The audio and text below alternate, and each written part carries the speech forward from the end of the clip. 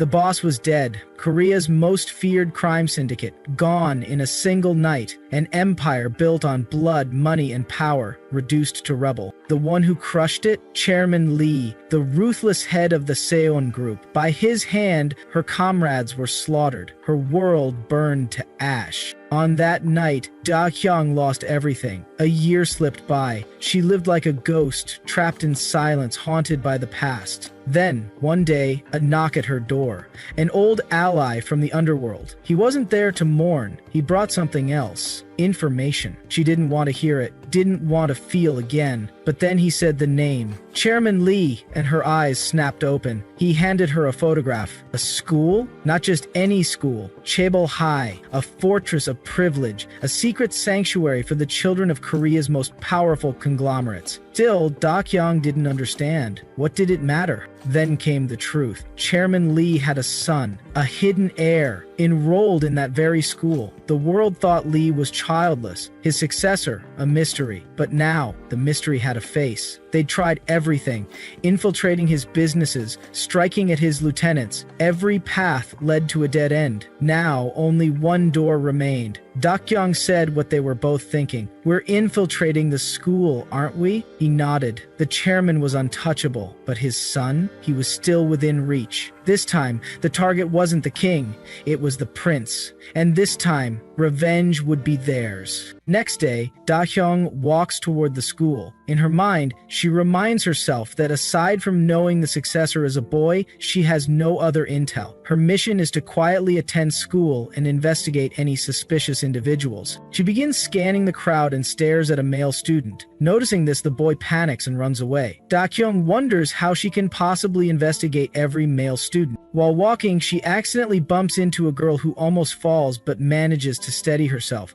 Da-kyung walks off without noticing. The girl glares at her angrily and reacts with annoyance. Inside the classroom, the teacher introduces a transfer student and asks the class to treat her kindly. The students observe her silently, thinking she doesn't seem particularly special. Da-kyung walks to her seat. The teacher instructs the class to stay quiet until lessons begin, since there's no assembly today. The girl Da-kyung bumped into earlier is in the same class. She looks at Da-kyung and reacts to the news of her being a transfer student. As Da-kyung settles into her seat, the same girl approaches and kicks her bench. It almost tips over, but Da-kyung catches it and calmly responds. The girl is surprised by her reaction. Raising her voice, the girl accuses Da-kyung of not apologizing after hitting someone. Da-kyung dismisses it as nonsense. The girl then turns to her friend Kim Se-jung, mentioning rumors about a daughter from another company transferring. Se-jung says Ji-yeon hadn't heard of it either. The girl confirms it and mocks Da-kyung, saying a nobody somehow got lucky to be admitted. She assumes Da-kyung doesn't know how things work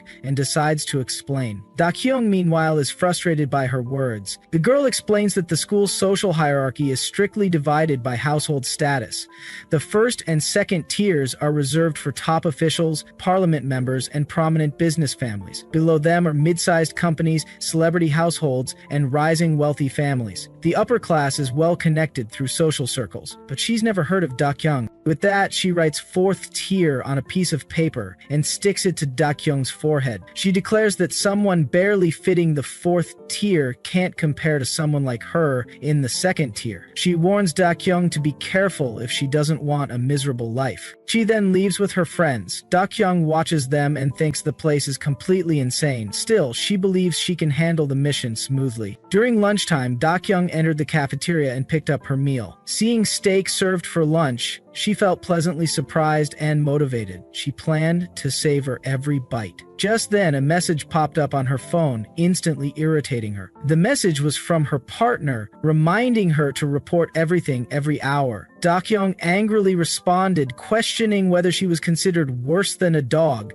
as even dogs weren't disturbed while eating. The man replied, urging her to control her temper at school. Da-kyung could barely contain her frustration, thinking how annoying he was becoming. Suddenly, Ji-yeon appeared and intentionally dropped her food onto Da-kyung's meal, sarcastically claiming it was a mistake. Da-kyung's anger spiked as she questioned why she was being targeted, and even considered whether she should retaliate violently. Then she noticed something unusual. Her steak appeared to have doubled. She paused, wondering if someone interesting was involved. One of Ji-yeon's friends reached for the piece of meat and casually said that if Da-chun was going to throw it away, she should give it to her instead. Da-kyung stared at her with fury and grabbed her hand. Internally, she demanded the meat be returned. Ji-yeon, observing Da-kyung's intense gaze, told her friend to hand it over and then tossed the meat to the side, mocking Da-kyung for wanting to eat something so dirty and filthy. Da-kyung looked at the discarded meat, her mind echoing the earlier advice from her partner, urging her to stay quiet and control her temper. Trying to suppress her rage, she reached her breaking point. She grabbed Ji-yeon by the neck and forcefully shoved her down. With a spoon in hand, she moved as if to strike her. Ji-yeon, terrified, opened her eyes to see the spoon hovering right in front of her face. Leon screamed in shock. The boy in the cafeteria silently watched the entire incident unfold from his seat. Da-kyung, now calmer, decided that it was enough. She let go of Ji-yeon and stepped back. Ji-yeon's friends rushed to her, worried and confused, calling Da-kyung insane. One of them noticed something even more humiliating. Ji-yeon had wet herself out of fear. The embarrassment on Ji-yeon's face was unmistakable. Meanwhile, outside the school, Da-kyung reflected on how her excitement for food still hadn't changed. At that moment, the boy from the cafeteria approached her, clapping. He praised her for what she had done and curiously asked how she managed it. Without waiting for a reply, he expressed his desire to be friends and asked for her name once again. Da-kyung looked at the guy and silently decided to investigate all suspicious people thoroughly. She introduced herself, mentioning that she had transferred today, and asked for his name. The boy responded, saying he was Han Jung-woon. Handing her his phone, Jung-woon asked for her number. Seeing this, nearby students began whispering among themselves. Some speculated that Jung-woon had gotten the transfer student's number, others expressed jealousy, and one wondered about Da-kyung's tear, assuming she must be special if Jung-woon was interested in her. While typing her number into his phone, Da-kyung thought it was convenient that investigation targets approached her on their own. But she also felt uneasy under everyone's gaze and decided to leave quickly. As she handed the phone back and tried to walk away, Jung-woon stopped her, suggesting they go to the cafeteria since he had noticed she hadn't eaten earlier. Da-kyung politely declined and tried to leave again. He stepped in front of her and asked why she was refusing, insisting that she had nowhere else to go and must be hungry. She declined again and changed direction. Once more, he blocked her path, offering to take her on a walk to enjoy the view. She refused again. Still smiling, he suggested showing her around the school since she was new. This made Da-kyung nervous. She suddenly turned and ran away. After getting some distance, she paused and felt relieved that he hadn't followed her. In the restroom, Da-kyung called her teammate and explained everything that happened. The teammate was surprised she already had someone chasing after her and asked for his name. Da-kyung told him it was Jung-woon and asked him to check for any information. He searched his laptop but reported that no personal data was available. It seemed all students' records were similarly protected. Frustrated, Da-kyung demanded that he do something useful. He replied that hackers couldn't do everything, complaining about the school's tight security and questioning how she managed to get him admitted in the first place. Ignoring his complaints, Da-kyung said she just needed to get closer to Jung-woon. Her teammate began giving her golden tips, like walking home with him, chatting, and using those moments to investigate.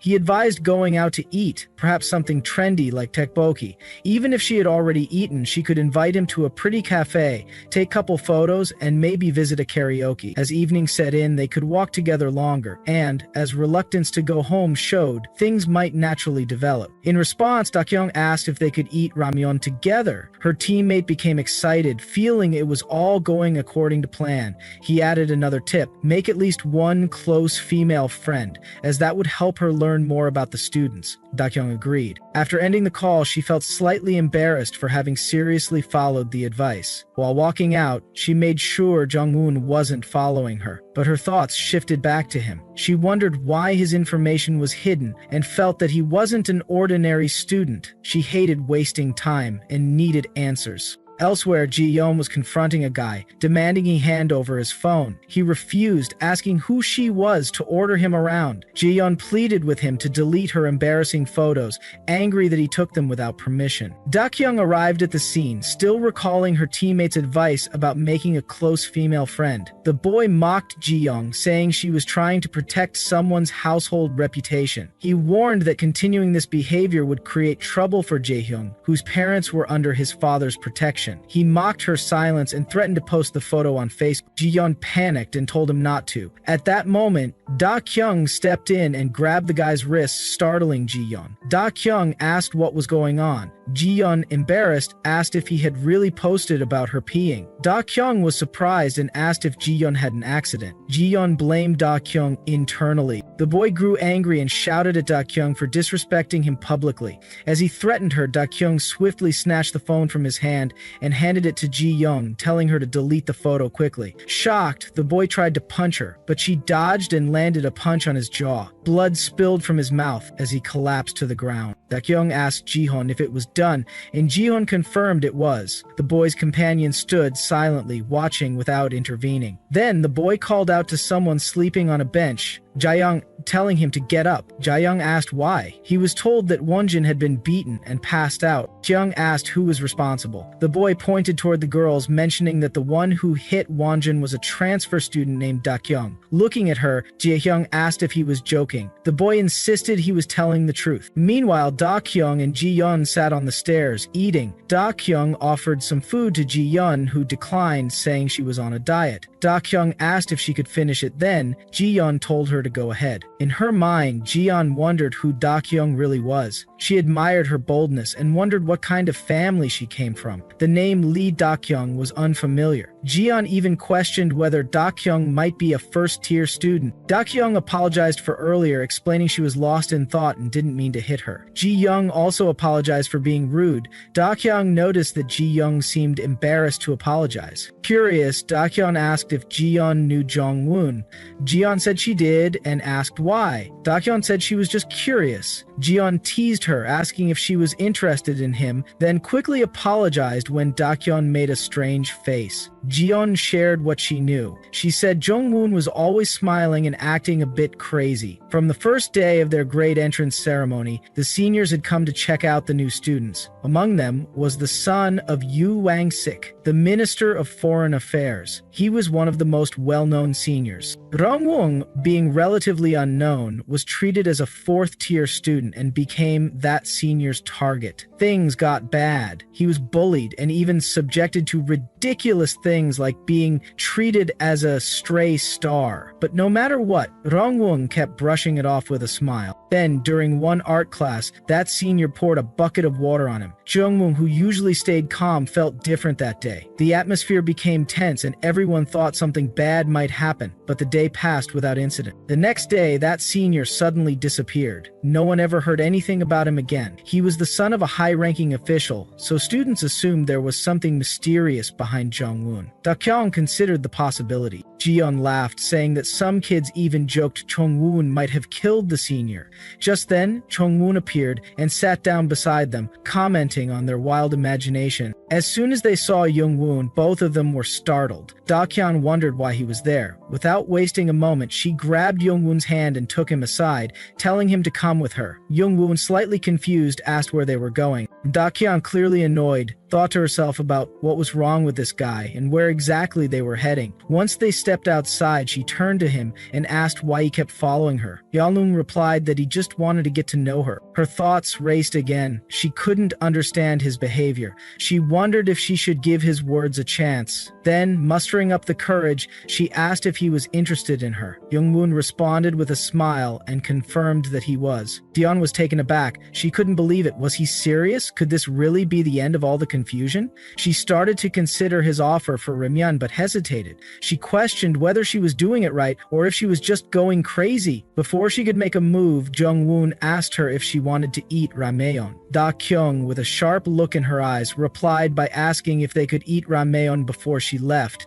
Then, with a faint smile, she suggested they eat ramyeon before she went home. Jung-woon, surprised by her sudden shift, asked if she meant at his house. She simply answered yes. His surprise turned into laughter as he found her amusing. He agreed, saying they could go to his house after school and that he'd make the ramyeon for her. Da-kyung quietly wondered if her plan was actually working. A little while later, class ended, and as Da-kyung was about to head home, she noticed Young-woon waiting for her at the school gate. They began walking together. Young-woon questioned her sudden interest in Remyeon and reminded her how she had been avoiding him. Da-kyung explained that after thinking it through, she had decided she wanted to be friends with him. Then, with concern, she asked if his parents were home and whether she was even allowed to visit. Young-woon told her it was fine because he lived alone. This surprised Da-kyung. She hadn't expected him to live by himself. Rosewai then asked if she was really okay with going to a guy's house when she barely knew him. Da-kyung answered that it was fine. Young-woon warned that it could be dangerous. Da-kyung responded by asking if he meant dangerous for her, showing a mix of curiosity and confidence. Young-woon and Da-kyung soon arrived at his house. Once inside, Young-woon offered her something to drink, mentioning he had coffee, water, and aloe juice. Da-kyung chose aloe juice. He brought her the juice and asked if she wanted to take a look around the house while he made the ramen. As Da-kyung looked around, she was surprised by the cleanliness. The place was spotless, which didn't match the rumors she had heard. Her eyes landed on a photo album. Sitting down to flip through it, she noticed that nothing had changed, but all the explanations felt dull and monotonous. What stood out to her the most was the lack of any family pictures. From the kitchen, Young-woon asked if she wanted eggs in her ramen. Da-kyung walked over and told him to put 2, saying it was an obvious choice. Young-woon smiled and agreed. She then asked for more juice. He told her it was in the fridge and asked if she could get it herself. Just then, the ramen slipped from Young-woon's hands and spilled onto his clothes. Da-kyung quickly told him to take off his clothes. In the washroom, as she poured water over him, she reminded him that the ramen was boiling hot and he shouldn't act like it was nothing. Roon insisted he was fine, saying he had avoided most of it. Meanwhile, Da-kyung was lost in thought, frustrated at causing so many problems. She had expected him to be skinny, but he was surprisingly well built. She remembered Hwang Ji-yeon's words, maybe it really could be him. Young-woon noticed her staring and told her it was a bit embarrassing. Da-kyung immediately became flustered and, trying to cover it up, told him to change and come out in 10 minutes. Afterward, Da-kyung applied ice packs to his stomach and was relieved to see it wasn't serious. It appeared to be a first-degree burn, though the affected area was large. She told him to visit the hospital the next day. When Young-woon looked at her curiously, she asked what he was staring at. He nervously mentioned how she had acted like a secret agent earlier during her fight with Ji-yeon, especially when giving first aid. Da-kyung silently acknowledged that she indeed came there as an agent and didn't have time for this. She told him to come sit down. As Young-woon sat in front of her, she became serious and began asking questions, insisting he answer everything truthfully. She asked when he started living alone. Young-woon replied that he simply wanted to. She questioned him further, asking if he wasn't close with his family or if they were just busy. Young-woon admitted that he wasn't really close to them. Da-kyung felt that he was avoiding the real answer and wondered if Hwang Ji-yeon's claims were actually true. Frustrated, Young-woon asked if she had come just to investigate him. Eventually, they both sat quietly on the sofa, and Da-kyung apologized. Young-woo told her it was fine, though her questions had caught him off guard. He admitted he hadn't expected her to be so curious about him, and asked where she had transferred from. Da-kyung replied that she had come from a private school in Seoul. When asked why she transferred, she said it was because her family had moved. Jung-gun noted how hard it was to transfer there, and assumed her parents must have influence. Da-kyung didn't want to talk about her parents and decided to avoid the topic. Rong-woon continued, saying that since she didn't get discouraged by people's behavior, her parents must be great too. He expressed curiosity about them. Young simply said they were warm and friendly, more than anyone else. Then she mentioned it was time for her to leave. Young-woon was surprised and commented that it would be rude to stay longer. As Da-kyung prepared to leave, she thought to herself that she had already retrieved the USB and had nothing more to do there. She felt she had done enough for the day. Suddenly, Young-woon asked if she even knew what eating ramen at someone's place really meant. Confused, she asked what he meant. Young-woon laughed and realized she didn't know. He asked who had taught her that phrase. Da-kyung, still unaware, asked again what it meant.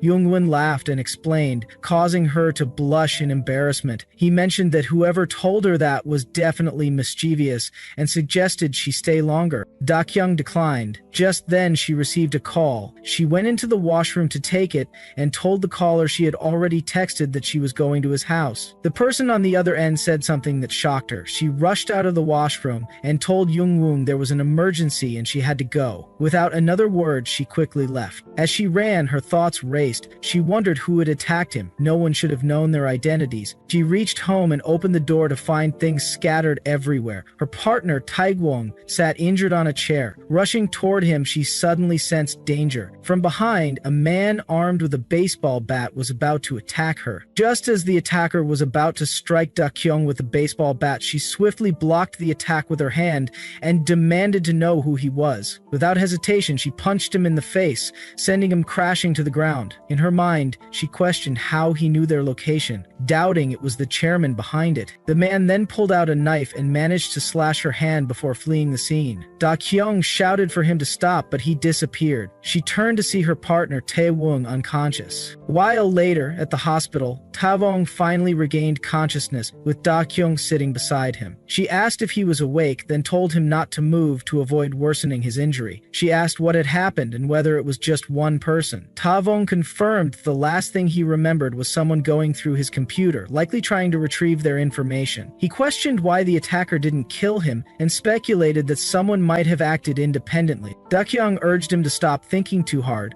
warning it would only make his headache worse. She told him to focus on finding a new office and to destroy any evidence of their existence. Then, she handed him a USB and asked him to investigate what she had extracted from Jungwoon's computer. Curious, Tae-woong asked what had happened between her and Jungwoon. In response, Da-kyung struck him on the forehead and angrily grabbed his collar, demanding to know why he hadn't told her what eating ramyeon actually meant, accusing him of having a death wish. At that moment, a nurse entered in a panic, asking if the patient was awake. Seeing the scene, the nurse scolded Da-kyung and forced her to leave the room immediately. Later that night, Da-kyung stood on a rooftop, reflecting on a woman who once told her not to overthink and assured her she was doing well. Thinking about it, Da-kyung imagined those same words coming from her deceased boss. Beside her stood Jae-hoon, who silently observed her. Da-kyung thought she was wasting time and decided she needed to go clean up the office. Ye-hyung then called her by name, prompting Da-kyung to turn around and ask how he knew it. He mentioned hearing that she had beaten up Oh Won-jun. Confused, she asked who that was. Suddenly, two more boys appeared, one of them being the same person Da-kyung had beaten at school. He angrily approached her, ready to punch, but Jae-hyung stopped him. The boy questioned why he was being stopped, then warned Da-kyung to be grateful to Jae-hyung, saying next time she wouldn't be so lucky. With that, the group walked away. Watching them leave, Da-kyung realized that the boy was the infamous Won-jun. She then turned to Chae-hyung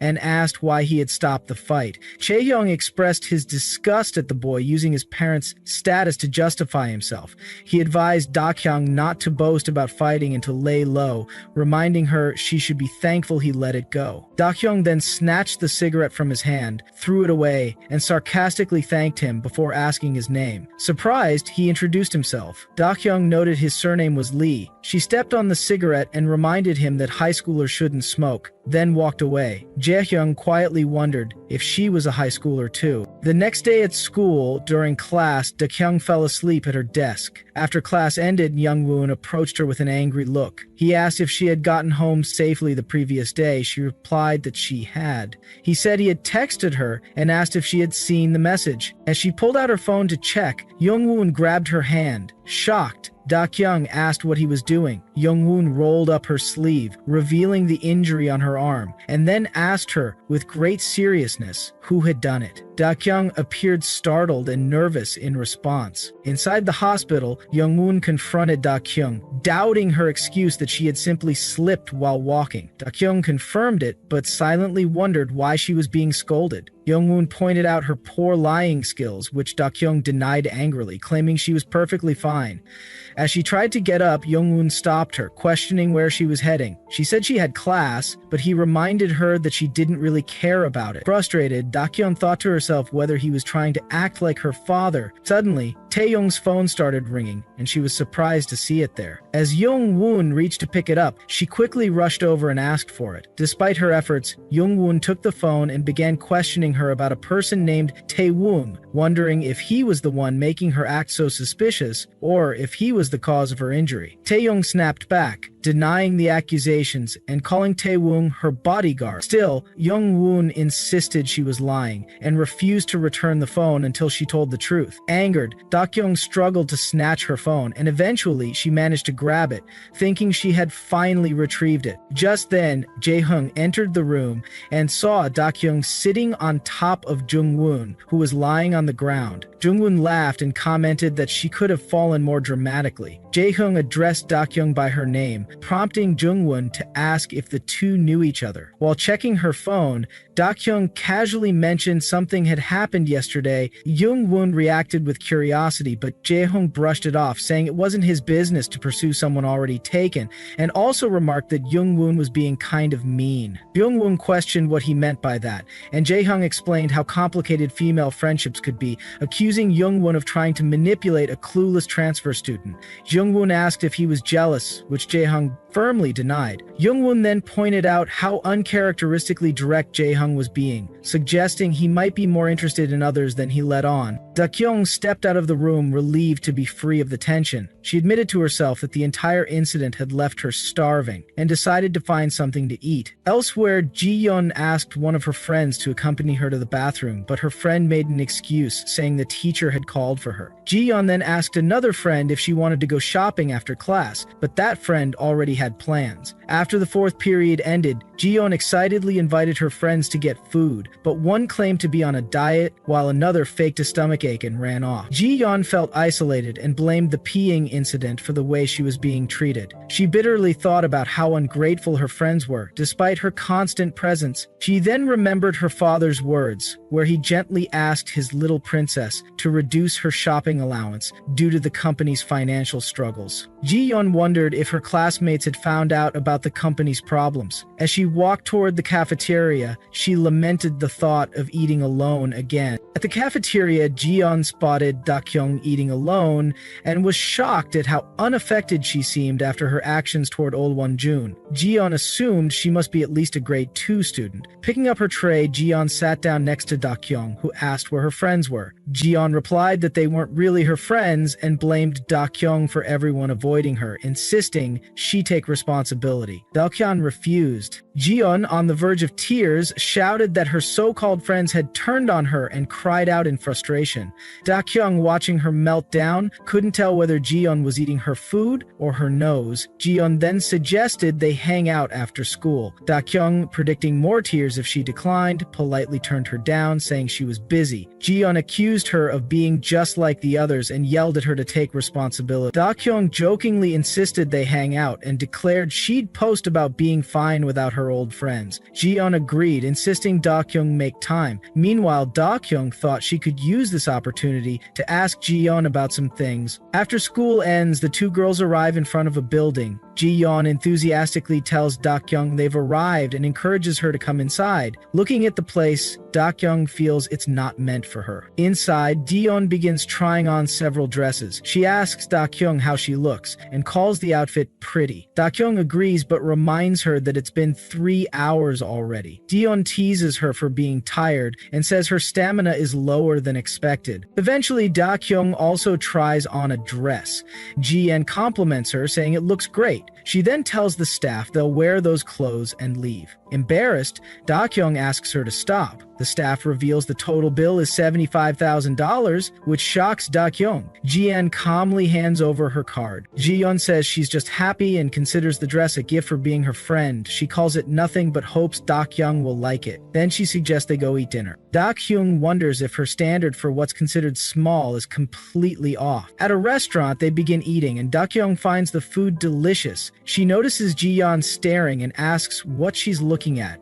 Ji-yeon asks if she's really a grade 1 student. Dakyoung denies it. Jiyeon insists she must be, then apologizes for what happened the previous day. She explains that the guy involved isn't someone who lets things slide, and reveals he's the successor of the Wonjeon group. Confused, Dakyoung repeats the name. Wonjeon group? Jiyeon explains that it hasn't even been 20 years since the group was founded. Despite its short history, its explosive growth over the past few years has sparked controversy. Dakyoung thinks to herself that if it's that group, then Wonjeon can't be the person she's thinking of. Jiyeon continues, noting that no one seems to know Dakyoung, and Dakyoung doesn't know anyone either. She concludes that Dakyoung must be from a very high-end family and starts asking where she's from, assuming it's a foreign company. Dakyoung tries to clarify the misunderstanding and says Wonjeon was stopped yesterday by a guy named Lee Jae-hyung. Hearing this, Jiyeon shouts in surprise, recognizing the name. Dakyoung confirms it and asks why it's a big deal. Jiyeon explains that not much is known about Lee Jae-hyung, but many other grade 1s tremble at the sight of him. She calls him a grade 1 among grade 1s. Dakyoung, hearing this, thinks Jae-hyung definitely needs to be investigated since there's so little information about him. Jiyeon then asks if Dakyoung is interested in Jae-hyung. Without answering, Dakyoung grabs her and starts walking.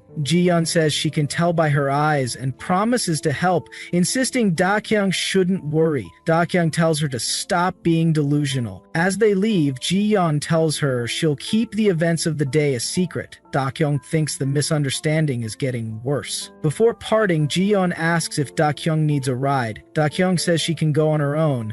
Jiyeon offers to send a driver, but Dakyoung declines. Jiyeon then leaves. After she's gone, Dakyoung sits on a bench, feeling it was a hard day, but glad she got something useful out of it. She decides Wonjeon doesn't need further investigation, but Lee Jae-hyung, with all his mystery, definitely does. Just then, Jae-hyung appears and offers her a band-aid, saying he saw her while walking by. As Jae-hyung passed by, he handed Dae-young a packet of bandages, having noticed her earlier. Dae-young, surprised by the gesture, silently thought to herself that he didn't look the type, yet had a surprisingly considerate side. She used one of the bandages on her foot, then tried to return the rest of the packet, but when she looked up, he was already gone. She quickly chased after him, grabbed his hand, and gave back the bandage packet, thanking him for the help. Jae-hyung told her to keep it and said he'd be leaving. Dakyoung stepped in front of him, insisting he wait. She offered him a coffee treat in return and asked if he would join her. In her mind, she panicked at her own words, wondering what she was even saying. She felt that this guy was different, and despite her doubts, everything was going surprisingly well. There was no way her approach would actually work, yet, to her shock, Jae-hyung agreed. He said there was something he needed to check and turned to leave. Dakyoung, puzzled by his response, wondered if her idea had actually worked. Jae-hyung reminded her about the cafe and she quickly agreed. He told her to follow him. They arrived at a cafe and their ordered drinks and desserts were served. Seeing the food, Dakyoung eagerly began eating, wondering who in their right mind would preheat croissants in a waffle maker. It was annoyingly delicious. Dakyoung watched her eat with mild surprise. Dakyoung, meanwhile, reminded herself of the reason she was here. She decided to strike up a conversation and asked if he came there often. Jae-hyung remained silent. Feeling ignored, Dakyoung grew irritated and thought to herself that if this approach didn't work, she'd have to go with plan B. Eventually, Jae-hyung replied that he did visit often. Then, unexpectedly, he asked who sent her. Dakyoung was taken aback. He continued, pointing out that she had no valid reason to transfer schools, her identity was unclear, and she possessed a suspiciously advanced martial arts skill. He asked her what her true goal was. Stunned, Dakyoung thought to herself that she had considered the possibility of being discovered, but not this quickly. More importantly, she wondered how much he actually knew. She reminded herself to stay calm. If he truly knew everything, he wouldn't have revealed his suspicions so openly. It might be a bluff, a gamble. Nervously, Dakyoung asked what he meant by that. She questioned if he was implying she was a spy. The martial arts skills were simply a self-defense technique, something she had practiced as a hobby since childhood. As for hiding her identity, she pointed out that it applied to him as well. In fact, she said she could reveal her identity to him if it came down to it. She just didn't trust anyone yet at this new school. He, on the other hand, had been at the school for 2 years. Why was he still so secretive? Before she could press further, Jae-hyung ended the conversation abruptly, saying they should stop talking about it. Dae-hyung, frustrated, swore to herself that she wasn't done with the topic. She then asked him if he had investigated her background and if that was the real reason he came with her so easily. Reflecting on the situation, she realized his hostility made more sense now. Maybe this was a normal reaction. Compared to him, Han Jung-woon had been surprisingly welcoming, which was extremely fortunate for her. Jae-hyung asked if she was dating Han Jung-woon. Shocked, she called it nonsense, and suddenly remembered the embarrassing scene where she had fallen on top of Jung-woon. She scolded herself not to remember that moment. Jae-hyung told her it was fine and suggested they leave. Dae-hyung thought to herself that she hadn't gained much useful information, but today wasn't her only chance. As they walked out, she nearly tripped because of her heels. Jae-hyung caught her and told her to hold his hand while walking. She held his hand and followed, wondering if she should just take off her heels. Suddenly, Da-kyung heard something behind them and turned around. Jae-hyung asked if something was wrong. She said it was nothing and asked if he had any bodyguards following him. He asked the same question back. She replied that she didn't feel like she needed any, and he said he felt the same. Just then, Taeyong arrived in his car and joked about whether the two were on a date. He sarcastically commented on being a patient who had nearly died, only to be called to pick up someone going on a date. He told Da-kyung to hurry up. Da-kyung, irritated, told him to stop talking nonsense. As she got in the car, she told Hyung that she was leaving and that he should head home too. Taewong stared at her and asked what was with her outfit. Da-kyung angrily told him to look straight ahead. Taewong then asked if that guy was Han Jung-woon, remarking that he looked handsome. Da-kyung corrected him, saying it was Lee Jae-hyung. When asked who he was, she admitted she didn't know yet and told him to drive slowly. Taeyong asked why, and Da-kyung said someone might be following them. Taeyong asked again why that was, and Da-kyung replied she didn't know. He asked if Lee Jae-hyung didn't have any bodyguards assigned. She told him Jae-hyung said he didn't, but she wasn't sure. Taeyong asked what they should do, mentioning a right turn ahead. Da-kyung decided to call it a day. Meanwhile, Jae-hyung pulled a cigarette from his pocket. One of his bodyguards lit it for him. Another informed him that the chairman wanted him to head home quickly and brought up yesterday's issue. Jae-hyung simply said he had already instructed them to take care of everything. The scene shifts to the school where Yoon-tae hurriedly enters the classroom looking for Won-jun, but instead he finds Won-jun casually lounging with his feet resting on the shoulders of some students, focused on something on his phone. Approaching him, Yoon-tae says they need to talk. In response, Won-jun looks at one of the boys he's using as a footrest and mocks him, asking if he's stupid, then tells him to get off on his own, with awareness. The boy quickly apologizes. Yoon-tae feels uneasy witnessing this and leads Won-jun outside the classroom. There he begins asking seriously, questioning whether it was really not Won-jun. Confused, Won-jun asks what Yoon-tae is talking about. Yoon-tae insists that it's too dangerous not knowing who that person really is, but Won-jun brushes it off, saying he doesn't care and tells Yoon-tae not to worry if he doesn't want to get involved. As Won-jun turns to leave, Yoon-tae tries to stop him. Won-jun shoots him a death glare and tells him to mind his own business before walking away. Yoon-tae yells after him, frustrated, demanding to know why Won-jun has been acting like this lately. He warns him that if Jae-hung finds out, things could escalate. He reminds him he wasn't always like this. Won-jun remains silent but suddenly calls over a student named Eun-kyung. The student removes his glasses and stands before him. Without hesitation, Won-jun punches him in the face, then glares back at Yoon-tae, questioning why he keeps crossing the line. He says he saw everything a long time ago and tried not to get involved. Now seemed like the right time to sort things out, clearly. Yoon-tae apologizes and Won-jun tells him to leave if he's understood. Yoon-tae walks away. Soon after, Young-woon arrives, helps Eun-kyung to his feet and confronts Won-jun, asking him to stop troubling the kids. He questions what could have happened in such a short time and reminds him about the big scolding from Dae-kyung earlier. Won-jun, enraged, questions what Young-woon just said. With a sly smile, Young-woon asks if Won-jun wants to be hit too. Furious, Won-jun kicks the door, mutters in anger, calling them bastards. He then says he won't do it anymore and storms off. Sometime later, Jae-hung hands a bag to Jung-won, asking him to give it to Dae-kyung. Jung-won peeks into the bag and finds Dae-kyung's school uniform. Curious, he asks Jae-hung how he got her uniform, but Jae-hung walks off. without a word. The scene shifts to another classroom where Jie and Daegyong are chatting about dresses. Jungwon approaches and hands over the bag. Daegyong opens it and is surprised to find her uniform, thinking she had lost it. Jungwon, smiling, says Jaeyoung asked him to deliver it. He then asks if they met yesterday. Daegyong replies that they only met briefly in the evening. Jungwon questions whether it was just the two of them. Daegyong hesitates to respond. Gyeongmoon's expression turns serious. He accuses her of having dinner with Jaehoong and questions why he has her clothes. Internally, Daegyong is annoyed by his attitude. Jaeyoung, observing the tense atmosphere, blushes and starts speculating wildly, wondering if this is a love triangle. She thinks it's suspicious and even considers if Daegyong broke up with Jaehoong and met Jaehoong instead. Seeing the situation spiral, Daegyong signals Jaeyoung for help. Quickly catching on, Jaeyoung shows Jungwon a picture of herself with Daegyong, explaining they were together at a department store the previous day.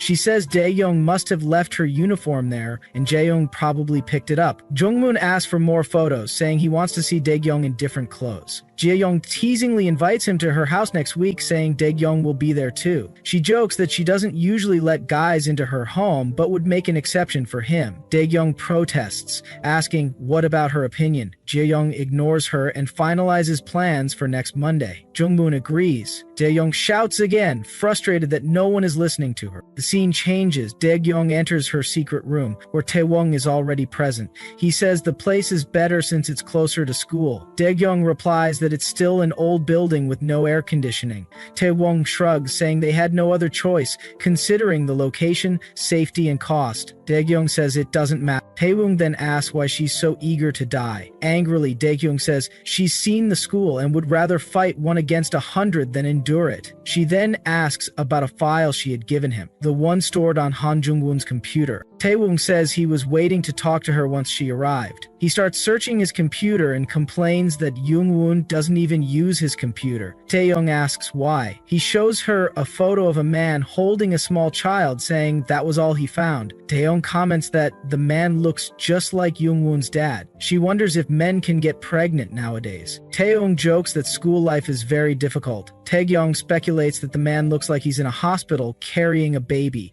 and seems to have been suffering from an illness. She says he died 18 years ago. Then she asks Taeyong if he's certain that the man could be Jungwon's father. Taewong says he searched thoroughly, starting from basic records and family names. Taegyong replies that the only link is that the photo was found on Jungwon's computer. That alone is suspicious. She admits that investigating people around Jungwon may not be useful, and even his name might be fake. She concludes that the information is so limited, it's beyond imagination. In the next scene, Daekyung is seen having killed many people, her face and hands covered in blood. A phone call comes through, and the caller asks if she's okay and whether she got in touch with the boss. Daekyung coldly questions why. The caller responds vaguely, hinting at a deeper issue. He feels like the boss might have been caught in the chaos too. The voice on the other end explains that the situation is the same on his side, completely devastated. He urges Daekyung to run as far away as possible. Just as he says that, the connection becomes unstable. He warns her not to even think about how far to go. The line gets cut with the last message being, "will be charged." Daekyung attempts to call someone, but the number she dials is unavailable and is being forwarded to voicemail. Even the voicemail fails to connect. Running away in panic, she thinks to herself that she can't get through and tries to send a voice message, but even that fails. Frustrated and overwhelmed, she throws her phone away. Dropping to the ground, she screams in anguish, questioning her own agitation. She mutters that she had just come back to her place. She reflects on how she originally had no home and no family to begin with. Suddenly, a voice calls from behind, waking her. It's Taewong trying to wake her up. It is revealed that all of it was a dream. Taewong yells at her again and she wakes up startled. In a panic, she slaps him and throws him into a trash can, blaming him for scaring her. Later, after freshening up, Daekyun calmly explains their investigation. Out of 372 male students at the school, 34 are under scrutiny. 16 have no connection to the chairman, while information is still lacking for the remaining 18. She explains that based on chaebol moral hierarchy rules, the chairman's son is likely among the top ranks. Narrowing it down to the first and second ranks, they are left with 4 potential individuals. Daewoo raises doubts, saying it seems like some students intentionally appear to be from lower ranks, but Daekyung assures him that deception is unlikely. She believes Chaebol hierarchy is based on solid factors like social exposure and internal networking. They've all become familiar with each other's faces. She references Kong Junhoon, saying such rankings are influenced by public presence. Although there are exceptions, some people treat it as top rank despite not fitting the usual criteria. She admits it's complicated but insists on refocusing. Out of the 4 top candidates, Taehyung asks if one of them is the chairman's son. Taekyung confirms the name, Lee Jae-hyung. He's more publicly exposed. Taehyung challenges that, asking what if the top-ranked person has no public information at all. Daekyung counters that, in such a case, they wouldn't even be able to assign a rank. Daekyung scoffs, saying Daekyung and her team seem to know everything. He reveals that Jaekyung had a first-rank stake in an incident that had nothing to do with him, a major one. Realizing something, Taehyung asks if Daekyung is referring to the Woonjong group's leader. She confirms, and he explains the man has been in the media frequently, nicknamed the incorruptible Jaebol Jr. Prince. Annoyed, Daekyung moves on and tells him to investigate a person named Samyong and his ties with the Wonjung group and the private group in detail. Taehyung agrees. Then she brings up Han Jung-moon, calling him the most problematic person. Tyrone jokes about his appearance, wondering if he's an idol or actor. He admits he knows nothing about him and has never seen his face. Leon yells, calling Jung-woon suspicious from head to toe. She complains about how he keeps clinging to her, unaware of how annoying he is. She is frustrated by how he tries to control her, treating her like his possession. Taewang shrugs, asking what he can do about it. He jokes maybe Jungwon just has a crush on her and urges her not to take it too seriously, but Taekyung questions the logic. No one knows Jungwon's true identity, not even the school. Despite all their investigation, nothing comes up, like he's hiding something on purpose. Taewang asks if she thinks Jungwon knows her true identity and approached her deliberately. Daekung says it's not impossible. He reminds her that in their society, she's already a dead person, and he's a non-existent being. There should be no one who can uncover their true identities, but Daekyung quietly says there might be someone who can. Taewung, now overwhelmed, says his head hurts. He changes the subject, confirming his current task is to investigate Oh Won-jun. He jokingly adds that Daekyung has used up her explanation quota for the day. Daekyung, still frustrated, tries to explain more but is pushed out of the room by Taewung. The scene shifts. Roswa-jun is seen paying 2 thugs. He promises the remaining payment after the job is done. They ask about the photos. Roswa-jun remembers and warns them about the target. He shows a photo with Jaeyeon and Daekyung in it. He points out the girl with black hair, not the one with pink hair, and warns them not to make a mistake. One of the thugs confirms she's a student and says they don't need so many people for this job. Wonjun, agitated, shows his teeth, explaining that she made him lose one and he had to get an implant because of her. He says if it were that simple, he would have handled it himself. The thug agrees and says they'll handle it, asking for fair compensation. Then one of them says the girl resembles someone they used to admire, someone from 20 years ago. Wonjun is intrigued and asks for details, but the man hesitates, unsure if he still has the photo. Suddenly, he notices the girl in the picture again. With a smirk, Wonjun laughs, muttering to himself that Daekyung is even more troublesome than he initially thought. Inside the quiet classroom, Daekyung slowly woke up from a short nap. Her eyes blinked open, adjusting to the light, only to find Jingwoon sitting right next to her. He was watching her silently, and his unexpected presence startled her. Confused, she asked why he was sitting there. A few seats away, Jiyeon sat with her head in her hands, clearly exhausted. Muttering to herself, she complained about how exaggerated and unnecessarily intense the last math class had been. Daekyung turned to Jungwoon and asked why he kept changing seats during self-study periods. He shrugged and replied casually that he simply liked that spot. His nonchalant response made her a bit uneasy, and she asked if he was really okay with that. Jungwoon didn't seem to care much and said it wasn't a big deal. Then, noticing he didn't have his backpack, she asked about it. He calmly replied that he hadn't brought it that day. Just then, Jiyeon got up and walked over to them, teasing Daekyung with a mischievous grin. She joked that now that spring had arrived, Da-kyung seemed to be dating again. Laughing, she invited Da-kyung to come to her house and reminded her of a promise to help with something. Without waiting for a response,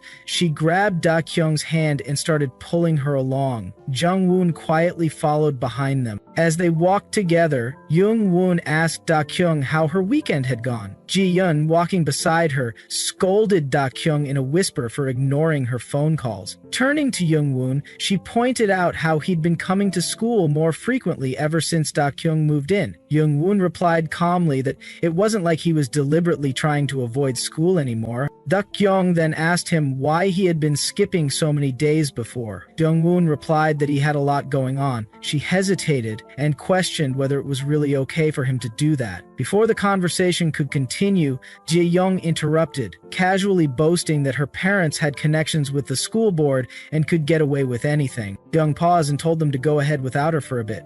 She said she needed to contact her family. Ji-yeon agreed and told her to take her time. Then she and Jung-woon continued on their way. Da-kyung looked at her phone and noticed a missed call she had ignored earlier. A pang of regret washed over her. She wished she had responded or been more honest. Lost in thought, she didn't notice someone walking toward her and accidentally bumped into Wonjun. Her phone slipped from her hands and hit the ground with a sharp crack. Roswai's friend commented casually that Da-kyung looked fine, but Wonjun, smirking, mocked her for being from a low-class background. Da-kyung didn't say anything at first. In her mind, she told herself it wasn't worth responding to people like him. But as Wonjun walked away, something didn't sit right with her. He muttered under his breath, confused about why her shoulder felt so stiff when they bumped. Da-kyung called out and showed him the cracked screen on her phone. Wonjun, acting arrogant, blamed her for suddenly stepping into his path. Her frustration boiled over as she reminded him that he was the one who bumped into her. Wonjun casually said it was just a broken screen, nothing worth fighting over. But Da-kyung stood firm and demanded an apology.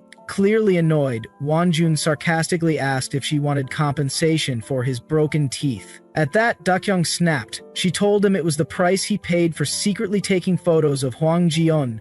His expression froze for a second as if caught off guard. Then, pretending to realize she was right, he pulled out his wallet, took some money, and tossed it to the ground in front of her. He insulted her financial status, telling her to use the money to pay rent. Da-kyung clenched her fists, her anger building. In her mind, she imagined just ending him right there. The memory of a conversation with Taewong flashed before her eyes. How he had panicked and warned her after she had attacked Ji-yeon and punched Wonjun. He had begged her to control her temper, especially when dealing with powerful chaebol families who could ruin lives. Snapping back to the present, Da-kyung took a breath and said, "Never mind," before turning to walk away. But then, Wonjun made a cruel remark saying she reminded him of her mother. That pushed her over the edge. She stopped in her tracks and glared at him, rage burning in her eyes. Just in time, Jung-woon appeared and gently placed a hand on her shoulder. He told her to come with him, saying Ji-yeon was waiting. Reluctantly, Da-kyung walked away with him. Later, in Ji-yeon's car, the atmosphere was filled with tension.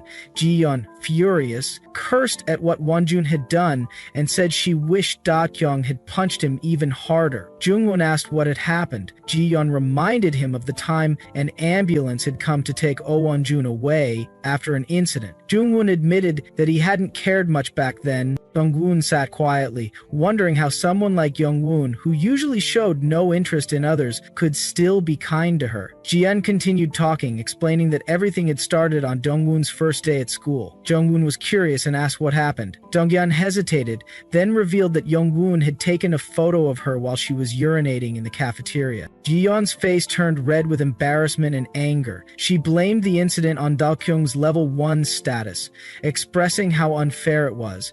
But Da-kyung calmly said she wasn't level 1 anymore. Ji-yeon looked surprised and questioned that. Da-kyung asked why she found it so hard to believe. Ji-yeon replied that despite everything that happened, Da-kyung always seemed okay, and it wasn't easy standing up to someone like Wonjun. Jung-woon asked if Wonjun was really that dangerous. Ji-yeon clarified that it wasn't about danger. He was just manipulative, obsessive, and toxic. Eventually, people got so drained by him that they gave up, making him unbearable. Dakyong, shifting the conversation, said it was time to dig deeper. She asked about the Sayong Corporation. Yi-young immediately warned her to be careful about speaking such things in public. One wrong word could cause problems. Dakyong glanced over at Jong-woon. He was smiling, but she couldn't read his expression. What was he really thinking? Soon, they arrived at Ji-yeon's apartment. Ji-yeon cheerfully welcomed them, saying she was excited to finally have friends over. Holding Dakyong's hand, she asked her to order some food. They sat together on the sofa, feeling more relaxed. Ji-yeon asked what they wanted to eat. Dakyong replied that anything was fine. Jong-woon agreed with her, but Ji-yeon frowned and said she hated vague answers like whatever. Dakyong suggested chicken pizza and tteokbokki. Ji-yeon rolled her eyes, thinking they didn't really want that, but walked off to place the order anyway. Just then, Ji-yeon's phone lit up with a call from her father. She panicked instantly. Dakyong asked what was wrong. Ji-yeon, visibly terrified, said her dad was calling and that she wasn't allowed to have boys over at her place. Not knowing what else to do, she rushed to hide both Dakyong and Jong-woon inside the wardrobe and begged them to stay silent. When her dad entered, he questioned why she hadn't come home. Ji-yeon quickly said it had been her decision to stay. He then asked about the other guests. Ji-yeon explained nervously that they were just her classmates. Inside the wardrobe, Dakyong looked at Jong-woon. He made a gesture for her to stay quiet. She stared at him and thought to herself, he's definitely in trouble now. Dakyong pushed Jong-woon, but Jong-woon immediately stopped her, warning her not to push him as there was a hanger behind him.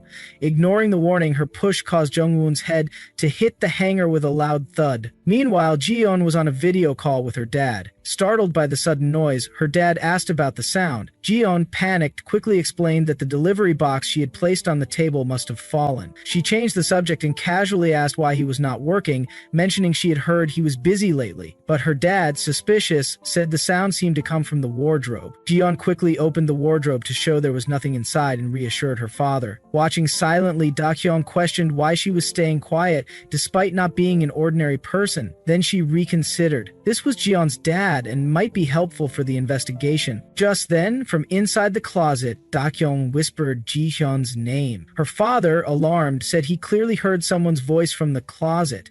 Ji-yeon, flustered, claimed she had been watching YouTube and must have forgotten to pause it. Her father became furious. He shouted her name and insisted that it couldn't be Oh Won-jun. He warned her never to meet anyone like Oh Won-jun or allow such people into the house. Ji-yeon, shocked, asked what he was talking about. Her father then demanded to know what was actually in the closet and said he would call a shaman. Pressed into action, Ji-yeon opened the closet to prove her point.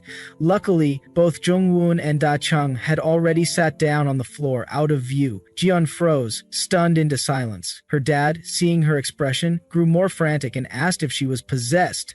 He shouted for the ghost to stay away from his daughter and pleaded for Ji-yeon to come to her senses. Trying to calm him down, Ji-yeon insisted there was nothing there and no ghost. She quickly ended the call, saying she needed to use the bathroom. After cutting the call, Ji-yeon apologized, explaining that her father was strict and asked them not to mind. Dakyong then stood up, saying she was going home. Ji-yeon apologized again and requested her to stay for dinner, saying it was already ready. They sat down to eat together, and Ji-yeon remarked that the food was simple but delicious. During the meal, Jong-woon asked Dakyong when she would go home. Dakyong replied she would leave after finishing the meal. Jong-woon offered to take her home, which made Ji-yeon extremely happy and blush, but Dakyong refused. Roswise agreed but insisted they should still go together. Dakyong questioned why he kept insisting. Jong-woon admitted he was worried, possibly because of Oh Won-jun. Dakyong replied with firm resolve that she wouldn't be swayed even if 100 people like Won-jun came at once. Jong-woon teased her, saying she sounded as if she could actually beat them all, calling her a gangster action leader. Hearing that, Dakyong broke into a nervous sweat. Julei noticed her and asked why she was sweating like that. Dakyong nervously wondered if she had been exposed. Jung-won, curious, asked why gangsters always put bandages on their knives. Dakyong explained it was because a knife without a grip could easily slip out of one's hand. When Jung-won asked about wrapping the handle, she said it was usually to prevent fingerprints from getting on the knife. Yeon-won assumed it might also help prevent fatal injuries, to which Dakyong agreed. Listening to their conversation, Ji-yeon suddenly yelled, frustrated that the two of them seemed to know so much about such things. She questioned why and how they knew all this. Jung-hoon told her that if she thought about it a bit more, she would understand too. Jiyeon, now irritated, shouted back, asking if he was implying she was just an inanimate object with no thoughts. Startled, Junghoon denied that's what he meant. Jaeon huffed and sarcastically asked why he didn't just call her Plankton. Junghoon calmly responded that Plankton wasn't inanimate. Hearing this, Jaeon became even angrier.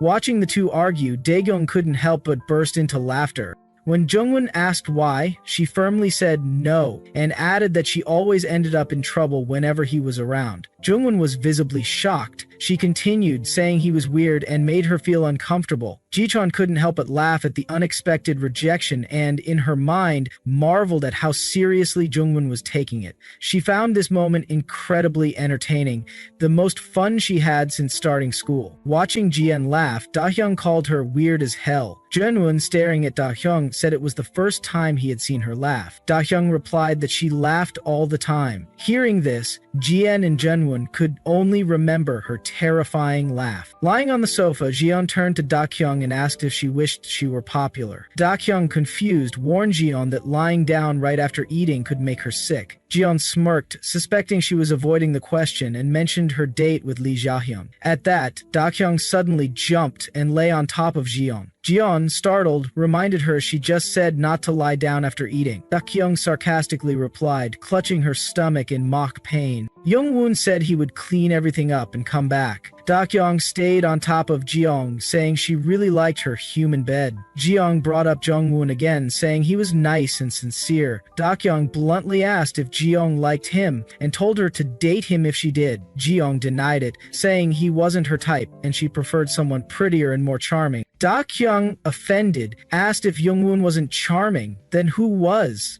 Jiyeon shouted toward Jungwoon, announcing that Dakyung had called him handsome. Dakyung threatened her in response. Jiyeon defended herself, saying she didn't make it up, and asked how many relationships Dahyung had been in. Dakyung revealed she had never dated anyone. After cleaning, Roton returned, and Jiyeon told him Dahyung had never been in a relationship. Roton calmly said he had expected that. Jiyeon, pulling Dahyung's cheeks, asked why, saying she looked fine, and questioned if there was something wrong with her. Just then, Jungwoon received a phone call and stepped away to answer it. Dakyung saw this as her chance. She told Jiyeon she wanted to go home. Jiyeon urged her to wait for Leonwoon and go together, but Dakyung reminded her that she had already refused. Jiyeon protested, saying if she left, she and Jungwoon would be alone together and that would be awkward. But Dakyung didn't care and stood up to leave. As she walked down the road, Dakyung thought about Jungwoon's concern for her. In her mind, she dismissed his worries, saying they didn't even know her real reason for being there, to kill people. She felt out of place with their ordinary friendship and bonds. These feelings made her uncomfortable because she feared she might be swayed by them. Wearing her school uniform and pretending to be a normal student had started making her lower her guard, but she reminded herself that from tomorrow onwards, things would change. Suddenly, she noticed a man in front of her. Before she could react, another man appeared behind her, holding a knife to her neck. He remarked on her sharp instincts, saying she must have sensed the danger.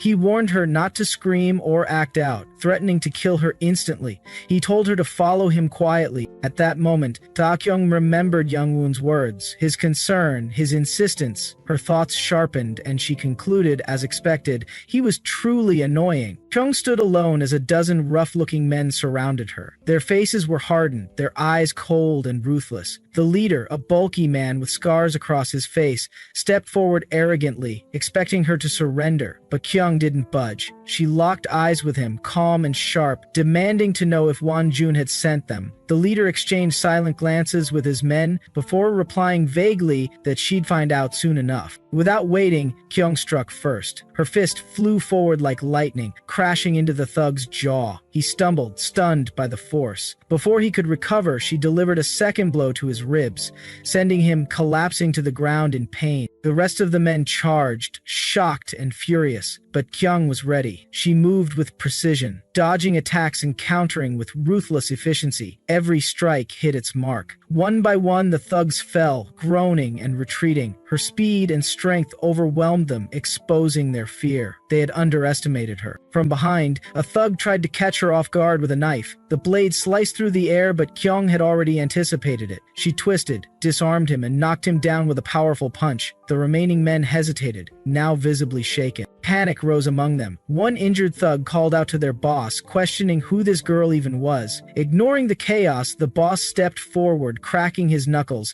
He confronted Chung directly, recognizing her combat skills and taunting her with a cold warning. Before he could strike, Kyung launched a brutal kick into his ribs, sending him reeling. He quickly recovered and counterattacked, but her speed and precision kept her in control. Their fight escalated into a fierce exchange of blows. As the boss drew a knife and lunged, Kyung ducked and retaliated with a crushing hit that threw him to the ground. She raised the knife, ready to finish the fight, but her friend's voice echoed in her mind, reminding her not to kill the innocent. The memory steeled her hand. In that brief pause, the boss struck her face hard. Blood spilled from her lips, and she staggered back. He mocked her restraint, calling her a child who couldn't go all the way. His words tried to shake her, but Kyung answered with action. She delivered a fierce kick that launched him into a nearby wall. Spotting one thug fleeing in terror, she let him go, choosing instead to search the boss's pockets. She found a phone and ID, but both were fakes. Realization hit.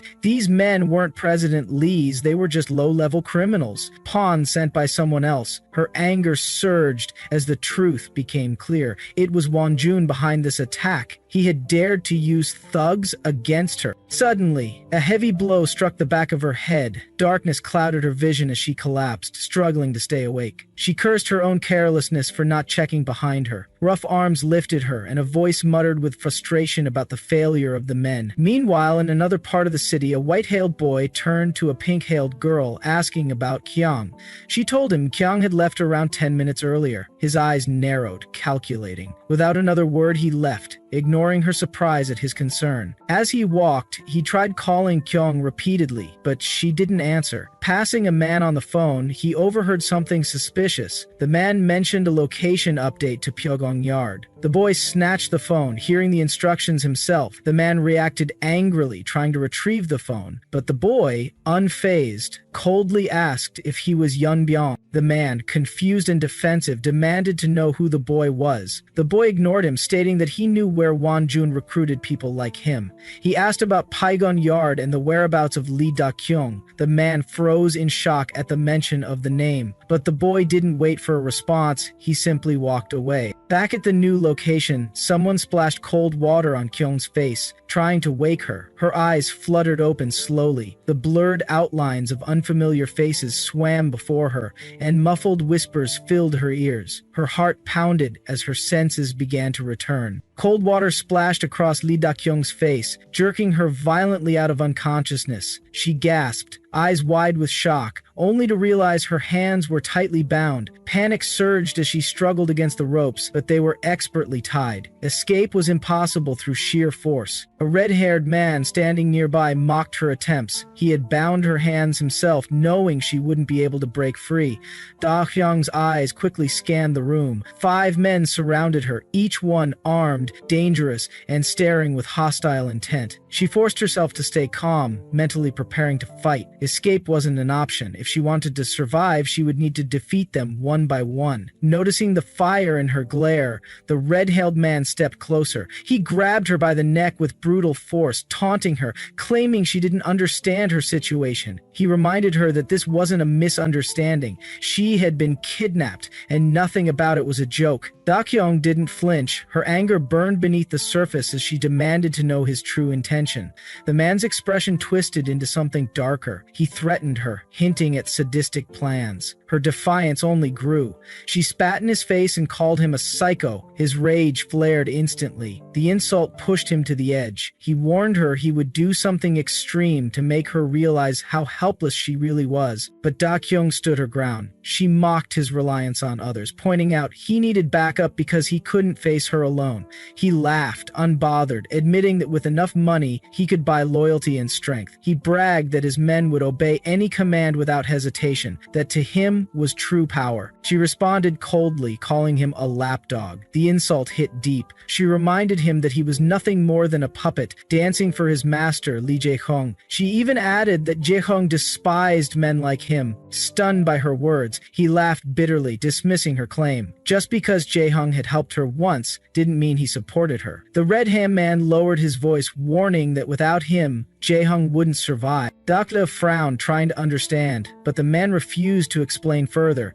Instead, he pulled out his phone and mentioned something strange. He had compared her to her mother. He claimed he had evidence. He showed her a photo. It was Da Kyung herself. She froze in shock, unable to hide her reaction. Seeing her response, the man grinned cruelly. At first glance, he had thought it was her mother, but on closer look, he realized it was Da Kyung in disguise. He taunted her, questioning how she had enrolled in the school under a false identity. He accused her of seducing someone, perhaps Han Jun-woon, to cover it up. He threatened to leak the photo, predicting social ruin and expulsion. Da Kyung, holding back her rage, asked if that was the reason for her kidnapping. The man grew irritated at her indifference. She remained defiant, telling him he could do whatever he wanted. Her calm unsettled him. He questioned her, unable to understand why she wasn't afraid. She challenged him directly, daring him to go ahead. She told him with icy resolve that he wouldn't get the chance, because he would die today. The man laughed, unimpressed. He mocked her threat, expecting something more clever, but before he could finish, Da Kyung lashed out. Her legs swung with lethal precision, sending him flying backward and crashing hard onto the floor. With fire in her eyes, she reminded him that he had made a mistake. Her legs were never restrained. Furious, the man grabbed a metal rod from the ground and raised it to attack. Elsewhere, the white-haired boy stared at his phone, filled with growing concern. She hadn't come home. Her location was still active, but he hesitated, unsure whether to call. Then, suddenly, her GPS signal vanished. His chest tightened in panic. Back at the hideout, one of the thugs muttered about her phone. Another confirmed it had already been handled. It was now out of reach. The red-hailed man hovered over Da Kyung's motionless body, panicked. He demanded the others check her condition. One thug leaned in to check her pulse,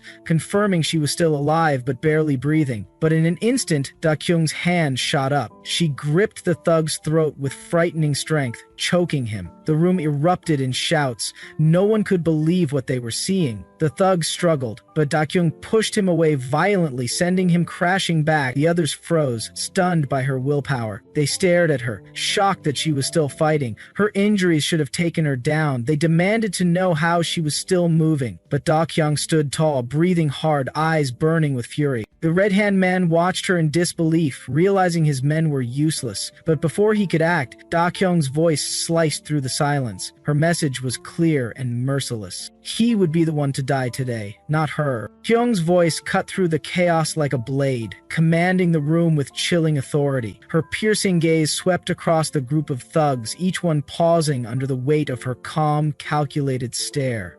The red-haired man's face twisted from smug arrogance to visible panic, the shift instant and undeniable. His confidence shattered the moment he realized he had no control over the situation anymore. In a shaky, cracking voice, he barked at his men to kill her, but his panic was obvious in the tremble of his command. The thugs surged forward, one of them raising a metal rod high, aiming to bring it down on Kyung. But she moved like lightning. With a swift motion, she caught the rod midair, stopping the attack cold. In the same breath, she swung it back with force, striking the attacker hard in the chest and sending him stumbling back, breathless and stunned. The red-hand man watched in disbelief as Kyung dismantled his crew one by one. She moved like a machine, every strike precise, every counter flawless. Her fury was controlled, her technique terrifying. Just as another thug crept behind her and locked his arms around her waist, a second one moved in with a knife aimed at her back. But Kyung acted before the blade could reach her. She slammed the thug behind her into the knife wielder, disrupting both. Breaking free, she seized the attacker's arm and delivered a brutal blow that dropped him instantly. The room filled with the clash of bodies, screams, metal clanging, and the thick stench of sweat and blood. In the corner, the red-hailed man's hands trembled as he fumbled for his phone. But before he could call anyone, a gang member leaned in and whispered harshly, warning him. Calling the police would only expose their crimes. Panic turned to dread on the man's face as the thug reminded him of the bodies, of Kyung, of the consequences, and demanded payment for it all. The red-handed man, now visibly shaken, could only nod, eyes locked on Kyung. She stood tall in the middle of the carnage, blood dripping from her hands, ready for more. In a broken voice, he gave the final order. She had to be killed, no matter the cost. Kyung counted her enemies calmly, ignoring the burning pain in her side.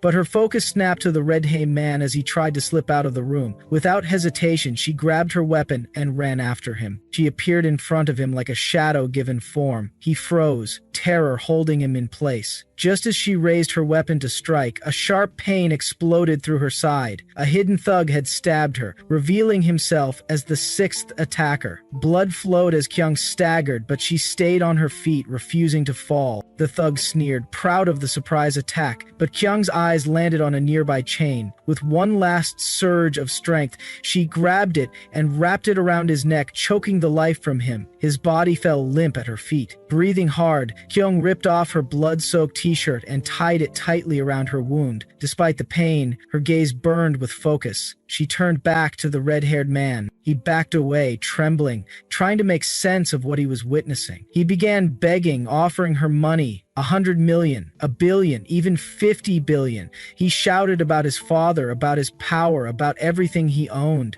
He sobbed openly, begging for mercy, claiming he was worth more alive. But Kyung stood still, her face hard as stone.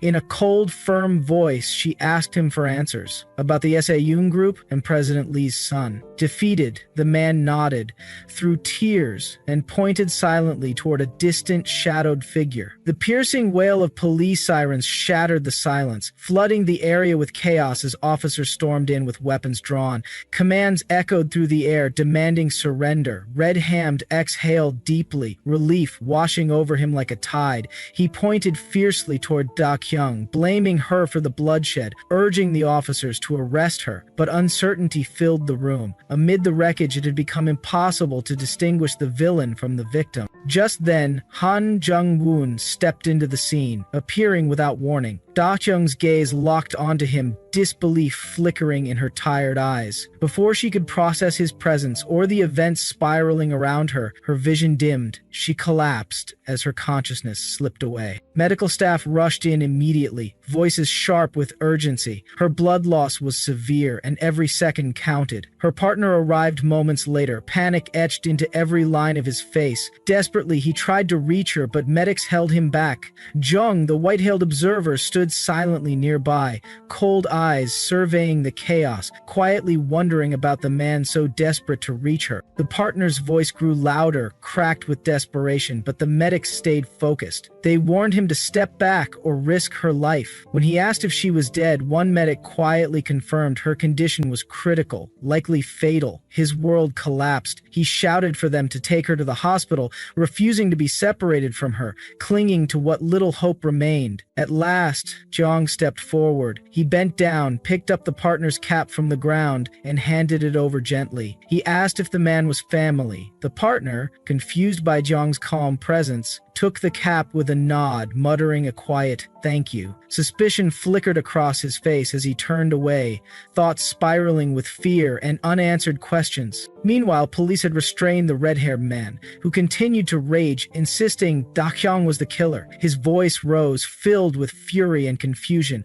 demanding to know why he was being arrested instead. The officers remained silent, explaining only that they were acting on orders. Furious, he demanded to know who had issued the command. His eyes fell on Jung, standing still and silent in the background. His rage intensified. He accused Jung and Da Kyung of being allies, of plotting against him. He vowed revenge, screaming obscenities as he was dragged away. Outside, Da Kyung was loaded into an ambulance. Her Her partner chased after it, begging not to be left behind, but Jung blocked his path. Calmly, he handed over Dakyung's missing phone. The partner took it silently, realization dawning on him. Her phone. Finally found. Relief mingled with caution as he glanced at Jung. Thankfully, the man knew nothing yet, and time was running out. Without a word, the partner nodded and walked away, mind reeling. What had happened? What did Dakyung know? And what role did Jung play in all of it? Within the darkness of unconsciousness, Dakyung drifted into a nightmare. She saw herself gripping President Lee's throat, her rage boiling over as she blamed him for every tragedy she had endured. But his smug grin didn't waver. He warned her that even if he died, her dream would perish with him. Before she could respond, a heavy blow struck her from behind, and the dream vanished. She jolted awake, gasping for air. As her eyes opened, pink hair and white hair gasped in shock.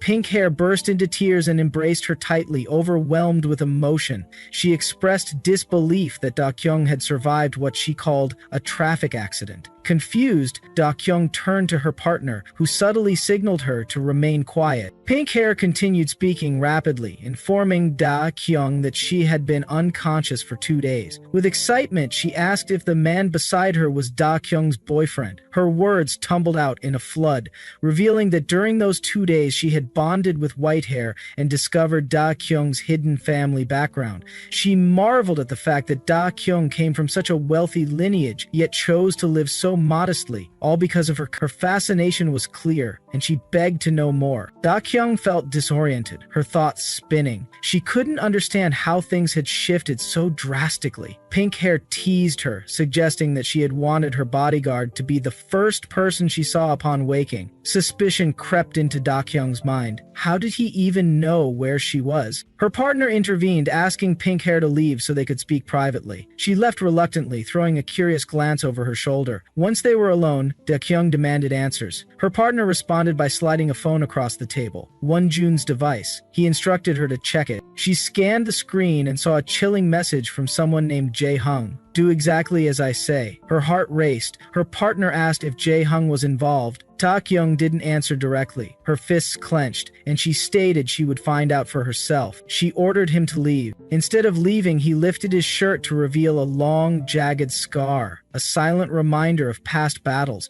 He told her that together they were invincible, that they always made it through. But Dakyung remained firm. She told him to get lost. Elsewhere, the scene moved to a rooftop where Dakyung's partner faced Jae-hung. Tension filled the space between them. The partner began speaking, suggesting Jae-hung had been waiting for someone, perhaps Wonjun. Jae-hung didn't respond. The partner accused him of being a skilled liar, then revealed that Wonjun had been investigating Dakyung. This news didn't provoke a reaction, but the silence spoke volume. The partner issued a final warning. Jae-hung could do as he pleased, but he must never become his enemy. With that, he walked away, leaving Jae-hung behind in silence, the threat hanging heavy in the air. The web of mystery tightened around Dakyung. Betrayals, secrets, and shadowy figures circled her from all sides, and as she began to pull at the tangled threads of truth, the danger only grew. Kyung sat at school, her thoughts drifting to the tight bandages wrapped around her injuries. Earlier, the nurse had cautioned her, gently but firmly, not to engage in any physical activity. Her condition wasn't stable,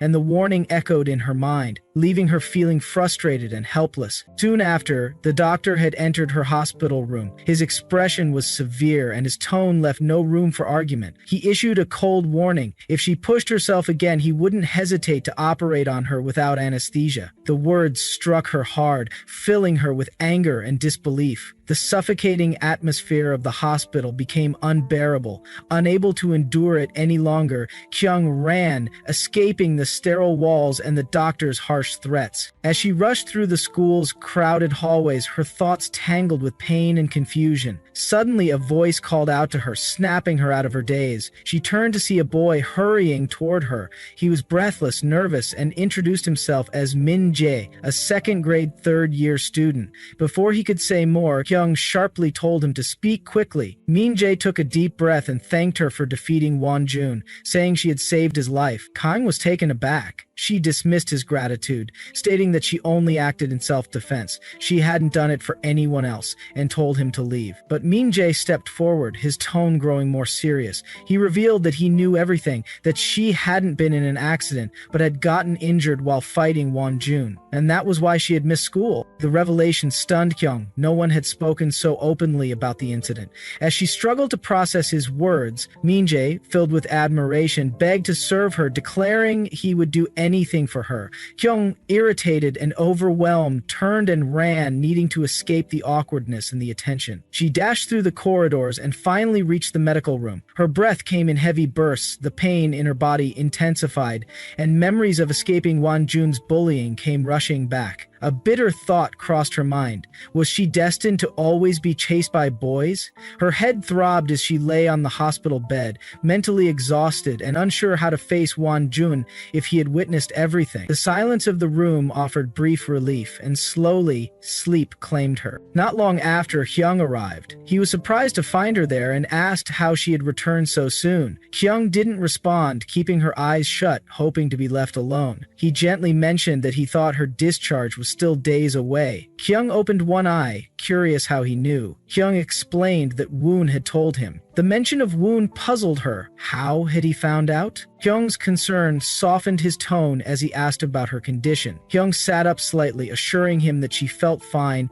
and that's why she had come. But Hyung looked troubled. He apologized, saying he felt responsible, even if he hadn't done anything directly. Hyung frowned, insisting he had no reason to be sorry. Still, Hyung admitted he hadn't been able to manage everything and asked for her forgiveness. Kyung crossed her arms, unimpressed. A simple apology wouldn't fix anything. After a moment's pause, she made a bold decision. She declared she would stay at his place for the night. Hyung, shocked by the suggestion, immediately refused, but the scene soon shifted. Kyung was now at Hyung's home, quietly observing its size and elegance. She was surprised by how spacious it was and asked if he lived alone. Hyung confirmed with a nod. Sensing his stiffness, Hyung teased him lightly, wondering why he seemed so awkward. Hyung dismissed it with a weak smile. Just then, a servant entered, startled by Hyung's early return. The servant mentioned dinner was ready and expressed surprise at seeing a girl in the house. Apparently, Hyung had never brought anyone over before. The servant whispered this to Kyung with a hint of amusement. Hyung told the servant to hurry up with the food. The servant nodded and pointed out that the guest room was upstairs. Kyung later lay on the guest bed, her body aching. Regret settled in. She should have listened to the doctor, but despite the pain, she knew she couldn't rest yet. She needed answers. Meanwhile, Kyung was changing clothes in his room. Mistaking his room for the bathroom, Kyung opened the door. Startled to see him mid-change,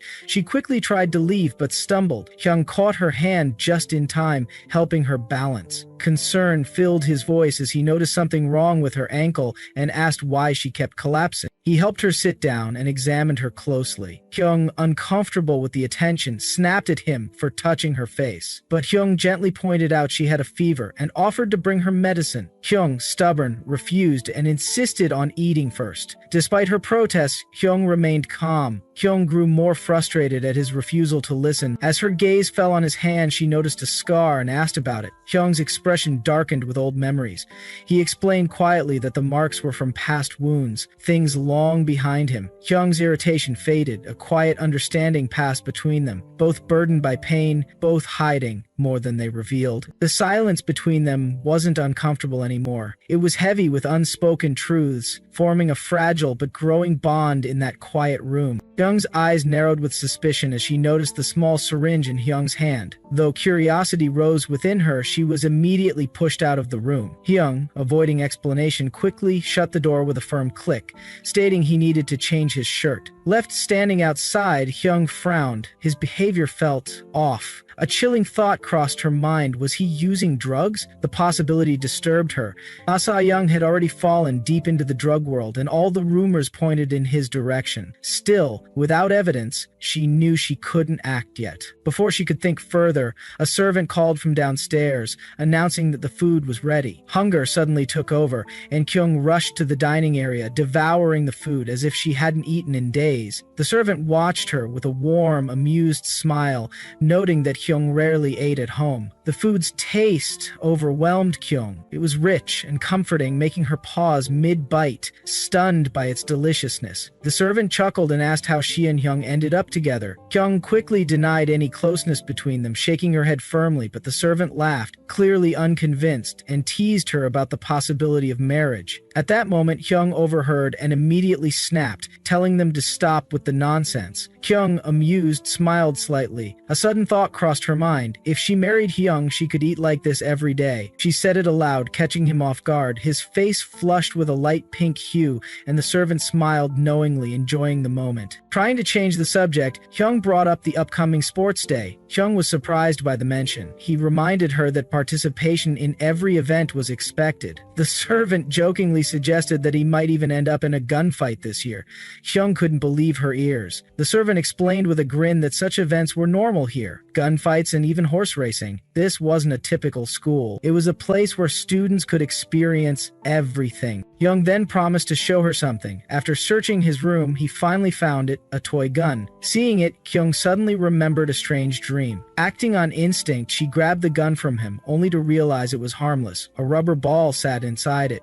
She invited him to shoot. When Hyung did, the ball bounced off his head, making her laugh. The servant, watching, added that this house belonged to Min Jae, and it was filled with unusual things. Hyung recognized the name. Kim Min Jae, a second grader in the 3rd year. The servant asked if she knew him. Hyung replied casually, mentioning she just knew about his family's activities. The servant revealed that Min Jae's family was in the arms business overseas. Thanks to Min Jae's intelligence, they were also good at designing blueprints. Before leaving, the servant suggested they continue talking while she brought some fruits. Alone again, Kyung looked at Hyung and asked him to share a secret. Her eyes drifted to the scar on his hand, and with a playful grin, she offered to exchange secrets. To demonstrate, she moved her ear by flexing a muscle. Hyung dismissed it as unimportant. She smiled and asked him again. This time, he quietly replied it was due to his illness. Hyung was surprised. How could someone look so healthy on the outside and still be sick inside? She wondered if the hospital records could be hacked. Hyung noticed her gaze and commented on her unfocused eyes. Hyung winced as pain surged back into her body. She muttered that it still hurt, likely a result of an old beating. Before the conversation could go deeper, the servant returned, changing the topic to sports day. She excitedly asked if she could join. Hyung questioned her eagerness. She laughed, explaining that she heard outsiders could attend, and joked about reliving her youth. As she peeled an apple with a knife, the sharp blade triggered a flashback in Kyung's mind. Memories of a thug attacking her with a knife flooded back. Dizziness struck, and she stumbled.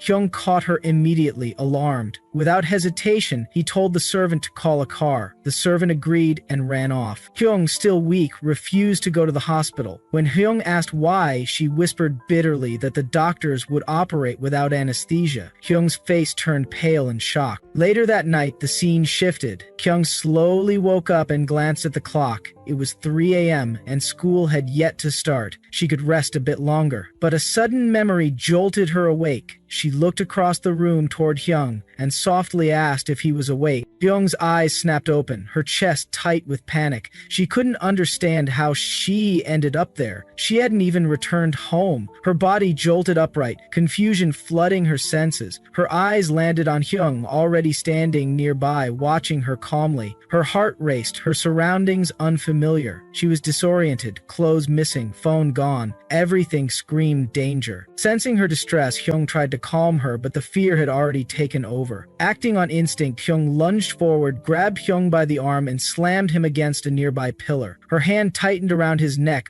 raw fury in her eyes. Hyung choked, stunned by the sudden assault. She demanded answers, accusing him of doing something terrible, her voice shaking with fear and rage. Her grip remained firm until she noticed the pain in his expression. Guilt washed over her, and she finally let go. Hyung coughed and gasped for air, explaining in a strained voice that they were in his private hospital room. Her belongings were placed on the table nearby. He had expected her to panic, but swore that he hadn't done anything wrong. Rubbing his neck, he quietly wondered how she could be so strong, shocked by her power. As she began to calm, Hyung asked if he really was sick. Her question cut deep, and Kyung asked if she still didn't trust him. She apologized quietly, then asked how long he had been unwell. He hesitated, then admitted he couldn't share that detail. Only Wonjun knew the truth. When she asked why just him, Hyung explained their childhood bond, saying that Wonjun was the only one who truly understood. Changing the subject, he asked how she was feeling. Kyung nodded faintly, saying she felt better, even grateful to him. Kyung's tone shifted, asking about her injuries and if Wonjun had something to do with them. Kyung froze. She couldn't believe he didn't know. She questioned his innocence, accusing him of hiding the truth. She pointed out his lies, especially about his bodyguard.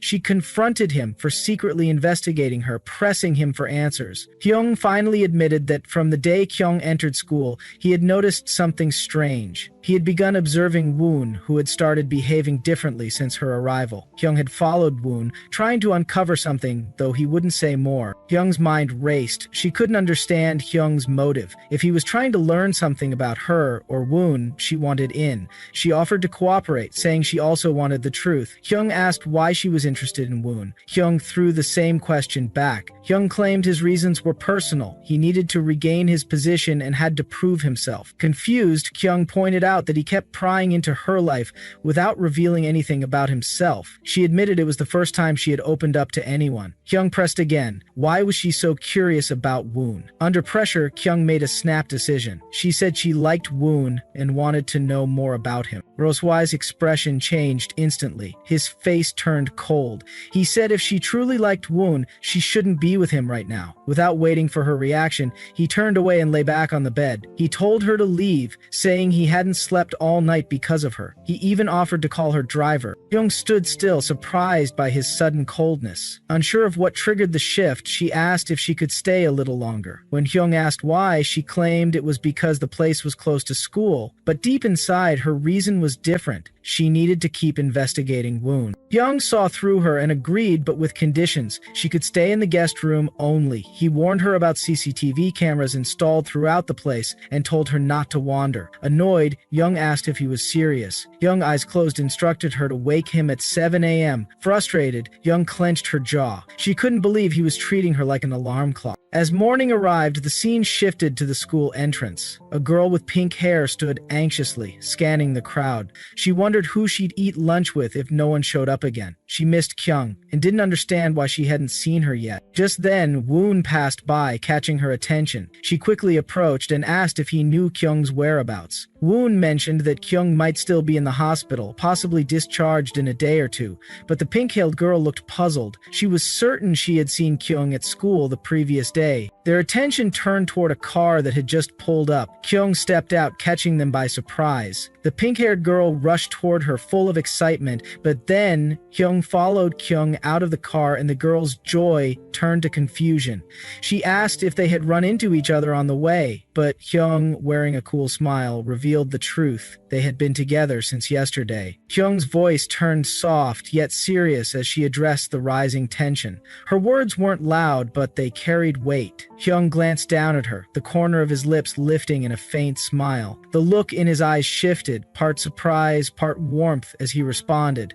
But before the moment could deepen, the girl with bright pink hair stepped in between them. Her tone stayed calm, but her authority was clear. She told them firmly to stop, reminding them that arguments like this could waste the entire class period and end with punishment. Without waiting for their response, she took Kyung's arm and gently pulled her away. Outside the noisy classroom, Kyung sat silently on a bench, her eyes unfocused, as if staring through the world around her. Her phone vibrated repeatedly with messages, but she didn't check them. It was like her mind had wandered somewhere distant. A short distance away, pink hair sat watching her in silence. After a pause, she softly told Kyung to check her messages. At the same time, Hyun also received a message from pink hair, asking about his and Kyung's relationship, whether they were dating. Hyun had replied sharply, asking what she would do if she actually knew the answer. Her tone was defensive, but it carried something deeper, something unspoken beneath the surface. Back inside the school, Hyung and Woon were having a tense conversation. Hyung's voice was quiet but intense as he asked what Woon would do after learning the truth. Woon frowned, avoiding the thoughts swirling in his head. Hyung continued, his tone teasing but serious, asking why Woon was so obsessed with Kyung. Woon looked away before admitting that liking someone didn't always need a reason. Hyung's expression hardened as he questioned whether there was truly no purpose behind it. Woon snapped in frustration, saying Hyung wasn't like this before. Hyung replied curtly, lighting a cigarette and exhaling with a smirk. They exchanged brief jabs, the tension building until Hyung dropped a loaded hint. He mentioned that he and Kyung had shared secrets. Woon's curiosity spiked. Hyung confirmed it quietly. He had discovered something about who Kyung liked. Woon's heart skipped. The idea that Kyung, someone so perfect in his eyes, could like someone caught him off guard. Hyung laughed bitterly and suggested that Woon find out for himself, walking away without another word. Woon stood alone, a small, hopeful smile on his face. Outside once more, Pink Hair and Kyung were in a heated argument. Pink Hair demanded to know what had really happened between Kyung and Hyung. Kyung's anger flared as she told her not to ask and tried to walk away, but Pink Hair held her firmly, refusing to let her go until she got an answer. Kyung shouted that they had only eaten and talked, nothing more. Pink Hair's disbelief was clear in her raised voice, but before the tension could escalate further, Minjae rushed in, calling out to Kyung breathlessly. Pink Hair looked at him with suspicion and asked if Kyung knew him. Kyung quickly denied it, stepping back. Minjae held out a small, wrapped box, saying it was a gift for her. Just then, Woon arrived in a rush, telling Kyung they needed to talk. As both boys approached, Kyung's mind snapped. Without thinking, she broke a nearby classroom window and leaped out, running away as fast as she could. Everyone stood frozen, too shocked to react. Pink Hair stared after her, stunned that Kyung had jumped from such a height without injury. A silent question hung in her mind. What kind of girl was Kyung? The scene transitioned to the nurse's office, where Hyung was speaking quietly with the nurse. Hyung entered, her body cut and bloodied, glass shards embedded in her skin. Calmly, she said she needed treatment. The nurse was alarmed and asked about her injuries. Hyung claimed she had fallen down the stairs. The nurse, clearly unconvinced, pointed out the glass embedded in her body and warned her to be more careful or she'd end up in the hospital. Hyung refused to go. Hyung stepped forward, gently checking her swollen ankle. He said it looked bad and offered to help. Hyung tried to brush him off, insisting she was fine. Hyung smiled softly, reminding her they were friends. With a sigh, she relented and agreed. She commented how they always seemed to end up in the nurse's office together. Hyung grew serious and asked why she kept hurting herself. Hyung looked away, whispering that it was her fate. Then, almost casually, she mentioned the upcoming sports festival and that she was participating in the gun competition. As she lay down to rest, Hyung noted that she didn't seem happy about it. Hyung admitted that Yi-yeon had made her join, and she wasn't interested. Hyung gave her a knowing smile. Hyung's thoughts remained guarded. She didn't want to say anything more. She didn't care about much anymore. But when she was with Hyung, she felt safe and comfortable. Hyung caught her quiet words and blushed slightly, saying nothing in return. Meanwhile, in a dark room, a man approached Wonjun, who had been resting. The sudden presence startled him awake. Confused and alarmed, Wonjun demanded to know who the man was and where his guards had gone. The stranger held up a photo. Wonjun's expression changed instantly when he saw it. The man said he was someone like him and claimed to be looking for information about a new student at the school. Fear crept into Wonjun's voice as he refused to answer. The man tried to calm him, promising he wouldn't hurt him and would leave if he got the answers he needed. But Wonjun, now drenched in sweat, still refused to speak. The man's eyes darkened. He said he wanted to know about one person, Da Kyung, the girl who had already caused so much trouble. The quiet evening breeze carried a hint of tension as Kyung stood outside Woon's house. Her heart pounded, heavy with what she was about to face. She knocked gently, and the door opened to reveal Woon, calm and slightly amused. Without a word, he stepped aside, inviting her in with warmth and sincerity. Kyung entered slowly, her gaze flickering around the modest room before settling on a small box in Woon's hands. The room smelled of aged wood and paper, mixing with an unease she couldn't name. When she asked about the box, Woon explained it was from Minjae, Her surprise showed. He knew Min-jae too? Casually, Woon revealed they were classmates. With trembling fingers, Kyung opened the box. Inside lay a sleek, cold gun, undeniably real. Her breath caught as shock filled her. Woon's voice turned soft as he explained that Min-jae had heard about her upcoming gun competition and prepared it for her. As he gently held her hand, the gesture felt both strange and comforting. But when he apologized, Kyung pulled away, confusion surfacing. Woon confessed the reason. People assumed they were close, yet she often spoke to Lee Jae-hyung with an intimacy that hurt. Kyung denied the implication, but Woon pressed further, pointing out the trouble she caused him. He then mentioned knowing a secret about her, one she hadn't shared. He pulled out a photo, and Kyung froze. The image stirred something she wasn't ready to face. When she asked where he found it, Woon said it came from Wonjun's phone. Panic flickered across her features.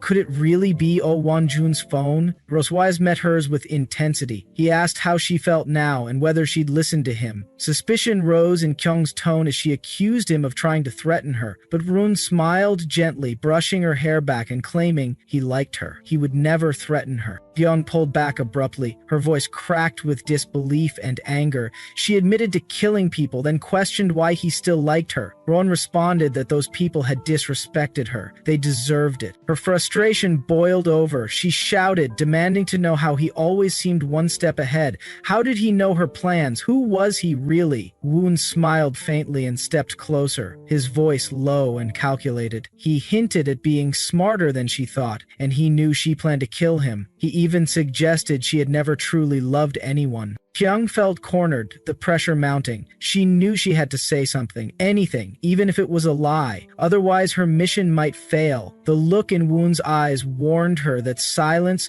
could bring worse consequences. So she relented, softly stating that since he knew her secret, it was time he shared his own. Woon lifted his pant leg. A fresh, painful-looking gunshot wound revealed itself. Kyung's concern flared as she asked about it. He said some people had tried to kill him. When she asked who, his answer struck cold. His father. Kyung froze. The photo flashed in her mind. The man in it looked like Woon's father. She remembered something crucial, that his father had died 18 years ago. The words slipped from her lips before she could stop herself. Realizing her mistake, she bit her lip in regret. Woon, however, only gave a sad smile. He said she had figured out the truth. His father was dead. Embarrassed and confused, Kyung stayed silent, berating herself for always slipping up around him. Woon reassured her. He appreciated that she had cared enough to investigate him. Then he admitted something darker. The story about his father had been a lie. His father was actually the chairman of the Lee Sa-young group, and Woon had tried to kill him. The night passed in restless thoughts. Kyung couldn't sleep, her mind spinning with everything Woon had said. As dawn approached, she found herself walking toward the school gate. At the entrance, a staff member from the management department stopped her. If she was an outsider, she had to write her name. If a student, she needed to say it. Kyung responded confidently, stating her name as Lida Kyung. The man checked his papers, asking her to wait a moment. Once inside the school, her thoughts drifted to the upcoming sports day. But her focus broke when she accidentally collided with a man holding a thick stack of files.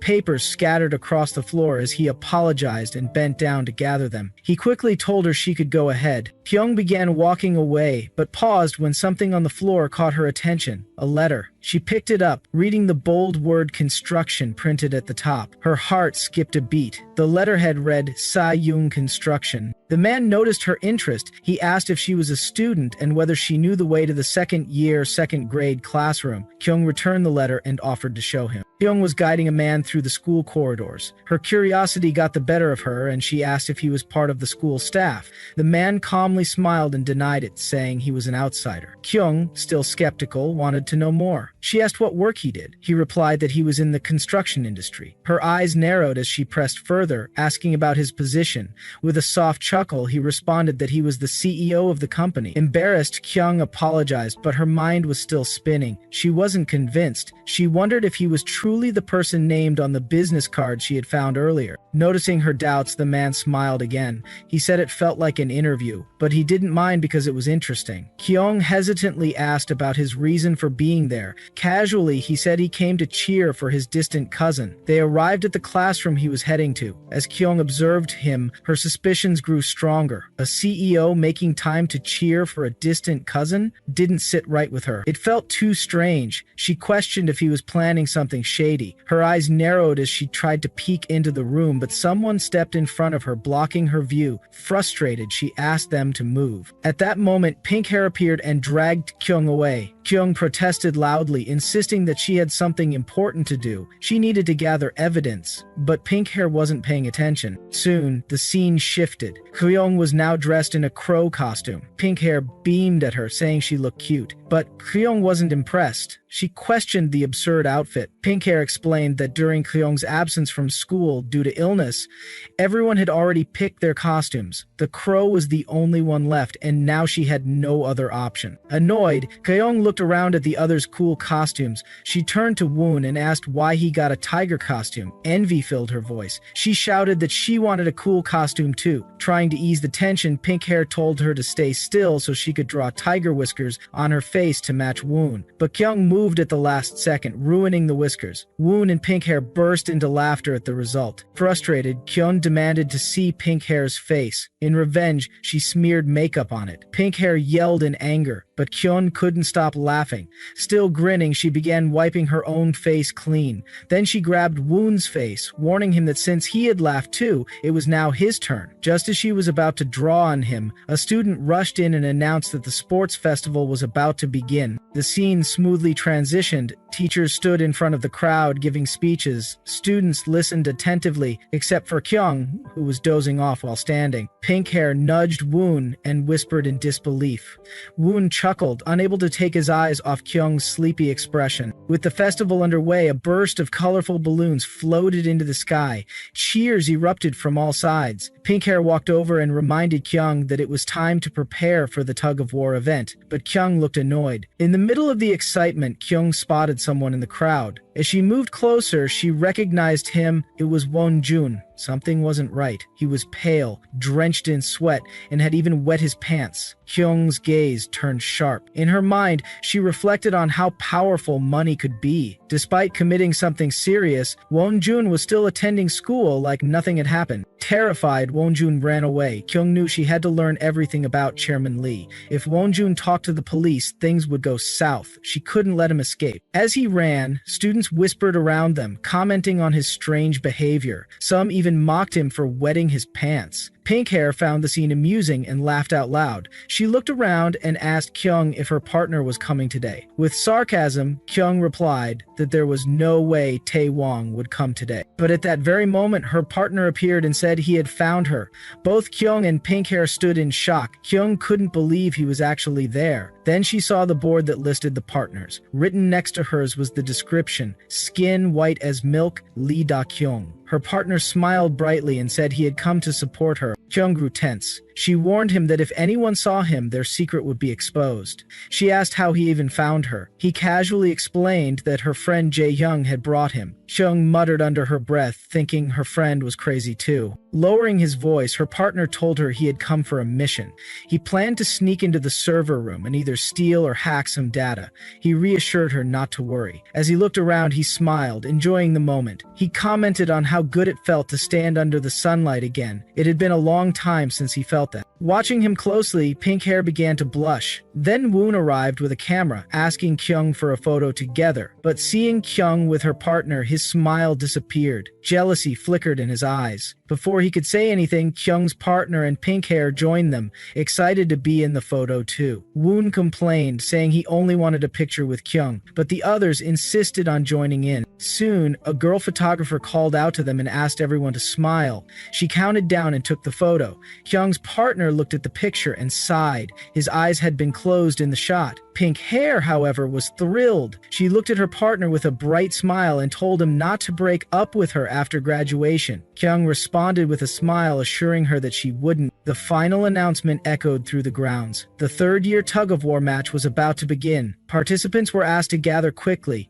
Pink hair, brimming with excitement, grabbed Kyung's arm and urged her to hurry so they wouldn't be late. The scene opens during the tug-of-war match, where Class 1 is dominating the competition. As the tension builds, a close-up shows a hand pulling the rope. But the moment the hand lets go, the tide shifts, and the opposing team loses their grip. Class 1 secures the victory. The children of Class 1 erupt in celebration, cheering loudly that their class has won. Soon after, a respected announcer steps forward and officially declares Class 1 as the winner. Cheers fill the air as excitement spreads among the students. Members of Dakyung's class start gathering around her, expressing admiration. One of them tells her she looked cool and single-handedly helped them win the match. Another points out how she kept the pressure on the opposing team from the start, amazed by her strength. Suddenly, someone punches Jaeyeon on the head. The attacker mocks him for being below level 3 and tells him he isn't allowed to talk. The scene reveals the one who hit him. It's Da-kyun. Jaeyeon responds, slightly annoyed, commenting on how the concept of level is being brought up even here.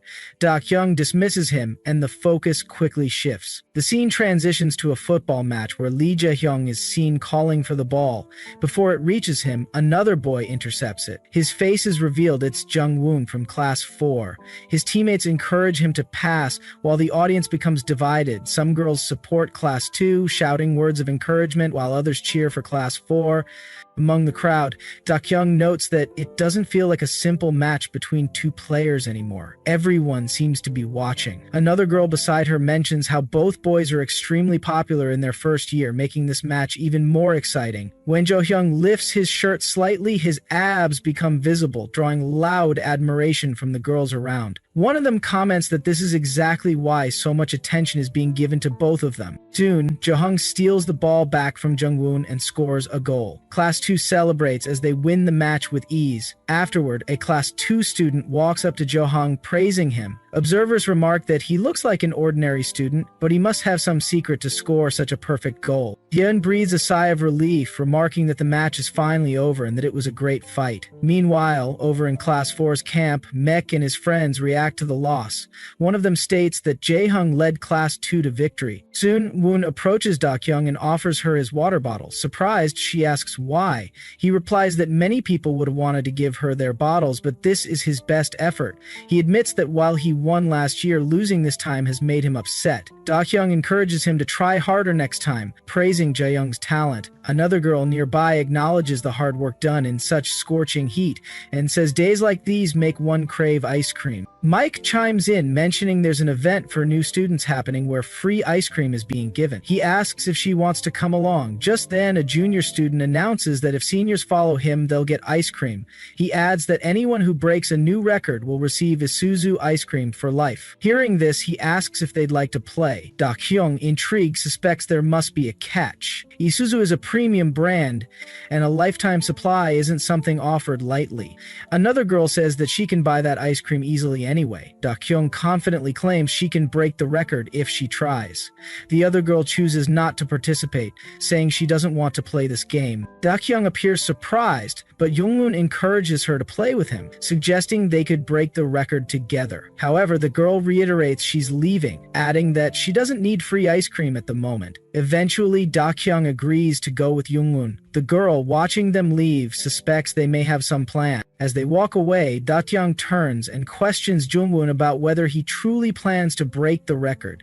Realizing the girl is gone, she asks where she went. Jung-woon simply says he doesn't know. Disappointed, Da-kyung decides not to play with someone so mysterious. She declares she doesn't want to get involved in unnecessary situations. As she turns to leave, Jung-woon asks if she's really going. Da-kyung doesn't respond and walks away. She finds Jae-hyung and asks if he wants ice cream. If he's interested, she says she'll explain the rules of the game. She proposes they play together, and if they break the record, they'll earn free ice cream. The junior then appears and explains the rules. Any physical contact between lips leads to disqualification. Touching the pepero with anything other than their mouths also disqualifies them. If the pepero breaks in the middle, they lose. Nearby, a group of juniors watches, excited that both seniors are participating. Jungmoon listens in silence as the tension builds. Jaehyung tells Taekyung to get ready. She agrees, saying she's fine with it if the goal is to set a new record. Both of them climb onto chairs, sitting face to face. Jaehyung suddenly pulls Dakyung's chair closer, bringing her face inches from his. He places the pepero in his mouth, then carefully inserts the other end into Dakyung's mouth. She remarks on the strange sensation, noting that it feels pleasant and needs to be sustained. Jaehyung tells her to sit still as he begins moving closer. Their faces draw nearer, and the moment intensifies. Finally, Jaehyung leans in and kisses her. The tension snapped like a stretched wire. Starting with a panicked cry, someone screamed, urging others to come quickly. Horror clawed at their voice. A hand flew up in a useless attempt to block the sight, but it was already burned into memory. Across the street, Dakyung and Jungwoon were caught in an intimate, shocking position.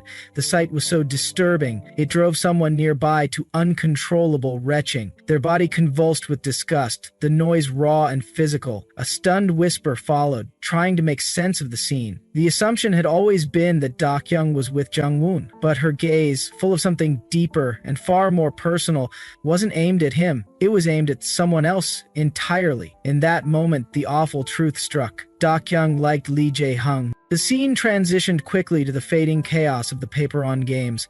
Noise and laughter echoed, but they were losing steam as the games neared their end. In the middle of it, an excited voice broke out, eager to record the final result with a tape measure in hand. Everyone leaned in. The measurement was announced. 0.9 centimeters. The result was final. No new record would be set. The air fell flat for a moment. Dakyung's eyes sharpened in fury. She couldn't accept it. Her words spilled out in frustration, questioning the outcome. According to her, that distance was already enough to reach the lips. She argued that even without effort, if it had been slightly shorter, there would have definitely been contact. Her irritation boiled over. Outside the event, the atmosphere took a darker turn. Woong-eun stood alone, his thoughts spiraling. Confusion and betrayal twisted through him like a storm.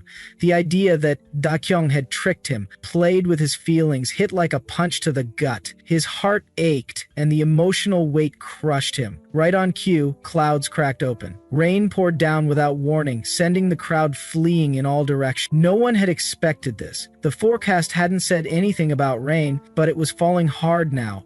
Observers noticed something strange. Jungwoon had vanished the moment the rain started. His expression had changed in an instant. It was as if a switch flipped inside him. Some began to speculate. Was it trauma? One person remembered he'd once fallen into a bathtub.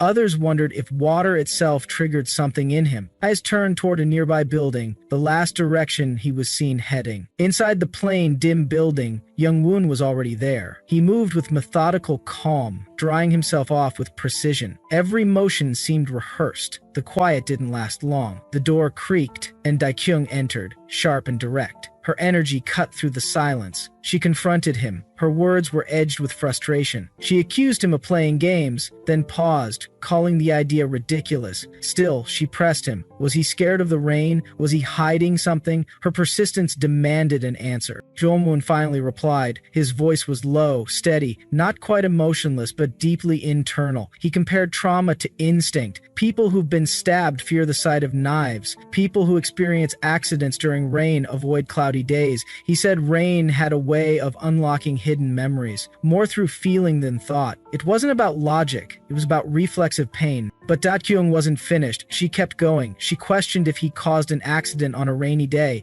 Then her tone shifted, turning toward herself. She suggested that maybe she was the reason for his fear. She admitted her own fear too, not of rain, but of losing herself.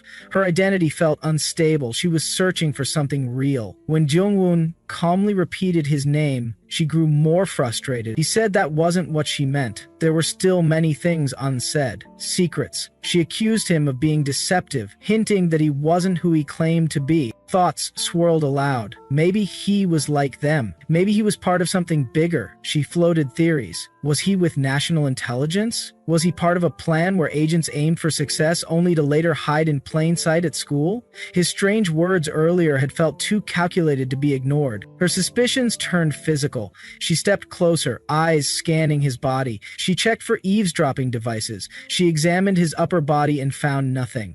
Her eyes dropped lower. She considered his trousers, muttering about possibilities. Could he read minds? Could he be more than just another student? Just then, the door swung open again. Lee Jae-hong entered. The tension in the room crackled. Jung-gun sighed, tired and irritated. It was obvious Jae-hong always had the worst timing. Da-kyung muttered to herself in disbelief. The moment felt ruined. Jae-hong looked at them both. A teasing smile played across his face. He joked about their strange behavior, making light of the tension. Da-kyung jumped to explain. She waved her hands, denying anything unusual. Yes, it might look suspicious, but she insisted it was just a misunderstanding. She walked over to Jae-hong. He told her they had to gather before 11:30. She agreed and asked where they were supposed to go. Yamun interrupted softly, suggesting she stay just a little longer. She paused. Her gaze flicked toward him, unreadable. Then she turned back and said she was leaving. Before going, Da-hyung looked at Jae-hyung with a mischievous grin. She teased that maybe Jung-woon liked him too. She wondered aloud why they didn't get to know each other better. The jab landed hard. Jung-woon immediately denied it. He snapped back, saying he never claimed anything like that. Outside, the rain kept falling, its rhythm steady and cold. Under one umbrella, Da-kyung and Jae-hyung walked side by side. The silence between them was light but full of meaning. Da-kyung spoke, her voice soft and hesitant. She confessed that deep down she was always cautious. She tried to reassure herself as much as she did him. Hyung turned to her, clearly irritated.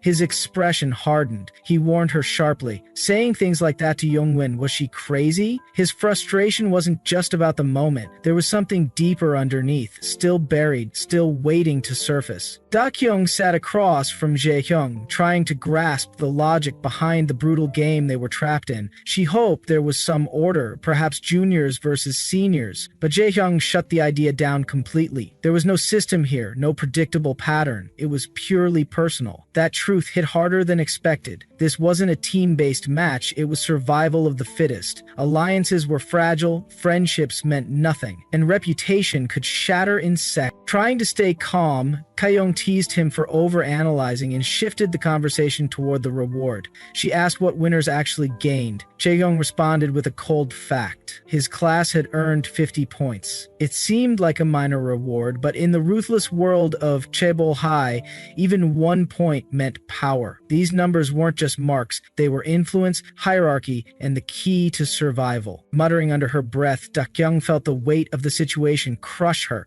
The looming sense of danger was overwhelming, but Ja-hyung didn't flinch. To him, once you entered this game, the only goal was to make it out alive. Before she could reply, Han Jung-woon, their stern and focused team leader, snapped a command that shifted the entire atmosphere. The game was about to begin. Nearby, Im Seon stood fully equipped with weapons, clearly assigned as a shooter, but something was off. Her stance, her eyes. She looked unsure. Her teammate tried to shield her from criticism, but in this cutthroat arena, weakness wasn't tolerated. Jung-woon recognized the hesitation and ordered her to act. In this place, hesitation meant death. Meanwhile, whispers of doubt spread. Jae-hong questioned the fairness of Seon being given so many weapons. Was she favored as a shooter? But someone reminded him of the game's most critical rule: avoid being stuck in the ball. With great power came intense pressure. Though she was armed, Seon was also the biggest target. Being in the spotlight made her vulnerable to isolation, envy, and relentless judgment. Trying to ease the tension, Da-kyung joked that this felt like dodgeball with real weapons. Her attempt at humor was a thin shield against the fear gnawing at her. One mistake didn't just hurt, it dropped your standing and scarred your reputation. Someone questioned what Seon had done to look so frightened. Da-kyung asked how many juniors she had already eliminated. Seon, nervous, gave only a weak smile. Ja-hyung intensified the pressure, confronting her, and the tension thickened. Suddenly, the official announcement echoed throughout the arena. The game was starting. To ensure fairness, no spectators were allowed. Every moment would be monitored by cameras for accurate assessment. Da-kyung barely had time to absorb the weight of this decision before the recording began. The absence of a crowd created an eerie sense of isolation. Every move was recorded, analyzed, and judged, not for entertainment, but for ranks and power in the school's brutal hierarchy. Da-kyung, already tense, whispered about Han Jung-woon and her cousin's position. Out of nowhere, Jung-woon appeared beside them, revealing they were on the same team. Her silent approach startled Jae-hyung, nearly triggering a reaction. Jung-woon's stealth was effective but unnerving, even to her allies. Then came the first elimination. Kim Sung-min, a first year, was out. The game had officially started. Jae-hyung focused, determined not to fall behind.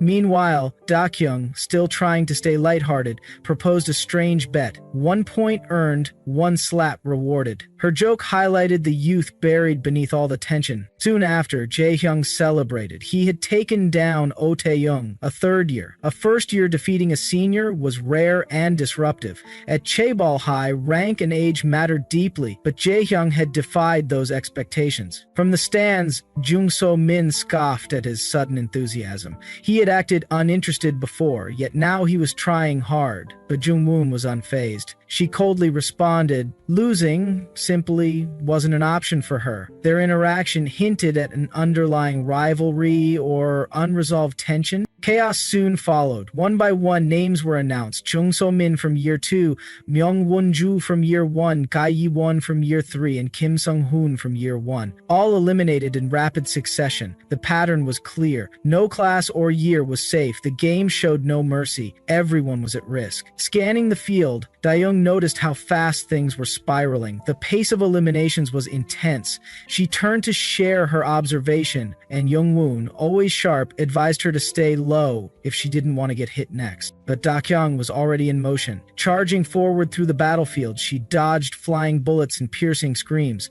A sudden leap, a shocked cry. She narrowly avoided being taken out. Jae-hyung was seen carrying Da-kyung in his arms, but she, feeling embarrassed, told him to put her down. He did so, but she was clearly frustrated, questioning how ridiculous the situation had become, and where the shot had even come from. Jae didn't respond, just watched silently from behind her. She turned to him, asking how many more people he was unaware of, but Jae pointed out how unaware she was of the influence her unintentional actions could have. His words didn't make much sense to her, and she gave him a confused stare, thinking to herself about what he even meant. Suddenly, an announcement echoed through the area. Year 2 student Kim Ji-won had been eliminated. As the match continued, the scene shifted to Jae-yeon, who watched the pair and found their interaction oddly romantic, almost like a scene from a movie. She teased internally that the two of them were clearly flirting and remarked that the student president shouldn't witness this. It was the first time she had seen Jae-hong behave this way so openly. Then she turned her attention to Han Jung-woon and called out to him loudly, saying she'd been looking for him. Jung-won questioned whether this was just bad luck. Ji-yeon was taken aback and asked what he meant. Jung-won reflected on how bad things always seemed to happen when it rained. Although he didn't believe in superstitions, he wondered if he was cursed. He asked her if she knew about Young-han's copper house, saying it was very expensive. Ji-yeon didn't understand what he was trying to say, and though she smiled awkwardly, she noted how unusual it was for him to talk to her like this. Inside the classroom, Jae-yeon observed a problem with the camera feed. She noted it had never happened before. Jung-woon realized something was wrong. If the match had been paused and all gym connections were down, then something serious might be happening. A moment of alarm sparked in his expression. Back at the gym arena, Jae-hyung confirmed that only 3 participants were left. Da-kyung, confused by the situation, wondered what to do next. He told her to wait, and she noticed a damaged drone nearby. She thought something was odd and pointed out that the score statistics hadn't been announced yet. Her phone had already been submitted, so they had no updates. She decided they could only wait now. But danger lurked nearby. A shadow approached them, and before they could react, Da-kyung was pulled toward the figure, and Jae-hong was shot. Blood splattered across the panel. Da-kyung realized the sound wasn't from a toy gun. This was real. Jae-hong, wounded in the shoulder, collapsed onto her. She quickly noticed the attacker, a girl holding a gun. Without hesitation,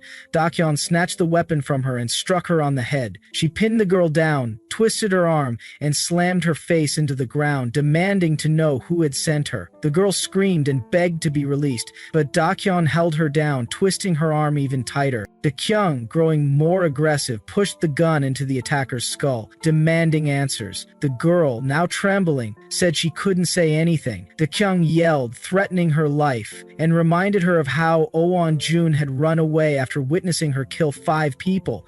Killing one more wouldn't be a problem. The girl refused to talk and instead begged for death. Dakyung grew more furious. The girl continued shouting, asking to be killed. At that moment, Dakyung was pulled into a traumatic memory. She recalled a man whose hands were covered in blood. He had murdered his own wife and daughter. Standing in front of the bodies, someone asked why he had done it and pleaded for him to come to his senses. But the man, overcome with guilt, grabbed a dagger and slit his own throat while crying, asking for forgiveness from his beloved family. The weight of his actions had broken him, and eventually he was killed by his own friend. Back in the present, Dakyung's eyes filled with hatred. She mentioned a name, director Shin Myung-hwan of Sayoung Group. Fueled by rage, she struck the girl so hard that she was knocked unconscious, blood pouring from her head. Nearby, guards rushed in, shouting in alarm at the chaos. Dakyung, still seething, declared her vow for revenge. The aftermath of the incident led to the school being closed for 3 weeks. Despite the fact that a gun accident had occurred, and even though the victim was the heir of a powerful family, the outside world remained strangely silent. Elsewhere, a boy sat in distress, questioning how such madness had taken place inside a school. He wondered about Lee Jae-hyung's condition and expressed disbelief at the insanity surrounding them. Dakyung, troubled by the events, realized her identity had been exposed. She questioned where the leak had happened and grew furious at the extent of the enemy's reach. She suspected Oh-won-jun might have been the one to reveal her secret and regretted letting him live. A man beside her asked about Lee Jae-hong, wondering if he also knew the truth. Dakyung, exhausted, lay down and said he didn't seem to know the details, at least not yet. She then connected the dots, realizing that the attack on her had happened on the first day of school. Someone had ransacked her computer back then. She concluded that the reason she was still alive was because the enemy hadn't yet confirmed her status or purpose. The man theorized that her attacker had been searching for that very information when he tried to hack his computer. Though the attempt failed, Dakyung had arrived soon after to save him. The attacker had seen her in her school uniform, which could lead to clues about her identity. He now suspected she wasn't a real student. She asked if the man believed the attacker worked for Se-young. He confirmed it, saying the odds were high. He had even memorized Shin Myung-hwan's number. Determined to confirm things, she took him to the control room. Inside, they reviewed surveillance footage of a man standing at the top of a construction site. He was on a call, introducing himself as Shin Young-hwan. He asked his contact whether they had identified someone, then spoke a name with a cold, twisted smile. Miss Lee Da-kyung. In a dimly lit computer room, the low hum of machines filled the silence. Da-kyung and Jung-woon sat tensely, eyes glued to the flickering monitor. The room felt colder than usual. Blue light from the screens cast sharp shadows on their faces.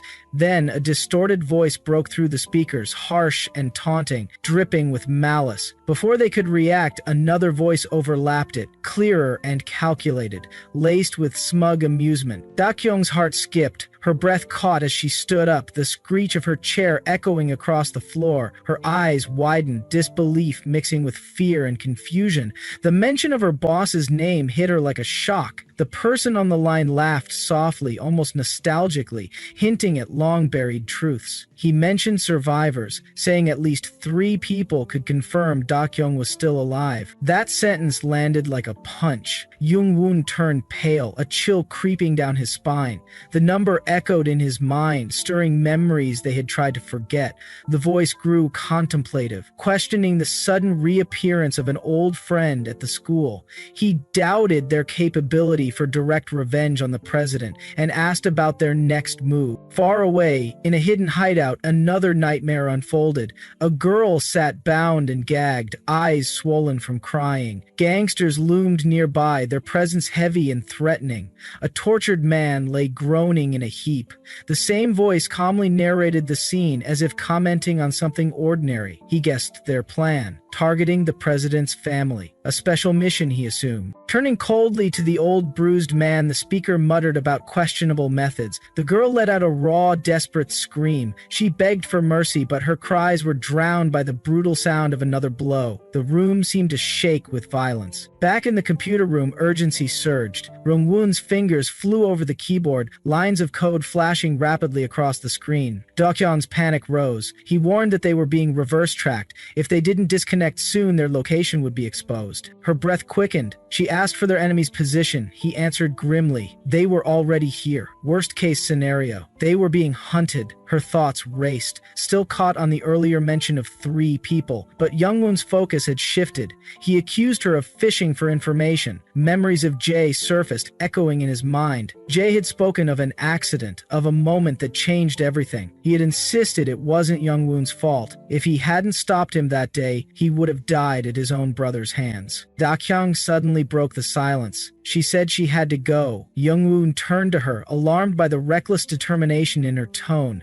He guessed it was because of Sion. He stood up, frustrated, reminding her they couldn't afford distractions. They had already chosen not to go after Chairman Lee's son directly. Dakyung didn't waver. She remembered the past. Reckless choices that had dragged Lim Kong and Lee Chi-hung into their mess. They weren't just fighting enemies anymore. They were battling the consequences of their own decisions. Loon let out a slow breath. He knew there was no changing her mind now. Silently, he reached for a stack of books and began taping them around the bound girl's waist. She looked down, puzzled. He explained that the books wouldn't stop bullets, but they might block a knife. It wasn't much, but it was something. She stared at him, aware she wasn't one to take advice easily. He acknowledged that and asked only one thing, that she stay alive. The cost of provoking their enemies was steep. He didn't want to lose her. She promised she'd try, but for him that wasn't enough. Their eyes met briefly before he whispered a final farewell. Just then, a faint voice called from behind them. Hesitant and conflicted, it urged them to reconsider their path, suggesting there might be another way. Elsewhere, at a dim construction site lit by flickering floodlights, a guard on duty spotted movement. A girl approached and he instinctively reached for his walkie-talkie. He radioed the security room, asking for confirmation of any intrusion, but the line remained silent. Suspicious, he gripped his knife and stepped forward to inspect the area. Before he could react, Dokyeong emerged from the shadows like a ghost. She struck him hard across the neck, and he collapsed, unconscious. Moments later, another agent appeared, roughly shoving a red-haired girl forward.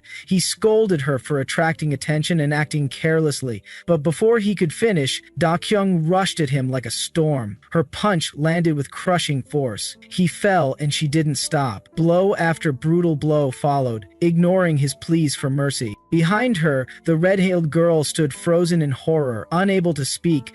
Dokyeong turned to her slowly. Her eyes were sharp, her expression cold and commanding. Without hesitation or mercy, she gave a single, clear order. She demanded to be taken to the girl's father. A man approached Yeon and recognized her by her voice. She quietly admitted that she had once tried to harm him, almost hurting an innocent person in the process. Conflicted, she asked him why he was even there helping her. What could have brought him this far? Was it genuine concern or something more? Instead of answering, the man asked if Lee Jae-hyung was still alive. According to the lawyer, it was still categorized as an attempted injury. Yeon, emotionally strained, told him it was too late and that going back was pointless. Nothing would change. These people weren't like ordinary citizens, they were ruthless and dangerous. Her voice trembled as tears welled up, warning him that they weren't to be taken lightly. She didn't want anyone else getting involved in her mess. Even if she had managed to get her father back once due to a stroke of luck, she doubted she could repeat that miracle. Just as those words left her mouth, the man lunged forward and grabbed her shirt.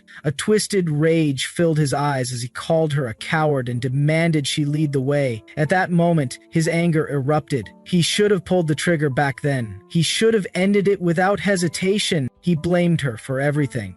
It had always been easier to pin faults on others, but now it was time to take responsibility. It was better to take down the senior brotherhood before they grew stronger or caused more chaos. The enemy was right in front of them. If Yon wanted to run and hide forever, he wouldn't stop her. But for him, retreat wasn't an option. Yon broke down, crying. She begged the man not to leave her. She didn't want to die here. She wanted to live. Falling at his feet, she pleaded with him to save her father. She apologized again and again, desperate for help, unwilling to let any of them escape. Her tears poured out uncontrollably as she clung to her last hope. Moved by her desperation, the man simply asked her to lead him. The scene then shifted. Yon's father, drenched in blood, vomited and begged for mercy. He said he was willing to surrender and give up. A new figure emerged. The man reminded Yon's father of a past promise, one he had clung to for a long time. That belief in a simple promise had kept him waiting all this time. Yon's father pleaded with him, asking at least to spare his daughter. The man laughed coldly and responded that soldiers don't harm children. He asked how old Yon would be when she completed her sentence. They would release her soon enough. After all, they couldn't afford to let her suffer too much. His laugh echoed as another man raised a fist and asked which method would be used. If a girl who learned to shoot from a young age had already been released, it meant anything was possible. A candle flickered nearby as the man promised they'd get Yon a good job. Her father, now trembling, begged them to leave her alone. But the man continued, mocking that her employment status was nothing to worry about. Her father repeated his pleas. In response, the man said, "This is what a knife feels like." Next, a rope was tied around Yon's father's neck, and he was dragged away. The brutal sight shocked everyone present. One of the men ordered his group to sweep the building and turn on every light. He suspected intruders had infiltrated. Moments later, one man's throat was slit in front of everyone, leaving them frozen in shock. The attacker moved toward another victim but was stopped mid-strike. Grabbing his wrist, the second man restrained him and mocked him by calling him a small mouse. The girl nearby, stunned, recognized the danger. She barely had time to react as the man kicked her in the stomach, sending her tumbling into a corner. The attacker then turned and demanded to know who the intruder was. Without waiting, he launched a savage beating. Kicks rained down, each more brutal than the last. He warned the intruder that silence wouldn't protect him. But this time, the tide turned. The intruder blocked the next attack and locked his leg around the man's neck, squeezing tightly. Pain forced the attacker down, and both collapsed to the floor. As dust settled, a brief close-up of the attacker's face revealed something unexpected. It wasn't a man at all. It was Da Kyung. Realizing this, the enemy grabbed Da Kyung's hair. He seemed amused by her disguise, calling her a sweet, beautiful girl. But then, his expression turned tense. No one dared enter this place alone. Yet she had. He was baffled. Da Kyung remained calm. Her words, dripping with sarcasm, mocked his shock. She claimed this was the first time she'd heard a Koss talk like that. Then, without hesitation, she thrust a knife into his neck. He collapsed, lifeless. Da Kyung stood, unmoved, emotionless, as blood pooled around him. Nearby, her father shouted in despair. His voice cracked as he screamed. The head of the group now stepped forward, calling Da Kyung a bug.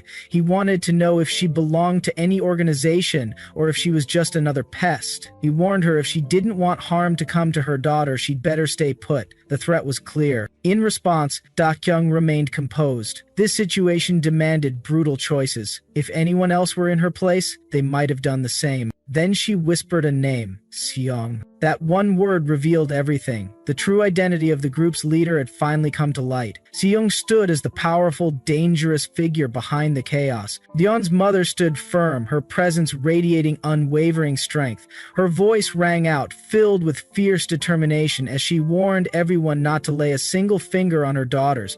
No matter what happened, she was prepared to protect them with her life. In the tense silence that followed, Seong stepped forward with a mocking smile.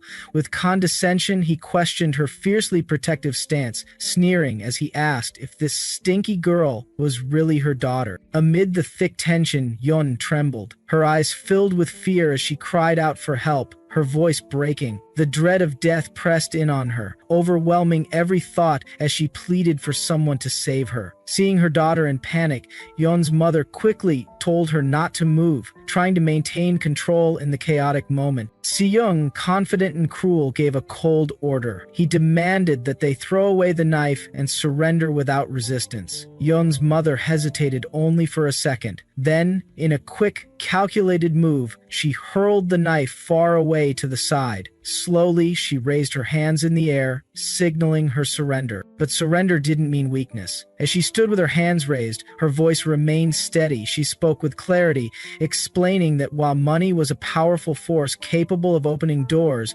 rushing into things blindly could lead to devastating consequences. Understanding the risks was more important than acting on impulse. Her words carried weight, laced with a warning that those standing against her had no idea who they were provoking. She painted a clear image of the kind of danger she'd witnessed in the past. Men who wielded knives in silence, their eyes sharp and emotionless. They weren't loud or flashy, but their presence was chilling. Compared to those deadly individuals, the people here were laughably weak. They weren't a threat. They were clueless and fragile. Not warriors, but practice targets at best. Despite her biting words, Si-young remained unfazed. He commented casually about her overwhelming confidence. But before he could act further, Yeon suddenly broke free from Si-young's grip. She pulled away in desperation, and in that instant, her mother saw an opening. Without hesitation, Yeon's mother shouted for her daughter to run and escape. The next moment, both mother and daughter collapsed to the ground, overwhelmed and exhausted. But there was no time to rest. Yeon's mother quickly pushed herself to her feet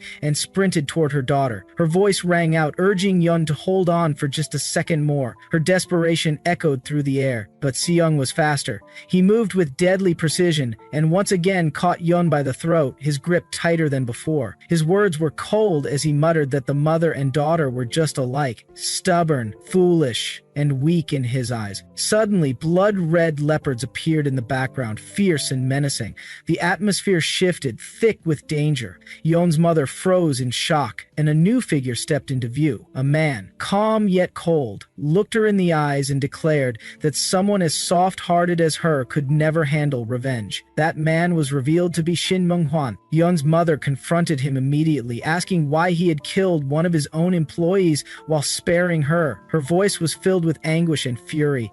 Another man stepped forward beside Hwan, urging her to get out while she still could, but Hwan wasn't done. He asked her directly if there was anyone left who could save her. The question lingered in the air before he changed his tone. He said he had something important to talk about and suggested they discuss it right away. There was a proposal he wanted to present. But Yeon's mother wasn't convinced. She responded firmly that what he was offering wasn't a proposal, it was clearly a threat. Hwan admitted it, saying he had no other option. This conversation needed to happen. Then came the real question: how many children did she plan to save? Yeon's mother looked him in the eye and declared that this was her mission. If he had others to deal with, that was his problem. She demanded clarity, pressing him about his plans. What was he truly trying to accomplish? What was this about becoming president? And who was supposed to take that title? Hwan answered honestly, they already had someone in mind, but recently they discovered another person, one related by blood to the current president. That revelation had caused chaos within their ranks. The boy in question was inexperienced and uneducated. There was no way Hwan could let someone so unprepared take his place. Their goals might differ, but at this moment, he believed their paths were aligned. He asked if she would stand beside him. But Yeon's mother refused to accept his words at face value. She questioned his honesty, confused and frustrated about why everything had become so complicated. Hwan explained his reasoning calmly. This conversation was to his benefit. The more mistakes she made, the more money he stood to gain. He was in control, and the one who would profit. Then he addressed her next move. Did she really think he would let her go so easily? Yeon's mother didn't give a clear answer. She admitted she didn't know what to believe in that moment. Hwan smiled faintly and told her that she was the only one here who still held on to a sense of justice. But her nature was contradictory. If she wanted, she could run. But she should remember there were plenty of people around who wouldn't hesitate to turn her into a hostage.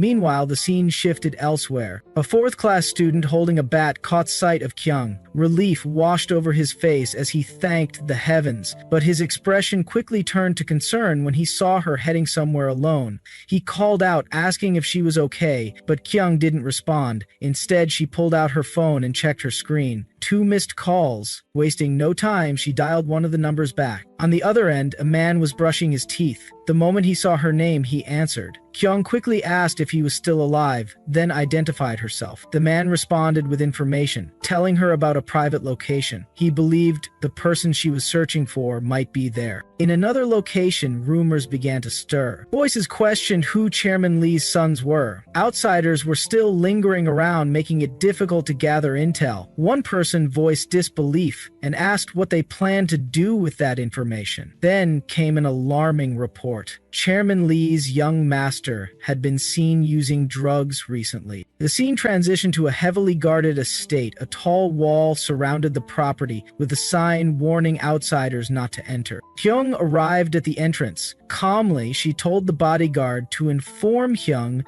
that she had arrived. The bodyguard made a call and, after receiving confirmation, allowed her through the gate. Inside, she walked quietly down the corridor until she reached a room. A man lay on the bed, his hands wrapped in bandages, clearly injured. Seeing him brought back a flood of emotions. Kyung looked at him and softly said that it had been a long time since she last saw Lee Jae-hun. Dae-hyung sat quietly, her voice soft as she admitted it had been a long time since she last saw him. Jae-hung-lee took a seat across from her, asking why she kept coming back and what she was searching for.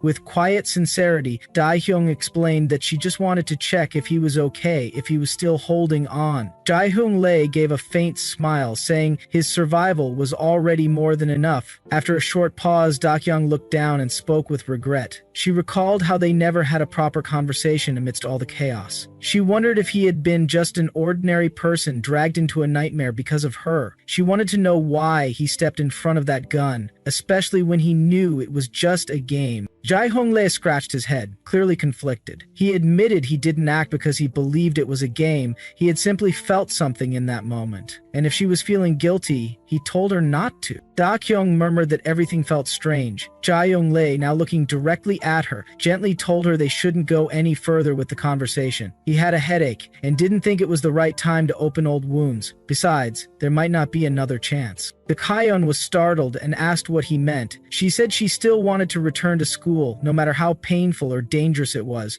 She had come to a realization. She wasn't just a player in the game, she was the final target. Jae-yong-lee leaned in slightly, now serious, and asked why she believed that. Da-kyung pointed out how only the two of them survived every deadly game. It felt too deliberate to be a coincidence. She questioned whether he had a reason for bringing it all in, whether he knew something. Jae-yong-lee fell silent. He finally said that because of the incident, the school had tightened security, outsiders were banned, guards had increased, and even he was now in the security database.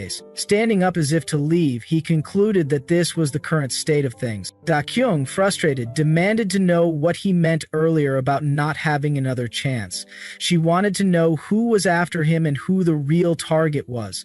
Jae-yong-lee turned to her with an unreadable expression. He pointed out how she kept asking questions but never gave answers. He asked who she really was and if she planned to tell him the truth, if she even could. Da-kyung lowered her gaze and stayed silent. As Jae-yong-lee walked away, he glanced back. He pointed out how she came all this way alone without bodyguards. He wondered if her family was no longer watching her. He pulled out a card and handed it to her, telling her to come to his place if needed. Da-kyung took the card, unsure of his intentions. She couldn't tell if it was genuine concern or a way to keep her close and under observation. The scene shifted to a quiet bungalow. Outside, two guards talked casually. One mentioned that the young master's friend was expected soon. The other replied that he had just heard about it the day before. Soon, Han Jang-hoon arrived and greeted them with an apology for the wait before leading them inside. Inside the house, Da-kyung told Jae-hyung-lee that they would be staying there. Jae-hyung-lee, still trying to process it all, questioned if it was a good idea. He warned that if people found out she was there, it could be dangerous. Returning to school in her condition could put her at risk. Da-kyung met his gaze calmly,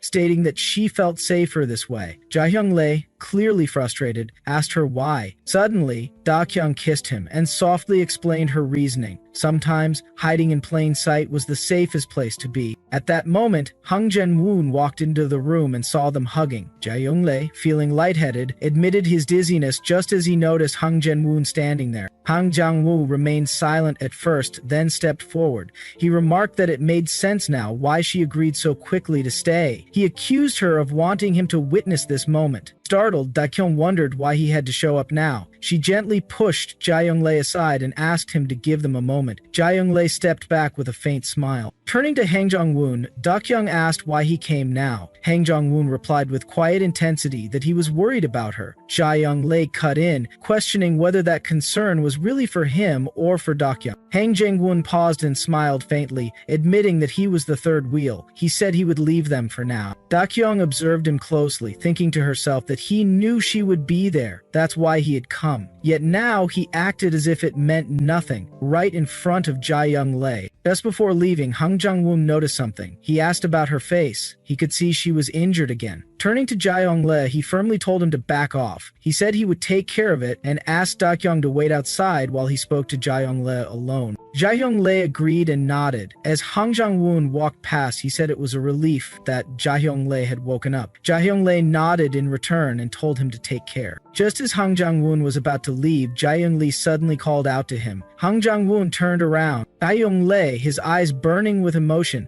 asked if it was him, if Hang Jang-hoon was the one who gave the order to hurt Lim Seon. His voice rose in anger as he called out Hang Jang-hoon's name. Hang Jang-woon froze and slowly turned back, asking what he meant by that. Da-kyung, burdened by heavy thoughts and inner conflict, silently reached a decision. Her expression remained unreadable, a mix of exhaustion, determination, and something quietly hidden beneath the surface. Turning to Hang and Jungwon, she announced her decision to leave, asking them to come along, admitting she could no longer stay there. Just as they prepared to leave, Jae-young, who had been quietly seated behind them, suddenly spoke. He mentioned he had unresolved matters with Da-kyung and offered to drop her off safely, suggesting the others could go ahead. Hang looked surprised but stayed silent for a moment. After thinking it over, he softly agreed and walked away without another word. Jae-young, still lounging on the couch with his eyes fixed on Da-kyung, asked how she knew who was behind everything and what gave her that certainty.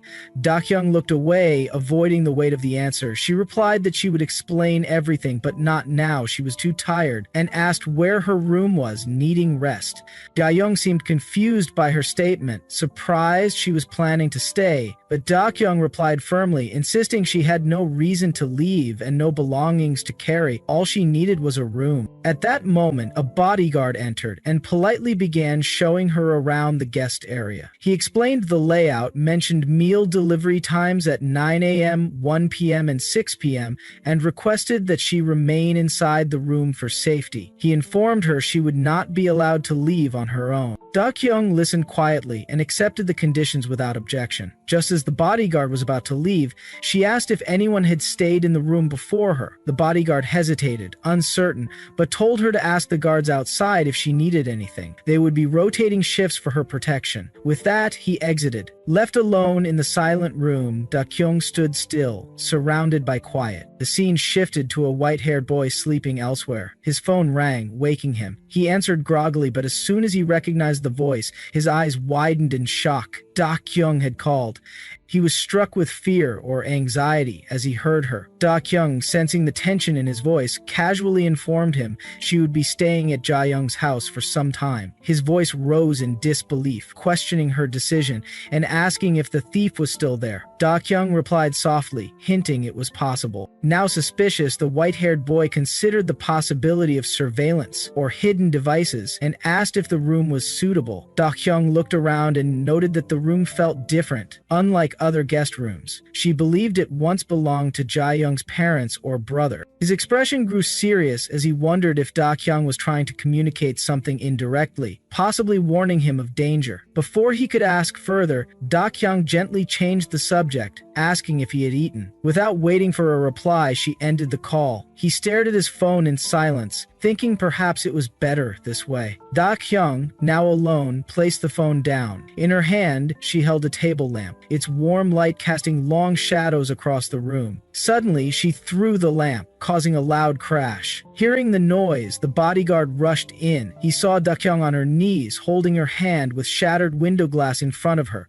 He hurried to her side, asking where she was hurt and requesting to see the injury. Da-kyung, still holding her hand, quietly explained that the color red reminded her of a painful day and asked for all red-colored items to be removed. The bodyguard apologized and assured her everything would be moved immediately. He also offered to take her to the medical room. Da-kyung declined and then suddenly began shouting that the red color was irritating. The guards looked toward her signal, and in that brief moment of distraction, she vanished. Da-kyung had escaped from the room. As she moved quickly, she thought to herself that maybe she did have some talent for acting, but her escape didn't go unnoticed for long. One of the guards blocked her path and reminded her that she couldn't move around freely. He told her everything had been taken away and asked her to return. Soon, more guards surrounded her. Da-kyung, continuing her act, shouted that even her clothes were red. Then, without hesitation, she jumped from the second floor. The guards stood stunned. One of the bodyguards received a call. When asked about the situation, he replied that Da-kyung had jumped. The person on the other end reacted with shock. Meanwhile, Da-kyung hid in a nearby room, assessing her surroundings. She noted that there were 4 bodyguards on the second floor and 5 on the first. The place was heavily guarded. Looking around, she realized it was a study room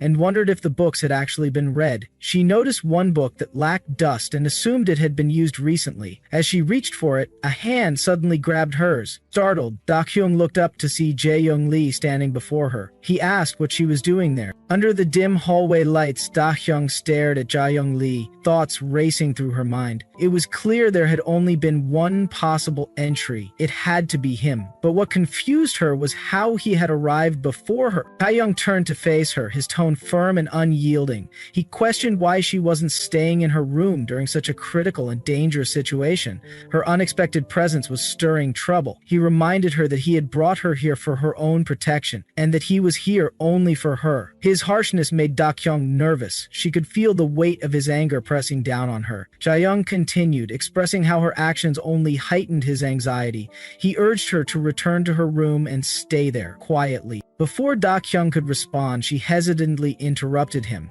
but Jae-young quickly shut her down, telling her to never repeat such behavior again. Startled by his reaction, a thought struck Da-kyung. If she walked away now, she might never get another chance to come back. At that exact moment, she stumbled and fell into Jae-young's arms. Caught off guard by the closeness, she found herself wondering why such thoughts were entering her mind. Softly, she apologized. Suddenly, a childhood memory flickered into view. A younger Da-kyung sat with her brother, watching TV. He laughed loudly, urging her to pay attention and learn. She scoffed, questioning how hard it could be to give someone a simple hug. Her brother chuckled, pointing out that her problem was her complete lack of romantic instinct. Not every relationship had clear answers, and in her case, the emotional side was overwhelming. Back in the present, Da-kyung winced as she touched the bandage on her waist. The injury still stung. She pinched herself, feeling a sharp wave of pain. Her thoughts whispered a harsh truth. Sometimes, showing weakness was necessary. Putting on a distressed expression, she looked at Jae-young and apologized again, explaining how suffocating it felt to be alone in her room. Then, pretending to cry, she begged silently for her tears to fall, even if they were fake, just once. Seeing her, Jae-young was taken aback. Her act startled him, and he blurted out that it was terrifying. Hearing his reaction, Da-kyung smirked inwardly. This was fine, too. She told him that she just wanted to step out for a while. Her words caught him off guard, his expression softened, and a light blush crept across his face. He gently asked if she was crying, then quickly turned his back toward her. Watching him from behind, Da-kyung noticed how hard he was trying to appear unaffected, though it was clear that he wasn't. Jae-young covered his mouth with his hand and began walking away, still blushing. As he left, Da-kyung wondered what he was trying to do. Just then, 2 bodyguards arrived. They expressed concern over how she had made it this far, and pleaded with her not to repeat this behavior. Later, Da-kyung lay on her bed, lost in thought. She had hoped to find something meaningful in that moment, but instead, a deeper unease had crept in. Soon after, she was taken to a quiet room where a psychologist was waiting. With a calm voice, the psychologist asked if she was in good shape for a brief conversation. Da-kyung responded faintly, saying she didn't want anything. She then tied both hands around a pillow, whispering to herself that all she ever wanted was freedom. But now they were only trying to suppress her more. She regretted admitting her fear of being alone, because now it was being used against her. The psychologist watched her quietly, then gently placed a blanket over her. With a kind tone, she said she'd leave her business card behind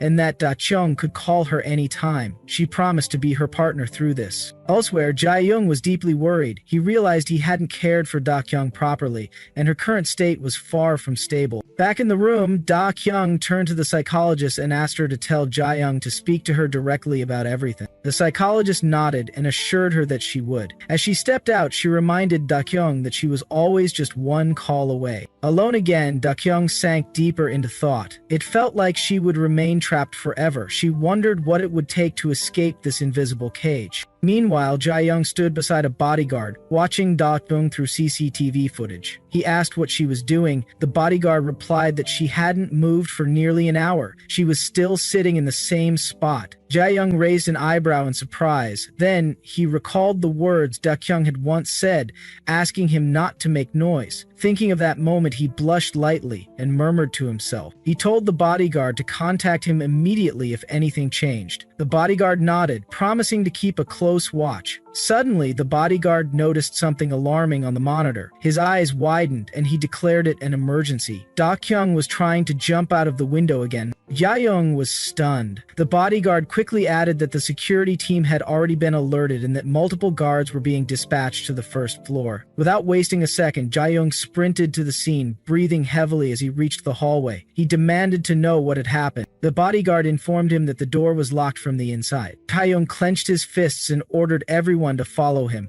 Shouting Da-kyung's name, he charged toward the window, just in time to see her jump. But just as she was about to fall, a familiar voice called out from behind. It was Jae-young. Da-kyung turned in surprise and saw him standing there. She let out a small laugh. The situation felt absurd. He was right there, so why didn't he just turn off the camera and talk to her directly? Ya-kyung's voice pierced the silence, frustration clear in his tone as he demanded an explanation. Though he seemed caught off guard, even his naive nature couldn't shake the feeling that something about the situation was deeply wrong. The room was dimly lit, and at its center stood Da-kyung, her posture rigid and eyes narrowed, demanding clarity. Her voice carried a force, refusing to ignore the odd circumstances. She reminded them that others had already confirmed her safety and questioned their intentions. Beneath her firm tone lay a quiet knowledge she wasn't revealing. Jae-kyung stood opposite her, arms crossed with a smug expression. He dismissed her suspicions with amusement, mocking the idea that he might jump out of a window. He acknowledged that he had been running too fast to end up here by chance. Then he questioned her awareness about a hidden camera, surprised at her knowledge. Da-kyung didn't back down. She insisted on an apology first, her gaze unwavering. Jae-kyung sighed and muttered a half-hearted apology, but Da-kyung wasn't ready to let her guard down. She offered him a way out, promising to escort him anywhere, but refused to share deeper details. Though her posture remained strong, doubt flickered in her eyes. Jae-kyung questioned her authority, wondering why he should comply. He announced his decision to stay, even requesting to switch rooms with her. Da-kyung quickly weighed her options. Letting him stay in her room could grant her access to his, possibly revealing something valuable. She reminded him of his promise to protect her. Watching his reaction closely, he remained quiet for a moment, his injured arm resting on the sofa. Da-kyung observed him, realizing he might have the legal right to remain in the house long-term, which worked in her favor. That time could allow her to investigate without pressure. Jae-kyung rejected the idea of staying in her room but offered her another one, clean and prepared. Regarding her desire to leave, he advised patience until she felt stable. Da-kyung clenched her teeth, overwhelmed by the complications. Days passed quickly. Within a week, after scanning the room thoroughly with a radar detector, she finally agreed to move in. Her expectations had been low, yet she found herself unexpectedly content. A male psychiatrist visited daily, his presence adding to her tension. Still, despite the emotional weight he stirred, it didn't feel unbearable. Maybe, she thought, she needed this time to rest. She slipped into a warm bath. the water soothing her. For the first time in a while, she admitted to herself that the past week had been strangely relaxing. As she relaxed, staring at the ceiling, a knock on the door brought her back. Jae-kyung entered. Looking around with surprise, he asked if her quarantine had ended and casually noted her bathing habits. She confirmed without much interest. A pause followed, filled with unspoken thoughts. He ran a hand through his hair and moved to the sofa, asking how she had been spending her time. Dae-kyung studied him before shifting the topic. She asked if he liked swimming. He seemed confused, wondering if she had a pool at home. She explained that it hadn't been used recently and was empty, but she planned to refill it soon. Curious, she asked when she could use it. He replied, 2 days from now. Without warning, he stood up and asked her to join him. He wanted to show her something on the projector. She guessed it might be a movie. He confirmed, sharing a glimpse into his childhood, revealing his love for watching films there. She followed him, settling beside him on the sofa, her legs curled up comfortably. As she sat there, a quiet thought crossed her mind. Had he lived alone here since childhood? Before she could voice it, he answered. He hadn't always been alone. Others had cared for him at one time. She noticed the weight behind his words and chose not to press further. Even if she asked, she sensed there were truths she might never uncover. In that moment, she felt something unfamiliar. Comfort. A warmth she hadn't expected. She asked if he was enjoying himself, though the reason for asking escaped her. Jae-kyung responded calmly. His motivation lately stemmed from exhaustion. He simply wanted to clear his mind. Da-kyung didn't know what to say. Instead, she lifted a hand, brushing her fingers through his hair without much thought. She told him not to look, but her words trailed off. Before she could continue, Ja-kyung's body relaxed. Sleep overtook him swiftly, his head gently resting against her shoulder. She blinked in surprise, watching him sleep. She didn't push him away. Quietly, she whispered to herself, deciding not to disturb him. Letting him sleep peacefully felt like the right thing. Time passed quietly. Then, a brown-haired figure appeared at the bottom of the stairs. He asked if she had arrived and inquired about Ja-kyung. Da-kyung responded neutrally. He was asleep. The man was taken aback, surprised he had fallen asleep there. She confirmed it again. He exhaled, commenting on how Ja-kyung hadn't been sleeping well recently. His eyes focused, voice tinged with concern. He asked if Jae-kyung was truly sleeping well now. Da-kyung thought carefully. Jae-kyung was never one to sleep easily, especially outside his bedroom. He always stayed alert, guarded, and yet here he was. Resting without hesitation, she admitted softly that yes, he was sleeping well. Just then, Jae-kyung stirred. His eyes blinked open, scanning the unfamiliar space. Confusion flickered across his face as he adjusted his position, but Da-kyung, who had been by his side moments ago, had vanished. No sound, no trace, only silence. Jae-kyung sat alone, lost in thought, his focus fixed on Da-kyung. She had clearly drawn a boundary, keeping herself guarded and distant. There was something deeper she wasn't sharing, something heavy behind her silence. He could sense how carefully she picked her words, what she chose to show and what she hid. He still didn't know what she truly wanted. Her secrets ran deep, and it left him uneasy. Frustration built quietly as he pushed through his workout.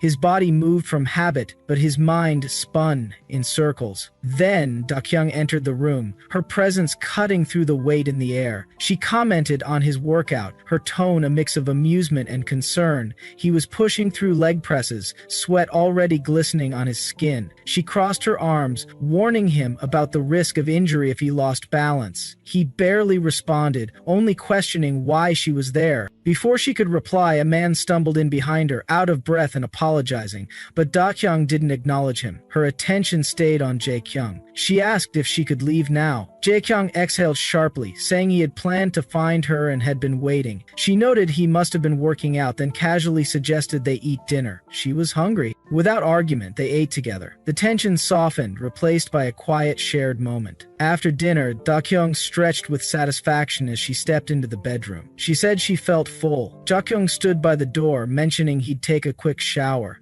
As he walked into the bathroom, a thought crossed Da-kyung's mind. Should she take this chance to search the room? She hesitated. The idea lingered, even though she knew it was wrong. He returned, towel drying his hair. She blinked, surprised he was done already. He sat at the edge of the bed, glancing around the large room. She remarked on the house's size, asking if it ever felt lonely. Her question came out more personal than intended. He shrugged, saying he wasn't alone. Han Jung lived nearby. Then he shifted the conversation, asking if she had visited Han Jung-woon's house. The way he said it felt casual, yet carried weight. She clarified that it was only to eat ramen, but tension stirred again. She asked why it kept happening, wondering if it was because of Zhou Taiwang. Chaekyung sighed, saying he brought it up only because she cared about him. He claimed Han Jong-moon wasn't exactly clean when it came to women. That made her stomach twist slightly. He confirmed it. Han Jong-moon had once dated a woman considered crazy. They had something in common. Jakyung explained further. In the past, when illegal entertainment businesses operated, women involved with Han Jong-moon were connected to that world. Dakyung was stunned, questioning if it was just a love affair, but Jakyung's gaze darkened. Whether it was manipulation or extreme preferences, it was still a problem. Dakyung clenched her jaw, realizing she needed to investigate Han Jong-woon's background seriously. Her mind started racing. Staying close to him might help her uncover critical information.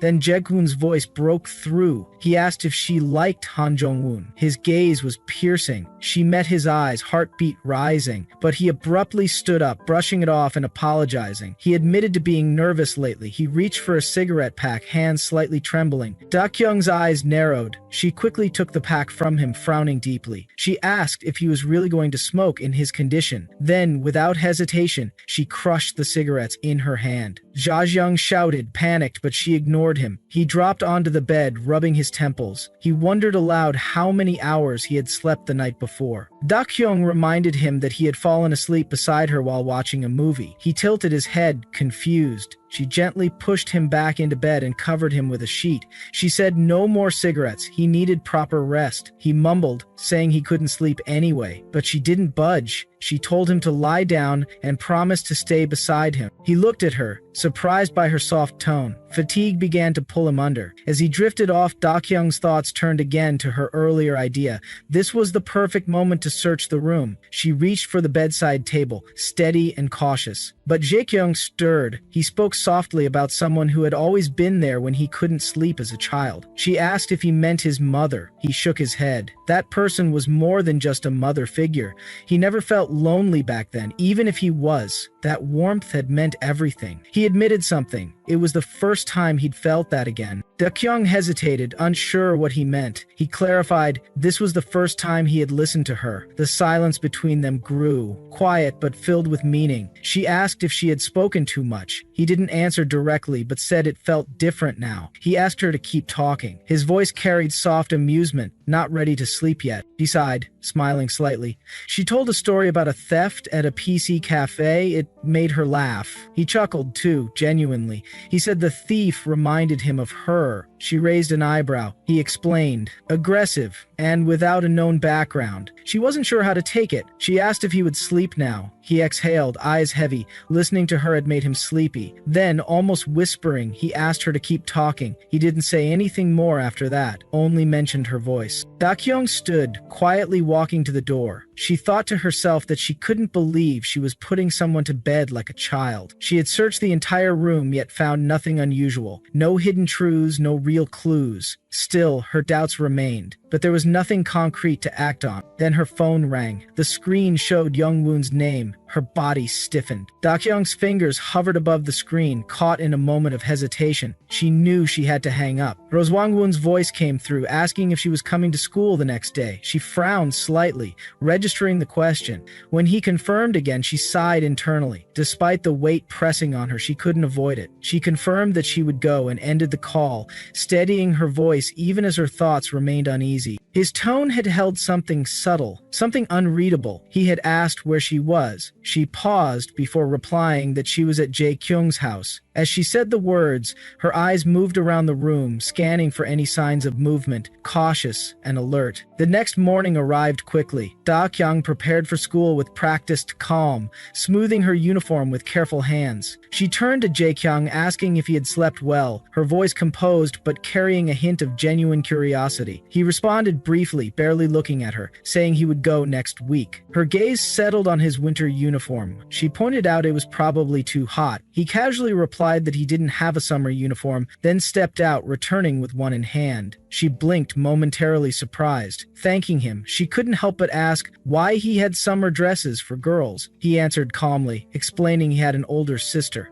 Silence followed, stretching between them. The information stayed with her, lingering awkwardly. She asked softly if he had a sister, and he nodded without elaborating. Noticing the time, he told her she'd be late. She wanted to ask more, but decided against it. She told herself she'd ask later and got ready to leave. She said goodbye, and he murmured a quiet farewell. Arriving at school felt like stepping into a world she had momentarily abandoned. Da Kyung entered the classroom, her movements precise and deliberate. Gon spotted her immediately, his expression twisted with concern and frustration. He asked why she hadn't contacted him, his voice filled with worry. She sighed and dismissed his concern, reminding him to stay away from Gonchin M, even if she couldn't help the boy. He snapped back angrily, revealing that Jian had only said there was a victim, but he had genuinely worried about her. Whispers echoed around them, rising like smoke. She noted to herself how quickly rumors spread, especially abroad. Before she could respond, someone spoke playfully, suggesting they visit the ocean, eat barbecue, and wear bikinis. The words irritated her. Her jaw tightened as frustration surged. She muttered under her breath, telling them to leave. A heavy irritation anchored itself in her chest. She reminded them they were in danger, but her warning was dismissed with careless annoyance. They told her she was annoying and walked away. Left standing alone, Da Kyung remained still, eyes drifting to a tree outside. Behind her, hushed voices swirled. Girls gossiped about her, whispering that she was the first-class girl who had transferred. One said she was dating Han Jung-woon. Another corrected her, saying she was dating Ja Young. A third dismissed that, calling it an old rumor, accusing her of playing with Ja Young too. Their words buzzed in the background, but she didn't react. Then, without warning, arms wrapped around her waist. She tensed instinctively. Han Yong-nun stood behind her, his voice light as he embraced her. She pulled away quickly, suspicion rising in her gaze. She demanded to know why he hugged her so suddenly. He gave a small, apologetic smile and explained that he was happy. It had been almost a month since he saw her in summer clothes. Excited gasps came from behind as other girls recognized Jung-woon. He ignored them and asked Da Kyung how she was. His tone carried concern as he mentioned seeing Jung, who didn't look happy. Her expression faltered, hiding something beneath the surface. She acknowledged his comment with guarded neutrality. Jung-woon watched her closely, his eyes narrowing as he tried to read her expression. He asked if something had really happened. Da Kyung paused, uncertain. She shook her head and said nothing had happened, but Leonwon's concern only deepened. He asked her to explain what was going on. She sighed, weighed down by her thoughts. She admitted she feared she might only cause harm and told him not to worry, promising to handle things herself. Still unconvinced, he stopped walking and motioned toward a nearby bench. She followed him, the tension between them softening slightly. Sitting beside her, he told her things wouldn't change if she kept her distance from others. She absorbed his words carefully. They stung with a painful truth. She asked herself if it was already too late. He sighed, gently urging her to stay by his side. The sincerity in his voice left her speechless. A heavy silence followed, filled with unspoken emotions. She finally admitted how hard it would be to escape the situation. She couldn't believe how powerless she felt. He remained calm, reassuring her that it was okay. Da-kyung stared at him, emotions swirling within her. A small sound escaped her lips, a murmur lost in thought. Leong-woon tilted his head slightly, noticing the shift in her demeanor. Then, a flicker of suspicion crossed his face. He commented on something unexpected. She smelled like Jae-kyung. His words were slow and deliberate. He asked if she had been with him. The question hung in the air, tense and loaded. The atmosphere shifted again, but Da-kyung remained quiet, caught in the weight of his suspicion. The connection between their earlier tenderness and his sudden doubt formed a sharp contrast. Her silence said enough. The suspicion lingered. The conversation drifted into uncertainty, and neither of them seemed ready to confront the answers waiting to be voiced. Kyung stood her ground, firm and decisive. Despite her composed exterior, her mind raced, analyzing the moment. Her thoughts spiraled. Was this about the shampoo? Could something that small be the reason? She tried to piece it all together, unsure. She finally broke the silence, her voice cutting through the thick tension between them.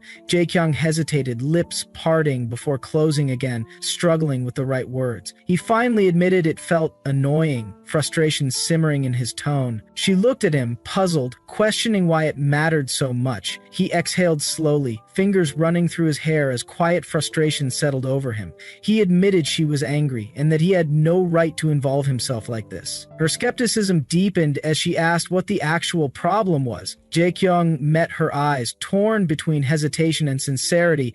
Eventually he confessed, "It was beautiful, something unforgettable once seen." His words landed harder than expected. Her heart began to race, confusion setting in deeper. His next words stirred something sharper. He revealed that Youngwoon had described himself as someone who collected girls, but insisted Da-kyung wasn't one of them. He asked, "Why her?" Her breath faltered. A girl's image flashed in her memory and her pulse quickened. She suddenly recalled Youngwoon, his cold, unreadable eyes floating in darkness. The memory sent chills through her. She demanded to know how much he really knew about her. Jae-kyung stepped closer, face unreadable. He called her to follow him. Confused, she questioned his intent, her voice wary as she instinctively stepped back. But before she could resist further, he gently took her hand and guided her toward Jig. Confusion clouded her thoughts, tightening in her chest. She asked what he was doing, voice trembling as she struggled to remain calm.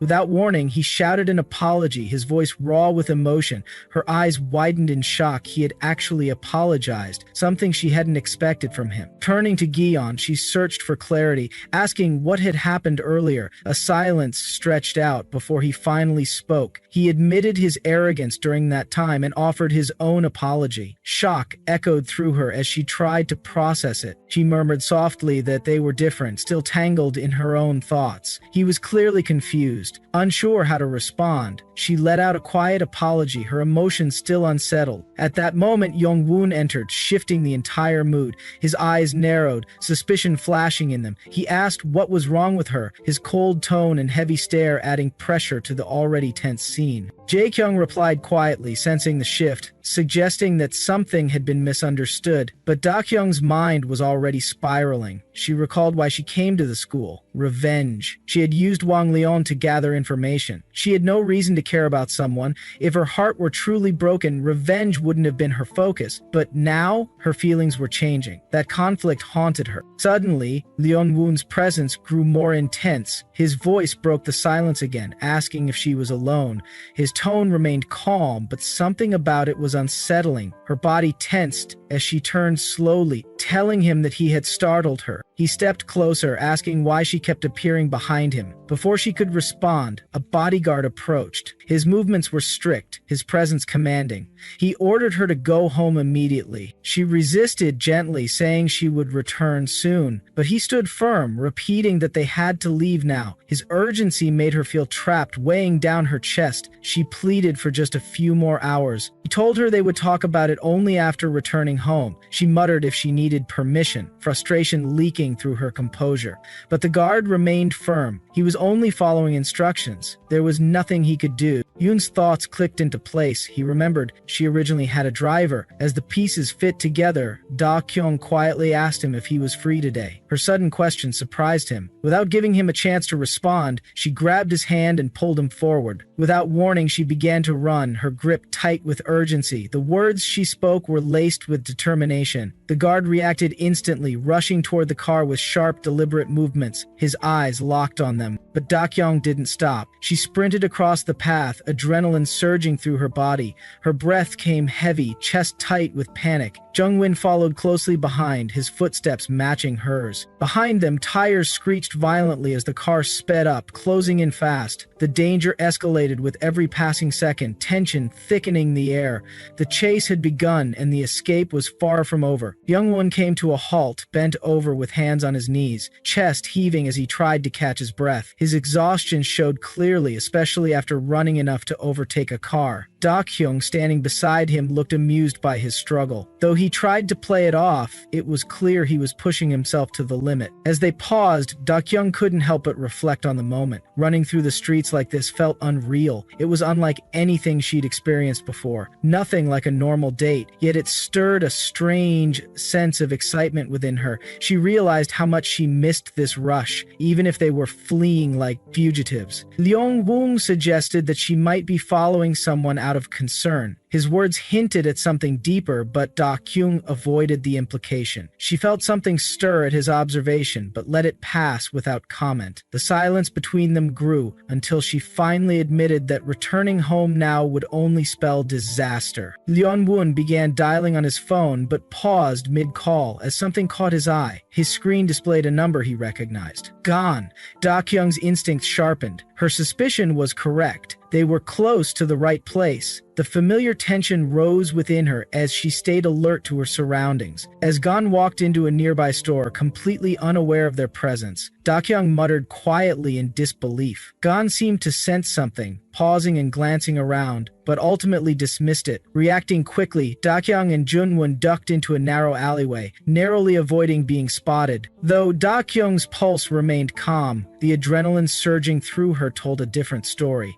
She whispered about the close call, while Young-woon laughed softly, clearly enjoying the thrill of the chase. But Da-kyung warned him that they couldn't keep this up, especially with his brightly colored hair drawing attention. Without hesitation, Young-woon pulled on a cap to blend in better. He pointed out her triangular-shaped glasses, which also made her stand out. She explained they were just a cover, but he didn't miss the irony. Then he noted her school uniform, which only added to their visibility. Da-kyung sighed and agreed that they needed a change. They headed to a corner store and quickly swapped their clothes for casual shirts. Young-won examined himself in the mirror, clearly amused by their new look. He commented that they looked like a couple now. Da-kyung paused, unsure how to feel about the idea, but said nothing as Young-won reminded her of the route to the exit. Just as they stepped outside, Gon reappeared nearby. Da-kyung tensed slightly, her eyes flicking to Young-won. Before she could speak, he showed her a phone notification, something about a water supply change. Her eyes widened as she realized the school's community alert had been updated.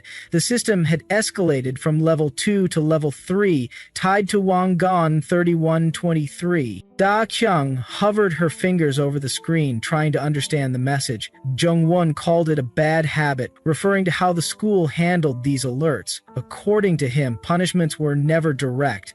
They only occurred outwardly, subtly damaging reputations and stability. He noted that cosmetic stock prices had dropped, likely due to recent incidents involving Wang Yun. Da-kyung asked if she should consider restoring her relationship with Gyeon. Jung-moon replied cautiously, saying that regardless of the decision, she needed to provide reasons the other party could understand. Misunderstandings would otherwise keep piling up. Da-kyung accepted his words and nodded thoughtfully. Then, with a softer tone, he admitted his personal wish, that she and Gyeon would get along. He explained that back when he was with Gyeon, Da-kyung seemed genuinely happy. This confession stirred mixed feelings in Da-kyung. She recalled how strange it felt when she suspected Yeon-un of using her, and yet it had brought a sense of relief. If both of them had approached their relationship with hidden motives, it balanced the emotional burden. But now, this sincerity made her uncomfortable. She asked why he was being so honest with her, but he didn't respond. Instead, his focus shifted as he noticed movement nearby. Jeon was walking away, and he suggested they follow her. Da-kyung stayed silent, but followed his lead. They trailed behind Kyung, who remained oblivious to their presence. Young-won suddenly questioned Da-kyung's reason for shadowing her. Da-kyung hesitated. Internally,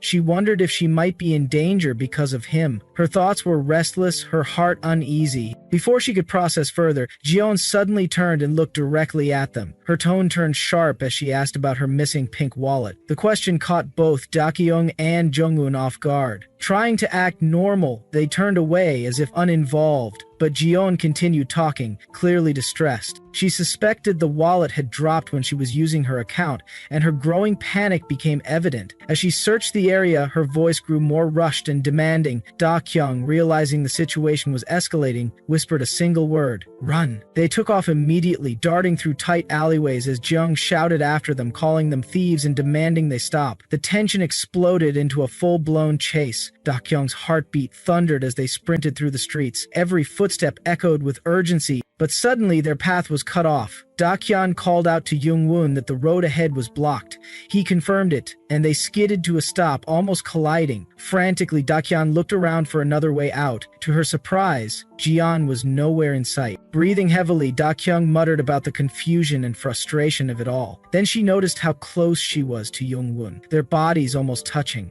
The unexpected proximity made her freeze. Her heart raced, not from fear, but from the sudden intimacy. Jung-woon, still flushed from the run, felt his face grow even warmer. The adrenaline, the closeness, and the chase had all blended into one overwhelming moment neither of them expected. Da Kyung stood close to Jung-woon, uneasy about the proximity. She silently wished to put distance between them, far enough so that she wouldn't accidentally touch him. She tried to convince herself that everything would be fine as long as he stayed still. But in that quiet tension, Jung-woon casually took off her hat, saying it was falling. That small gesture shattered her composure. Da Kyung grabbed him by the neck, murmuring if he had done it on purpose, if it was something that couldn't be avoided, and asked if he wanted her to carry it for him. She immediately refused, but as she glanced toward the alley, Gion was no longer there. She acknowledged it calmly. Jung-won remarked on how dangerous the situation had been, but Da Kyung coldly replied that there would be no danger if he simply stayed still. He insisted otherwise. Her thoughts tangled, unsure of what she was doing or supposed to do. She decided to go ahead first. Jung-won asked about Jion, but she told him she didn't know and would check later. He offered to go together, but she declined. She asked for the bag so she could leave first. He refused. Just then, he spotted Jion's shoe nearby and pointed it out to Da Kyung. A flashback followed, revealing what had happened to Gaeon. He had been attacked from behind. The attacker confronted him, believing he was Hwang Yeon, the youngest daughter of all group. Gaeon denied it, saying the man was mistaken, but the attacker revealed a phone, showing an image of her with his father. He challenged her again, confident in her identity. Gaeon pleaded to be let go, terrified, begging not to be killed. The man, consumed by resentment, spoke of the wealth lost because of her father. 500 million won, wasted.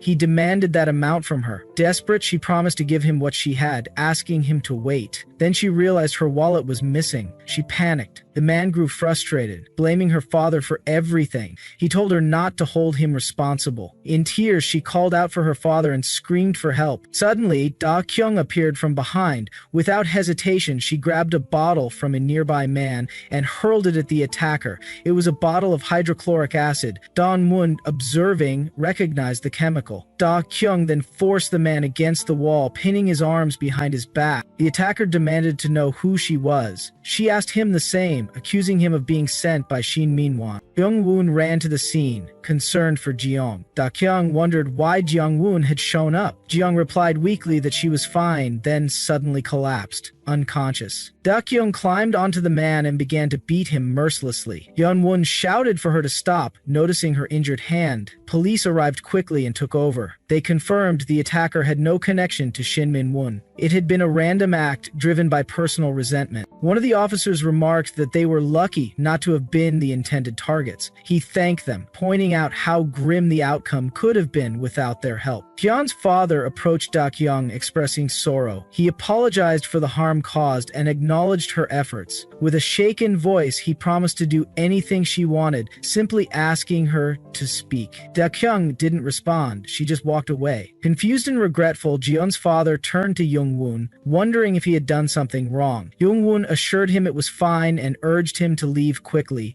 but he too looked shaken, caught between shock and confusion. Meanwhile, Da Kyung was lost in thought, staring at her hand. She reflected on how many people she had hurt or killed with those very hands. The number had blurred. She questioned whether someone like her deserved gratitude at all. The confusion only deepened. Jung-woon approached her again, visibly tired. He suggested they go to a cafe cafe to rest. He mentioned calling a car and said he would wait for her. His voice was soft, as if trying to bring calm after the chaos. He then admitted that he had forgotten something. In the past, when he was never too busy, he had something to offer her. His tone carried weight, something unspoken, yet heartfelt. Da-kyung met his gaze with a firm expression and told him to stop. Before the moment could stretch into anything more, a voice interrupted them. It was Jae-kyung. His presence cut through the air as he asked Da-kyung what she was doing. Jae-kyung's voice cut sharply through the noise. His frustration was evident as he demanded explanations from Da-kyung, questioning her about the police presence,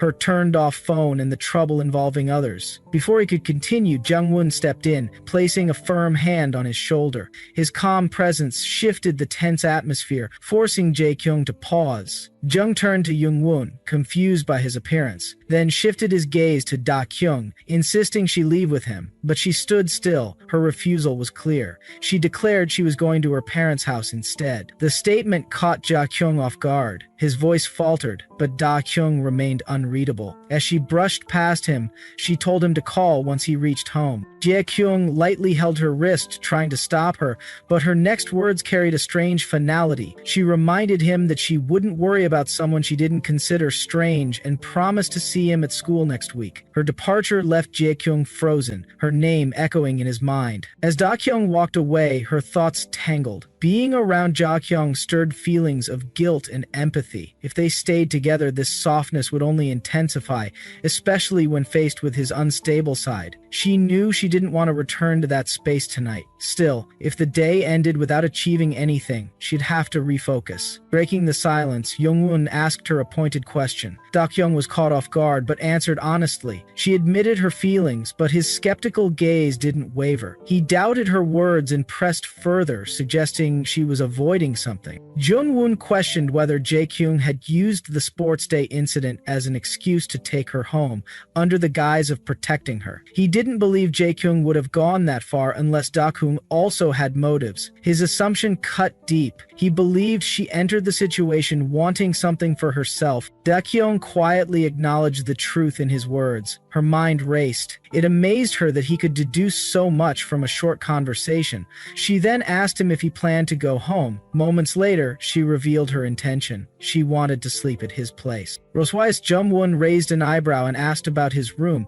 She asked if he remembered the layout. He did. He had already moved things around. When asked why, he vaguely explained that he had an unwelcome guest. Kyung accepted his offer for clothes. He told her to change slowly and join him in the living room. As she stepped inside, her thoughts churned. Something felt off. A simple uninvited guest wouldn't warrant rearranging a whole room. Her attempts to gather information about Jung-won through Jeong had hit a wall. Even Jae-kyung didn't fully understand Jung-won's true identity. That mystery made her hesitate more than anything. Back in the room, Jung-won watched her closely. He finally asked what had been lingering, why she was choosing him. Da-kyung seemed surprised by the question. He continued, unsure of why someone like her would choose someone like him. His doubt was clear, and she wondered if he knew her past. His tone shifted. He questioned her assumptions about him being surrounded by women and asked why she thought that. She revealed she had heard it from Jae-kyung. He brushed the claim aside and insisted she was different. Da-kyung hesitated, unsure how to trust him. He turned the question around, asking if she was serious about him. Her voice stayed steady as she assured him she had no hidden motives. But inside, her thoughts were anything but calm.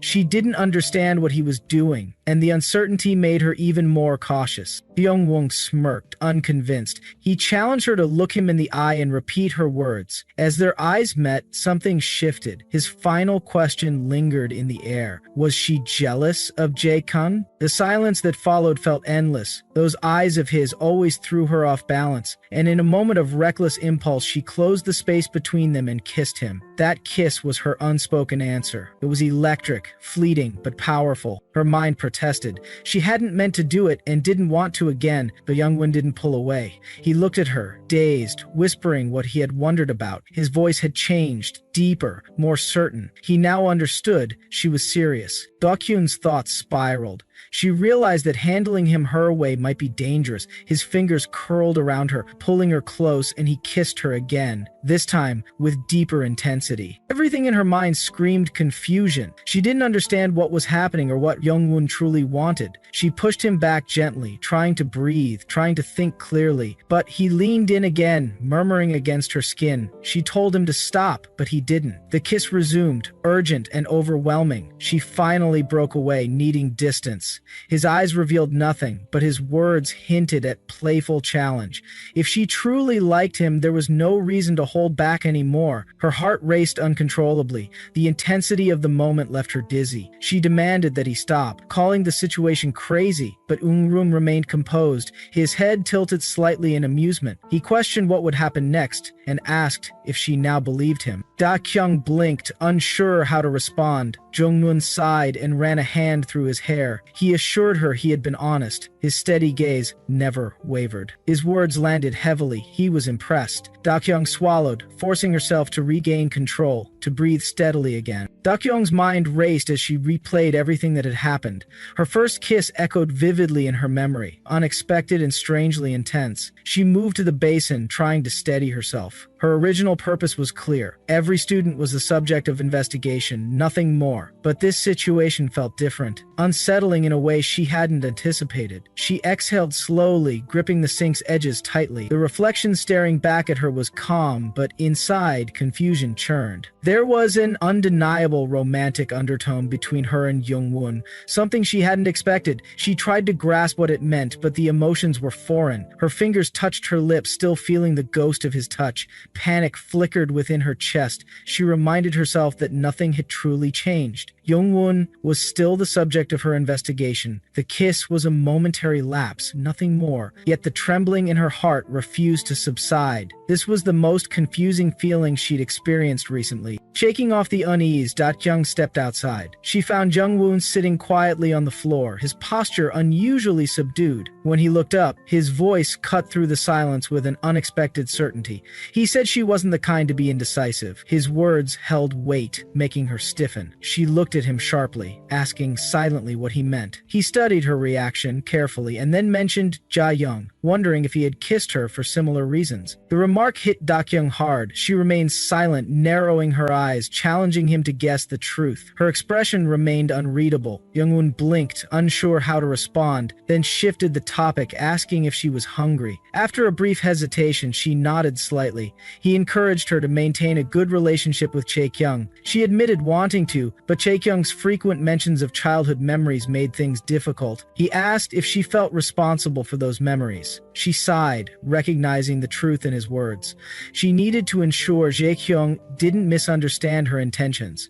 Her thoughts tangled as she wondered what to clarify first. She reminded herself that she hadn't done everything. Then the conversation turned to Lim Seon. Jungwon's tone grew serious as he suggested that if Lim Seon was connected to Shin Myung-won, the situation was more complicated. He asked if Da-kyung knew what had happened that day. She admitted she did not. Even Jae-kyung's injury had shocked her. She had felt anger but had not acted. She suspected Lim Seon had crossed a line she shouldn't have. Leon-won's gaze stayed steady. He said it was fortunate that Jae-kyung had recovered. Da-kyung nodded slowly, acknowledging this. She took a deep breath, trying to push away the weight of recent events. For now, they were eating together, and that was what mattered. The heaviness between them lightened, if only for a moment. Night fell, and the topic of sleeping arrangements arose. Jungwon chose the mat. Da-kyung's eyes narrowed, but she eventually agreed to stay in the living room too. He on the mat, she on the sofa. Silence wrapped the room. She glanced toward him, her mind restless. She whispered goodnight softly, uncertain if he was still awake. Her thoughts churned. Something felt off, something she couldn't pinpoint. There had been trouble with Hwang Yeon recently. She didn't know the details, but unease gnawed at her. Frustrated,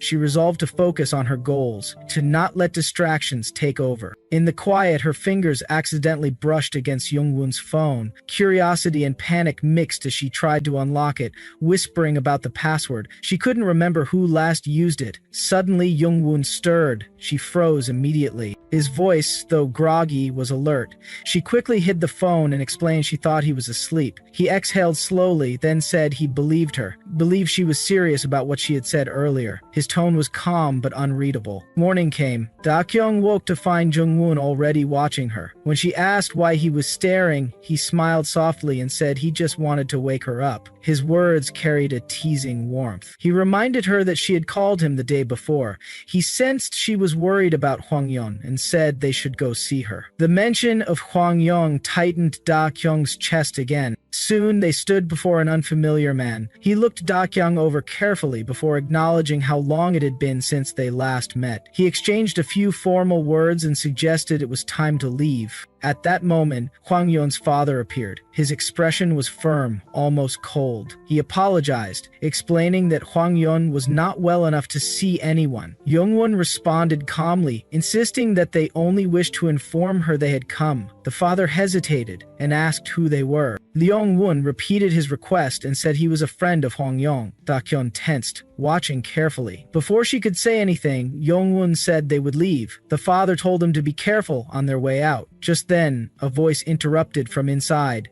Hwang-yeon herself had spoken. She told her father to let them in. Da-kyung was surprised by this sudden change. The father's tension became visible. He refused, saying no young man would enter the house. Da-kyung's eyes narrowed, questioning his harsh stance. The scene shifted smoothly to a quiet corporate office. Tae-kyung sat deep in thought, fingers tapping against the desk. The air was thick with tension. After a long pause, someone entered.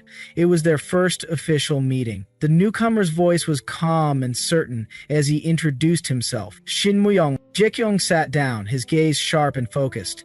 He leaned forward slightly, showing both caution and curiosity. The man before him remained silent for a moment, studying Jae-kyung carefully. When he finally spoke, his tone was formal, emphasizing the honor it was to meet him. Jae-kyung did not respond with warmth. His expression stayed unreadable, signaling that he intended the meeting to be brief and without unnecessary words. Jae-kyung wasted no time. He cut straight to the point, questioning the man's involvement in recent events. The atmosphere thickened as the man's brows furrowed, unease flickering in his eyes. He feigned ignorance, pretending not to understand the implication. Jae-kyung remained calm but firm, revealing that he had already checked the man's name on the stranger's list from the day in question. His tone carried the confidence of someone who had long pieced the puzzle together.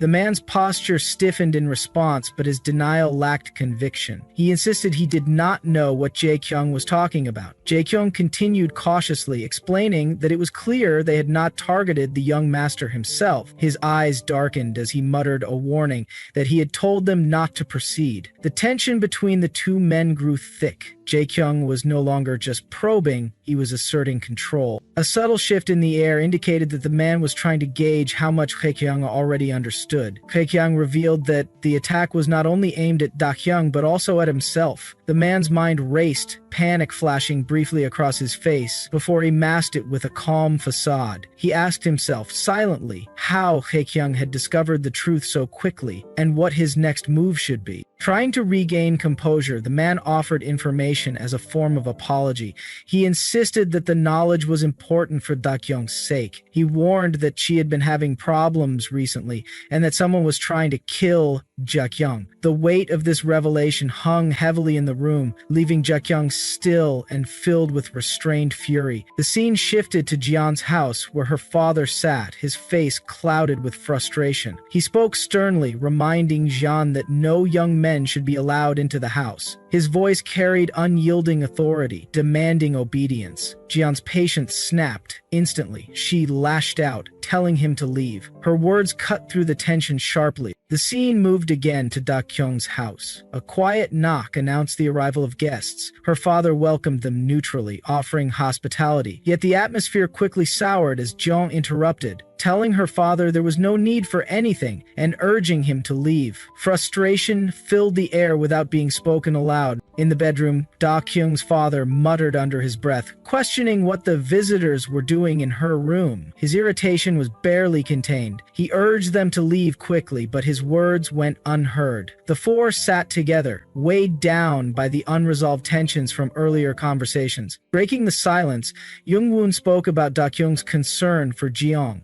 He revealed that Da-kyung had cried all night worrying about her. Ji-yeon's expression shifted, quiet and uncertain at first. Young-woon gently pressed, asking if she was okay and able to talk. Ji-yeon exhaled, admitting she did not remember much from that time and that it was okay. Leon-woon reassured her, saying it was better to forget bad memories and let go of anything negative. His words were meant to comfort, though Ji-yeon's mind stirred with lingering doubt. She glanced at Da-kyung and encouraged her to speak. Da-kyung hesitated, but finally said that whatever she had said earlier was fine. Ji-yeon sighed, admitting that she was the one who should apologize. The vulnerability in her voice caught Da-kyung off guard, and she remained silent for a moment. Ji-yeon asked cautiously if Da-kyung's actions were because of the grading system or some other reason. She wondered if Da-kyung was upset with her for being at the 3rd level. Da-kyung's reply was firm and clear. She said she did not care about levels and insisted that was not the reason behind her behavior. She reminded Ji-yeon of what she had told her before and watched Ji-yeon's reaction closely. Ji-yeon's voice grew quieter, frustrated but sincere. She accused Da-kyung of not understanding the difficulties low-grade students faced. Ji-yeon explained how she had felt the attention and treatment given to low-level students during the year. Her voice cracked slightly as she warned Da-kyung not to say things without knowing the truth. Tears threatened to fall as she expressed how much she had suffered. Da-kyung's voice softened in response, apologizing quietly and accepting the situation. She said they would do it for the other boys and told Ji-yeon to treat her as before because it was annoying to feel embarrassed. Ji-yeon was caught off guard by this statement. Yoon-woon stepped in, telling Ji-yeon not to pay attention to what Da-hyun said. He acknowledged that Da-hyun might have said cruel things, but she truly cared about Ji-yeon. His gaze shifted to Da-kyung as he pointed out her shyness, suggesting she was honest even if her words sounded harsh. He chuckled softly and reassured Ji-yeon once again to ignore the harsh words. Da-kyung exhaled in resignation and shifted the topic to what she had done that day. She admitted that despite her personal feelings, she had acted out of necessity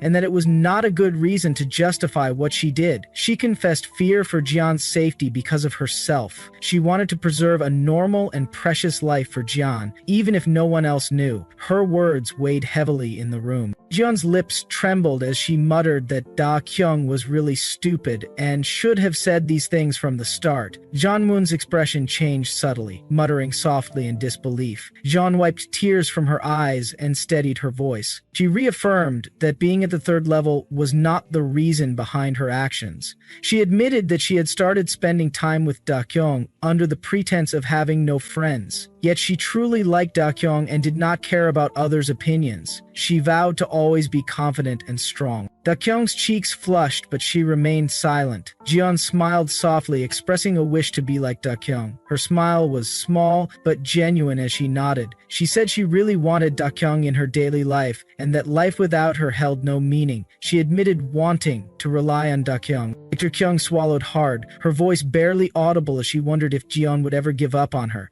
Jian's smile widened, assuring her that she would not, because they were friends. The reconciliation with Ji-yeon happened almost like a daze. Despite the situation returning to where it all started, there was no regret because, although Ji-yeon said she did not want to reconcile, deep down, relief was evident in her eyes. A part of me believed I shouldn't have made peace with her, but that moment had already passed. Ji-yeon reminded me that she had already agreed to go to the beach with me. Her tone carried a slight edge as she held a bikini, frowning in irritation. She questioned why she was being made to wear something like that. Jung-woon chuckled softly, teasing her that the bikini was beautiful. Ji-yeon glanced at him with mild exasperation, and I wondered briefly how much wealth had been spent just to make this reconciliation happen. I finally said I would look at the bikini later and buy my own, but Gon insisted, mentioning that the clothes were new, tags still intact, and urged me to take them. The argument was small, but the tension remained in the air. The boys, having been kicked out of the room, stood awkwardly in the hall. Jung-woon murmured about how well Ji-yeon and I really got along. The other boy nodded in agreement and thanked me for coming willingly, calling me brother. The exchange was brief but carried a genuine warmth. Suddenly, Ji-yeon's father appeared unexpectedly. His expression was hard to read. He muttered something about a beautiful friendship and that Ji-yeon had made a good friend. His eyes were red-rimmed as he sat on the floor, gripping his knees tightly. His voice was strained and his presence brought a heavy silence. Ji-yeon questioned his presence with concern. Before the conversation could continue, a sharp scream shattered the quiet, sending everyone into alarm. The scream was immediately recognized as Ji-yeon's voice. The tension snapped like a tightly pulled string. Without hesitation, everyone rushed toward the source, pushing open a door to find the scene inside. Da-kyung was there, her scars stark and visible under the dim light. Ji-yeon's breath caught, her gaze falling on the scars covering Da-kyung's body. The air thickened with unspoken emotions as Ji-yeon acknowledged the scars as signs of domestic violence and expressed the need to call the police. Jung-woon intervened urgently, asking Da-kyung to put on some clothes. His voice carried a protective desperation. Ji-yeon's father stepped forward with authority, demanding to know why everyone was there and ordering them all to leave immediately, insisting no one should look further. His voice was thunderous, shaking the room. After the commotion, silence fell again, tension thick but unspoken. No one dared to address the incident directly. Ji-yeon finally spoke, quietly, reminding Jung-won that they had agreed to go to the beach together. Jung-won hesitated but affirmed that they must go together. Ji-yeon's eyes narrowed slightly in response, stubbornness clear as ever. Leon-won sighed, questioning why he should go with kids like them. Ji-yeon challenged his age. He revealed he was 28 years old. Ji-yeon's eyes widened in surprise, teasing him to call her uncle, lightening the mood slightly. Jung-won then shifted focus, saying he had something for Da-kyung, the thing she had asked for earlier, which she wanted him to give her the day before. Da-kyung hesitated, but finally handed over a group photo taken during the sports festival. Gon's eyes brightened with excitement, calling the photo awesome. Another boy grinned and said he had one too. Da-kyung acknowledged it was not hers but belonged to JH, noting that Lee JH also had one. The words held unexpected weight. Da-kyung expressed surprise and a plan to get along better with JH. She offered to help deliver the photo, but Ji-yeon quickly responded she could give it to him directly. Jung-won asked if Ji-yeon and Da-kyung fought as soon as they met. Ji-yeon scoffed and assured Ji-yeon that was not the case, but doubt lingered in the air. Jung-won muttered that the fights happened because Ji-yeon was stubborn, and that their relationship was almost torn apart. Time passed quickly and the weekend arrived. Ji-yeon announced their plan for a round trip on Saturday, commanding everyone to make time and insisting that Jung-won must come as well. The plan was set. Despite the arrangement, Da-kyung couldn't shake a nagging thought about Lee JH. She glanced at her phone where a message blinked, asking if she was there. She inhaled sharply, murmuring Jae-kyung's name and noting she had just met Shin Moon-woon. Her pulse spiked slightly as she stood up. Jung-woon's voice called out, snapping her from her thoughts. He said he was going out to make a phone call. Da-kyung ignored his question about the call and who it was for, stepping outside and dialing. Her voice was uncertain as she spoke the name Jae-kyung and asked what he meant. Jung-won stood silently behind her. Ye-kyung's clipped voice came from the phone, asking if she wanted to come to Hwang-yong's place. Da-kyung quickly declined and promised to call again later. Jung-won crossed his arms, interrupting with a reminder that she didn't have to care about the situation. Da-kyung sighed and explained that it was different now. This was her business too.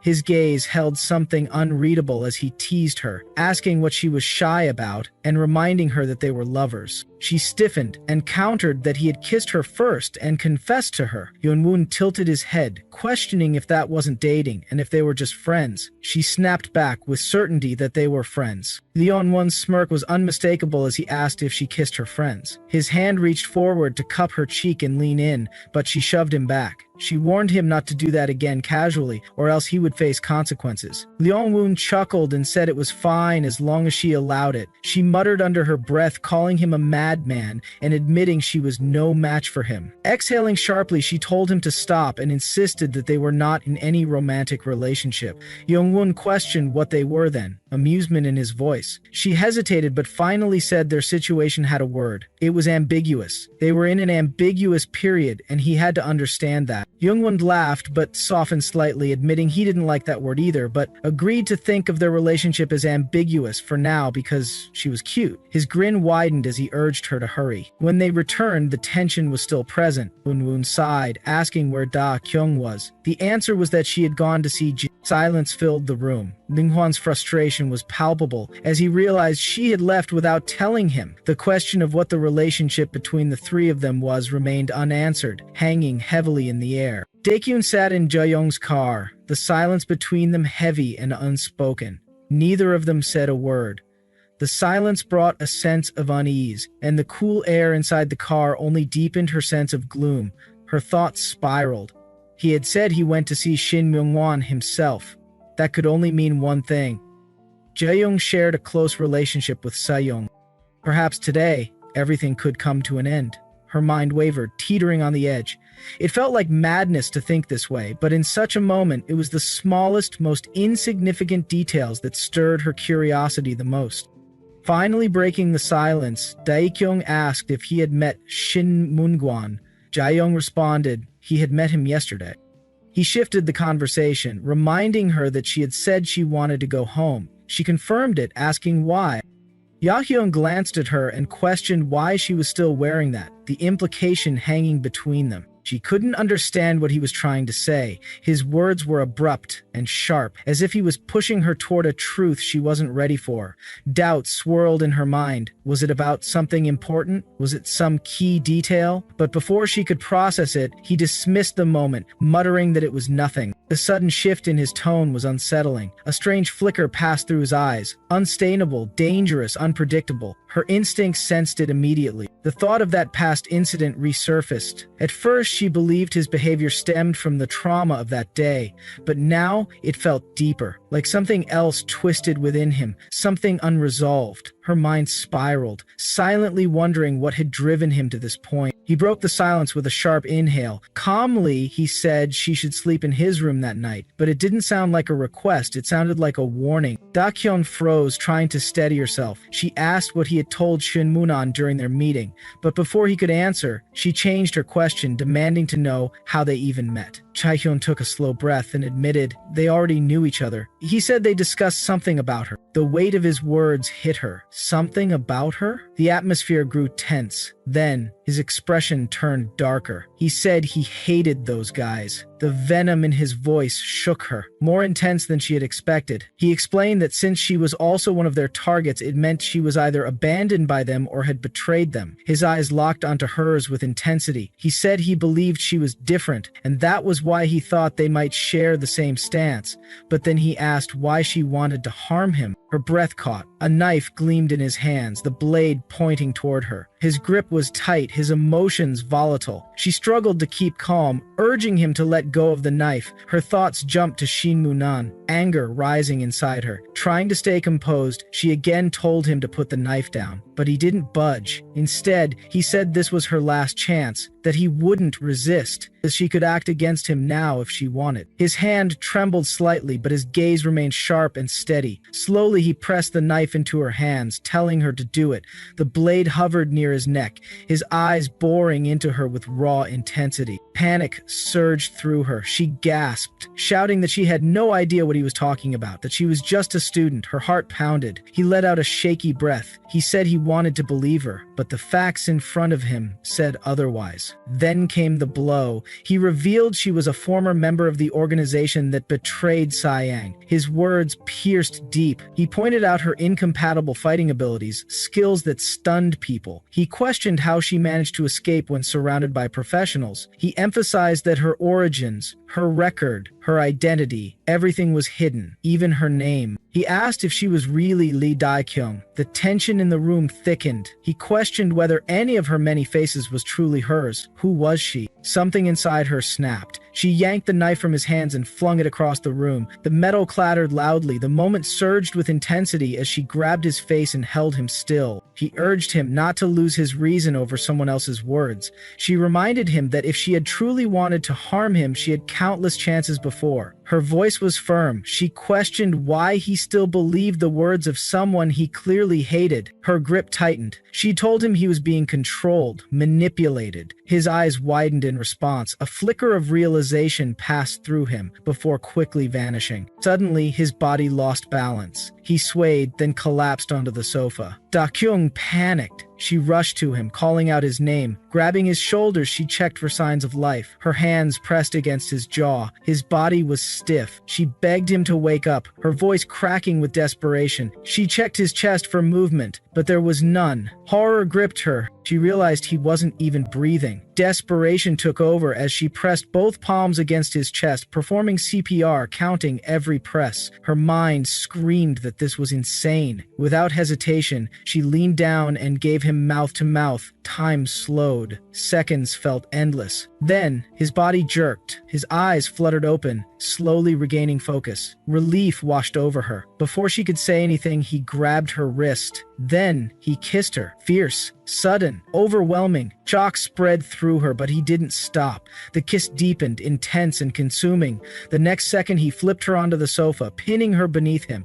His breath was ragged, hot against her skin. She stammered, asking what he was doing, fear creeping into her voice. His stare was raw and unfiltered. She asked softly if he was okay, uncertainty coloring her tone. He let out a sharp breath, muttering under his breath. He admitted he didn't understand anything anymore. He clenched his jaw, his voice low and full of confusion. He questioned what exactly he wanted from her. Something dark and uncontrollable lingered in his tone, something intense, something dangerous. Jaehyum sighed, weighed down by memories that still haunted him. He had been weak since childhood, suffering from an incurable disease. That frailty had shaped his entire life. He remembered a childhood fight, fists flying in a meaningless scuffle. The boy he fought lashed out, accusing Jaehyum of targeting him unfairly just because he insulted someone's poor mother. The fight itself didn't matter. What stung were the words that followed. Blood dripped from Jaehyum's hand. A familiar voice called out in alarm, snapping him back to reality.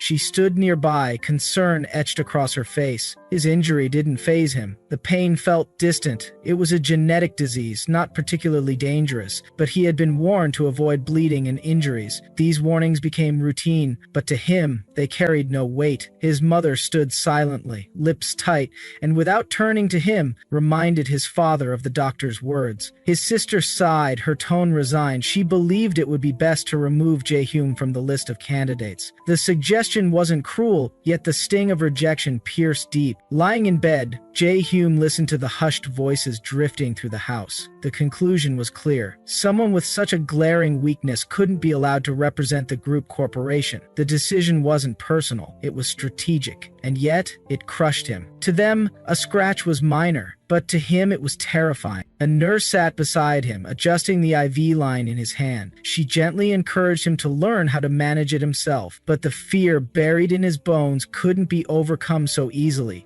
His mother entered the room, her voice laced with fake warmth. She asked if he was still awake, calling him the youngest with a forced smile. She gestured at him vaguely, asking a man beside her to look at how cute he was. The man wasn't his father, he was a butler. His mother ordered him to address Hume properly. The butler nodded and introduced a new figure, Director Shin Moo-young-woon. The name felt unfamiliar and unsettling. The director greeted him coldly. Jaehyum sensed the unease in the air, thick and suffocating. He wondered if he would ever exchange such formalities without being weighed down by uncertainty. The answer came silently from his mother. He wouldn't. Shin Moo-young-woon acknowledged that Jaehyum had been removed from the list of candidates. His mother agreed, her voice growing colder, affirming that his health was unreliable. Jaehyum barely heard her. He was focused on something else. Under her heavy perfume, the scent of blood lingered. His stomach turned.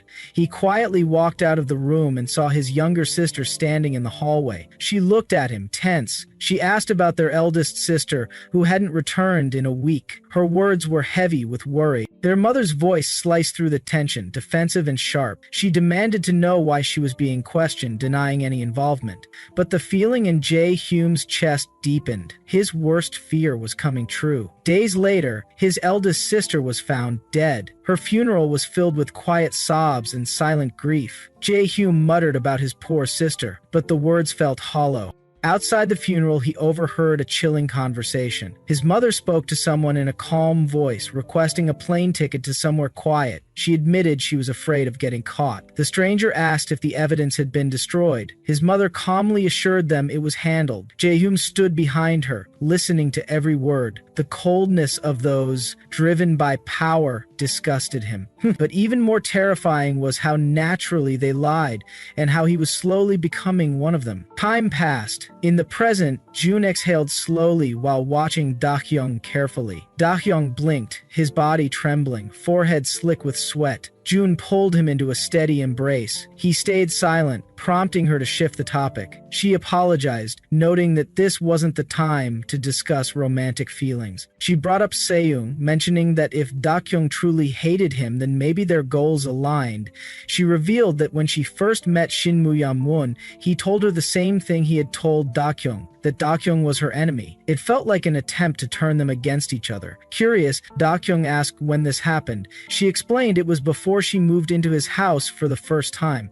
Her visit wasn't because she believed Shin. It was to verify things for herself. To her, Da-hyung was more trustworthy than the director. He questioned why she had such faith in him, especially since they hadn't known each other long. She pointed out that even now, he was still concerned about her. That concern meant something. However, she admitted she couldn't fully trust him yet. For her trust to deepen, she asked him to reveal everything, especially his connections with Shin and Seung. His face showed surprise. He hesitated, then leaned back and said he needed time. She accepted this, saying she would return to her room. As she stepped away, she pulled out her phone and made a call. A familiar voice greeted her, introducing himself as Shin Mu-yam-won. Her hand clenched around the phone. Her voice dropped, heavy with anger and threat, demanding to know what he was doing. The weight of everything, lies, manipulation, death, and betrayal, hung in the air, and there was no turning back. Daekyun clenched her fists, frustration burning beneath her skin. She couldn't believe he had told Lee Jae-hyung. Her tone grew sharper, filled with anger. She questioned his motives, wondering why he was holding her back. He remained calm, almost amused. He said he trusted her, adding that the ground becomes stronger after rain. He saw this moment as a chance to strengthen their bond. Da-hyung dismissed his words, telling him to stop wasting time and act quickly. His voice stayed steady as he warned her if she failed, she'd be the one to suffer. He reminded her of Hwang Ji-on, hinting that the girl had become a casualty because of them. Her expression darkened as realization sank in. She asked if it was really his doing. He confirmed it with a smile. The oil explosion was no accident. It had been their work. He told her to act quickly and take this opportunity. Leaning back, he made it clear he expected results the next time they met. Then, he walked away, leaving her boiling with rage. She cursed, biting her lip hard, thoughts racing. She needed to kill Shin Mu-yam-won as soon as possible, but had no idea how. Urgency took over as she stormed into the library, her fingers brushing along bookshelves, eyes scanning for something useful. Then she stopped. A book she had wanted before but couldn't get now stood within reach. She pulled it out, and a hidden passage opened before her eyes. Shock rooted her in place. Her breath quickened as she stepped inside. The space was filled with supplies, a stash of medicine, bloodied clothes, and a gun. The weight of the discovery hit her hard. She realized everything pointed back to Lee Jae-hyun. Before she could process more, a voice echoed behind her. Panic surged. Footsteps approached. A man entered, addressing her cautiously. She quickly masked her fear and pretended to be reading, but he noticed the book in her hands was upside down. Before the moment escalated, a loud noise interrupted them. He too heard it and mentioned it came from outside. He questioned her again, pressing for a proper answer. She repeated her excuse, sticking to her story. He studied her face carefully and asked if she was lying. She smirked in return. Just then, another voice joined them. A shift in tension followed. The second figure addressed Jae-hyun, explaining the situation. Jae-hyun looked straight at Da-hyung and asked what she was doing there. She took a breath and responded with a partial truth. She had gotten angry during a call and punched the bookcase. That part was true, she told herself. Jae-hyun paused, then nodded and told her to come to his room. His bodyguard hesitated, unsure, but Jae-hyun dismissed his concern. He told Da-hyung he would place some trust in her and held out a vial of medicine. He said he needed regular injections of it for a hereditary condition. She observed the medicine closely and asked what it was. He explained that it was a coagulation factor, not anything suspicious. This was confidential, he added, and no one else should know. She examined the vial and asked again if it was really nothing more. He scoffed, questioning what kind of person she thought he was. But in her mind, doubts remained.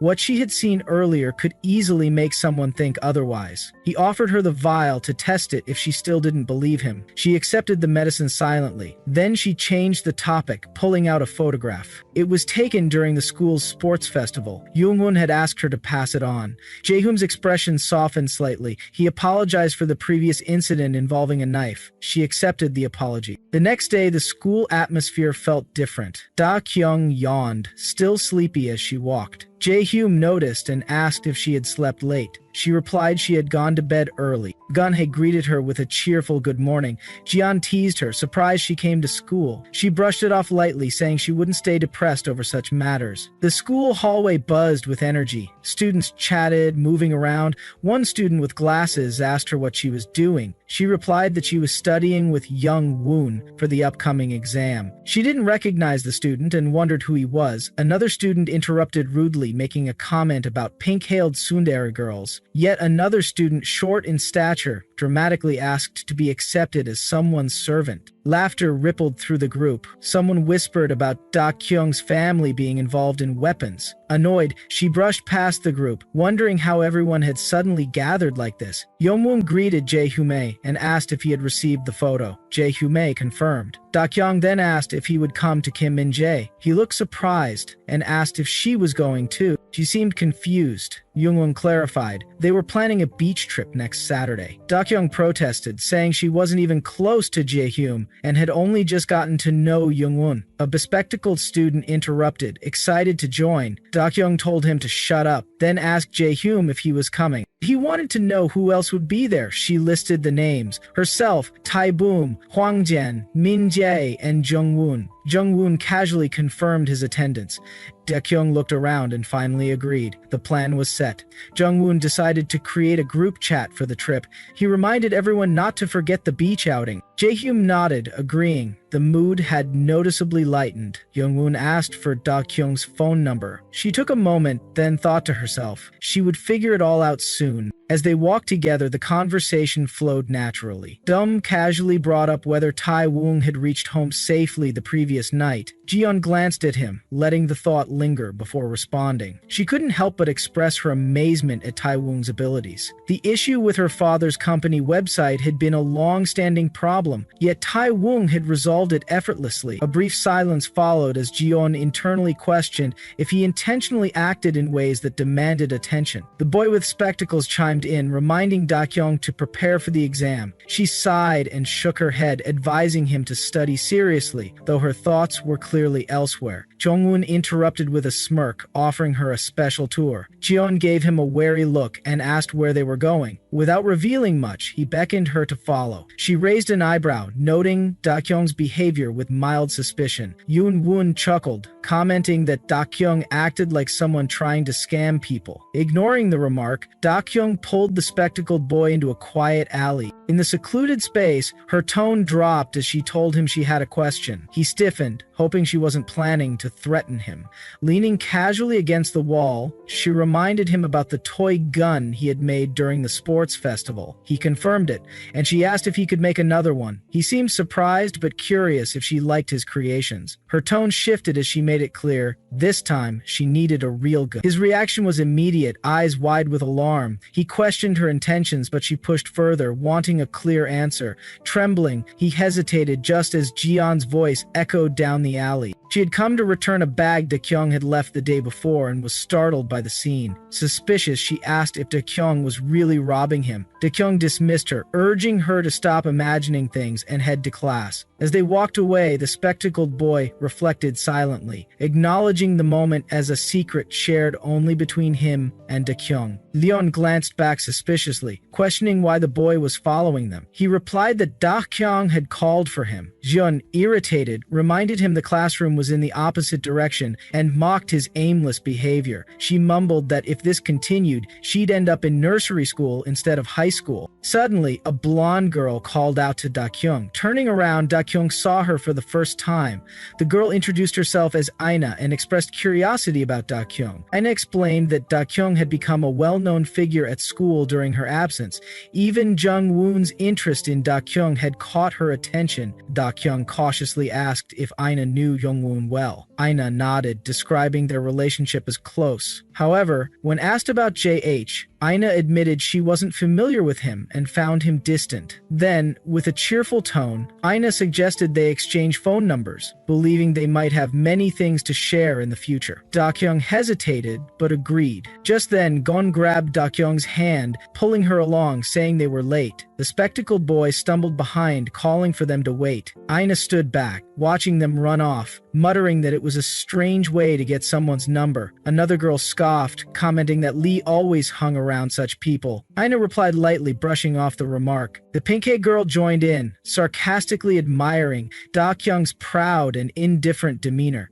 Another girl warned Aina that compliments like those were unlucky coming from someone ranked number 1. Aina only shrugged, apologizing casually and calling it her only flaw, being too kind. As the group moved toward the classroom, the pink-haired girl complained about being hungry and hating 4th period P class. Young suggested they get 2 meals at lunch. The girl protested, worried about gaining weight, but eventually agreed, laughing. She admitted that Da-hyung was hard to handle. Outside on the playground, students were playing volleyball, laughter and cheers filling the air. Jiyeon shouted out answers, suggestions for an exam question while watching the game. Daekyun noticed how familiar and relaxed the group had become with each other. Ji-young teased that Ji's brain didn't seem so sharp. Jiyeon glared back, annoyed at the remark. Aina watched from the side, smirking as she observed the interactions. She commented on how cool June looked, and someone nearby agreed, calling June the top student in school. Aina admitted she hadn't seen June in a long time. Da-kyung observed how Aina's tone changed slightly when talking about June. Aina remarked that June had suddenly reappeared because of the upcoming exam and likened her to a cunning wolf. She exhaled, wondering aloud what it would be like to already learn from someone like that. The spectacled boy asked why she had looked for Han Jung-woon. He explained that Yeonjun had always been the top student in his first year, scoring perfect marks in every subject. Da-kyung appeared surprised. He added that Yeonjun-woon's streak continued until he entered high school, where he suddenly slacked off, likely betting everything on the college entrance exam. The mood shifted. Gon warned Di-yum to stay away from Aina. Di-yum asked why, but was told to simply follow the advice and not engage in a psychological battle with her again. Confused, Di-yum said Aina had been kind. The spectacled boy sighed, saying that's exactly the problem. Aina's friendliness made anyone criticizing her look like a villain. Before he could elaborate, a volleyball flew toward them. Jiyeon barely had time to react before Da-kyung caught it with one hand. Jiyeon quickly asked if she was okay. Aina came over, expressing concern. Da-kyung tossed the ball back and thanked them. The spectacled boy whispered that it seemed intentional. Da-kyung narrowed her eyes, agreeing it was likely.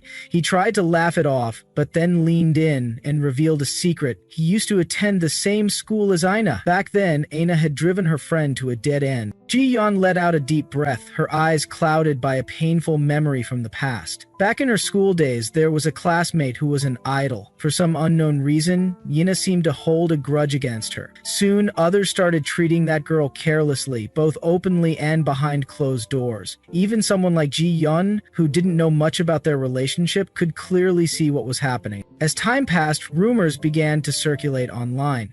The girl was accused of being the culprit in a serious incident. At the peak of her rising career, she was suddenly expelled from her idol group, but in reality, she was the victim. Ji-yeon clenched her sleeve tightly, convinced it had all been orchestrated by Yina. If things had stopped there, it might have been bearable, but the girl tried to reveal the truth and expose Yina's actions. Her efforts sparked chaos in the school, leading to frequent fights and disruptions. Eventually, the devastating news came. She had taken her own life. Ji-yeon believed Yina and her influential family had pushed her to that point, using their power and connections to silence her. Yina remained untouchable, reigning at the top. Ji-yeon had attended that school and knew the truth, but no one else seemed to. Suddenly, a volleyball flew through the air and struck Gon in the face. As she winced, Yina rushed over with concern. Her nose was bleeding, and Yina insisted she go to the infirmary. A nearby girl muttered an apology, and Yina glanced at Gon's dirty uniform, agreeing she should get it checked. Gon muttered a reluctant response, and Yina, visibly irritated, handed her a handkerchief. The situation clearly frustrated her. Dakyung observed the group closely. She asked Jean if those girls were the same ones playing earlier. Jean confirmed it and asked why.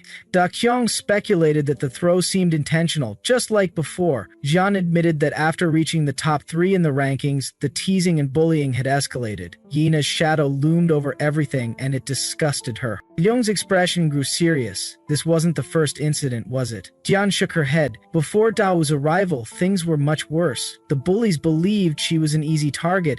Jungwon scoffed, comparing it to how Jian often treated him. Jian glared back, calling him the strong one, and Jungwon chuckled, calling the school a true survival battleground. After a brief silence, Yongren noted that this was usually when Jian would insult him. Frustrated, she did just that and stormed off toward the bathroom. Yongren blinked, unsure if he'd gone too far. No one responded, and he walked away. Moments later, Yina approached Dakyung, asking about Gon's condition. Dakyung replied that it was just a nosebleed. Yina pretended to be concerned and expressed hope that she hadn't hurt her, but Dakyung confronted her directly, pointing out that her friends were bullying Jian. Yina's expression flickered. She acted surprised and claimed ignorance, saying she would talk to them. She wondered aloud why they acted that way. Dakyung studied her carefully, commenting that Jiang's closeness with Jungwon probably made things more complicated. Yina gave a small smile and said she believed in justice. She brought up the rumor that Jiang had bullied Dakyung before. While claiming she didn't support bullying, she asked for Dakyung's opinion on the matter. Dakyung firmly stated that she believed in justice. Yina appeared thoughtful. She noted that people often escaped consequences through power and money. Then she added that there had always been one method to stop such people: death. Jungwon gasped, and Dakyung's expression didn't shift. Yina smirked, saying, "People always broke down in the face of death." Her gaze stayed steady, finding Dakyung more interesting by the second. She tilted her head slightly, saying they seemed to get along well. Yongwo then asked if Yina and Yongwo had a good relationship. Yina laughed, saying they were just classmates, though she didn't really know him. That detail caught Dakyung's attention. Yina lowered her voice and revealed they had once shared a secret relationship. That confirmed Dakyung's suspicion. Yina was the one she needed to get close to. Jungwon brushed it off as uninteresting, but Yina turned to Dakyung and stated that whatever they had was now over. There was nothing left between them. Dakyung handed Yina her phone and asked for her number. In her mind, she knew this connection would help her uncover everything about Han Jungwon. Yina agreed with a smile. Dakyung felt a small sense of triumph. She was finally making progress. The volleyball game resumed, but Dakyung's thoughts remained elsewhere. Jungwon asked her what was wrong. Dakyung calmly stated that her actions were nothing compared to his bullying tactics, but bullying the weak was still wrong. Jian sighed, asking why she brought it up now. Before she could respond, someone called Dakyung to the stage. Annoyed, she asked why it had to be with them. She turned to Jian with a sharp look and asked if she wanted revenge. Jian looked confused. Dakyung said she could help and promised those girls would never touch her again. But Jian had to make a promise in return, to never bully anyone again. Jian hesitated, then agreed, frustrated but sincere. She asked why Dakyung was suddenly helping her. Dakyung smiled, her voice cool with certainty, because that was her strength. The game had barely started when tension pierced the court. A girl hurled the ball with fierce intensity, and it slammed into Dakyung with unexpected force. Shock rippled through the players as Jian stood frozen in disbelief, questioning the ball's weight. The whistle confirmed the start of the match before anyone could recover. Gon rushed to check on Dakyung, scanning her for injuries. She muttered under her breath, convinced the opponents were targeting her. As she winced, her ankle throbbed, signaling a possible twist. Her frustration boiled over, and she snapped at the referee, demanding attention to the hit. Jian quickly defended herself, insisting she wasn't touched. Dakyung countered, pointing out Jian's hesitation. The referee remained silent. Whispers from the sidelines painted Dakyung as a troublemaker. Yina, arms crossed, asked again if Jiang had really not been hit. The referee finally nodded, subtly indicating contact. Da Chung, exasperated, took charge and left the field. A boy with glasses questioned her elimination. Yan, now off the court, admitted she didn't feel the ball touch her. Gon agreed, confused by the decision. The spectacled boy clarified that the ball had brushed through her hair, and hair still counted as part of the body. Gon sighed, wondering why Da Kyung hadn't protested more fiercely, especially after vowing revenge. Before the thought could settle, a ball slammed into the chest of the spectacled boy. The thrower casually asked for the ball back. Despite the hit, he smiled, claiming it felt like a reward. John stepped forward and tossed the ball to Da Kyung. Da Kyung caught it effortlessly. With focused eyes, she launched it at her targets. Yina flinched, but reacted too late. The ball grazed her shoulder and struck another girl behind her. The referee declared both out. Concerned, Yina's friend ran over as the crowd gasped. 2 eliminations in a single throw left everyone stunned. Yina, rubbing her shoulder, worried about bruises. Da Kyung called out to Jeong, who responded with a cheer, impressed by the double hit. Calm and composed, Da Kyung stood tall as murmurs spread through the crowd. People realized she had hidden her true strength, waiting for the right moment. She picked up the ball again. Her aim was precise. With barely any reaction time, another opponent was hit. Gasps echoed again. The crowd marveled at her skill. 1 more player eliminated. The spectacled boy was speechless, convinced the opposing team stood no chance. Whispers turned to commentary, some admiring, others bitter. Jeon, watching from the side, noticed something others missed. Da Kyung was intentionally throwing crooked, forcing the opponents to hold on to the ball. Realization struck. She wasn't just eliminating them, she was punishing them. Her fast, heavy throws were designed to hurt. The opponent gripping the ball winced in pain. Her hands trembled, unsure if she could continue. She questioned if she should forfeit. Yakyung coldly told her to stop wasting time. From the sidelines, Jiyeon shouted in support, labeling the girl a troublemaker. The crowd erupted with cheers. Excitement turned intense. Cries for destruction filled the air. Jiyeon, growing uneasy, called to Dakyung once more. With a powerful throw, Dakyung targeted the struggling girl. The crowd gasped as the final blow landed. Jeon squealed in delight, hugging Dakyung in admiration. The spectacled boy, half laughing, admitted to falling for Dakyung's merciless side. Yina walked over, still rubbing her shoulder. She complimented Dakyung's dodgeball skills, joking about the lasting pain from the hit. She casually invited her for a meal. But before Dakyung could respond, Jungwoon arrived with Janggun and Jae-hyun. Janggun playfully tapped the spectacled boy, teasing him about his absence during football. Dakyung noticed Jae-home and prompted him to greet everyone. Her attention then shifted to Yina. They acknowledged each other. It had clearly been a while. Janggun lit up upon recognizing Jungwon. John froze in place, confused by the sudden atmosphere shift. A whisper from nearby revealed the reason. They used to date. Ji-young gasped at the revelation. The mood changed instantly. Yina approached Yeonwon with a warm smile, asking how he had been. Yeonwon froze, his face blank. Dakyung sensed something was off. She wondered if the awkwardness stemmed from the unexpected reunion. Then Yeonwon's voice broke the silence. Quiet and unsure, he stared at Yina. He didn't recognize her. The words hit hard. The entire group fell silent. A stunned hush spread like wildfire. The final blow wasn't from the ball, but from Yeonwon's words. The realization struck everyone at once. Yeonwon's calm yet sharp tone unsettled the group. Yena's reaction was instant. Her body stiffened and a flicker of shock crossed her face.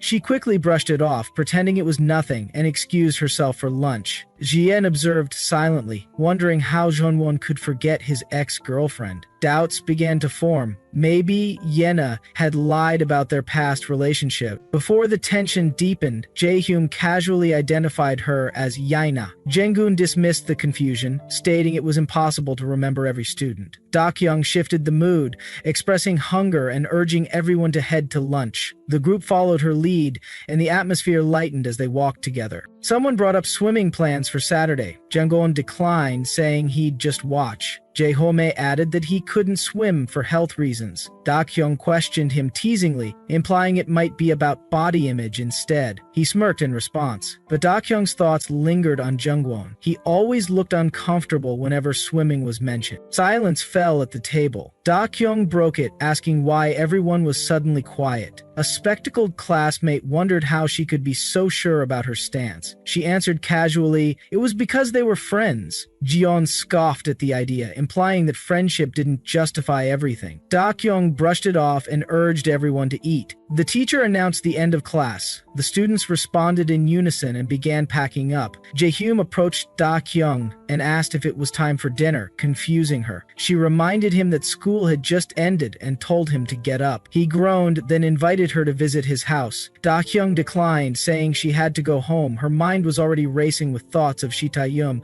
and the hidden room she needed to tell him about.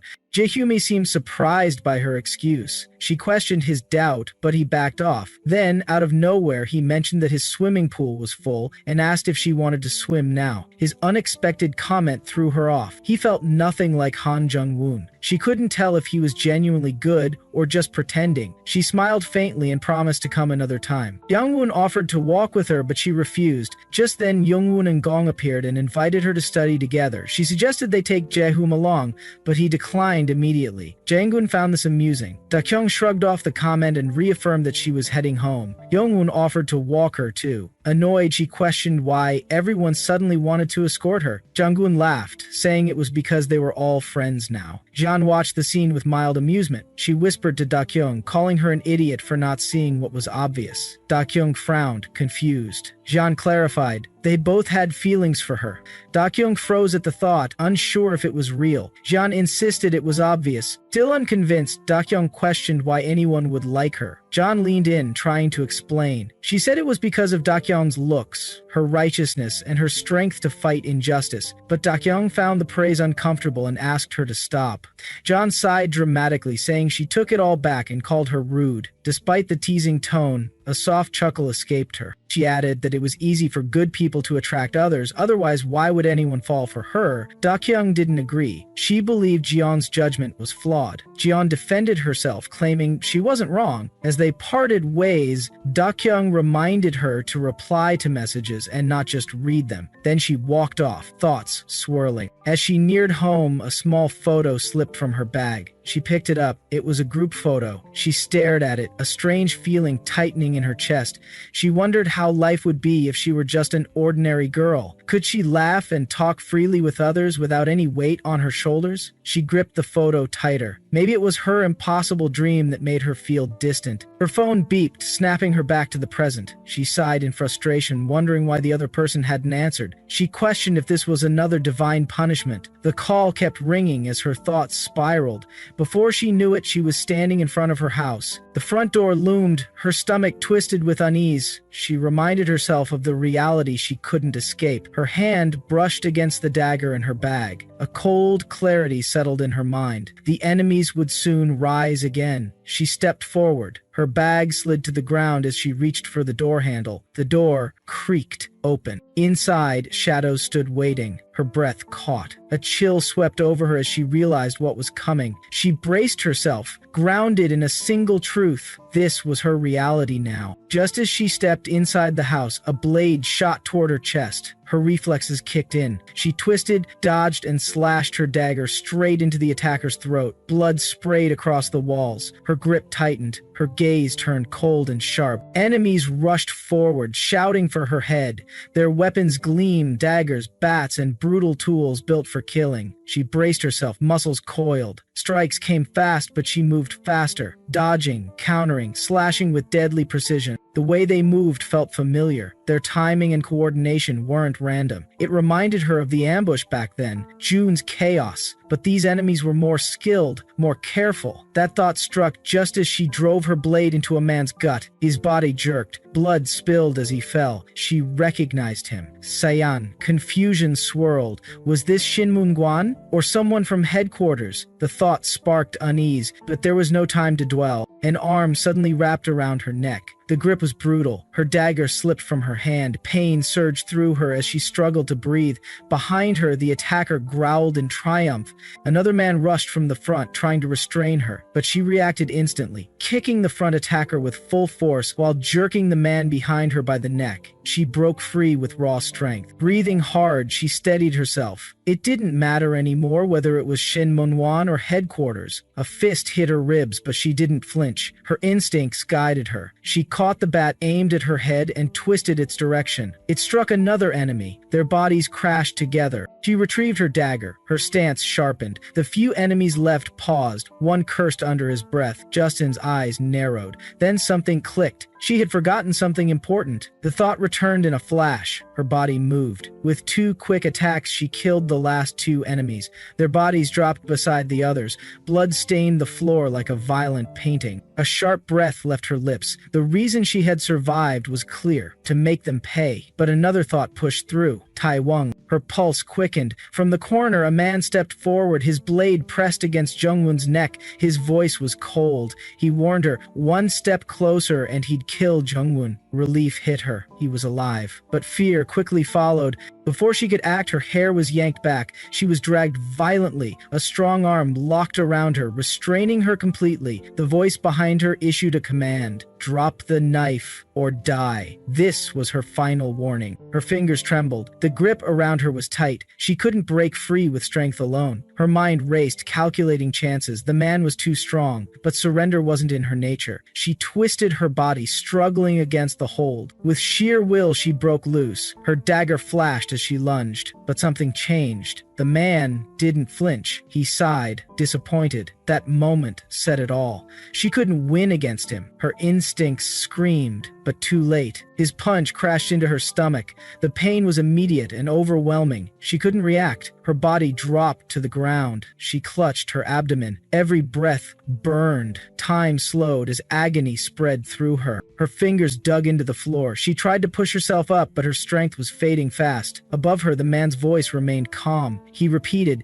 this was her last chance. Hyun was still restrained, his mouth taped shut, his eyes filled with emotion. The blade pressed harder against his neck. Justin's blurred gaze fixed on him. Her mind shouted at her to move. Every part of her screamed in resistance. She couldn't die like this. Not here, not now. Dakyung's heartbeat thundered like a wild drum in her ears, each beat echoing the rising danger she faced. The dim light barely illuminated the shadowy figure standing before her, but the glint of the dagger he held was unmistakably cold and deadly. It reflected faintly in the murky gloom, a silent promise of pain and death. The sharp, commanding voice that cut through the silence was like a whip cracking through the stillness, a stark warning that if she tried to run, the man chained beside her, Tai Wang, would be killed instantly. The words struck her like a jagged blade, sending a cold shiver crawling down her spine. Dakyun's mind reeled. It was a cruel trap laid bare before her eyes. The threat was not a shield protecting Tai Wang, but a leash tightening around her will, a cage forged of fear and helplessness. Staying put would not guarantee Tai Wang's survival, any more than fleeing would.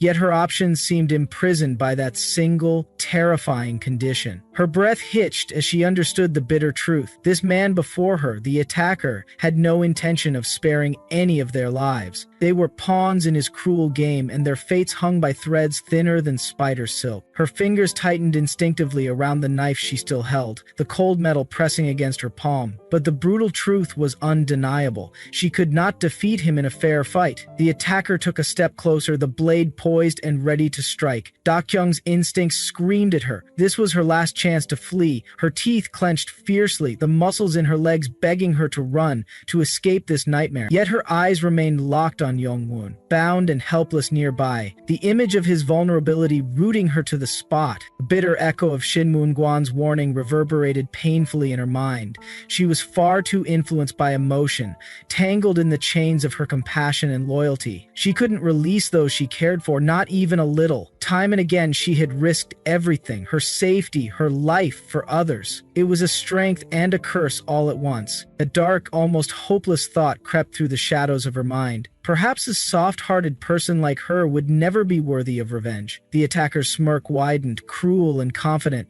his blade catching the faint light as he taunted her. His words hung thick and heavy in the air, a cruel dare, a challenge to run if she dared to defy him. But Da Kyung steadied herself. She gripped the dagger firmly, feeling a fierce surge of resolve rise within her chest like a blazing fire. For the first time, she felt an unyielding determination unlike any before. Even if death awaited her here, she would not bow down. She would not retreat. With sudden, explosive defiance, she hurled the knife not at the attacker directly before her, but at the man who held Tai Wong captive. The blade cut through the stale air with deadly precision. Time seemed to slow as the knife spun and flew, embedding itself deep into the man's skull with a sickening finality. The sharp impact echoed in the room, stunning everyone into silence. The attacker flinched, caught off guard by the unexpected move. For a brief moment, confusion flickered in his eyes. He had assumed the knife was aimed at him. In that fleeting pause, Da Kyung's cunning outsmarted him. But his shock quickly gave way to scornful rage. He spat accusations, mocking her for wasting her only chance to escape. To him, she had thrown away her sole weapon just to attack a secondary threat. Without hesitation, the attacker lunged forward in a swift, lethal strike, his dagger flashing like lightning through the dim light. Da Kyung's reflexes kicked in. She dodged quickly, barely escaping the deadly blade by the smallest margin. Her mind raced to keep up with his speed. He was faster, stronger, more skilled than she had anticipated. The sharp edge of fear cut deeper. Soon, she found herself driven back, trapped in a corner where the walls seemed to close in on her like a tightening vice. There was nowhere left to run. Time was slipping away like grains of sand through her fingers. Her survival depended on sheer willpower and quick thinking. Desperately, she reached out and grabbed the attacker's wrist, locking it tightly. Her muscles screamed under the strain as she summoned every ounce of strength she had to twist his wrist, aiming to disarm him. The pressure mounted, every second counting as her mind narrowed its focus to one single goal: break his grip. Just as she prepared to wrench the weapon free,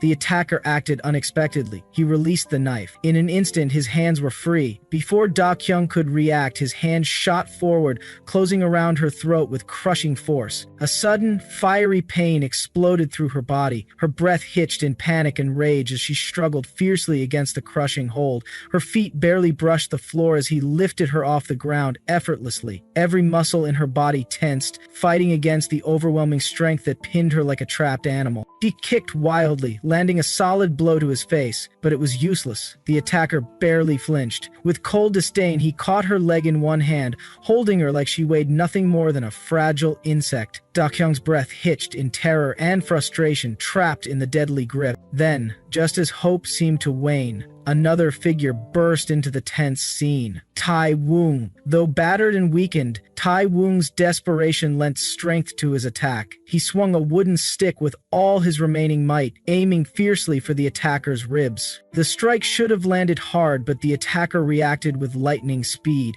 His bare hand shot up to block the blow, stopping the wooden stick effortlessly.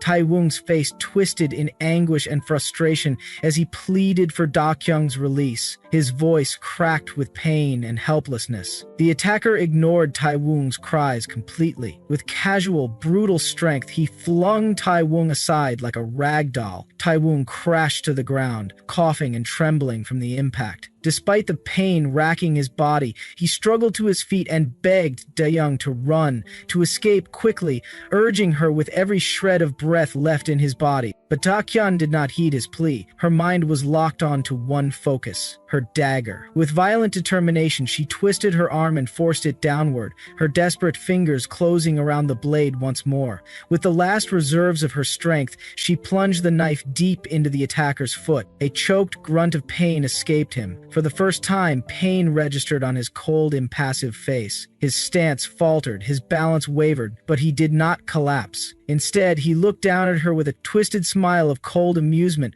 commenting darkly on her stubborn will to survive. Da Kyung's chest heaved with heavy breaths, her fury burning bright as she spat a curse in his direction. The battle was far from over. The fight for their lives had only just begun. Da Kyung stabbed the dagger deep into the attacker's foot, her grip steady despite the trembling in her body. Her breaths came ragged, her chest rising and falling with exhaustion spreading through her limbs. The man steadied himself, eyes narrowing at her stubbornness. He muttered about her tenacity, noting how weak she looked and questioning what she could still do in such a state. She gritted her teeth and lunged at him without hesitation. He dodged smoothly, his gaze sharp and calculating. Observing her movements, he thought she was too emotional. Her swings were wide and inaccurate, meaningless in his eyes. He almost felt amused but remained cautious. He admired the stubbornness of a wounded opponent, but believed her efforts would end there. Driven by pure desperation, Dokyeong's body moved instinctively.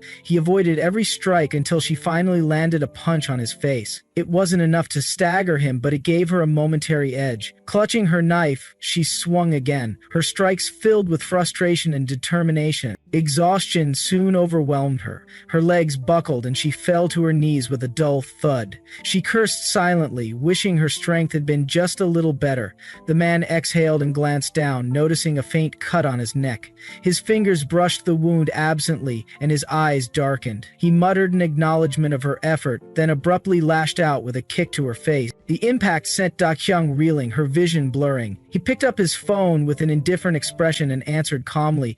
His voice was cold as he informed the director about the situation. Then, his expression shifted when he noticed Da-kyung struggling on the ground. His lips tightened as he locked eyes on her. He grabbed her phone and scrolled through it, his face unreadable. He mocked her, questioning why things had reached this point and why Lee Jae-hyun was still alive. He taunted her, suggesting that if she was in such a hurry, she should have dealt with it herself. Despite the pain in her battered state, Da-kyung's mind raced. She ordered him to instruct his troops to bring Lee Jae-hyun into his house. The man laughed, calling her an idiot and claiming she had no cards left to play. He dismissed her orders, warning that even gaining the president's favor would be useless without controlling people like him. He asked how far she thought she could climb and whether she was done with her foolishness. His smirk grew deeper as he reflected that if she had cooperated, he might have given her one last chance, but now there was no choice left. He ordered Young Chul to take her back alive. Young Chul stepped forward, eyes sharp. He taunted Da-kyung, questioning her boldness and daring her to speak freely in front of President Lee. Da-kyung's pulse thundered as the man stepped closer, looming over her. He accused her of foolish resistance and declared that people like her should have been eradicated earlier. He roughly forced her mouth open, but before he could finish, a sudden jolt interrupted everything. Tai-woong appeared, delivering an electric shock from his taser to the man's neck. The man convulsed and stiffened, his body racked with pain. Tai-woong rushed to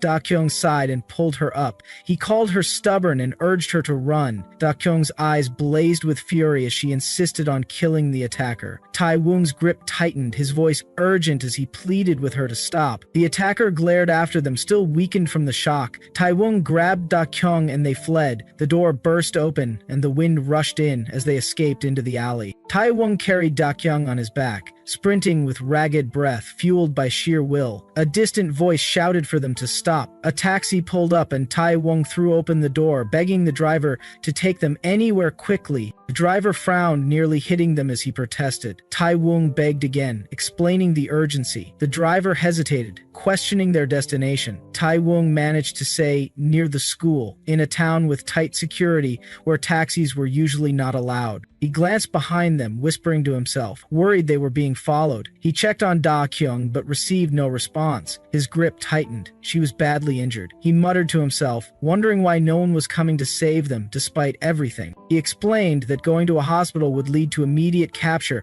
and they had no safe place left. It was just the two of them now. The thought weighed heavily on him. He wondered why this fact felt particularly sad today. The driver finally announced they had arrived, but this was as far as he could go. Tai-woong nodded, but when the driver demanded payment, Tai-woong admitted he had no wallet or phone. The driver scoffed, doubting they would pay later, and threatened to call the police. Tai-woong pleaded with the driver, explaining their desperate situation, but the driver backed away, refusing to come near. The driver started dialing the police. Tai Wang panicked, begging them to understand and explaining how hard it had been to escape. The driver's voice grew cold as he ordered Tai Wang to leave the car immediately. Tai Wang's chest tightened with despair. He wondered aloud why fate was so cruel, listening helplessly as the driver reported them to the police. He whispered a plea for help, gripping Da Kyung tightly. He insisted it was not their fault and begged for someone to save them. Then, a sudden knock came at the car window. Tai Wang turned slowly, his breath. Hitching outside stood Jungwon. His presence changed everything. After Tai Wung's repeated pleas, his older brother Jungwon finally arrived near the taxi. Seeing his younger brother injured inside the cab left him stunned. In the next scene, Jungwon paid the fare and took responsibility for both his wounded brother and the unconscious Da Kyung. Rain poured steadily as Da Kyung, unconscious and slumped on Tai Wung's shoulder, remained unaware of the scene. Jungwon looked at his brother with concern, shocked by his battered state. He asked if Taewon was all right and whether he could walk further. Shivering but determined, the younger brother responded that he could walk and insisted he was fine, saying only his ankle was slightly hurt. Hearing this, Jungwon was left speechless, unable to believe his eyes. Internally, he noted how his brother's entire body was soaked in blood. Taewon quickly dismissed his brother's worry, saying there was no need to care. He insisted he had to leave and casually thanked Jungwon for covering the taxi fee, promising to repay it later and contact him in the future. Saying this, he turned to walk away, but Jungwon stopped him with a sudden question, identifying the unconscious girl and asking if that was Da Kyung. Taewon paused but repeated his earlier words, telling his brother not to worry and apologizing for being in a hurry before walking off again. Once more, Jungwon tried to stop him, asking where he was headed. Taewon replied casually that he was going home and told Jungwon to return too since it was already late. Hearing this, Jungwon called out to him again. Taewon grew anxious inside, silently begging his brother not to ask anything, no questions about what happened, why they were hurt, or what led to this. He didn't have the energy to lie or explain anymore. Before Taewon could finish his thoughts, Jungwon offered him a place to rest. He explained how he disliked letting anyone into his personal space, be it a guard or even a family member, but that made it the safest place right now. He assured his brother there would be no questions, only rest. Hearing these words, Taewon fell silent. As Jungwon held the umbrella over both Taewon and Da Kyung, he calmly reassured his brother again. This moment brought back a memory for Taewon of sitting alone in an unfamiliar place, scared and confused when a woman had once offered him rest with the same gentle words. That day, she had also promised not to ask anything. Now, Jungwon was repeating those very same words. That memory softened Taewon's resistance, and he could no longer refuse his brother. In the next scene, Taewon carried Da Kyung to Jungwon's house. The moment they entered, exhaustion overtook him, and he sank to the floor. Seeing this, Jungwon immediately asked if he was alright. Taewon assured him that he was, just feeling weak after finally relaxing. He urged his brother to check on Da Kyung first. Pyongwoon laid Da Kyung on the bed and checked her pulse. After confirming she was still alive, he informed his brother, bringing a visible sense of relief to Taewon. He smiled faintly, grateful that she was okay. Observing her condition, Cheongwoon noted how surprising it was to see someone with such a strong physique collapse so suddenly and remain silent for so long. He admitted he had been truly worried something terrible had happened. Taewon, overwhelmed with guilt, confessed that everything was his fault.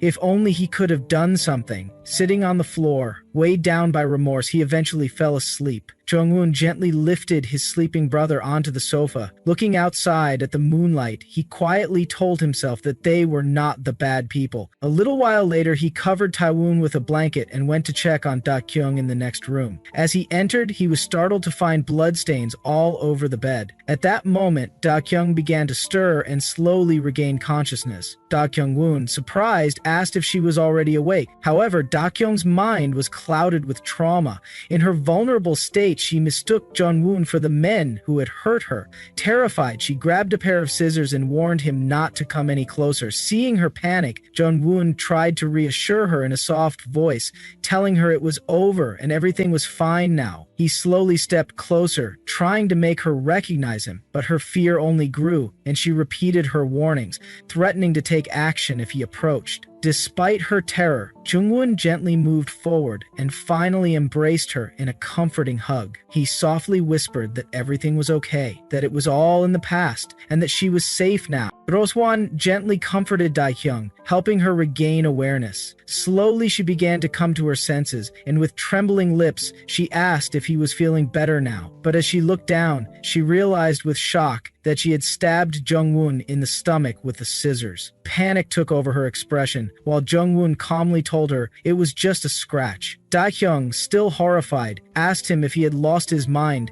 and what would have happened if the wound had been more serious. Brushing off her concern, Jungwon laid her back on the bed, telling her to rest since her stab hadn't even landed properly. Daehyung reluctantly obeyed and lay down again, though visibly restless. Questions filled her mind, how he had saved them in the first place. But before she could speak, Jungwon explained that he had run into her brother Taewoon by chance and brought them both back because they looked badly hurt. The thought of Taewong made Daehyung anxious, and she asked about his condition. Jungwon supported her as he helped her out of the room, guiding her to where Taewong was resting. He assured her that Taewong was stable and his vitals were normal, but he reminded her that she, on the other hand, was still too injured. Hearing this made Daehyung feel relieved, but soon she started spiraling in her thoughts again, wondering about the man who had attacked them. She couldn't recall if she had managed to kill him and feared he might still be after them. Confused and paranoid, she started suspecting he might have been an accomplice all along. The mental pressure began overwhelming her. To ease her distress, Junghoon picked her up in his arms and told her to stop overthinking and go back to rest. While carrying her, he told her that since Taewoong trusted him, he now considered it his duty to take care of her. Letting her push herself in such a condition would mean he was failing in his responsibility. Once back on the bed, Jungwon asked where she was trying to go despite struggling to walk. Taehyung responded that her condition was due to muscle spasms and that rest would be enough for recovery. She insisted her injuries weren't serious. Jungwon, unconvinced, asked if she thought he was a fool. She apologized for troubling him and said they wouldn't stay long. But internally she was struggling. It was hard even to speak. She didn't want him to see her like this, weak, bloodied, and broken. As she looked at her blood-stained hand, Junhoon commented that no wonder her speech was unclear. Confused by his observation, Daehyung grew uneasy as Jungwon held her face. She resisted and told him to let go, but Jungwon began examining inside her mouth despite her protests. She repeatedly asked him to stop. Then, Jungwon asked if she had thought about committing suicide. Shocked into silence, Daehyung couldn't respond, and Jungwon quietly watched her. Suddenly, Daehyung instinctively grabbed Jungwon's neck. Her body responded to the intense energy he had released earlier. Even as she held his throat, Jungwon didn't resist. He let her continue until she slowly began to calm down. Gently, he asked if it was because of Shin Myung-won, the name she had mentioned earlier, that she was in such a state. In her mind, Daehyung admitted that she had only just come to her senses and was still mentally unstable. She then released her grip on his neck and reflected that this man had always been like this, even before. Junghoon repeated his question, trying to confirm if Shin Myung-hwan was the one responsible for her condition. His words made Daehyung uneasy. She retorted that it was none of his business, but Junghoon pressed further. He reminded her that she had once said Lee Jae-hyung had provoked the attack on himself. Then he asked about the sneak attack on Hwang Ji-cheon. He accused her of being involved, or at least connected, to Shin Myung-hwan. He explained that several important contracts of OL had been cancelled as a result of the recent events, forcing Seyoung Construction to pay huge compensation. These contracts, he said, had been backed by Shin Myung-won. People close to her were being hurt one by one, directly or indirectly. If that continued, he wondered if he might be next. But before pressing further, he told her to wait and speak when the time was right. His words overwhelmed Daehyung. She screamed that it was indeed Shin Myung-won, but she questioned what difference it would make to tell him. She said it was a personal grudge between her and Shin, and that she wanted to make sure he could never hurt those around her again. Tongmoon then asked what her plan was. Did she intend to fight a powerful executive on her own again? Did she think she could win? Why didn't she just run away? But Da Kyung firmly replied that she couldn't. In her mind, she confessed that she had come here to face it all. Now that everything had escalated, and even now he was telling her to escape, Jungwoon pushed the question further. Did she really want to continue this confrontation? How would she, alone, fight someone with such influence? He urged her to run away. But Da Kyung shouted that it was her responsibility. She had to fix what she had started. She feared innocent people might get dragged into this because of her, people like her family, her friends, and even her shattered past self, once full of pride and now crushed without justice. She told him that all those people were counting on her for protection. Hearing her words reminded Jungwoon of a woman who had once said something very similar about having to protect the people who mattered. Calling her name, Jungwoon told Da Kyung that he had met many people like her, people who had risked their lives in hopeless battles and met tragic ends. That's why he urged her to step away from danger, to never sacrifice her life like that. But Da Kyung, unwilling to accept this, told him to stop joking. She asked why she should listen to him. Leong Woon replied that it was because it was the condition he had set. Surprised, Da Hyung asked what condition, and that's when Jung Woon revealed it. This was the condition for him to help her eliminate Shin Mung Kwan. Byung was stunned by Jung Woon's unexpected offer. He wanted to help her eliminate Shin Mun Hwan. The idea was deeply tempting. No matter what methods he used, if Jung Woon could truly erase Shin Mun Hwan, it would remove a major obstacle from her path. It would even reveal the general position of this unpredictable man. She could use the situation to her advantage and later break the promise if needed. But the real worry was what Jung Woon might do once she betrayed him. He didn't seem like someone who would easily let things go. These swirling thoughts left Dao Kyung visibly disturbed. Jungwoon noticed her unease and asked if she was all right.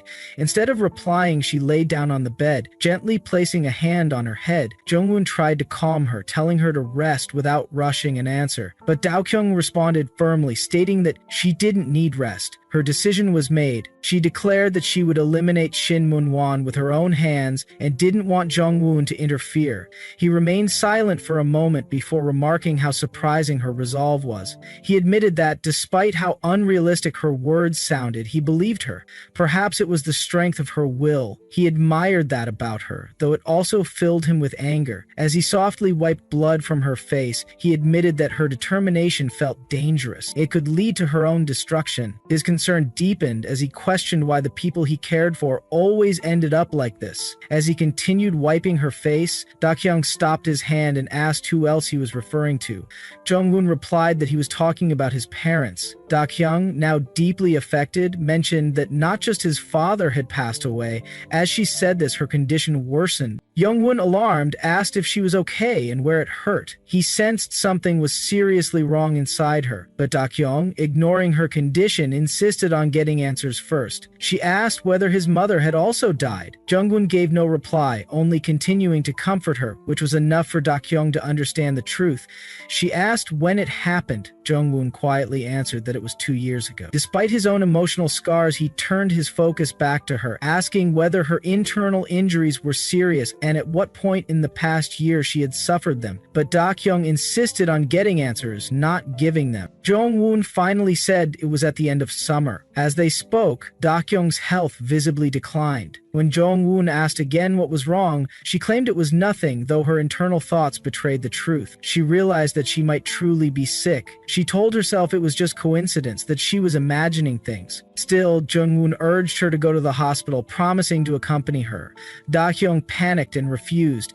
He didn't understand why she was resisting and tried to reason with her, but she insisted that whether he came or not didn't matter. Her injuries were minor and she wouldn't die from them. Jungwoon countered that she might die. She dismissed the idea with confidence. He reminded her that death wasn't always predictable. Frustrated, Do-kyung pointed out that if her condition was so serious, she wouldn't be able to sit and talk like this. He noticed her cold sweat and unfocused eyes. She brushed it off, saying she'd be fine after a nap, but Jungwoon challenged that idea, pointing out her severe external wounds and doubting such a quick recovery. She insisted again that she could heal. Jungwoon sarcastically said she should be submitted to scientific research. Dakyung replied bitterly that maybe she had a superpower. Jungwoon, taken aback, asked for clarification. Dakyung simply told him to stay put. Her odd behavior left Jungwoon confused, wondering if she was just talking nonsense now. It was then that he noticed she had taken his phone. He demanded it back, but she refused, turned away, and lay down with the phone in hand. She playfully warned him not to argue with a patient and told him to stay where he was. He questioned her logic. She just claimed to have superpowers, yet now she acted like a patient. Dakyung didn't respond. Jungwoon asked what role he should play to match her strange behavior. Turning away again, Deong brought up a new topic, An Yina. She asked if he really didn't know who she was. Jungwoon felt the sudden topic change was too abrupt. In his thoughts, he admitted he couldn't really tell Deong what to do. Aloud, he simply told her to sleep here for now, and they would talk more tomorrow.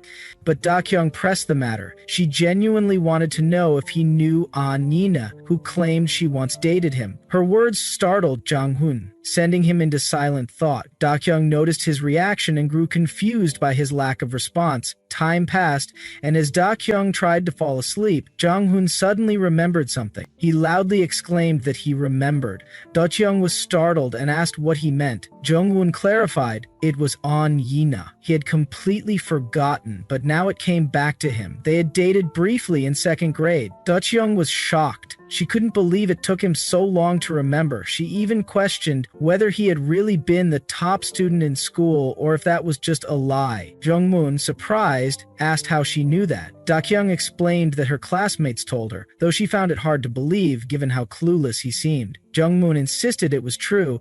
Still doubtful, Dakyung brushed him off. Jungwoon promised that the results of the upcoming exam would prove it. Then he warned her to stay away from An Yina. Dakyung asked why everyone kept saying that. Jungwoon hesitated before describing Yina as troublesome with many flaws. He told Dakyung not to worry about her. As he began to leave, he apologized for waking her and told her to sleep, but Dakyung suddenly sat up, saying she was going out. Jungwoon was confused, but she dismissed it and told him to continue. He tried to clarify, asking if it was about An Yina, but Dakyung said no. He pressed further, but she insisted it was nothing and told him to leave. Holding her head, Dakyung's condition appeared to worsen. Jungwoon saw her struggling and asked if she needed him to sleep beside her. The scene ended here. The next scene opened with a new girl waiting inside a room. After a while, Jae-hyung arrived. Seeing him, the girl smiled and told him she had been waiting for a long time. Jae-hyung, surprised by her presence, asked why she was there. Calling her Lee Jae-ah, Lee Jae-ah confronted Jeong, upset that he had blocked her after her return last week. She questioned why she couldn't contact him and demanded to know who he had been calling so obsessively, especially when he ignored his sister's calls. As she snatched his phone, a call from Dakyung appeared on the screen. Jae-ah noticed the caller ID and began saying Dakyung's name aloud. Jae-young quickly took his phone back, anger flashing across his face, and ordered her to leave, telling her not to pretend to understand him. Instead of leaving, Jae-ah sat down and questioned him again, insisting she understood. She revealed she had just come from meeting Shin Myung-won, who hinted at Jae-young and Dakyung's unusually close relationship.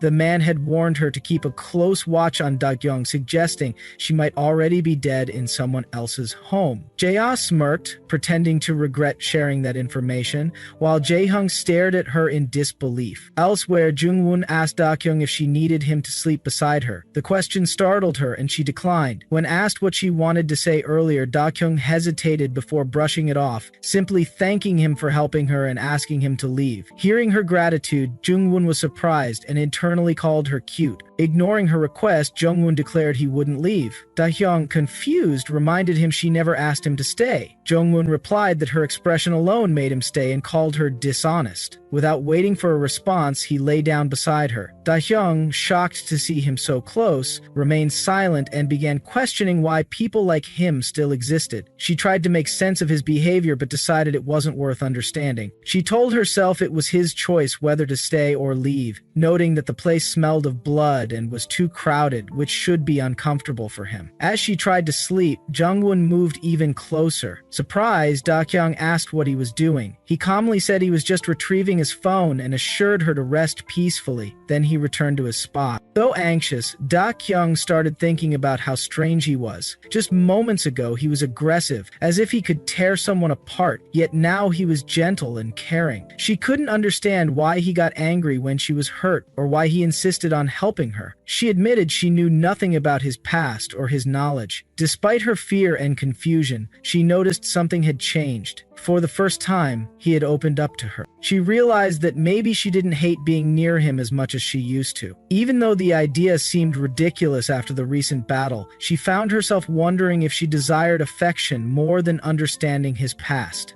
She accepted her weakness, but hoped that tonight there would be no more nightmares. As she drifted into deep sleep, Jongwon whispered softly that only he could help her. Watching her sleep, he told her not to bear things alone and to call him if she ever needed help, but Da-kyung was already lost in sleep, unable to hear him. The scene shifted to the next day, where Ji-yeon and another boy waited anxiously for the exam to begin. Jungwon entered the classroom, still brushing his teeth while half asleep, prompting Ji-yeon to call out to him. He responded groggily, noting that everyone was already there. Ji-yeon expressed disbelief at his multitasking, and a nearby student asked if he didn't sleep well. Jungwon explained that he had rushed over without brushing or washing up. Ji-yeon teasingly asked if he stayed up studying, while the student questioned if he planned to take the exam seriously this time. Jungwon denied it, saying he didn't want to be a nuisance. Ji-yeon mentioned she hoped he would challenge Anina's dominance, but then noted Da-kyung hadn't arrived yet. With the bell about to ring, Ji-yeon began to voice concerns about Da-kyung when Jae-young suddenly entered the classroom and asked where she was.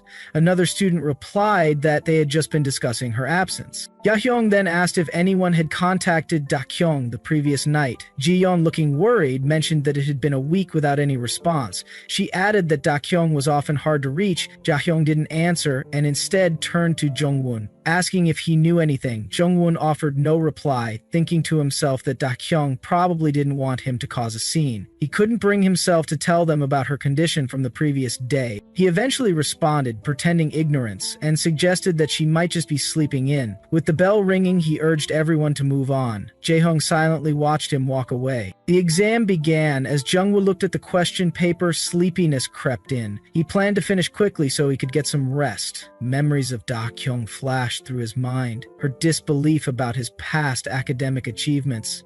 Remembering her teasing made him smile to himself. After the exam, one of Jae-young's friends approached and invited him out for a smoke. Jae-young declined, saying he had quit. The friend, surprised, asked why, and Jae-young replied that someone didn't like it. When asked if it was his girlfriend and whether it was Lee Da-kyung, Jae-young interrupted, clarifying that they weren't together. The friend then asked if Jae-hong still wanted to have dinner with the group. Jae-hong, distracted, turned his attention to Jugwon. The friend called out to him, asking if he smelled anything odd. Jae-hong asked what he meant, and the friend hinted at a fishy scent. At that moment, Jugwon was also looking at Jae-hong and walked over, calling his name and inviting him to eat. Young ignored him and stepped out of the classroom. Jungwoon followed, repeatedly calling out and asking what was wrong. He wondered if he had annoyed Junghoon. Jung snapped, telling him to stop following and accusing him of being a bother. Jungwoon warned that such behavior could embarrass others and reminded him that Da-hyung had asked him to get along with Ja-hyung. He urged him to explain what was wrong and resolve it through communication. Ja-hyung suddenly demanded if Jungwoon truly didn't know why Da-hyung hadn't come. Receiving no answer, Jo-young grabbed Jungwoon by the collar and pushed him toward the window. Shocked, Jungwoon watched as Jo-young leaned in, catching a faint scent on him. Jungwoon nervously defended himself, saying he liked girls and that the scent must be from perfume. But Jae-hong said it was clear, faint but undeniable. He could smell the scent of blood on Jungwoon's body. Jungwoon stood frozen, stunned by the accusation, as Jae-hong pressed further, asking if all of this truly had nothing to do with Lee Da-kyung. Jung sensed the smell of blood, his sharp instincts immediately alerting him. Jungwon noticed his reaction and offered to go first before discussing anything further. But Ji-young, already agitated, redirected the conversation toward Lee Da-kyung's phone, which had been off since the previous night. Jungwoon explained that he normally couldn't contact her anyway, but Jiyoung clarified that she only behaved that way with him. Young grew more suspicious, wondering why the smell of blood had made Jungwoon think of Dakyoung so quickly.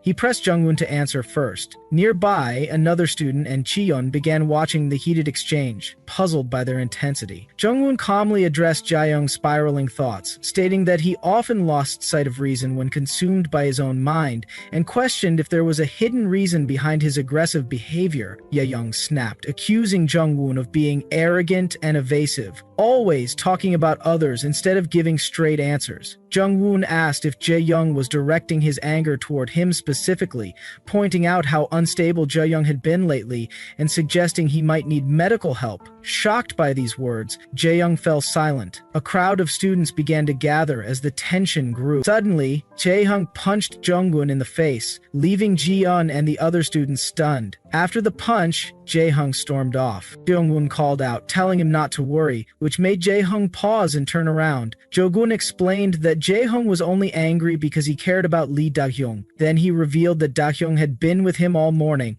The scene cut off there. The next scene showed Taewong and a wounded Dakyung sitting down for lunch, both visibly injured. Taewong joked about her miserable appearance, and Dakyung noted he wasn't looking much better. She asked if the meal had been prepared by Jungwoon. Taewong confirmed, mentioning that Jungwoon had left a note and stayed with them the entire night to care for their wounds. Dakyung asked if Jungwoon had treated her injuries, and Taewon replied affirmatively, admitting he passed out from exhaustion and soreness the moment he hit the bed. Feeling guilty, Taewong added that Jungwoon had gone through a lot for them.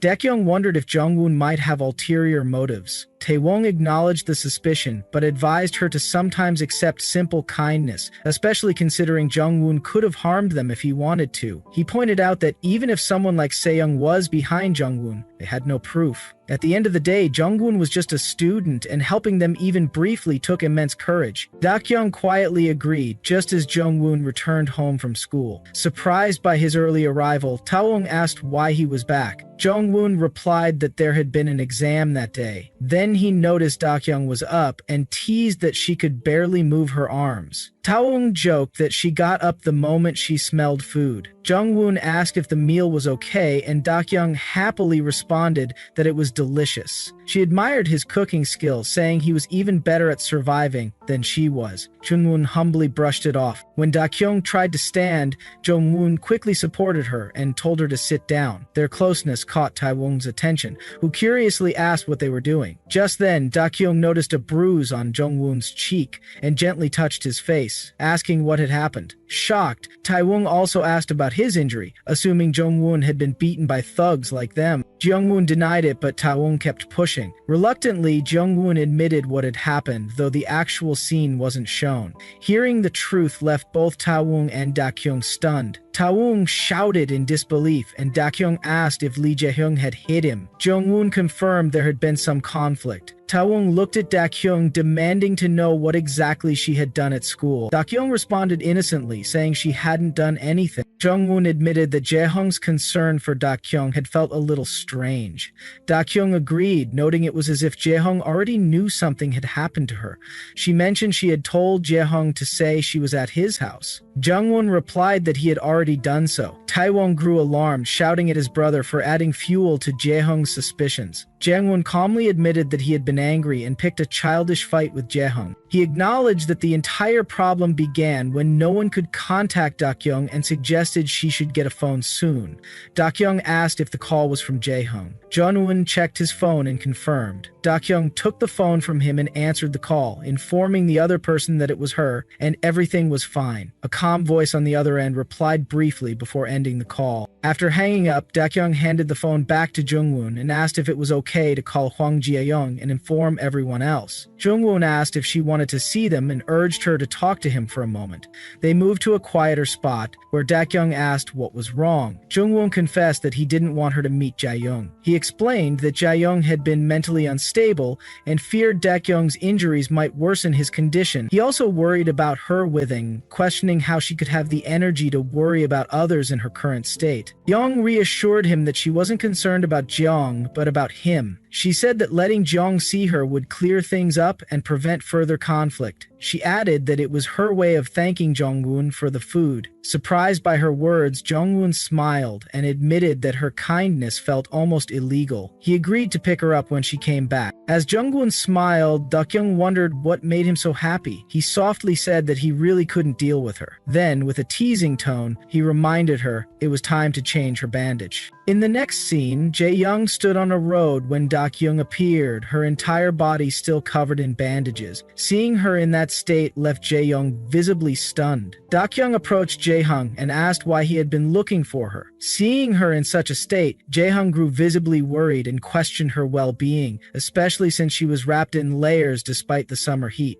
Surprised by his concern, she replied calmly that it was getting cold that night and asked him not to worry. She then asked what he really wanted from her, but he couldn't give an answer. After a brief silence, he suggested they go for a walk. As they walked, Jae-hyung asked if she didn't trust him. The question caught Deok-young off guard. She responded that she didn't trust anyone. Jae-hyung challenged her honesty and brought up Han Jong-woon, asking why she wanted to stay at his house. He admitted that before she answered the phone that day, he had always suspected Jong-woon of having hidden intentions. His words left Deok-young shocked. She explained that she never truly wanted to go there and reminded him that she had stayed longer at his place. She then questioned why Jae-hyung hated Han Jong-woon so much and why they always seemed to clash. He replied firmly, saying he had told her many times before. When she asked what he meant, Jae-hyung elaborated, claiming that Jung-woon was never sincere with anyone and was willing to risk others' lives to achieve his goals. What concerned him the most was Jung-woon's reason for getting close to her. He asked what she trusted so much in Jung-woon that made her feel safe at his house. He feared something bad might happen to her. Deok-young replied hesitantly, suggesting that maybe Jung-woon wasn't as bad as Jae-hyung believed. Then she added something that stunned him. The type of person he hated might actually be her. Her words caught him off guard. He asked why she defended Jung-woon, but she clarified that she wasn't defending him. Suddenly, Jae-hyung took her hand and reminded her of what she had just said, that maybe she was the kind of person he hated. To him, her honesty proved she wasn't bad at all. He told her that she couldn't hide her feelings, so there was nothing else she could really hide. As he spoke, he gently lifted the side of her jacket, revealing the bruises and injuries on her hands. Jae-hyung told her he could see it now. She was a good person and not skilled at hiding pain. That's how he saw her.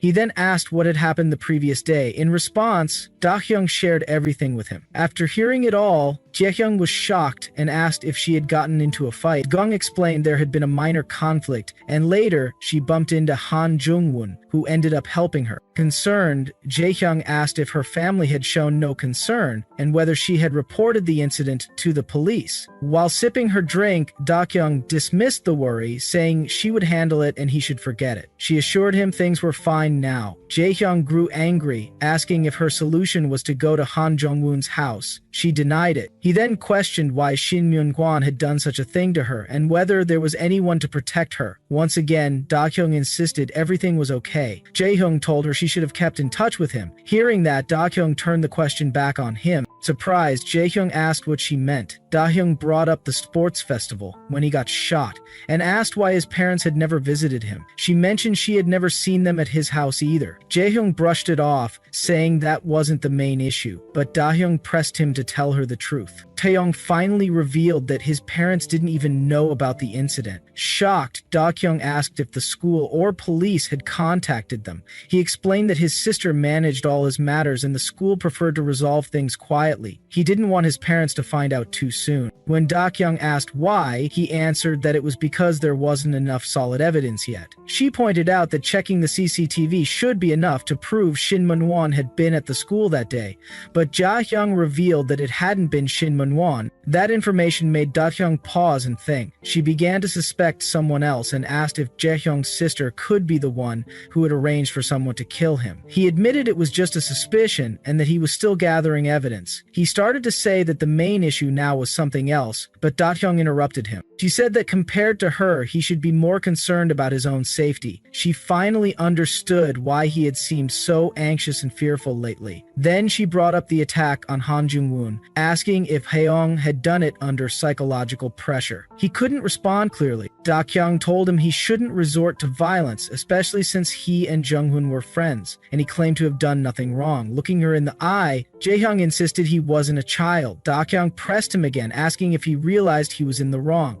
She started to say something more, but Jae-hyung interrupted, admitting he had been wrong. Moved by his words, Da-kyung gently placed her hand on his head and patted him, telling him to be obedient. She advised him to make peace with Han Jung-woon the next day. She added that she was fine and told him not to worry about her. He should focus on himself. Hearing this, Jae-hyung laughed, prompting Da-kyung to ask why. He responded that he simply felt speechless. When she asked if it was because of her, he replied that it wasn't just her. The earlier issue had made him really angry, but just a few words with her had already helped calm him down. Da-kyung acknowledged his words, saying she was glad to hear that. Ji-hyung then asked about her health, noting that she looked seriously hurt. Dik-hyung repeated that she was fine and explained she had injured herself. She told him to update her on Shin Mung-won and his sister the next day, as she was too tired and needed to go. Dae-hyung took a closer look at her face and said she was lying. He pointed out that she had a fever. Da-hyung brushed his hand away and told him to stop worrying. She assured him she was just a bit uncomfortable. As she turned to leave, she told him she would come to school the next day and they could talk more. She advised him to go home too. Before leaving, Young-hyung asked if she really wanted to go. Da-kyung thanked him for the coffee. He reminded her that she hadn't finished telling her story yet. Walking away, she said they'd continue tomorrow. Jae-hyung stood silently, watching her go, his heart sinking. But then, unable to let her go like that, he walked over, gently grabbed her hand, and told her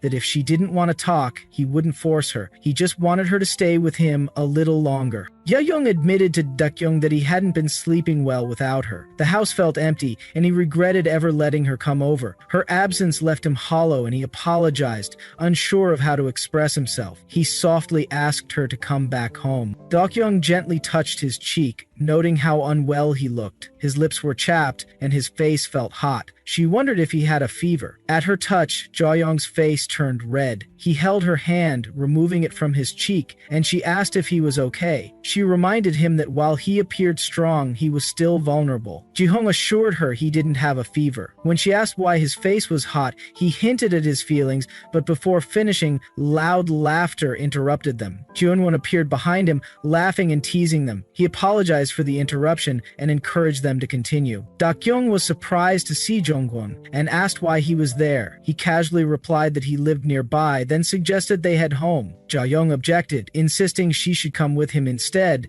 leaving Dak-kyung confused by their back and forth. Jung-woon mentioned Jae-young's private ward at home, pointing out that Dak-kyung could rest there. Jae-young agreed, emphasizing that her health was the priority. He then directly asked Dak-kyung whom she wanted to go with, but before she could respond, he hesitated. He mentioned that his sister was home and that he didn't want to see her, which surprised Dak-kyung. Ya-hyung approached Jung-woon and began questioning him, accusing him of not taking proper care of Dak-kyung. Jung-woon firmly responded that he could take good care of her. As tensions rose again, Dak-kyung interrupted, frustrated with their constant arguing. She yelled for them to stop and insisted they shake hands and make peace. She also told Ja-hyung to apologize. Yang said sorry, and at her insistence, he shook hands with Jung-woon. Later, Jung bought coffee for Jung-woon and left. Watching him go, Jung-woon commented that Jung probably felt guilty for slapping him earlier. Curious, Jung-woon asked Dak-kyung what she and Ja-hyung had talked about, but he found her sitting on the roadside. Concerned, he approached and asked if she was okay.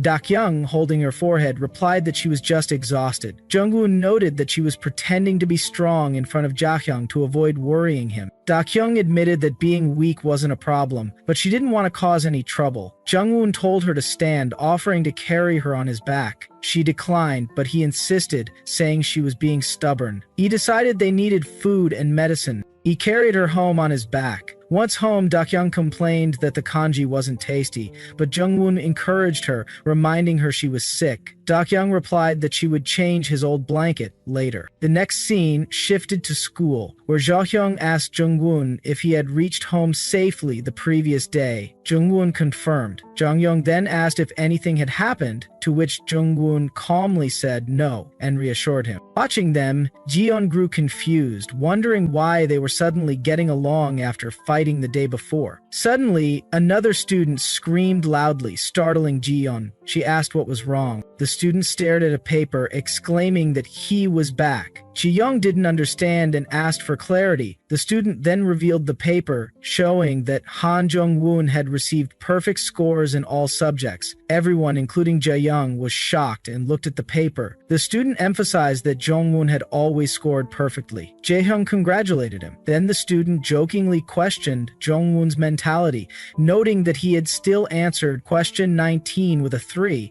Just then Yina entered and asked Jung-woon how he did in the exam. The student became excited seeing her and asked about her results. Yina replied that she struggled with the narrative question and wasn't sure yet. She then turned to Jung-woon, praising his high score and asking for extra classes. Jung-woon told her she needed to rely on herself. Watching this interaction, Ji-yeon felt awkward and embarrassed. She recalled their previous encounter and longed to see Lee Jung-hoon again. Right then, Dak-young arrived at school. Ji-yeon ran to her, claiming that her telepathy had worked. Hugging her, she said she missed her and scolded her for not answering calls. Young, seeing Jaehoon's enthusiasm, commented that she was too loud.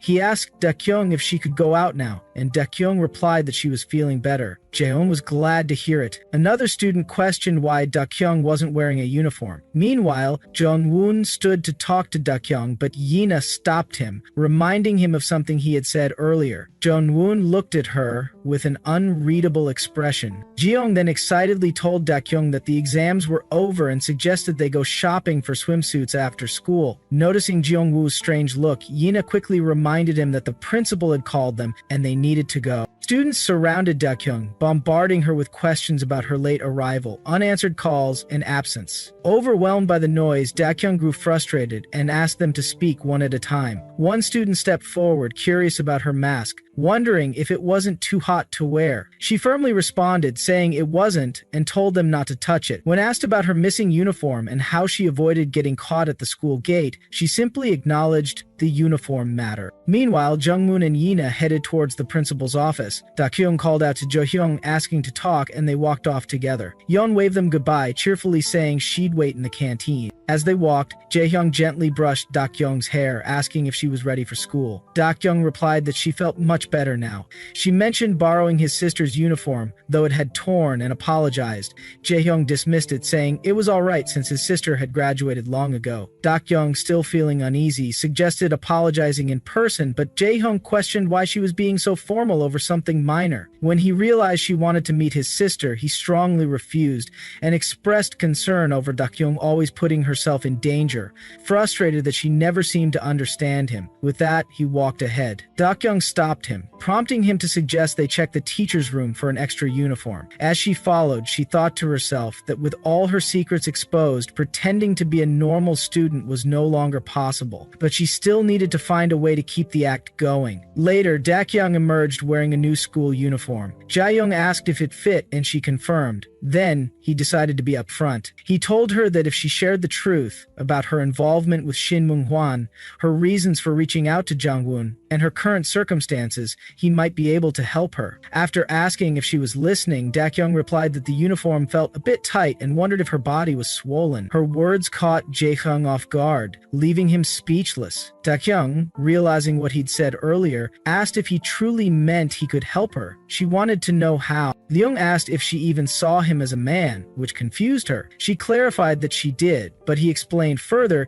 she had changed clothes right in front of him, which he found odd. Dak-young reminded him she was wearing clothes underneath, so she didn't see the issue. Frustrated, Jae-young gave up, muttering that talking like this with her drove him crazy, and he walked away.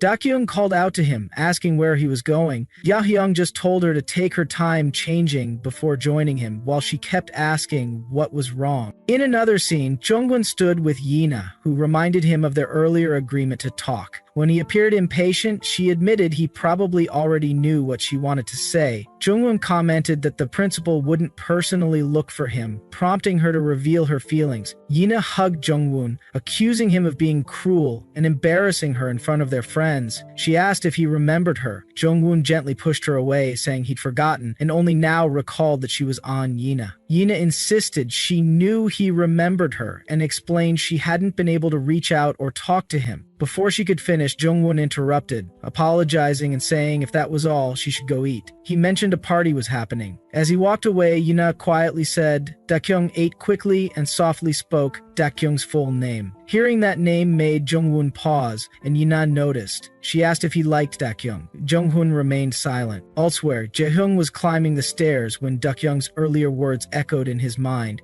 He wondered what he needed to say for her to finally understand him. Back with Yina and Jungwon, she repeated the question, whether he liked Dakyung. Jaehyung overheard them and stopped in his tracks. Yina pushed the question again, asking directly if he liked Lee Dakyung. Jungwon stayed silent, and Jaehyung stood shocked. Just then, Dakyung arrived, calling out to Jaehyung and asking why he was frozen in place. Startled, Jaehyung instinctively covered Dakyung's ears with his hands, trying to block out Jungwon's response. Jungwon finally answered that he didn't like Dakyung. Yina responded with a teasing tone, saying it really seemed like he did, and that he finally said what he wanted to. Dakyung, confused by Jaehyung's actions, tried to understand what was going on. Jaehyung asked if she heard anything, and when she said no, he told her it was nothing and they should go downstairs. As he pulled her away, Dakyung asked what was wrong with him. Jo-seung told her to hurry up. Outside, he commented that the path to the canteen was long and then addressed her directly,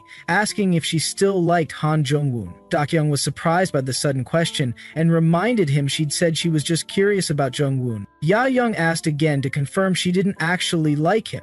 Yahyung dismissed it, saying it didn't matter. Yahyung teased her for having no taste.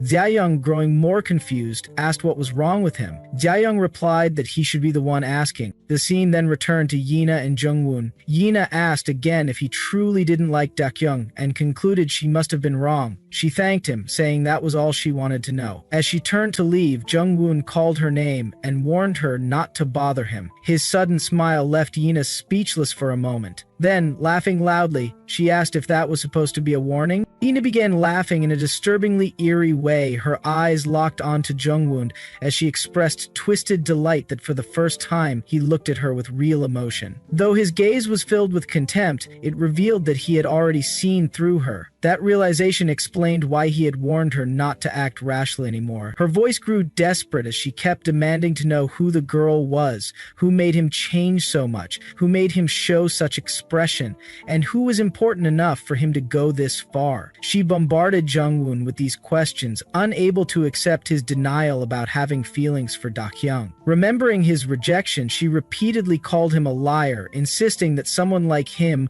couldn't truly like anyone. She sneered, claiming that love didn't suit him at all. In the next scene, Jaehyung was stunned as Dakyung revealed that Yina had once dated Han Jungwon. In disbelief, he asked if it was true, and Dakyung was equally surprised to learn that Jaehyung didn't know either. Jaehyung, now understanding the situation better, muttered to himself, only for Dakyung to press him for clarity. Avoiding a direct answer, he warned her to stay away from Yina. Confused by everyone's warnings, Dakyung recalled what Han Jiyeon had told her. When she asked why she should avoid Yina, Jaehyung bluntly called Yina a sicko. Shocked, Dahyung asked how he knew that. Jaehyung replied that everyone who knew her wasn't surprised anymore. He brought up Oh Won-jun, who had nearly touched something dangerous because of Yina, and warned Dahyung never to let curiosity pull her toward that thing. As he was explaining all this, Jungwon appeared and interrupted the conversation, asking why they weren't going inside yet. He noticed that Young was already wearing the school uniform and suggested they all go eat, mentioning that Ji-chun and Min-jae were probably anxious. Da-young asked what was on the menu, and Jungwon began describing the meal. The scene faded out as they walked off. In the following scene, Dak-young and Yeon sat on a bench outside the school.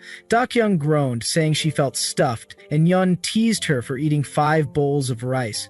Yeon then asked why Dak-young was wearing so many layers in the summer heat, guessing that it was to hide scars left from a great battle. Dak-young quietly listened. Nearby, another student followed them closely, prompting Yeon to confront him about always tagging along. He replied that he'd be wherever Dakyung was. Yeon accused him of sticking close just to avoid being bullied, and Dakyung observed that their relationship had improved. The boy, offended, shouted that he truly respected Dakyung. Shifting the conversation, Yeon suggested planning beach outfits. Dakyung turned to the boy and called him by name, Kim Minja, asking if he had changed his mind. Minja, confused, asked what she meant, and she reminded him of her request. She wanted a real gun. Minja lowered his head and said he'd head back first, walking away. Dakyung, feeling betrayed, asked Yeon if Minja's respect had been a lie. Yeon, puzzled, asked what she meant. Dakyung brushed it off, claiming it was nothing. Yeon smiled and reminded her that they were heading to the beach the next day,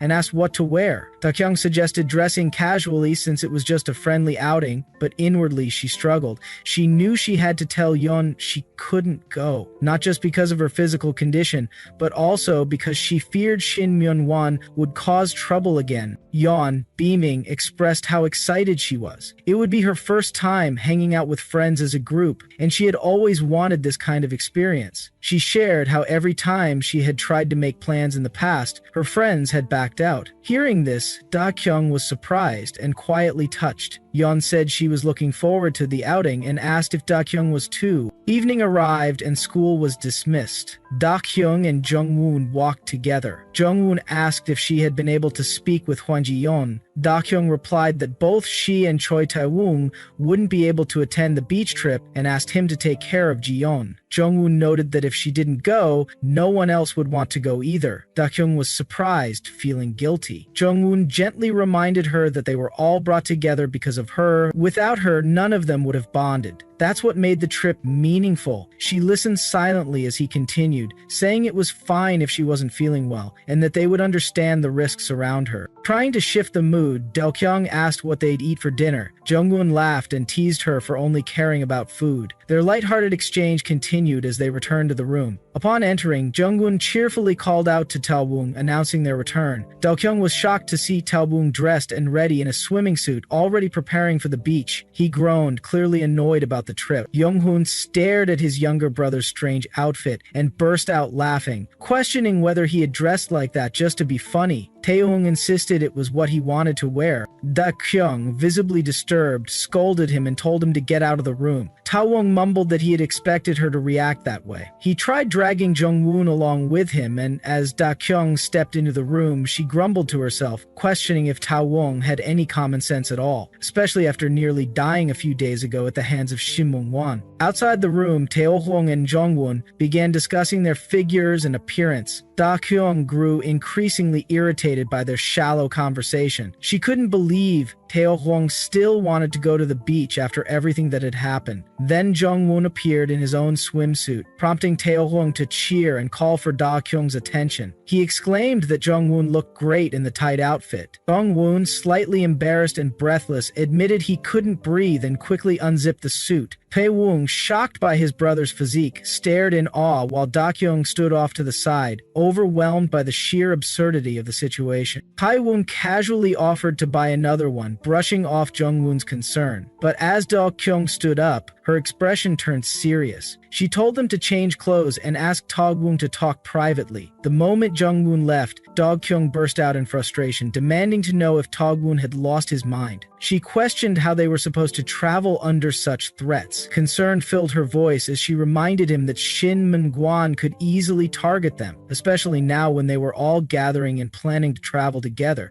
She stressed that this situation offered a perfect chance for an attack. Tae-woong didn't respond, silently sitting down. Da-kyung, frustrated by his silence, asked if he was even listening. In response, Tae-woong handed her a new mobile phone, explaining that it was for her future use. Surprised, she accepted it. He continued, revealing he had bought 2 phones and connected one to the office's surveillance camera. He showed her the latest surveillance footage, asking if she heard something in it. Da-kyung requested to replay it, and he obliged. Tae-woong asked if anything unusual happened to her at school that day. Da-kyung replied that everything was fine. He then wondered if the recorded conversation hinted at a possible attack planned for Saturday. He emphasized a group's long silence and suggested caution, even if their suspicions weren't confirmed. Reflecting on his words, Da-kyung agreed the timing did seem ideal. Tawong proposed they should proceed with the trip as planned, but stay cautious afterward. Dakyung agreed. Soon after, Jeongwon interrupted, asking if their conversation had ended and mentioning he was preparing dinner. Dakyung offered to help. The next morning, Dakyung was brushing her teeth when Jungwoon approached with a hairdryer to help dry her hair.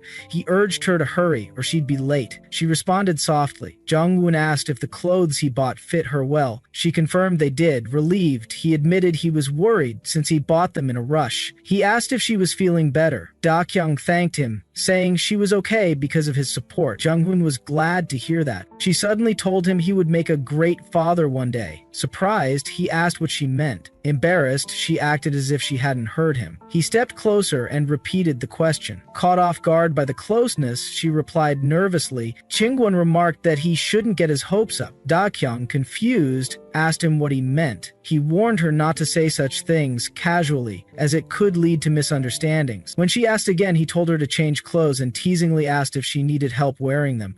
Flustered, Dakyung reacted in disbelief. The scene then shifted to school, where the teacher announced the end of exams and praised the students for their efforts. She advised them not to stay out late and to be cautious while heading home. The students responded affirmatively. Meanwhile, Yeon tried waking Dakyung, who had dozed off at her desk. She reminded her that school was over and invited her to go shopping. At that moment, Yinny appeared and greeted them. Looking at Yeon, she asked if she had urgent plans. Yeon, unsure, said no. Yinny then requested to talk to Dakyung first, which surprised Yeon, but she agreed and stepped back.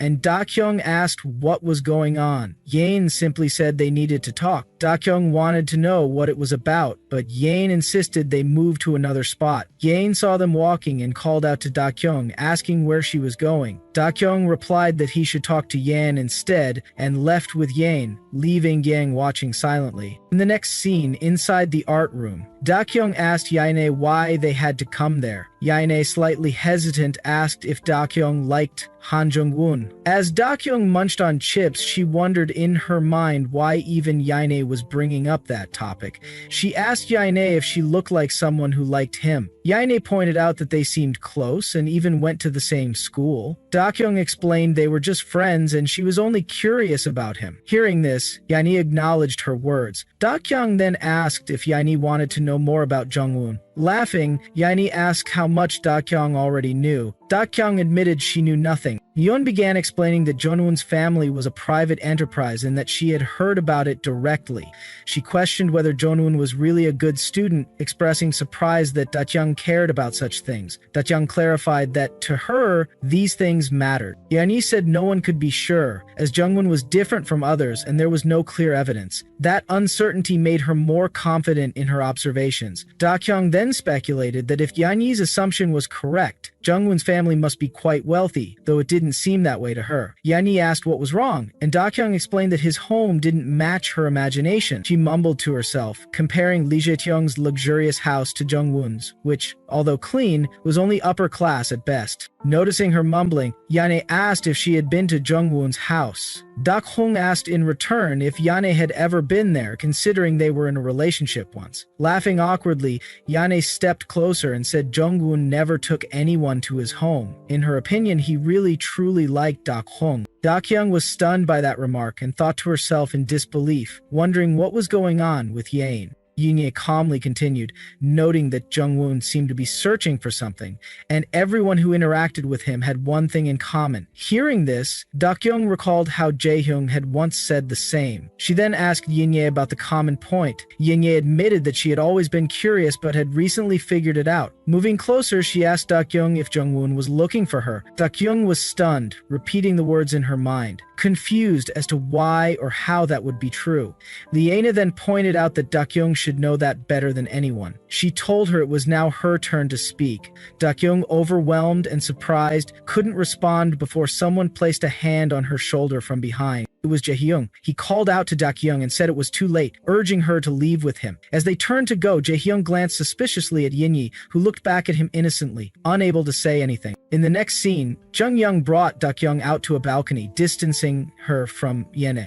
He confronted her with questions, reminding her of what he had said earlier, asking her not to talk to Yene anymore, and demanded to know what they had discussed. But Dakyoung wasn't listening. Her thoughts were entirely occupied with what Yene had said about Jungwoon looking for her, and she struggled to understand what it meant. Realizing she hadn't heard a word he said, Jaehyung snapped her out of her thoughts, asking if she had listened to him at all. At that moment, Jaehyung appeared and called out to Dakyoung, asking if their talk was over. She informed her that she had received an order and told her to come quickly. Dakyoung was surprised by the sudden mention of an order. She went to check her locker and found a flower bouquet inside. She was shocked, not knowing who had left it for her. Jiyeon was delighted and teased her, wondering who the warm-hearted sender could be this time. Dakyoung, still puzzled, said she had no idea. Young then asked if a guy had given her the bouquet. Dakyoung firmly replied that she didn't know. Holding the bouquet, she seemed troubled and thought to herself how it was giving her a headache. She couldn't imagine who would give her such a gift anonymously. Her thoughts drifted to dangerous possibilities, suspecting it might be from someone unsettling. With her mind spiraling, Dakyoung walked away. Jiyeon watched her go, confused, while Jaehyung asked where she was heading. Dakyoung simply replied that she was going to the washroom. Even there, she carried the bouquet with her. In one hand, she held the flowers. In the other, a small medicine bottle. Looking at it, she silently confirmed her suspicion. It was Shin Mungwan. Her thoughts flashed back to the past when he had rummaged through her bag. In that bag had been the medicine Jaehyung had given her, but now the bottle had been switched. She stared at the bottle, realizing that the one Jaehyung took daily had been replaced. The intention was clear. It was a signal to assassinate Jaehyung. She understood now that this might be considered her final opportunity. Her hands trembled as the realization sunk in. After some time, she exited the washroom. Jongwon approached her cheerfully, informing her about a party that everyone was planning and inviting her to join. Dakhyun looked toward Jaehyung and asked if he would be attending. Jongwon explained that he had invited him, but Jaehyung didn't want to go. Jaehyung, scrolling through his phone, commented that since she'd see him tomorrow anyway, there was no point in going. Then, turning to Daekyung, he asked if she planned to attend. In response, Daekyung asked if he wanted to go out with her. Jaehyung was surprised and asked if she meant just the two of them. Daekyung confirmed. Jongmoon felt hurt hearing this. The next scene showed Daekyung and Jaehyung arriving together at his home. Jaehyung wondered aloud why it had been so easy to enter this time, reminding him that he was hesitant before. Jaehyung mentioned that his sister wasn't home. Daekyung didn't reply, leaving Jaehyung confused. After a moment, he told her they had arrived and suggested they check something together, mentioning he had called his personal doctor. Daekyung said there was no need as she was feeling better now. Suddenly, Daekyung noticed something and was visibly surprised. Seeing her expression, Jaehyung asked what was wrong. Without warning, Daekyung ran and jumped into the pool, shocking Jaehyung, who rushed to catch her. She questioned why he held her back, and he scolded her for trying to jump in while still in uniform, reminding her that she hadn't brought a change of clothes. Daekyung playfully stared at him, asking what they should do now. She then changed into a swimsuit and returned, asking if it was okay to wear his sister's clothes. Jaehyung was stunned at the sight of her in the swimsuit and grew flustered, thinking that at least it was better than her not changing. Daekyung entered the pool and complained about the cold, saying her heart almost stopped. Jaehyung, sitting at the edge, warned her to be careful. Daekyung assured him she couldn't die. She swam around and asked him if he didn't want to join. Yeon said he did. She teased him for just sitting and watching. He responded affirmatively. She asked if he liked swimming, and he replied that he had liked it since childhood. Then she questioned why he was only watching. He didn't answer. He just looked at her swimming, thinking to himself that he liked watching her even more. As the day turned to evening, Daekyung admired the sunset, amazed by the view. Jaehyung offered to show her something interesting and asked her to come closer. He dipped his hand into the water, and just as Daekyung leaned in to see, he splashed water onto her face, making her wet. Jaehyung burst into laughter. Daekyung didn't react, prompting him to ask if she was okay or choking on water. Instead of replying, Daekyung grabbed his shoulder and asked if he was ready. Jaehyung was caught off guard, and before he could respond, Daekyung pulled him into the pool. Afterward, she playfully asked if it was cool. Jaehyung, now soaked, complained about his wet uniform. Daekyung laughed and told him to dry it. Jaehyung started removing his uniform, revealing his body, which left Daekyung stunned. She then asked if he was getting serious. Jaehyung beckoned her closer. Daekyung turned to run, and Jaehyung chased after her through the water. Daekyung playfully teased Jaehyung, questioning if he was really planning to bully someone who was sick. Jaehyung responded by reaching out to catch her, noting how healthy she seemed. As Daekyung ran off, she shouted for him to stay away, but Jaehyung quickly grabbed her hand and pulled her close, claiming victory as he fully caught her. Shocked, Daekyung protested against his strength, reminding him that she was the one who gave him artificial respiration. Daekyung, surprised, asked if that had really happened or if it was just a dream. Realizing what she had accidentally revealed, Daekyung was equally stunned. Trying to cover it up, she clarified that she was the one who woke him from a coma. Jahyung acknowledged this while Dakyung explained his condition, saying he had apnea and would have died without her help. She spoke. Jaehyung suddenly lifted her into his lap and thanked her with a smile for saving him. That smile left Dakyung internally confused and curious. Jaehyung then asked if she was ready, and before she could process, he pushed her into the water. Underwater, Dakyung cursed him in her mind, blaming herself again for letting her guard down. Later, the two watched the sunset together. Dakyung asked if Jaehyung's goal was to take revenge on his sister. He explained that he didn't seek revenge but only wanted her to be punished for her crimes. Dakyung pointed out that relying solely on innocence and justice made it a difficult battle, even now. Jaehyung agreed. She then asked if, when all methods failed, she could kill his sister. Jaehyung gave no response. In her thoughts, Dakyung reflected that he must have already imagined killing his sister countless times, pacing outside her room at night, hesitating not out of fear but because he was not like them. He was honest and righteous, which is why he couldn't act like them. Jaehyung told him not to become like those people, reminding him he still had a home and relatives, unlike her. Her words left Jaehyung visibly shaken. In the next scene, Jaehyung appeared badly injured, bleeding from his mouth. As Dakyung rushed to him, he trembled and asked why even she had turned against him. He expressed his trust in her and pleaded to know what he had done wrong. Holding her hand to his cheek, he asked why he had to die. At that moment, Dakyung abruptly woke up from her nightmare, shaken and trembling. Jaehyung entered, calling her name and asking if she was awake. Dakyung, still frightened, immediately asked what he had done just now. Jaehyung calmly replied that he had injected her with medicine. The word alone made Dakyung nervous. Jaehyung reassured her that she had slept well and that he had been planning to leave. Worried, Dakyung rushed to check on him, asking if he was all right and if anything felt off. She then frantically searched for her bag and checked it, specifically looking for a small medicine bottle. Seeing it still full brought her relief. In her mind, she scolded herself for carrying it, knowing it only added to her confusion. Jaehyung asked again if she was okay and what had happened, but Dakyung gave no answer. He urged her not to make him worry. Dakyung, still panicked, said she had to leave. While walking away, she reflected on her growing fears. Her worst thoughts were beginning to feel real. She wondered if President Lee's son might also be a victim, just like her. If that were true, could she still kill him without hesitation? She paused, her mind continuing to spiral. She had once believed firmly in her path, but now she questioned if knowing too much was a curse. The scene then shifted to Jeon's room, where someone rang the doorbell. Jeon, wearing a face mask, angrily opened the door and shouted in annoyance. She was surprised to see Dakyung and Jeongwon outside. Dakyung, already irritated, scolded Jeon for being slow, but Jeon joyfully hugged them, excited to see them both. She asked if they had come to pick her up. Jungwon reminded her that everyone was waiting downstairs and urged her to hurry up. Leon cheered, thrilled to finally go to the beach. Meanwhile, Taewong and Jaehoong waited in front of the car for the others. Taewong asked Jaehoong if he had eaten breakfast, only to be told for the third time that he had. Hearing this, Taewong remained silent, and Jaehoong didn't say anything either. As they continued waiting, Taewong wondered aloud why the others hadn't come out yet. Ji-eun called out to Dakyung and Jungwoon to come in and wait as she got ready. Watching Jungwoon, Dakyung asked if it had been a while since he last visited. Jungwoon confirmed, and Dakyung settled onto the sofa. Jungwoon casually asked if anything happened between her and Jaehyung yesterday. Dakyung reflected silently, thinking about Jaehyung's persistence since last evening. Then she responded, saying she only went there to hang out, and questioned his curiosity. Jungwoon replied that he simply paid attention to her expressions when she came home. Dakyung didn't respond, but admitted to herself that yesterday had been emotionally confusing. Being teased by Shin Mung-hwan made her feel terrible,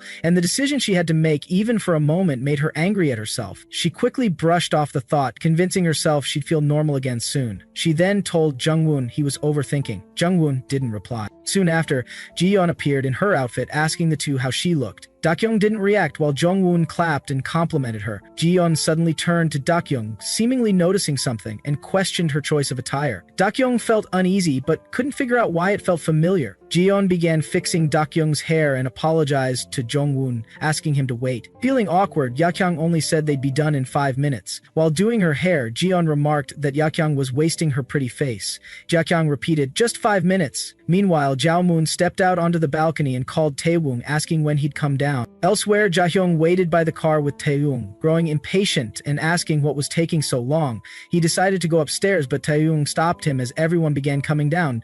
Ji-yeon quickly apologized to everyone everyone for the wait. Taeyong scolded her for taking so long. Min-jae, surprised, pointed out that Taeyong was wearing Ji-young's clothes, which Ji-young confirmed. The group then began discussing seating arrangements for the ride. Jungwon leaned in toward Jaeyoung and quietly warned him that he might see right through Dakyung. Jaeyoung was shocked and didn't respond. Eventually, everyone got into the cars and headed for the beach. In one car, Jaekyung sat between Jungwon and Jaehyung, feeling tense. She wondered why both were in the backseat instead of one sitting next to the driver.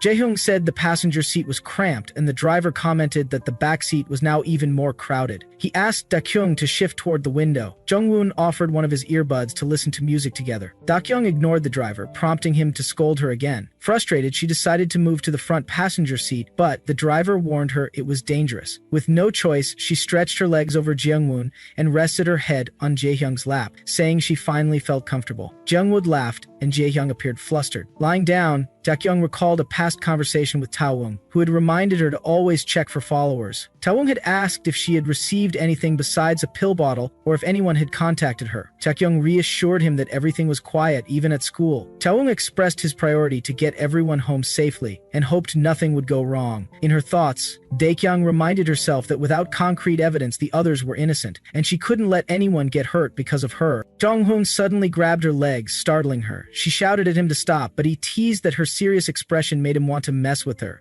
She warned him not to touch her again or she'd kick him. Jonghoon challenged her to try. Their playful scuffle made the car shake, which caught Taehoon's attention in the other vehicle. He wondered aloud what kind of fight they were having to cause that much movement. Jiyeon guessed it was just them being their usual chaotic selves. Leon then asked Taewong what else she could call him besides uncle, since he didn't look like one. Flustered, Taewong told her to call him Choi Taewong, just like Dakyung. Jiyeon agreed and shortened it to Woong, surprising him. Excited, she shouted for him to hit the gas. In the back seat, Min-jae silently scrolled through his phone. Taewong warned Jiyeon to sit down properly as the road was dangerous. They finally arrived at the beach. Jiyeon and Taewong began enjoying themselves. Dakyung quietly told herself that she finally made it to the beach. Jeongwon commented on the nice weather. Jiyeon happily noted that it wasn't too crowded and told people not to cling to her because of the heat. Jae-young-woon gazed into the distance while Dakyung asked if they should leave their luggage at the hotel first. Jae-young said he had already handed it over to the driver. Jae-young wondered if the driver could carry it all alone and asked about the swimsuits.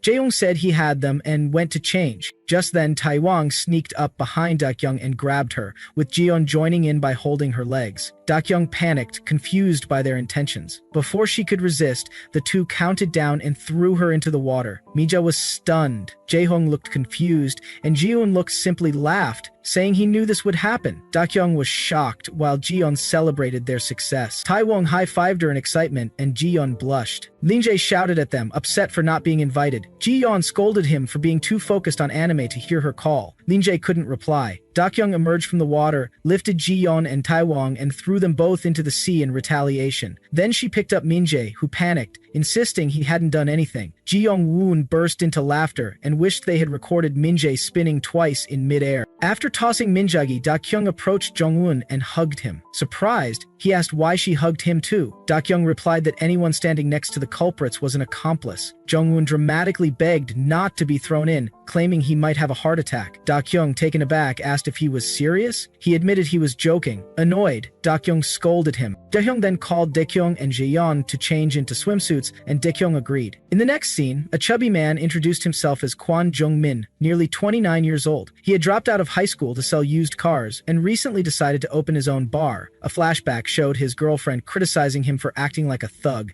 bringing up his past debt and questioning how he could afford a new car. Embarrassed by his age, she ended the relationship and walked away. Hyugmin tried to stop her but failed, angrily shouting at her to repay him for the coffee. Returning to the present, he muttered that today he needed to find a prettier girl to post on Instagram so she would regret breaking up with him. As he raged about his expensive watch, something caught his eye. Excitedly, he called his friends to look. They saw Dakyung and Jiyeon in swimsuits walking by. Dakyung questioned why they styled their hair if they were just going into the water, to which Jiyeon said that's what made it fun. Byungmin's friends were awestruck, calling them beautiful and wondering if one of them was famous. One friend assumed she had a boyfriend, while the other dismissed it. Youngmin, watching greedily, whispered to himself that he must have her. Back on the beach, Jae-hyung told everyone to go change, and Min-jae agreed. Noticing Jungwon's absence, Taewon asked Jae-hyung and Min-jae where he went. The scene shifted to Jungwon staring at his reflection in the washroom mirror, quietly muttering to himself that he was still the same. At Dakyong Beach, Dakyong stood waiting, calling out for Jeong. Just then, Jungmin approached and grabbed her hand, asking if she was looking for a friend,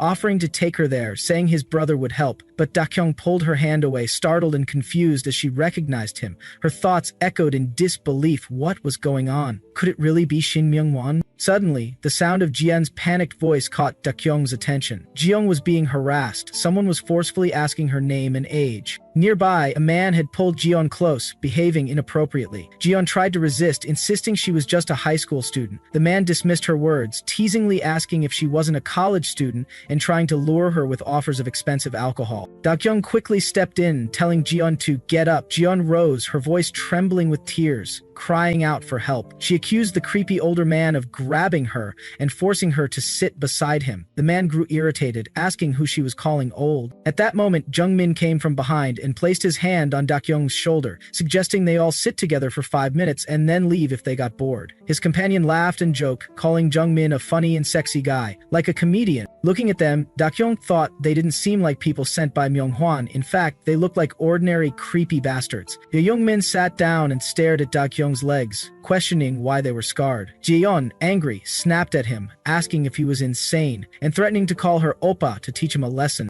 Unbothered, Youngmin continued, warning that seawater could sting the scars on Dakyong's delicate legs. He then leaned in, attempting to kiss them. Dakyong hesitated, worried that if Jaehyung saw this, he would be furious. She considered whether she should pretend it was just a mistake. But before she could decide, someone suddenly grabbed the chain around her neck from behind. It was Jaehyung. Roswa's Jungmin, seeing him, wondered if this man was Dakyong's boyfriend. Young glared coldly, questioning where Youngmin thought he was touching her. Dakyong asked Jung if he knew Youngmin. Jungmin firmly denied it. Dakyong tried to stop Johyung from escalating the situation.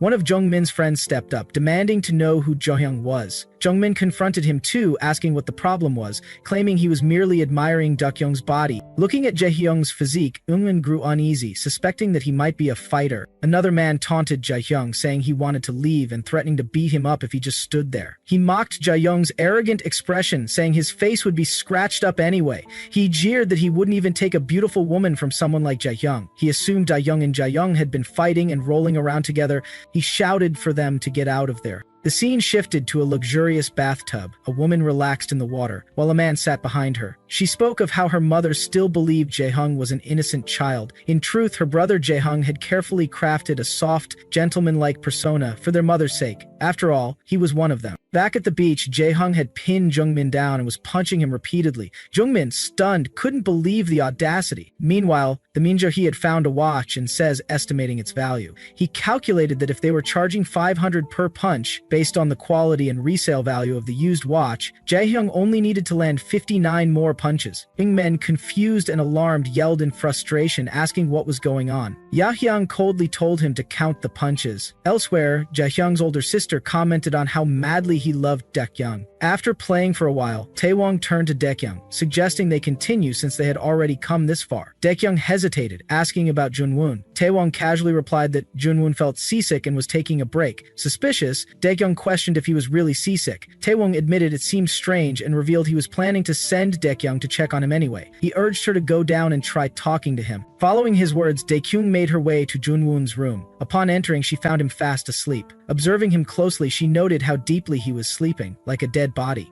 She figured he must be tired, surprised by how uncharacteristically deep his sleep was, given how light a sleeper he usually was. She thought to herself that perhaps it was because she always saw him lazing around. His defenseless appearance struck her as strange. As she leaned in to wipe the sweat from his forehead, Junwoon suddenly woke up and grabbed her hand. Recognizing her, he softly murmured that she had startled him. Without warning, he pulled her onto his chest, remarking on how intently she had been staring at him. He asked if she had just come out of the sea, noting her wet appearance. Daekyung, flustered, replied that she was drenched and told him to move. She quickly got off him. Junwoon teased her, questioning why she had been peeking at him while he was sleeping and calling her shady. He added a sarcastic nice at the end. Daekyung, irritated, told him she was genuinely worried about him. He responded, asking if she truly was. She confirmed she had been and called him an idiot. She pointed out that the seasickness excuse had been a lie and asked why he was so shameless about it. Junwoon then confessed that he had PTSD. Every time he came near the ocean, he experienced illusions of his dead mother floating around. He admitted it was too long a story to say aloud, and he didn't want to deal with all the questions that would follow. Just then, Dakyoung's thoughts were interrupted by a loud noise passing by. Junwoon shifted the topic, saying the conversation was getting too depressing. Dakyoung pressed him further, asking why he had come if he wasn't feeling well. He gave a simple reason: because of her. Dakyoung, surprised, asked why he was saying such things so casually.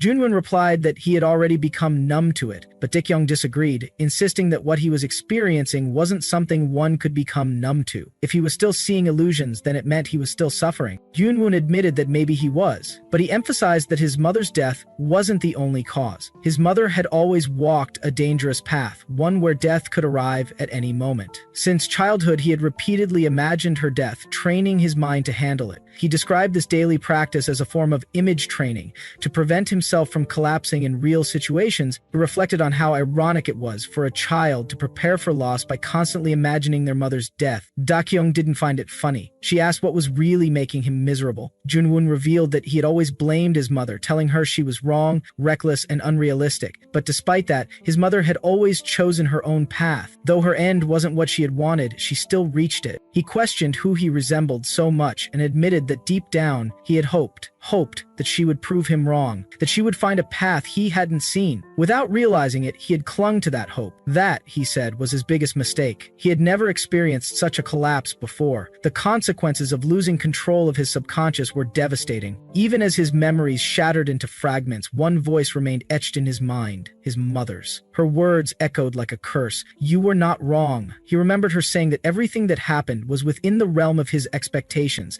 that he had never been wrong. But instead of comfort, those words numbed him and intensified his pain. That was why he found people who broke the mold more interesting. People like Dakyoung, who sometimes did things he couldn't even imagine. He paused and said that was all he had to say for now. He asked if that answered some of her curiosity. Dakyoung, touched by his openness, asked why he was willingly sharing so much with her for once.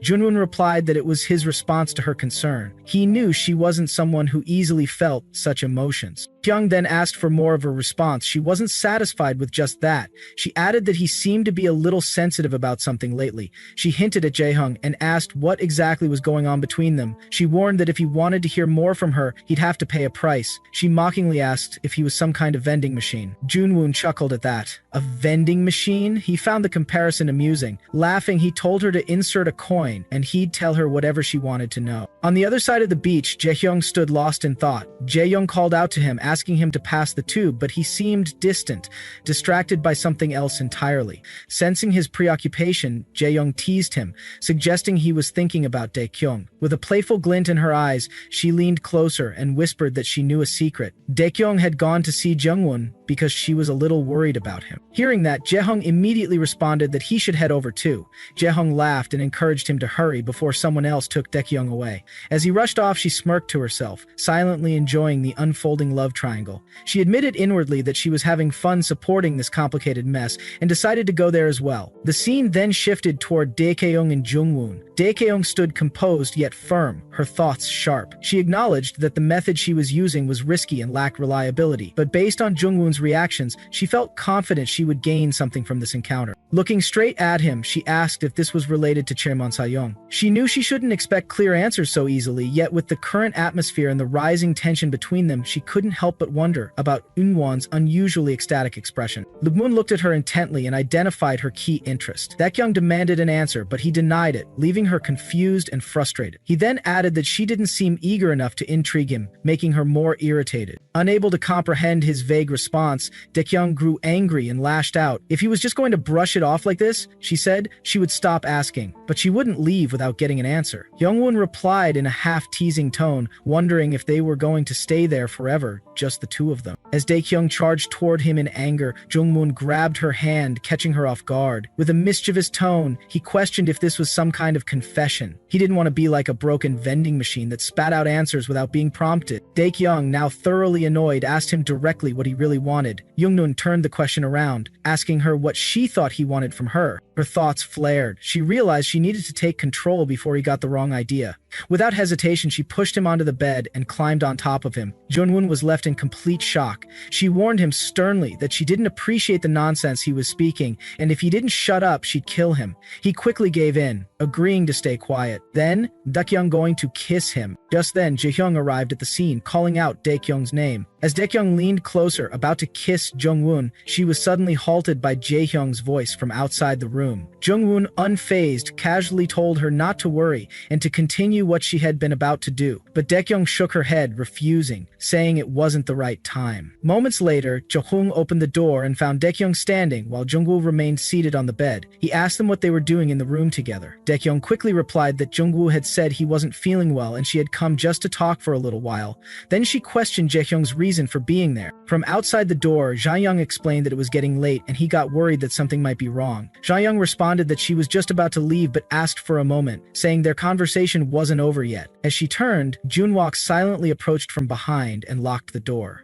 He stepped in close and murmured that even if their lips had touched, he wouldn't have told her what she wanted to hear. At the same time, Jae began banging on the door, demanding they open it, asking what was going on inside. Leon-gwon continued speaking to Daekyung, claiming that even a bland kiss without sincerity was enough. Still, he admitted she had tried. Well, a small clicking sound echoed as he locked eyes with her again, confessing that he had nearly spoken, as if under a spell. Yeong, frozen in place, quietly said it was over. Jungwoon then offered a trade, lowering the price in exchange for her sincerity. He shared a crucial detail, that Lee Jae-hyung had no direct connection to the Sejong group. He told her that since he had revealed so much, she would now have to pay her part. Then he leaned in and kissed her neck, saying he'd let her go, for today. Daekyung stood still, stunned, then softly asked if they should leave now. A moment later, Jaehyung burst into the room and questioned them again. Jungwoo casually replied that they had just been talking, but mockingly added that now that a gatecrasher had interrupted, their conversation had to end. He walked off, heading back to the group. Jaehyung turned to Daekyung, asking what they had been discussing, but she appeared completely zoned out. Snapping his fingers in front of her face, he got her attention. Daekyung blinked and asked what he had just said. Meanwhile, Jiyeon, Taewon, and the child arrived at the hotel. Jiyeon recounted to Taewon how a creepy man had tried to grab her earlier. Just then, Daekyung and Jaehyung came down as well, and Daekyung asked if they had just arrived. Cleon explained that they were hungry and thought of eating together. The group soon decided to have a barbecue. Taewon asked who would be grilling, noting they'd have to cook the food themselves. Daekyung volunteered first. Jongwon offered to help as well, and Jaehyung said he would join too. The three of them began grilling together. Daekyung taught Jaehyung how to grill meat properly. Jongwon commented that with 3 people, they should be able to grill everything quickly. He teased Jaehyung, surprised he had never grilled meat before. Jaehyung admitted it was his first time. Daehyung instructed him to flip the meat over quickly before it burned. When Jaehyung asked how she knew that, Daehyung explained that it was just something one could tell by looking. She told him to cut it into bite-sized pieces, using scissors. Jaehyung, fumbling, pointed out that he had to hold the meat to cut it, then questioned why she had made the pieces so tiny. Daekyung clarified that bite-sized meant suitable for a human, not an ant. Patiently, she showed him the correct way, step by step, asking if he understood. Nearby, Yongwon began serving the grilled meat to the others. Jaehyun commented on the delicious smell and asked where he had learned to cook so well. Yongwon modestly replied that it was just grilling, nothing to learn. Jaehyung then asked Daekyung if the meat was done. She replied that it was burnt, but since it was pork belly, it was still well cooked and tasty. She offered him a bite. Watching this, Yongwon dramatically exclaimed that he was so sad. Someone was feeding Jaehyung meat. In response, Jaehyung fed a piece to Jungwon, making Daekyung reflect on how well the two were getting along. Ronmoon, still playing along, told Jaehyung he was so touched he could cry. Then Taewon called out to everyone, saying they could all eat now and didn't need to grill anymore. The group gathered around the food. Ji Leon commented on how tasty the pork belly was, and said that it always felt best when they all got together to have fun and eat meat. Someone chimed in, agreeing wholeheartedly and joking that it tasted even better because the weirdos had grilled it. The child piped up, telling Ms. Ji-yeon to stop talking and just eat. Ji-yeon then accused Daekyung of secretly eating all the shrimp and demanded she share. The group laughed, enjoying their meal together with playful banter and lighthearted teasing. Watching them all, Taewon quietly thought to himself how strange yet comforting it felt to experience this warmth from the people around him, something he hadn't felt in a long time. Ji-yeon suddenly proposed that they play a truth game. Daekyung, surprised, asked what kind of truth game, telling her to let her swallow the shrimp first. Jiyeon then suggested hand games instead, to which the child cheekily told her to play by herself. At the table, Jiyeon asked Taewon to get some drinks. Taewon brought the drinks and placed them nearby. Just then, Daekyung appeared and mentioned that she had already spoken to Jungwon about that matter. Taewon was taken aback, asking if she had directly asked Jungwon whether he was related to Sayoung or not. Daekyung responded that if Jungwon didn't understand the true purpose behind the question, the information would be useless to him. Taewon sighed, admitting she was probably right. From the beginning, trying to deceive Jungwon entirely had been a mistake. They were only covering for each other now. If Jungwon started asking questions, Taewon had no idea what excuse he would even make at this point. He reflected on the situation and thought perhaps they should be grateful that Jungwon wasn't digging any deeper. But Daekyung disagreed. She questioned what there was to be grateful for. Jungwon definitely had his own motives, just like them. If that weren't the case, he wouldn't be taking such risks and cooperating with them so easily. Taewon considered her words. After hearing Daekyung's story, he believed the reason behind Jungwon's actions might be quite simple. Jungwon was clearly a smart person, someone who could extract the maximum value from even the smallest clues, always staying one step ahead. During their conversation, when Daekyung wasn't around, Taewon had sensed that Jungwon constantly tried to grasp the true intentions behind others' words and dig into the essence of everything. It wasn't just a habit, it was an attitude he carried in every interaction. He admitted that it made sense why Daekyung found Jungwon difficult to deal with. Jungwon's personality clashed completely with their goals, especially with hers. Daekyung agreed. Jungwon was the most difficult person for her to handle. Still, Taewon shrugged it off. Even if Jungwon tried to understand others' true nature, he rarely revealed his own intentions. That in itself said something. Taewon believed this tendency came from Jungwon's subconscious need to control relationships and situations, to always have the upper hand. Jungwon was the type who needed everything under control to feel secure. For someone like that to get involved with people like them and willingly introduce a risky variable meant only two things. Either it was a calculated variable, or he was simply drawn to a new, unfamiliar image that had caught his interest. Or maybe, Taewon mused, Jungwon was a hedonist who just needed some form of play, a joker. Daekyung sighed, annoyed. Either way, it was frustrating. But if it was a calculated variable, that would be the worst outcome. Taewon reassured her. Fortunately, that didn't seem likely. After all, Jungwon had even said it out loud. He was attracted to people who were out of the norm. That was all there was to it. From Jungwon's perspective, Daekyung was probably like a puzzle. His goal would be to collect pieces one by one until he could see the complete picture. That was risky because he might lose interest once he solved it, but it was also something they could use to their advantage. Just like Daekyung had done earlier, giving him a puzzle piece that he wanted. It made him speak. That tactic could slowly turn the tables. They just had to hold on to the last piece until they got what they needed. In that sense, her earlier decision hadn't been a bad one. Suddenly, Min-jae appeared, breaking the moment. He shouted toward Ms. Lee Daekyung, asking if she wanted to play a puzzle. He complained that he hadn't brought a puzzle and wasn't an expert at it. Taewon shoved him lightly, scolding him for returning without finishing his food. Min-jae explained that some arrogant guy had asked him to bring toys to play with. Taewon called him a jerk and told him not to talk about his friend that way.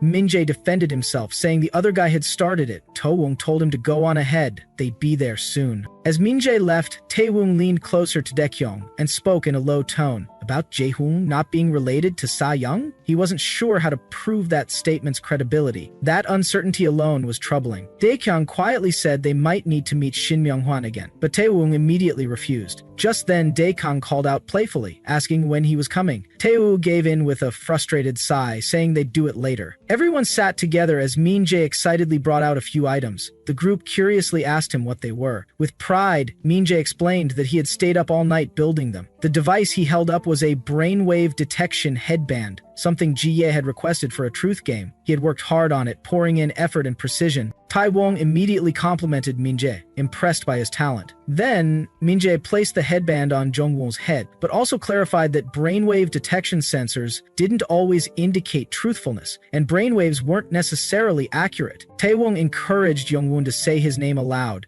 Jungwon repeated his name, but the device showed no significant brainwave reaction.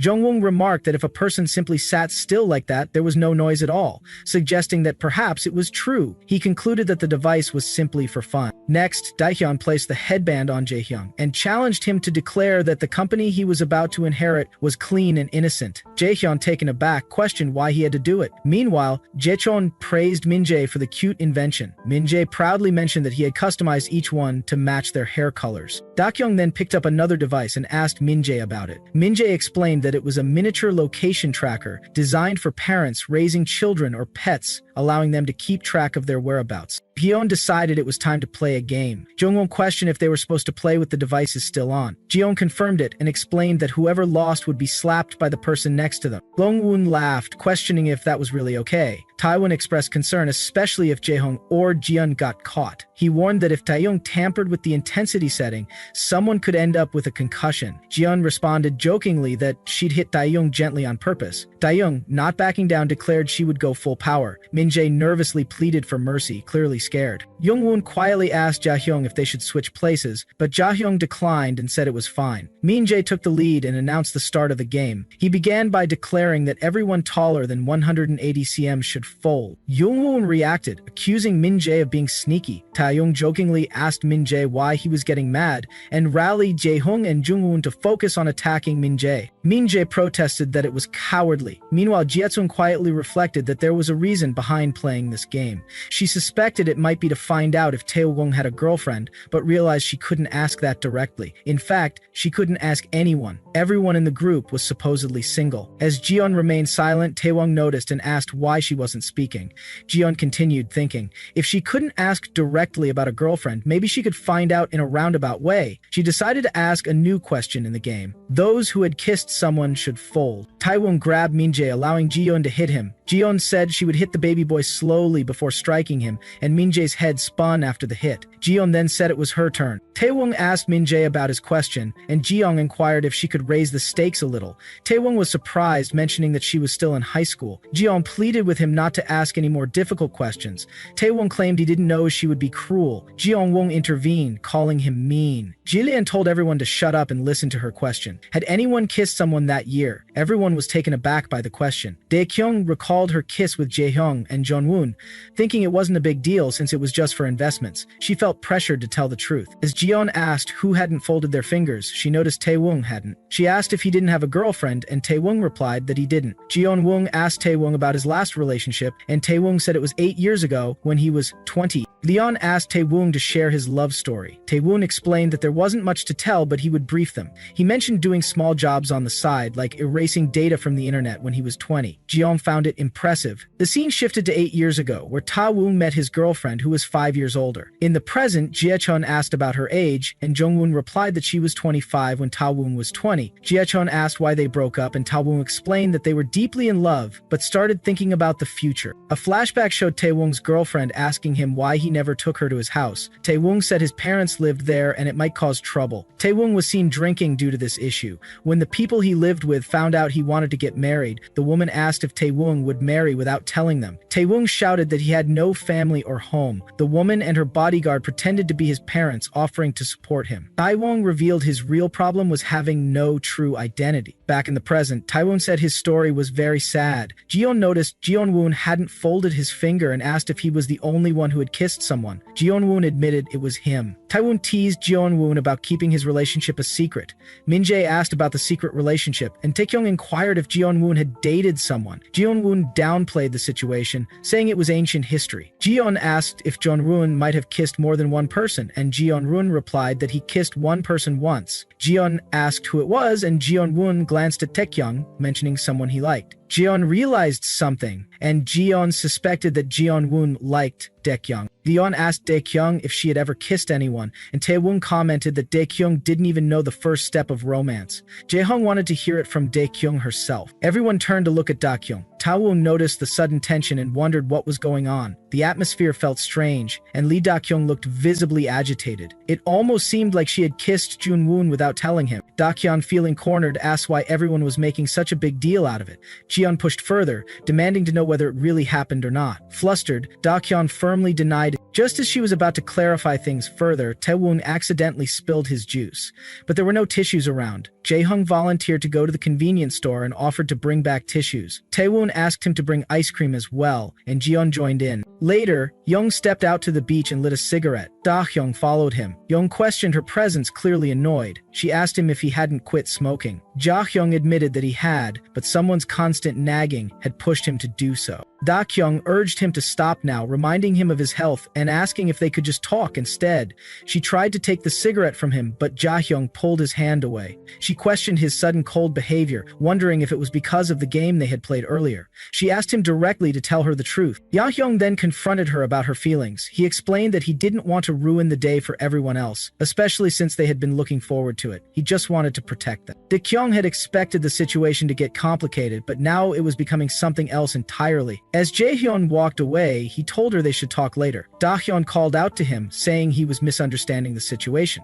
Ja-hyun paused and asked for clarity. Da-hyun then clarified that she and Junwon were not in the kind of relationship he was assuming. She brought up the kiss, admitting it, but insisted it didn't mean anything. Meanwhile, the rest of the group surrounded Junwoon, questioning him about who he kissed and whether it was Da-kyung. Annoyed, Junwoon joked that it felt more like a press conference than a friendly outing. He walked out casually, sucking on a lollipop, but then noticed Jae-hyung's car parked nearby. Suspicious, he assumed Jae-hyung and Da-hyung were together. His eyes then landed on an old man staring directly at him. Seeing the man made him freeze, suddenly nervous. Back at the beach, Jae-hyung resumed the confrontation. He demanded a straight answer about the kiss. Da-kyung wondered why he was so fixated on this one issue and why he wasn't willing to let it go. She insisted again that she hadn't done it, but Jae-hyung urged her to be honest. He said that if she was telling the truth, she wouldn't have looked so shaken earlier. He reminded her that he had investigated Junwoon before for personal reasons, and that the only girl Junwoon had approached that year was her. From an outsider's view, it seemed like she was the only one Junwoon had feelings for. Ja-hyung couldn't believe her based on words alone. He asked if Junwoon had deceived him about this too, and whether everything he had seen or heard was just an illusion. He revealed he was trying hard to be honest and trust her without any proof, but her hesitation made it harder. He begged her to just be honest. Da-kyung lowered her head and finally confessed. It had happened once. Just once, but it meant nothing. Ya-young gently placed his hand over her lips. He asked if she could really kiss someone without any feelings at all. Then he challenged her to kiss him, saying if her words were true, she should prove it to him. He leaned in to kiss her but stopped himself. Frustration settled in as he questioned if she was lying again, or if he was simply not the one for her. He muttered that if only she liked someone better, someone who genuinely cared for her, he wouldn't feel this miserable. He reflected on how he truly believed her feelings for him mirrored his own. If that weren't the case, none of this would make any sense. He admitted he had made a mistake by pressuring her about Shin Myung-hwan. His deep and overwhelming feelings for her had shaken his resolve. That strong, pure affection had blurred his intentions, making his longing feel like greed.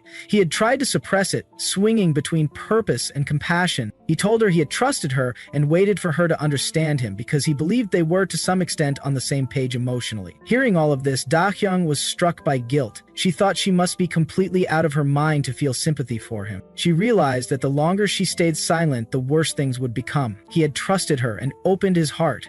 They had come so close. But now, she felt it was time to put an end to this for his sake. Then Jae-hyung softly said that he had loved her. Da-kyung froze in place, stunned. Tears began to fall from Jae-hyung's eyes. Jae-hyung, tears welling up in his eyes, struggles to speak. He confesses in a voice that trembles with emotion, revealing his deep regret. He had not wanted to express his feelings this way, but now in front of everyone, he couldn't hold back anymore. His words, though heavy with sorrow, are simple. He never hoped for a response, never said what he did for an answer. He had only wanted to make his feelings clear. As he apologizes, Dae-hyun reassures him, his voice soft and understanding. Kyung continues, admitting that his obsession with Dae-hyun has been a result of frustration. He promises not to burden Dae-hyun anymore, no matter who he likes. He acknowledges the one-sided nature of his feelings, apologizing once again for pushing them onto Dae-hyun. As the night grows late, Jae-hyun offers a simple suggestion, to go back and forget everything. He gently places his jacket on Dae-hyun, urging him to go back without looking back. Yeon-young seems lost, unsure of what to say or do next, but insists that they should try to remain friends. Dae-hyun, his thoughts a whirlwind of confusion, struggles to accept Jae-hyun's words. Everything seems to be returning to where it all began, and he feels unable to move forward with the emotions swirling inside him. But just as the tension grows thick, Jongwoo arrives, his voice breaking through the heavy silence. His question hangs in the air, almost teasing, "Do you want me to fall for you?" The group, sensing the shift in atmosphere, starts to gather around, and Daehyung finds himself caught off guard by their sudden appearance. Ji-eun, ever the one to lighten the mood, suggests they all take a picture together by the beach for the sake of memories. The idea seems to lift the weight for a moment, but Taewon, noticing Daehyung's behavior, wonders aloud about the strange vibe in the air. Ji-leon, with her usual straightforwardness, asks Daehyung why she seems so awkward. The playful atmosphere continues as they adjust for the photo, with Taewon directing everyone into position. As the group sets up for the shot, Jinwoo mentions something about past events, recalling a moment with Minjae, but Jaehyung questions why they hadn't stayed at the dorm. Jinwoo explains that Taewon insisted they leave before it got darker. Despite the protest, they decide it's time to leave, with Jaehyun remarking on how early it still is. But the rain is coming and they need to head back soon. As they make their way to the car, Daehyun can't help but feel the heaviness of the moment, the unspoken tension still lingering. With one last thank you for the ice cream, the group heads off. Taeyong sets the camera for a few more minutes, urging everyone to pose for a few final shots. But Taeyong, lost in her thoughts about Jaehyung, is barely present, her mind still consumed by everything that happened. They take more pictures, but the moment feels distant. Later, Taewon, ever the practical one, mentions that he and Daehyung need to leave for something urgent. Jaehyung, curious, asks if she'll be driving alone, but Taewon reassures her that Jaehyung has been informed and will assist. Jaehyung, will clearly down, expresses his sadness, but Taewon reminds him that he'll see Daehyung again soon. The conversation shifts and Taewon dismisses the topic of where he's headed, urging everyone to leave before it gets too late. As they drive off, Taewon tries to lighten the mood by talking about human emotions. He explains, almost philosophically, that what Daehyung is feeling is natural, a part of being human. Daehyung, her mind still racing, reflects on the painful memories, wondering why she's suddenly reminded of everything. Her mind goes blank, the weight of it all threatening to crush her. But then, as if to snap out of it, she mutters to herself, frustrated by the constant emotional turmoil. In the car, Taeyong continues to offer his advice, telling Daehyung that the feelings she's experiencing are normal. He talks about the impact of human emotions, their struggles, and how it's something everyone faces. But Daehyung, still reeling from everything, can't ignore the past. She thinks about the people around Jaehyung, the complicated relationships, and the unspoken pain that has followed him all along. It's a situation she can't accept, and the weight of her own past keeps her trapped in a cycle of conflict. Taewon, trying to console her, tells her that even if she forgets the past and lets go of her quest for revenge, it's okay. He reassures her that their bond is strong no matter what happens and that the past should not control their future. But Daehyung, still troubled, can't shake the feeling of responsibility for her choices, her own sense of purpose clouded by the emotions she feels for Jaehyung. The car slows as they near their destination, but just as they're about to leave, Junwoo appears in front of them, and Taewon yells out in frustration, asking if Junwoo wants to die.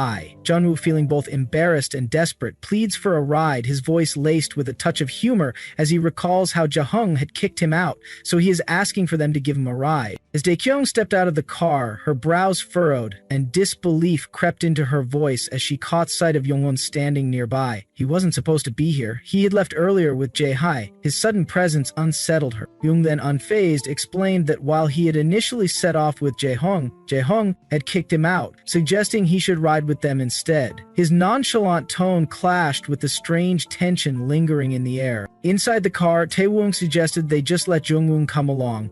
He opened the door, climbed in, and thanked them for the ride. As he settled in, Daekyung couldn't help but think that this was the same man who had made them stop the car in the first place. As if it had all been premeditated. Curious, Taewon turned toward Jungwoon and pressed him about what he meant by being kicked out. Jungwoon chuckled, admitting that he might have been too annoying. He had bombarded Jaehyung with questions, driven by simple curiosity, especially about what had been said between Jaehyung and Daekyung. Taewon blinked, stunned by how persistent Jungwoon must have been to get thrown out in the middle of the night. Jungwoon revealed that the questions had started from the very beginning of their trip. That meant he had been pestering Jaehyung for nearly an hour. Taewon couldn't believe Jaehyung had tolerated it for so long. Daekyung jumped in, stating that if she had been in Jaehyung's place, she would have sewn Jungwoon's mouth shut. Jungwoon laughed and noted that Jaehyung had said the same. Daekyung rolled her eyes and snapped that she wouldn't have treated him any differently. Still grinning, Jungwoon remarked that he hadn't even been that curious to begin with. Daekyung stared at him in disbelief, completely thrown by his behavior. Then, without warning, Lungwon leaned toward her, his tone shifting. With narrowed eyes and a sharp edge to his voice,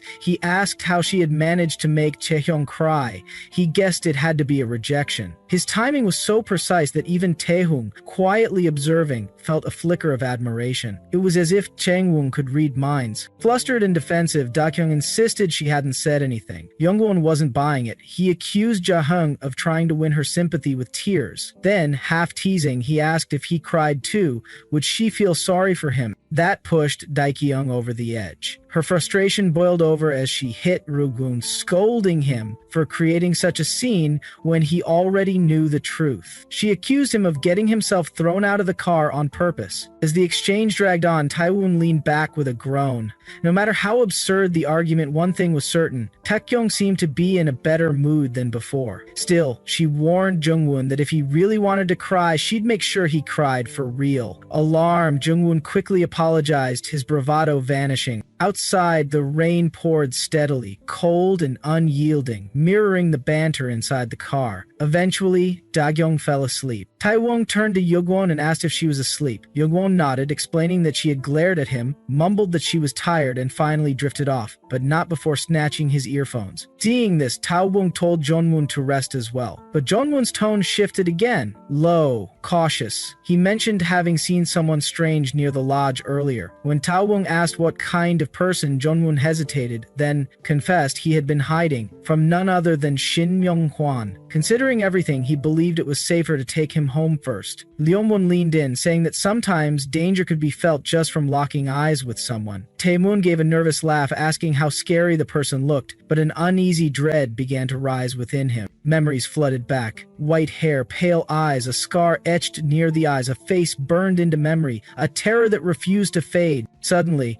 Rongwoon said he had a serious question, one that needed an honest answer. Taewoon tensed, sweat forming on his brow as he braced for it. Rongwoon stared forward and asked if they were being chased right now. Elsewhere, high above, on the rooftop of a nearby building, a man stood silently, watching their vehicle. He raised his phone and made a call. A calm voice on the other end requested an update. The observer reported they had momentarily pulled back due to unexpected interference, but were tracking the targets again. When asked about the interference, he explained a blonde classmate had appeared just before they could make their move. 3 confirmed individuals were now grouped together. The voice inquired if the targets had sensed anything. The observer confirmed they hadn't shown any suspicious behavior. As the call ended, the observer narrowed his eyes, replaying the image of the blonde classmate in his mind. Meanwhile, within another room, an operative sifted through classified files. Within their intelligence system, Jung-moon remained a blank slate. No affiliations, no confirmed ties, nothing verifiable. There were even whispers linking him to an investigative agency. The higher-ups had labeled him unstable and advised against provoking him. And now, he was part of the equation. The man on the phone offered a cold smile. Of all the people it could have been, it had to be someone this troublesome. Still, as long as Lee Dae-kyung was delivered to the chairman, the rest would be easy to clean up. His anticipation twisted into something darker. He pictured the broken remains of a woman, believed to be long dead. The chairman's reaction would be worth it. His voice turned sharp as he gave the order, "Bring them in, no matter what it takes." The agent stationed on the rooftop responded with a calm acknowledgement. Inside the car, Taiwang sat drenched in sweat, his thoughts caught in a loop. White hair, white eyes, a scar near the eye. There was no mistaking it. It was him, Shin Myung-hwan's dog. Even Lee Dae-kyung had failed to stop that monster. This was no ordinary threat. It was the worst-case scenario. And now, they had been found far sooner than expected. Ulong, in a quiet, steady voice, said the name, Shin Myung-hwan. Taeung snapped his head toward him, warning him not to get involved. It was too dangerous. But Jung-woon's response was simple. It was already too late. He was already part of it. Already standing here beside him, Taewoon's mind spun. Jung-woon had known. He had come willingly. But why? Why go this far? Yet there was no point questioning it now. The truth was undeniable. They were already in this together. Leon Won wanted to know Shin Myung-han's real objective. Taewong finally spoke. Depending on the goal, capture or kill, the tactics changed. If necessary, they would choose death. Eunwoo nodded grimly. That left only one option: keep running. The two quickly laid out their next steps. Don't stop unless absolutely necessary. Stick to the outskirts. Move quickly. So far, no vehicles had been trailing them, and the tracking devices had only been checked visually. Without hesitation, Taewoong decided to change the destination. Meanwhile, in a black vehicle tailing them from behind, two agents monitored the situation closely. The target's vehicle had veered off the expected route and was now speeding along a coastal highway. The chances were high they had realized they were being followed. If this continued, the agents would lose them soon. One of them checked the surroundings. A truck was nearby, but using it would make capturing the targets alive nearly impossible. The other agent didn't hesitate. The command was given: send the truck. The car cut through the night along the dim highway, headlights slicing the fog. Inside, silence hung heavy. In the passenger seat, Taewoong kept his eyes on Jungwoon, face tense, thoughts racing. Finally, Jungwoon gave a silent nod, permitting him to speak. Taewoong's voice carried urgency as he asked why Jungwoon had waited until Dalkyung was asleep to speak up. The timing felt too precise. Leon-woon answered without pause. He had feared her reaction. If she sensed something was wrong, she'd act without hesitation, even recklessly. She never stood by when someone she cared about was in danger. Putting her to sleep first had been the safest move. He promised he'd wake her once they neared their destination. Even after knowing her for so long, parts of Dakyung still felt unreachable to him. Yet Taewoong, in a short time, had come to understand her in ways he never could. Still, Woon brushed it off. To him, Dakyung was a paradox. Outwardly simple, inwardly layered and complex. Taewoong's frustration broke through. He questioned why Jungwon hadn't contacted anyone else for help. Surely there were others, people more capable, better suited. Why risk everything? Leon-woon offered calm reassurance, but it only stirred deeper anger in Taewoong. This wasn't just about staying safe. He had come here for a reason. He had something he needed to say. Just as he opened his mouth,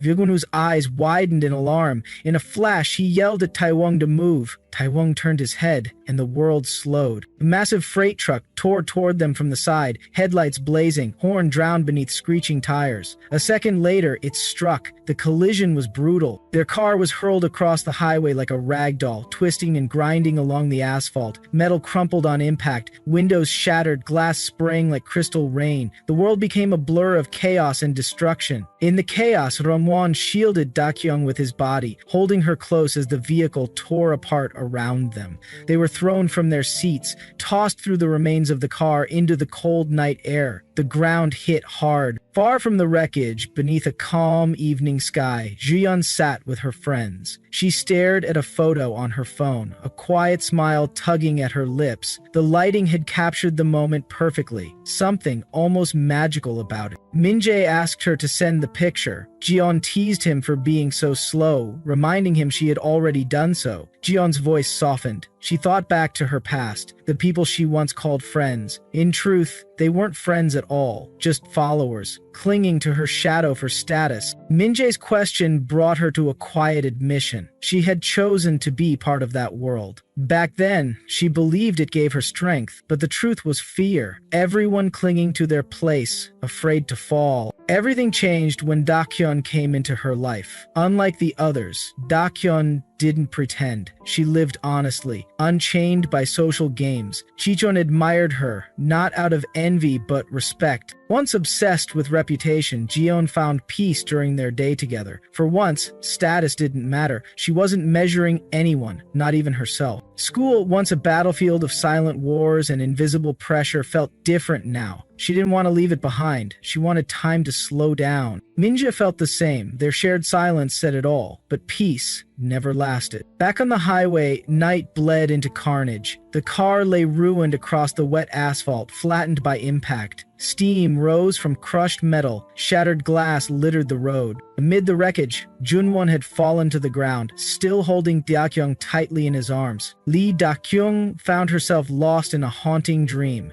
In that dream, she sat silently at her parents' gravesite, consumed by sorrow. Her eyes drifted to a group photo in her hands, and without hesitation, she set it on fire. The image of familiar faces burned away as flames engulfed the photograph. From the distance, someone's voice pierced through the dream, calling her name over and over again. Startled, Jakyung woke up gasping, trembling from the vision. Tears streamed down her face as she struggled to catch her breath. Jungwoo, sitting beside her, immediately grabbed her shoulders, trying to comfort her. He spoke softly, urging her to calm down. But Dakyung refused to believe it was just a nightmare. To her it felt real, too real. She insisted it wasn't a dream. Something had happened. Jungwon's voice turned serious. There had been an accident. Confusion turned to alarm as Dakyung repeated his words. An accident? Suddenly, panic began to set in. Her voice cracked as she shouted out Jo Tae-woon's name. Her heart pounded. She kept calling for him, desperate and terrified. Jung-woon, noticing her spiraling panic, gently held her face and urged her to look ahead.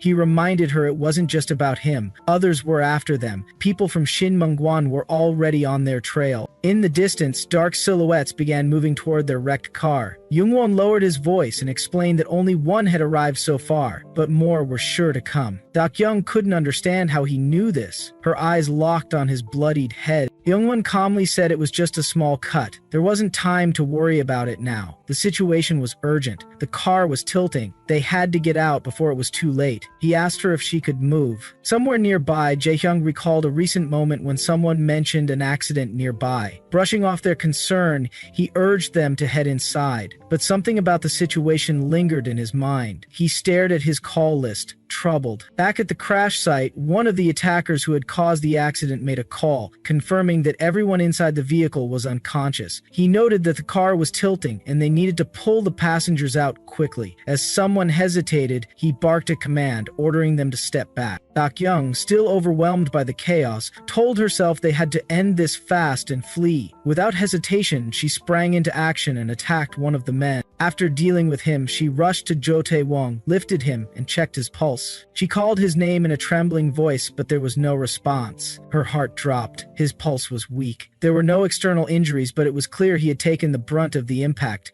Her mind raced with guilt. When had they started chasing them? Why hadn't she noticed it sooner? She blamed herself. The realization hit hard. Why did this have to happen now, in a moment like this? Determined, she ran to the car and shouted for Han Jung-gun to come out. She urged him to move quickly, but the Young-won stuck inside warned her not to approach. A shard of glass had pierced his abdomen. He admitted he couldn't get out. His leg was broken. Even if he managed to escape the wreckage, he'd collapse from blood loss. He reminded her of the reality. No matter how strong she was, she couldn't carry two unconscious men and flee alone. There wasn't enough time. He urged her to take Jo Tae-woon and hide until his guardians arrived. That was the only hope. But Dakyung refused to accept that. She yelled at him to shut up and take her hand. She wasn't going to abandon anyone. She insisted she could carry them both. She told him not to worry about what came next, only to hold on. Her voice grew louder with desperation. She screamed for Jungwon to move. Jungwon looked at her with pain and clarity. He told her to think about what mattered most. He reminded her that none of this was her fault. Dakyung's thoughts spiraled again. Misfortune always came at her in the form she feared most. Sudden, unforgiving, all at once. And yet, he still threw himself into danger for her, recklessly, without hesitation. His actions only left more unanswered questions behind. Suddenly, the car slipped from the edge and plunged into deep water. Jungwon sank beneath the surface, swallowed by the darkness. In his final thoughts, even as he drifted deeper, he remained resolute.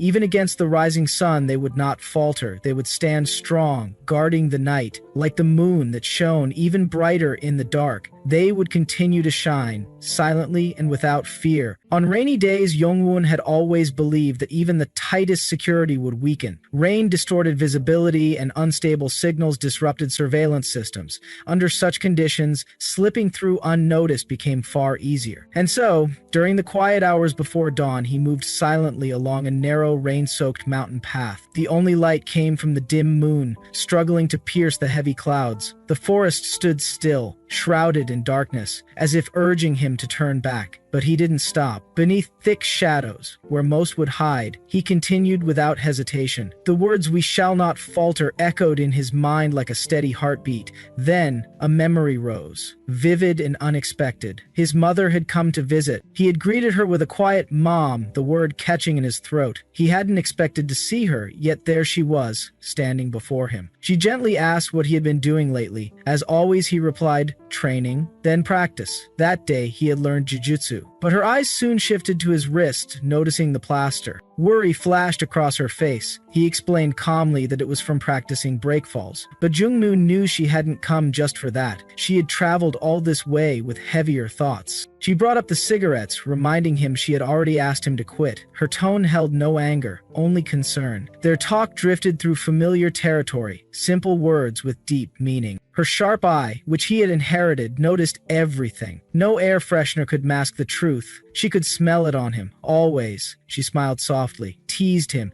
said he was nagging her already, like before, even after 2 years apart. To her, even these small moments were enough. Then she mentioned a child. Youngmoon tilted his head slightly, confused. She clarified, Daekyung. Her expression lit up with warmth, her eyes always softened at the name. She called Daekyung a troublemaker, the kind who insisted on being her bodyguard no matter how often she was told not to. Loyal to a fault, always appearing, never backing down. That child had become part of his mother's everyday life. She shared how she tried to shield Daekyung from danger, but some people were born with instinct, talent, and defiance. That girl had all of it. There was no hiding it. Youngmoon admitted he only knew her name. His mother simply laughed. Compared to the secrets she once held, that was nothing. She recalled how hard it was to let go of Daekyung that day. Dron mentioned the effort it took just to remove all the wiretaps.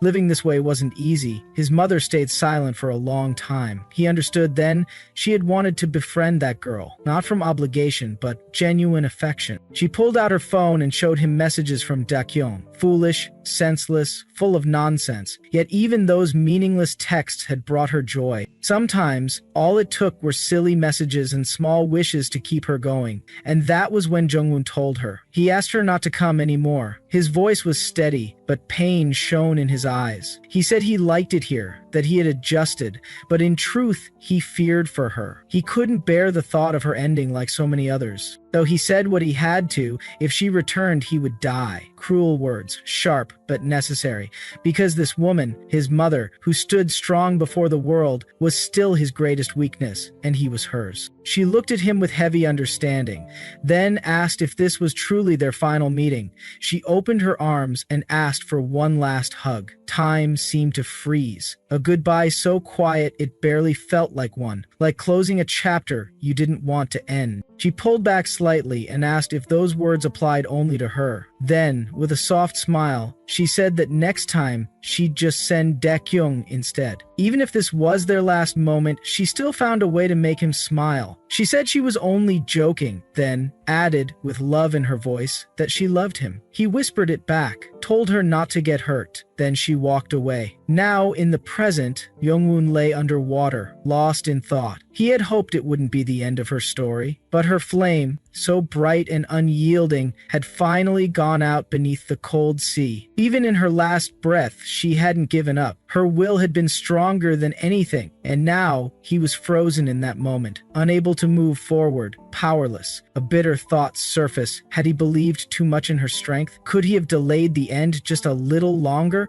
Resentment rose. He resented the mother who never allowed herself to collapse, who never surrendered to despair. Yet, despite everything, that spark she left behind had not vanished. It had passed on to that child. The seawater clung to his skin. Youngwoon floated, lifeless beneath the surface. Then Daekyung reached out. She dove deep and pulled him upward with everything she had. The cold bit into her bones. Her body shook violently. Every breath burned like fire in her chest. But she kept going. The car door had been torn off during the crash. One miracle, because Yeonwon hadn't been strapped in, she could reach him in time. But the danger wasn't over. Rebar had pierced through the vehicle. The fall had been brutal. Was Jungwon even alive? And in choosing to save him, had she lost her only chance to save Jo Tae-wong, the boy who existed because of Younghoon's sacrifice? Had she chosen a corpse over someone still breathing? No, she forced the thoughts away. She couldn't lose anyone else. Not because of her choices. No one. But was this how it ended?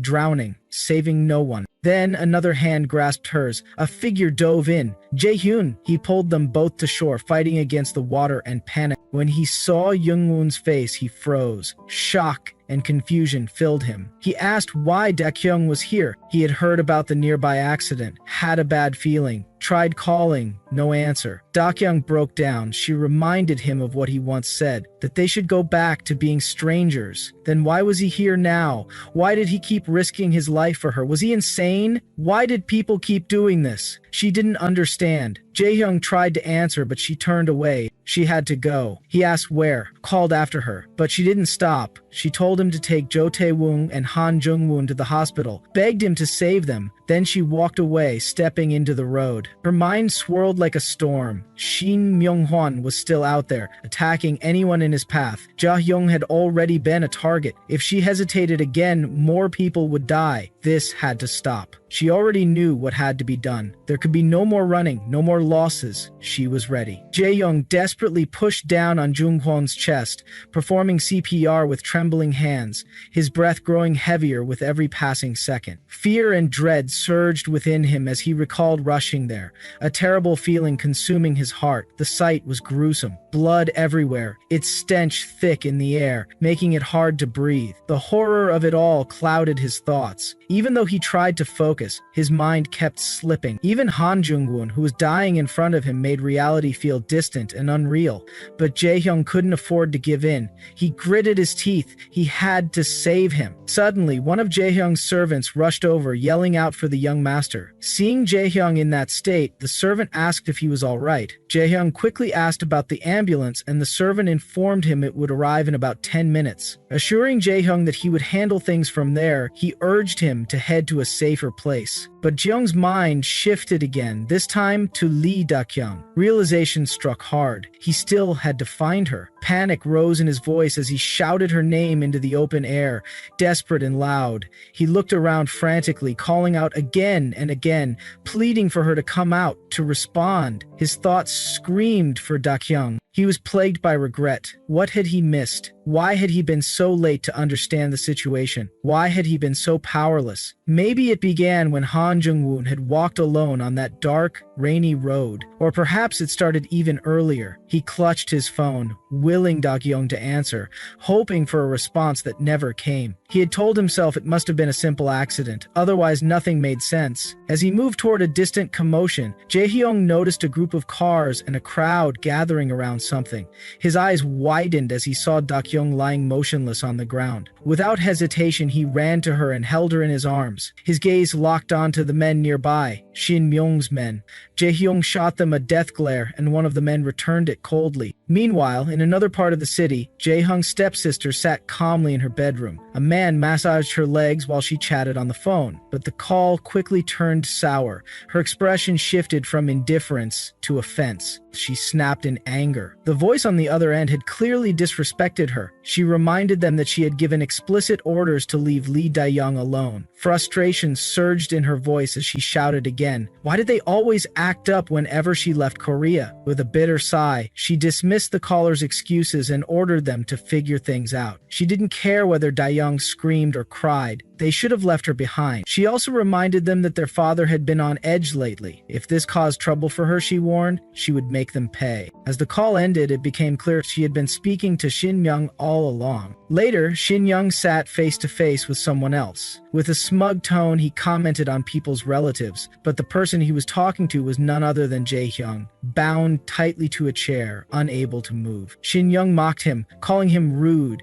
He said he had warned Jae-hyung to stay out of it, but the young master had insisted on playing the hero. What a pity. He told Jae-hyung there was no use in trying to escape now. He was tied up with no way out. Then Shin Myung revealed Da-hyung. She too was unconscious and restrained. Ja-hyung shouted her name, but it was useless. She couldn't hear him. She couldn't see him. Shin Myung taunted him, asking how he planned to rescue her from beyond the wall. He then questioned Jae-hyung's connection with Da-kyung, why he was willing to go to such lengths for her. Wasn't Shin Myung just supposed to follow Lee Jae-a's orders and eliminate Jae-hyung? Why then was Da-kyung being dragged into this? But Shin Myung corrected him. Jae-hyung had misunderstood everything. It wasn't because of him that Da-kyung was caught up in this. It was the other way around. Because of her, Jae-hyung had become involved. Shin Young explained that no one had told Jae-hyung the truth.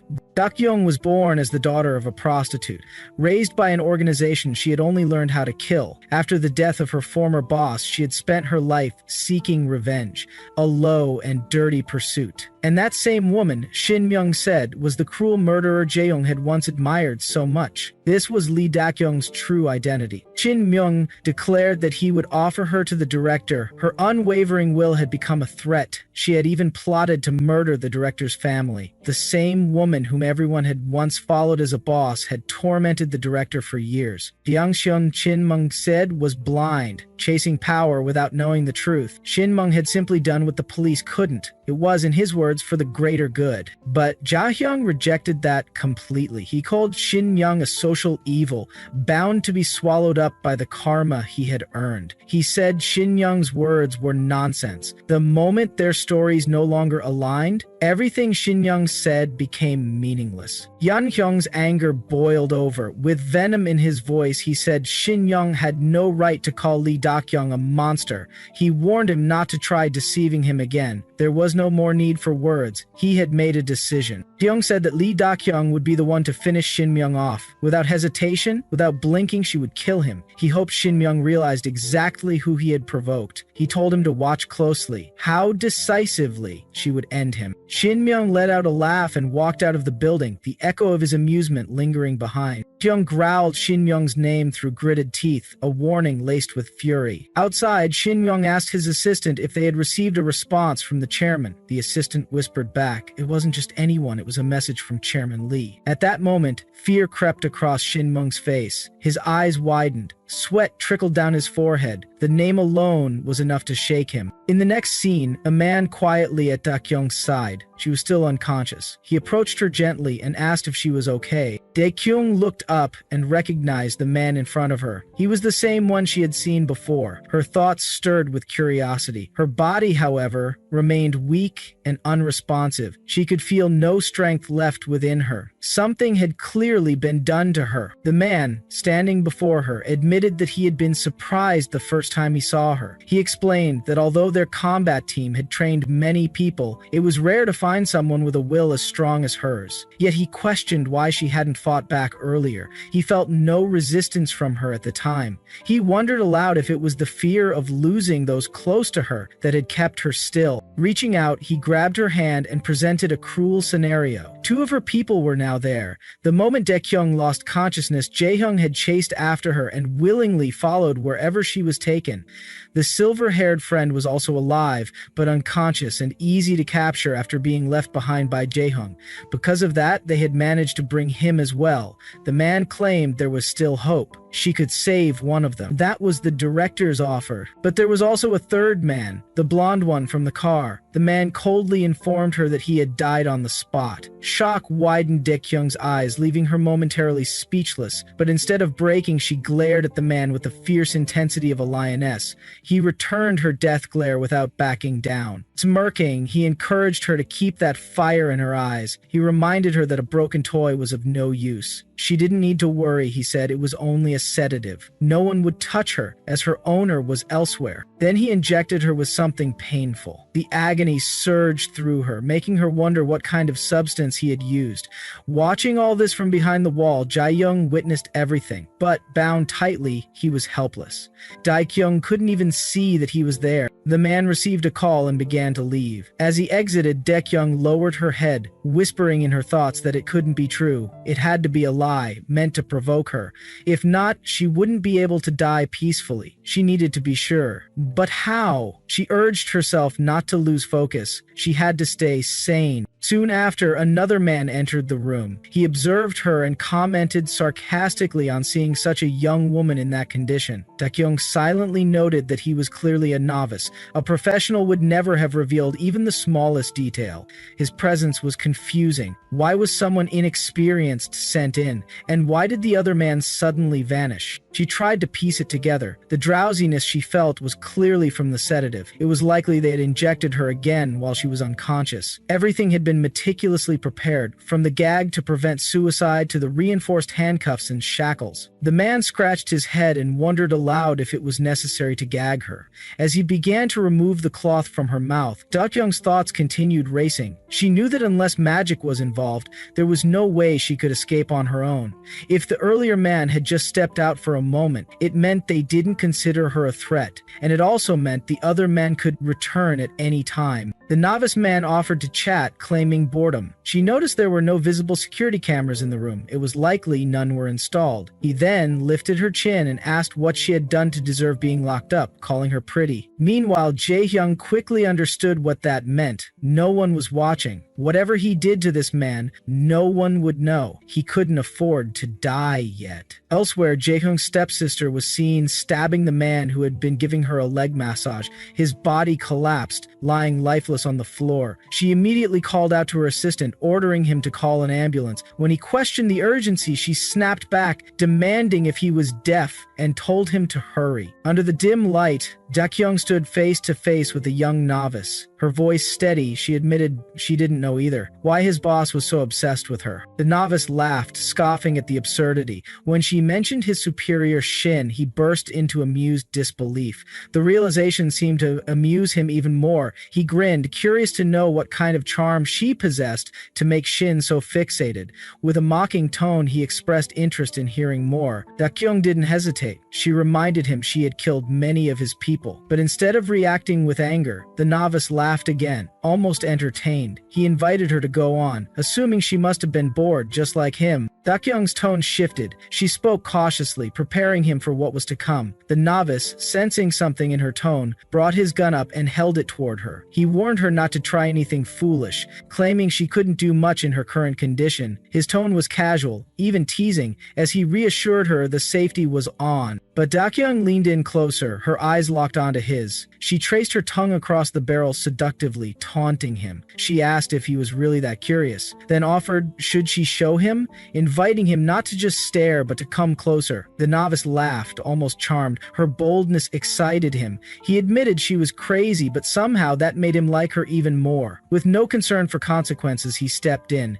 He confessed he didn't like to just watch and assured her they wouldn't be disturbed. From outside, Jae-hyung caught sight of the scene unfolding. Shocked and enraged, he cursed under his breath, trying to process what he was seeing. Inside, Dakyung asked again if the place was truly secure. The novice chuckled, replying it was soundproof. He teased her, thinking she was already getting into the act. They hadn't even started, he said, yet she seemed eager. Dakyung played along. Then, in one smooth motion, she snatched his gun. With practiced ease, she pointed it at his chest. The novice froze, confused. He didn't understand how or when she took the gun. A gunshot rang out. The novice was thrown back with such force that he crashed into the wall. The impact shattered it, blood splattering across the surface. Jae-hyung, watching from outside, recalled Shin Mung-won's haunting words. The man had warned him that Dakyung never revealed the truth, and that he should witness for himself the merciless murderer she truly was. As the echo of the gunshot faded, Dakyung's mind drifted back to the words of another enemy, the one who had taunted her earlier. He had said 2 of her people were already captured, that the moment she lost consciousness, Jae-hyung had chased after her, volunteering to follow wherever they were taking her. Her silver-haired friend Han Jung-woon was unconscious but alive. Jae-hyung had left him behind, making him easy to approach. Because of that, they had been able to bring him in. Dakyung tried to deny it. She told herself it was all lies, but the mention of her blonde friend, Leon-woon, lingered in her mind. She had hoped that part was false, that he wasn't dragged into this again. With heavy steps, she made her way to Jae-hyung. Her thoughts spiraled. She understood now everything was her punishment for dreaming foolishly. Just for a moment, she had wished to fall into Jae-hyung's warmth, to be her true self with him. But such dreams were not meant for people like her. This was the price for reaching out for something beyond her grasp. She didn't blame him for ignoring her warnings and coming here. In truth, she had admired that side of him. His refusal to turn away from those who needed him. His humanity. None of this was his fault. The sacrifices made that day were her burden alone. The weight was hers to carry. Then suddenly someone shoot at her, she thinks. In the end, she had failed. Her long-awaited revenge had slipped through her fingers. She had never been able to return the kindness, the love she received. she had achieved nothing. Perhaps revenge had never been her true goal. What she truly longed for was something simpler, a sense of warmth, a place to return to, a life that had been taken from her. Clinging to a past that could never return, she had disguised that longing as the desire for vengeance. But she had been delusional all along. She remembered one thing, a phrase once said to her, "There's no child whose birth is a sin, so she can keep living." Those words echoed in her mind, louder than any gunshot. Shin Young was thrown to the ground, pinned down by a small girl sitting atop him. Furious, he shouted out, unable to comprehend what had just happened. His eyes widened as he spotted the brooch on her uniform, an unmistakable emblem known only to those who had pledged absolute loyalty to the chairman. That insignia belonged to a fearsome group operating directly under Chairman Lee's orders, the Glory Squad. These elite agents handled everything from combat and internal investigations to high-level security, a group of monsters in human form. Shin Myung couldn't understand why he was being targeted. He shouted out his name, desperate to prove his identity. He was the director of Sa-young Construction. There had to be some mistake. The real targets, the survivors of that woman's faction, were still in the basement. He insisted he could guide them to Seowon and the others they had failed to eliminate, but the man standing before him made it clear there was no mistake. The chairman had specifically ordered Shin Young's capture. The mention of the woman's faction was irrelevant. The body count had already been confirmed. There were no survivors, and the man, familiar with every one of his former comrades, knew there had been no error. He ordered Shin Young to move quickly. Any delay would put them in danger. Elsewhere, Jaya approached Lee Ja-hyung, her mind in turmoil. The arrival of the Glory Squad so deep into the operation was unsettling. How had word spread so quickly? She had made sure Ja-hyung's phone was unreachable. How then had her father learned the truth? Her confusion turned to fury. She cursed Shin Mun-wan, blaming him for whatever had gone wrong. Meanwhile, several of Jae-hoong's men discovered his location. Rushing in, they shouted upon seeing him, calling him young master. They reacted swiftly, pointing their guns at a guy, demanding he drop his weapon. The standoff was tense until Jae-hoong's cry cut through the chaos. He sat on the ground, cradling Dak-young's bloody body in his arms, pleading for help. He shouted for assistance, panic consuming him as the blood refused to stop. His voice trembled as he cried out Dak-young's name, begging Jae to save her. Tears streamed down his face as he pleaded with his Nuna to save Lee Dak-young. Dak-young, in her fading consciousness, drifted into memories. Her first memory was of a noisy television that never shut off, and the musty stench of mold. She remembered the heavy stench of alcohol and tobacco that filled the air, and how she longed for the morning sun, even just for a moment. Her mother, unable to sleep, would wander the house. When night fell and the moon rose, her mother would leave for work. During those lonely hours, Dak-young would fill her stomach with leftovers, clinging to the moonlight as her only comfort. Her mother once loved a wealthy man who had visited as a guest. Deceived by his sweet promises, she dreamed of happiness. In pursuit of that unreachable dream, Dak-young was born. But when her mother's belly grew and the news reached the man, he vanished without a trace. With time, her mother descended into desperation. The love that had once led to Dak-young's birth turned into hate. That hate twisted until it was directed entirely at her child. All the customers had gone. Her mother looked at herself in the mirror, disgusted by her wrinkled belly. She called herself worthless, convinced it was the reason the man never returned. The police would be arriving soon. Everyone had abandoned her. Her mother spoke in despair. She wanted to start over somewhere new, but no one would accept a woman with a child. She said if Young died, it would become a problem. She cursed her life and blamed Young for ruining it. She cried that she should never have given birth to her. Roswais Dak-young was left with a life that felt cursed from the beginning. She remembered holding her breath, hiding from her mother, who didn't leave the room even when the moon had risen. Her mother just kept drinking. In that forgotten room, Dak-young spent countless days beside a woman who had stopped moving. Time blurred. Even after scavenging every bit of rotten food and chewing her nails, her hunger never went away. She waited for the moon to rise again, but it never came. The first warmth she felt in life was both terrifying and unfamiliar. Someone had reached out, treating her like their own child. That person gave her a name she never knew she had and sang lullabies to soothe her to sleep. She taught her how to speak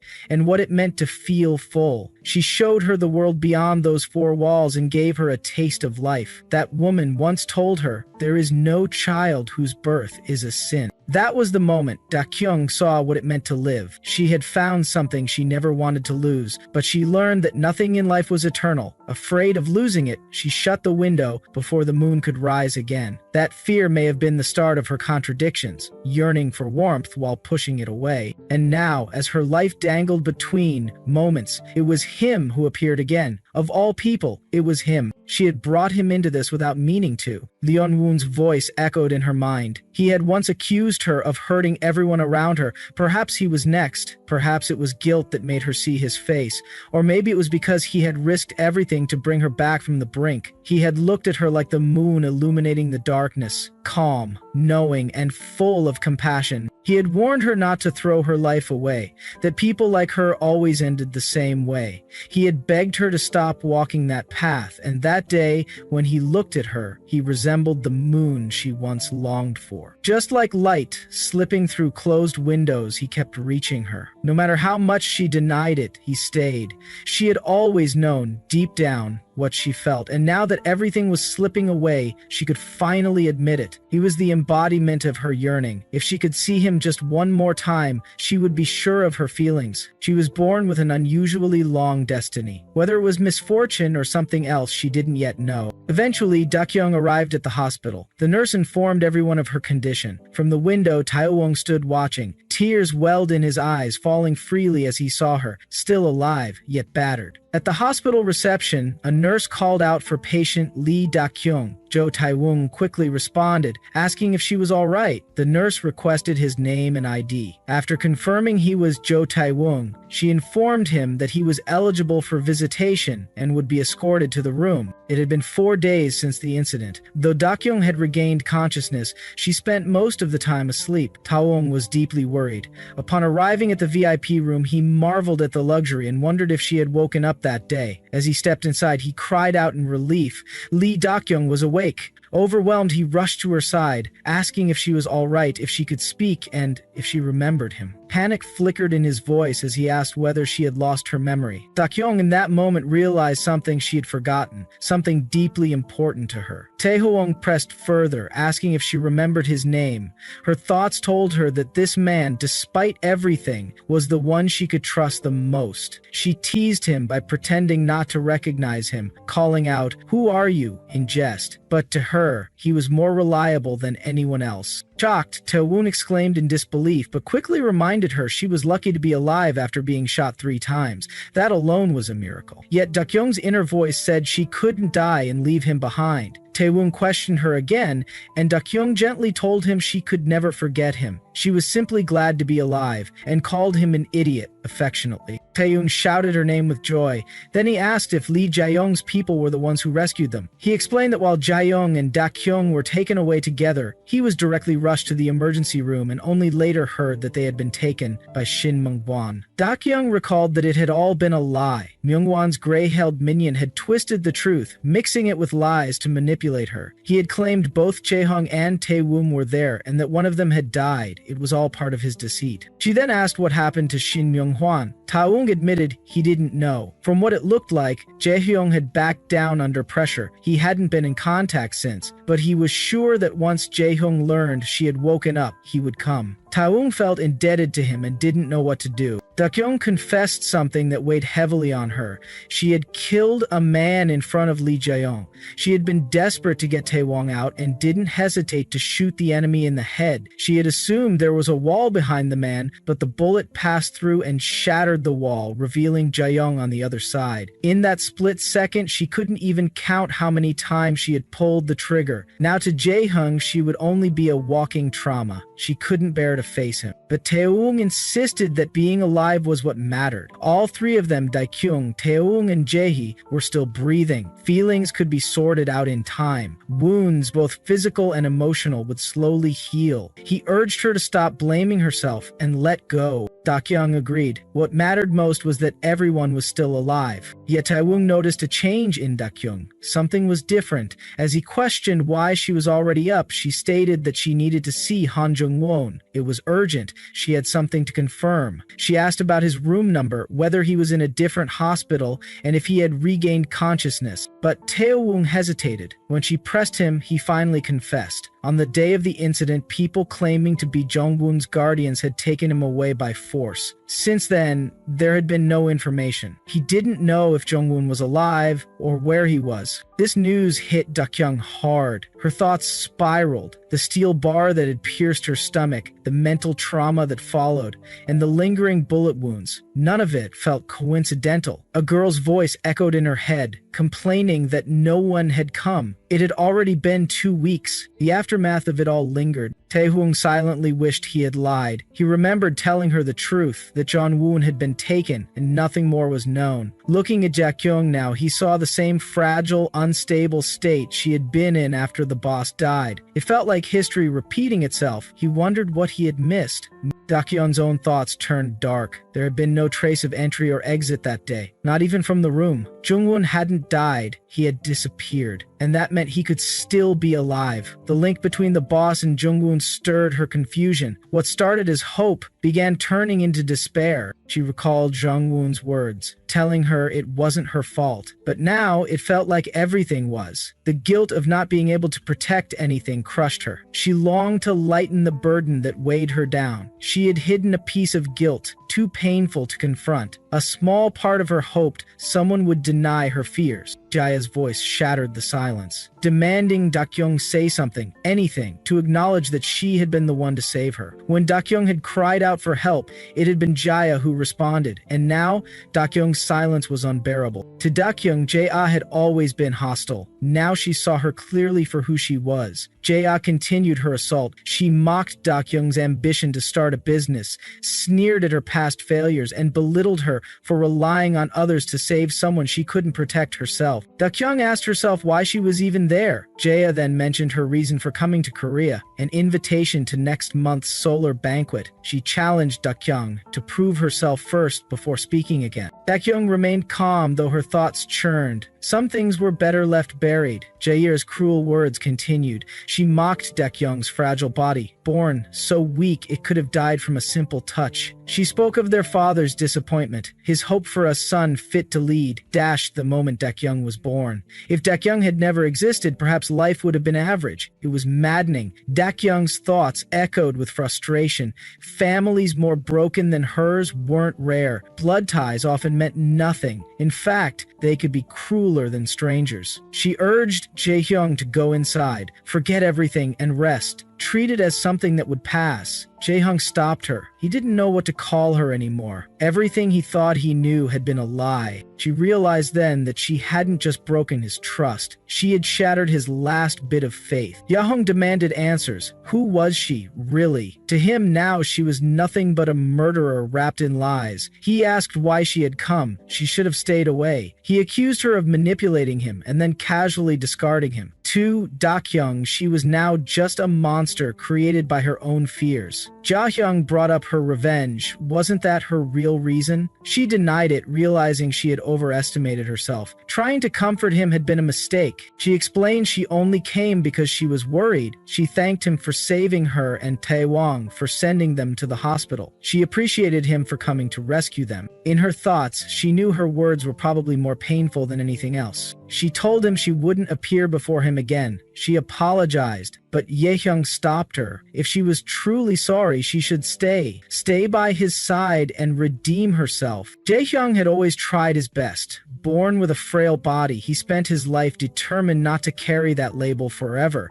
In his pursuit of health, he pushed himself beyond limits. Even when his joints bled, he relied only on medication. He repeatedly pierced his own arm with needles. For over a decade, he struggled to reach the level of health others took for granted. And because of those efforts, he no longer faced the threat of death from minor injuries, although he had nearly died from a single gunshot during the sports event. He never wanted to drown in trauma again. After being shot, he repeatedly fought to stay conscious, reliving the pain but managing to overcome it, like he always did. Originally, the full management authority of the family business was meant for his eldest sister, but she had been murdered by his second older sister, a truth their parents either didn't know or refused to accept. After that, authority was handed to Lee Jae-ah, the second sister. Jae-hyung couldn't bear to watch her twist the legacy of their family, manipulating her way to the top. He could have stopped her the same way she stopped their sister, with one bullet, but he refused to become a monster to defeat another. Instead, he focused on exposing her through proof. He worked tirelessly, gathering evidence and documents to ensure Jae-ha would be punished fairly and stripped of power. It had been a long, painful journey, but despite his efforts, the truth wasn't what mattered. Good intentions could not defeat ruthless malice. Lee Jae-ha turned herself into a hero, claiming she saved her brother while betraying trusted partners. Meanwhile, Jae-hyung was painted as the broken youngest child, lost in conspiracy and delusion. As the upcoming promotion event approached, where Jae-ah would be named vice president, his bitterness boiled over. No one had been willing to listen to him.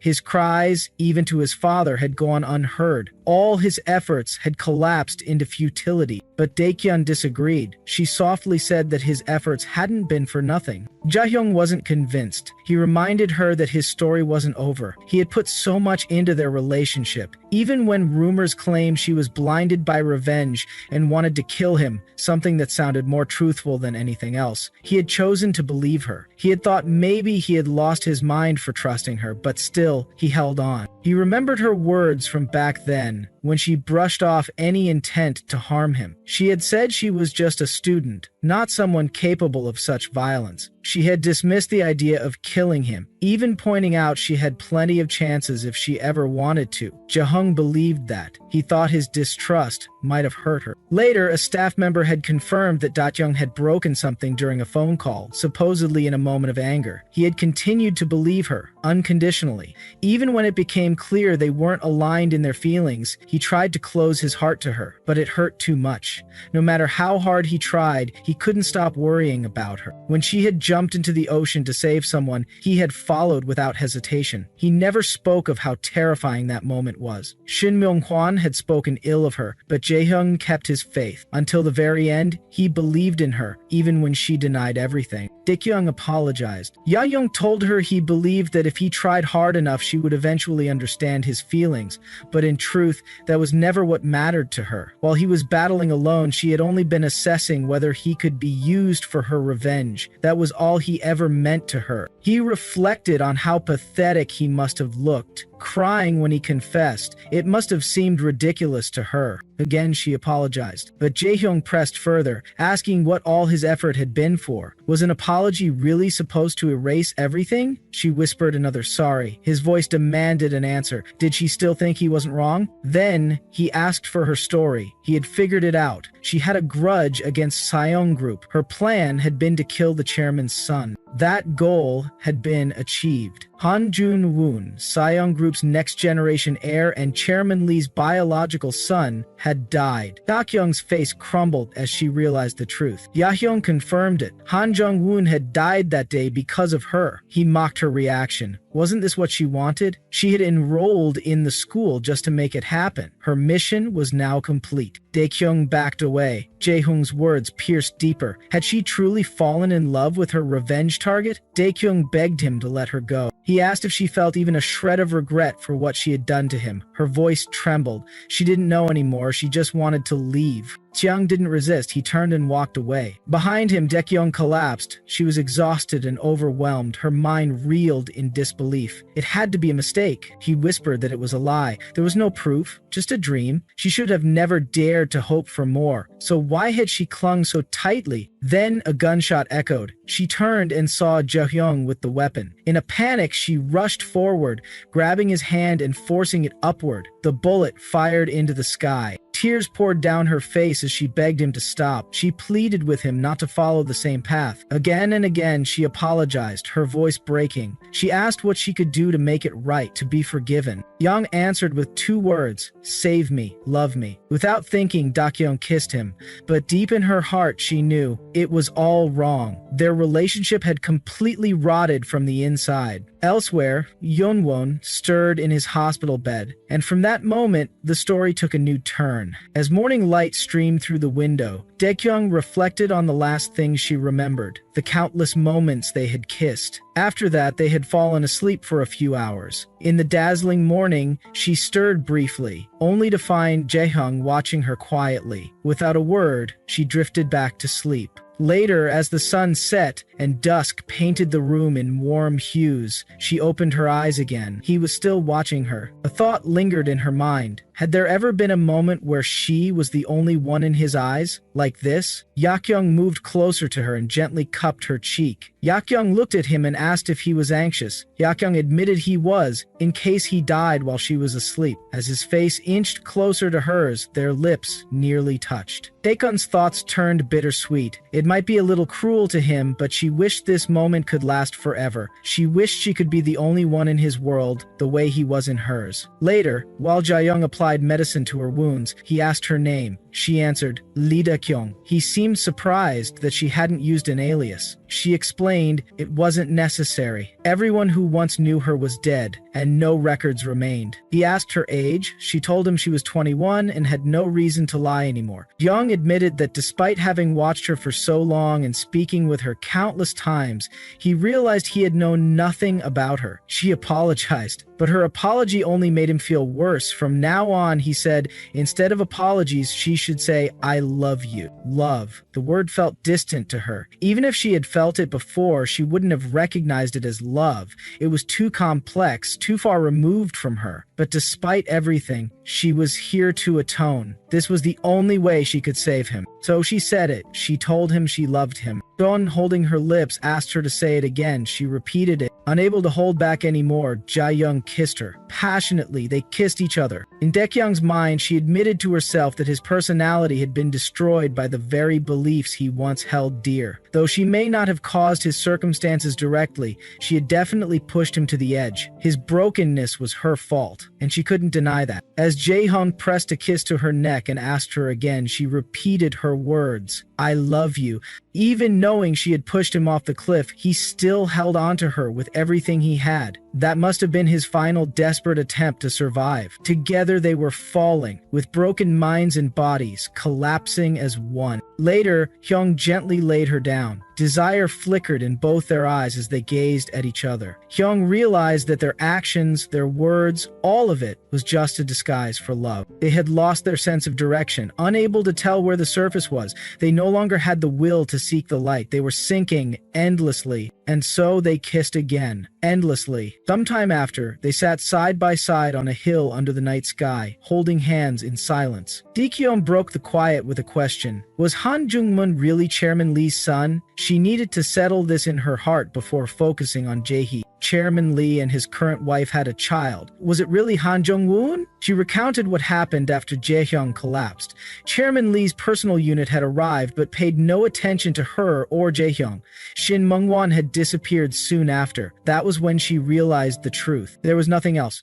But even the absence of information served as evidence. Even in a private school, it was strange. There was no public record of Han Jung-woon in the educational system. Jaehyung had found out just as much. He revealed that the school board was filled with people linked to Saeung. And it wasn't just the school. There was no place left untouched by Saeung's money. He had long suspected Han Jung-woon was being groomed to be the next heir of Saeung. That secrecy itself hinted at something deeper. Daekyung then asked him who was he really. And Young responded that in 2 weeks he had a private dinner scheduled with his father. He would take her there so she could see for herself. In Daekyung's heart, that was enough. Han Jung-woon was the son of Chairman Lee, and he was dead. Her revenge was complete. In the fragile space between life and death, her instincts had confused survival with hope. In another moment, Daekyung stood before her boss's grave. Speaking softly, she apologized. She had once tormented herself, wondering if her boss had a child. The thought that a part of her might still exist in the world had moved her deeply, but it was just a delusion. She hadn't been able to recover her boss's body. She didn't even have a single possession to remember her by.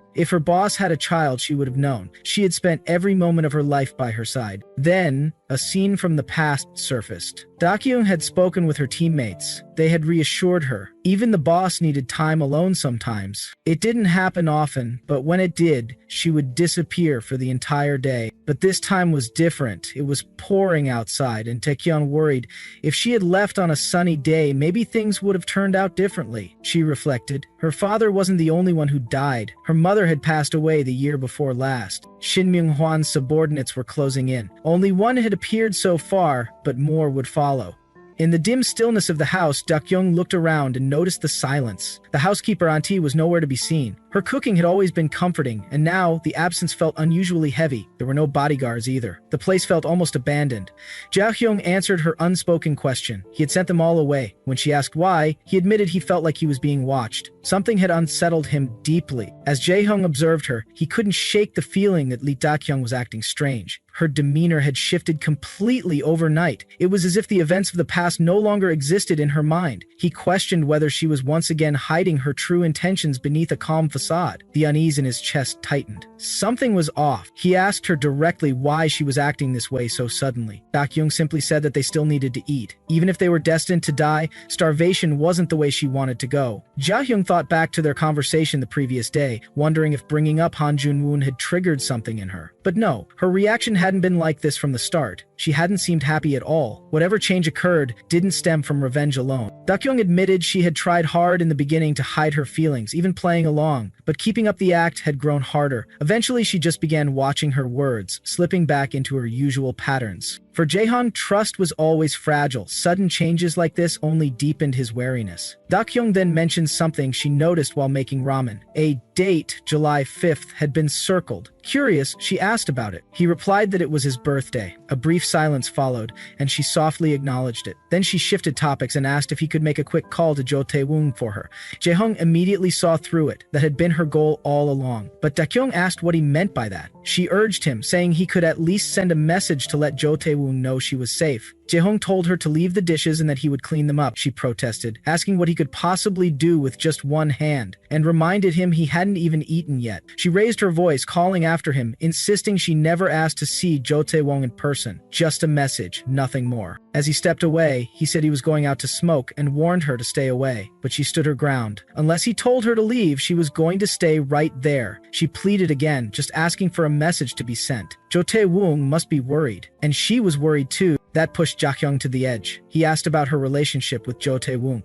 Were they lovers? Dakyung scoffed in disbelief. Was he crazy to suspect such a thing? Jaehyung demanded to know how he could even begin to separate truth from lies in her words. How could he be sure that she and Jo Tae-woong hadn't been conspiring behind his back? She told him there was no reason for something like that to happen. Unless he intended to hurt Jo Tae-woong, she had no reason to hurt or betray Jaehyung either. She had already achieved her goal. Why would she bother with anything else? She told him to forget it. She would just keep talking whether he listened or not. Believing her was up to him. To her, Jaehyung was family. When Jaehyung asked if they were blood, she replied no. She hesitated before explaining. His name and age were just as Jaehyung knew them. Jaehyung was never meant to be exposed to Jaehyung, which led to the mess they were in. Without a chance to sync stories, she mentioned his skills, particularly in hacking. Jaehyung was surprised by that. She confirmed it. From a young age, they had learned all kinds of skills, special makeup techniques that went far beyond the surface, even altering bone structure, facial features, body shape. They were taught combat and tactics, and even, she noted, seduction techniques, though she had only heard rumors about that one. Hacking, however, was Jo Tae-woong's true specialty. Jaehyung asked what kind of people they were. Dakyung said she didn't really know. All she understood was that everyone had some grudge against Chairman Lee. According to the boss, these were people she met through her work, bound together by a shared purpose. Over time, only the committed remained, forming what became their group. Jo Tae-woong and Dakyung had been different. They were taken in by the boss. Originally, the organization wasn't even official. It was formed by mutual intent, but through the years it had become something like a family. Absurd as it sounded, for security reasons no one truly knew each other's identities or pasts, except the boss. And so, to Dakyung, family was the only word that fit. Jaehyung then asked what her own specialty was. She She told him it was pure combat. She wasn't good at dealing with people and didn't consider herself particularly smart. Following orders in fighting came naturally. She had learned hand-to-hand combat from a man named Mr. Cheel. He had taught her how to handle larger opponents and exploit weak points. Weapon handling came from Minji. To better prepare for real danger, she would sometimes tape her blade with the tip exposed, just enough to get used to the pain. Her voice remained light and detached. She explained that most of their training involved wooden swords, so getting injured was common. Still, she was frustrated she had never managed to land a single scratch on him. Every day she lived and trained like that. The boss often scolded her when she was younger, but even so, she kept sneaking into real fights. The first time she actually killed enemies, the boss's expression had been unforgettable, and then she got scolded even harder afterward. When Jaehyung asked why she had wanted to fight so much, she recalled how the boss had said that simply learning to protect herself would be enough. But for her, it wasn't just about protecting herself. Once again, that calm, steady tone returned as she spoke. She wanted to protect the people who had once protected her. A heavy silence lingered in the air. She continued, saying that she didn't think just protecting herself was enough, so she fought, trained, pushed herself, becoming stronger each time. She wanted to eliminate all threats to those people, yet in the end, she had failed to protect them. Her sadness was quietly restrained, worn out and fading, but deeply rooted. And then she laughed quietly, questioning aloud why she was even saying all this. Jaehyung noticed the cigarette in her hand. Alarmed, he asked what she was doing, demanding she hand it over, but Jaehyung refused. He called her name sharply, urging her to come down and toss the cigarette away. It was dangerous, he warned her again. He looked at him calmly. She asked why. If it was so dangerous, why did he smoke? Why did he hurt himself? Why would he throw his life away? She reminded him that he had saved her life, and because of that, she begged him not to die so recklessly. For the sake of those who had cared about her, she could no longer even entertain the thought of dying. She cared about him. She wasn't sure if what she felt was the kind of love he desired, but her deepest wish was for his healing and happiness. She didn't want him to die. She still believed that his efforts hadn't been in vain. Maybe his efforts hadn't been enough to stop every tragedy, but he had changed himself for the better over time. That, she believed, was more than enough. Seong's son approached him with a quiet, unwavering intensity. He reminded his father that the curses of the past were merely echoes of inner turmoil. Then, with calm assurance, he noted that the long-anticipated banquet was drawing near. He promised that he was investigating every possibility thoroughly, and should anything arise, he would take full responsibility. He urged his father not to worry. Seong gave a simple nod in response. His son, firm in his devotion, stated he would remain by his father's side, always. After wishing him a peaceful night, he turned and walked away. As he exited, he instructed the surrounding personnel to return to their designated posts, allowing only essential staff to remain. Then, turning sharply to one figure, he called him by name. P4, he ordered him to follow. Once isolated, the interrogation began. P4 was outfitted with a machine calibrated to detect the truth in his words. With the setup complete, he faced each question without hesitation. 17 years ago, he had infiltrated Han So-won's organization under orders. He confirmed this calmly. Every detail of the group's inner workings had been reported regularly and without omission. 2 years ago, he had submitted a final report asserting that all identified members had been accounted for and eliminated. He affirmed this with confidence. When asked if any members could have remained unidentified, he denied the possibility. Had he been persuaded or swayed by Han So-won? No. Had he ever leaked information? Again, no. Had he concealed anything? He responded with 2 firm denials. Had he sworn loyalty to Father and pledged his entire being to him? Yes. Without flinching, he declared that his body and mind belonged entirely to Father. His assistant, monitoring the device, confirmed that no anomalies appeared in P4's responses. Then P4, puzzled, asked the reason behind this sudden interrogation. The case, he insisted, had long been closed. Hadn't they all agreed to let it rest for Father's peace of mind? His superior answered grimly. Father had grown uneasy once more. P4, unconvinced, asked whether this was all due to a baseless remark made by the executive director of the construction department. They had already extracted all the man's data prior to apprehension, and nothing credible had surfaced. But truth didn't matter to his superior. What mattered was ensuring Father remained undistracted by unnecessary doubts. He asked if a corpse could have been faked. P4 explained that the attack on Han So-won and her group was carried out without prior notice. Even he hadn't been informed until afterward. The operation had been exclusively conducted by the Glory Corps. Multiple strikes happened simultaneously, leaving no room for preparation or deception. Faking a body under those conditions was, by all practical measures, impossible. Still, the superior pressed further. P4 had spent years in proximity to Han Se-wan. Was she ever truly just an ordinary woman? At that question, P4 fell silent. Before leaving, the superior asked if P4 currently had any duties. P4 answered he was tasked with security for the upcoming board members' dinner. Then came the command, reopen the case, reinvestigate. If no evidence surfaced, create it. He was granted access to the discarded archives, but warned to keep his actions secret from all others. As he turned to leave, he left P4 with one final remark. Those corrupted by the world were destined to prove their immortality. He told him not to forget. After his departure, P4 clenched his jaw tightly. Rage simmered beneath the surface. That man had already destroyed his eyes chasing imaginary truths. Now he still wouldn't let go. How long would this continue? Would he be worn down until the end? His assistant's voice crackled over the comm line, equally frustrated. They had been ordered to bury the past, and now suddenly they were being asked to fabricate it anew. It was madness. Ahead of them loomed idea. Father's artificial island. P4 issued a command, locate Shin Myung-hwan. The assistant acknowledged the order. As the signal cut off, P4 recalled the question that had shaken him. Had Han Se-wan ever been ordinary? A memory surfaced. He had been kneeling before her, his nose and mouth bloodied. Before he could speak, she stopped him. She made it clear. She didn't care about his past, his affiliations, or his secrets. She neither saw nor heard anything of his story. She wouldn't ask about his sins or demand confessions. That, she said, was the small price he had to pay to remain by her side. She reminded him that it was her decision to let him stay and her choice to protect him.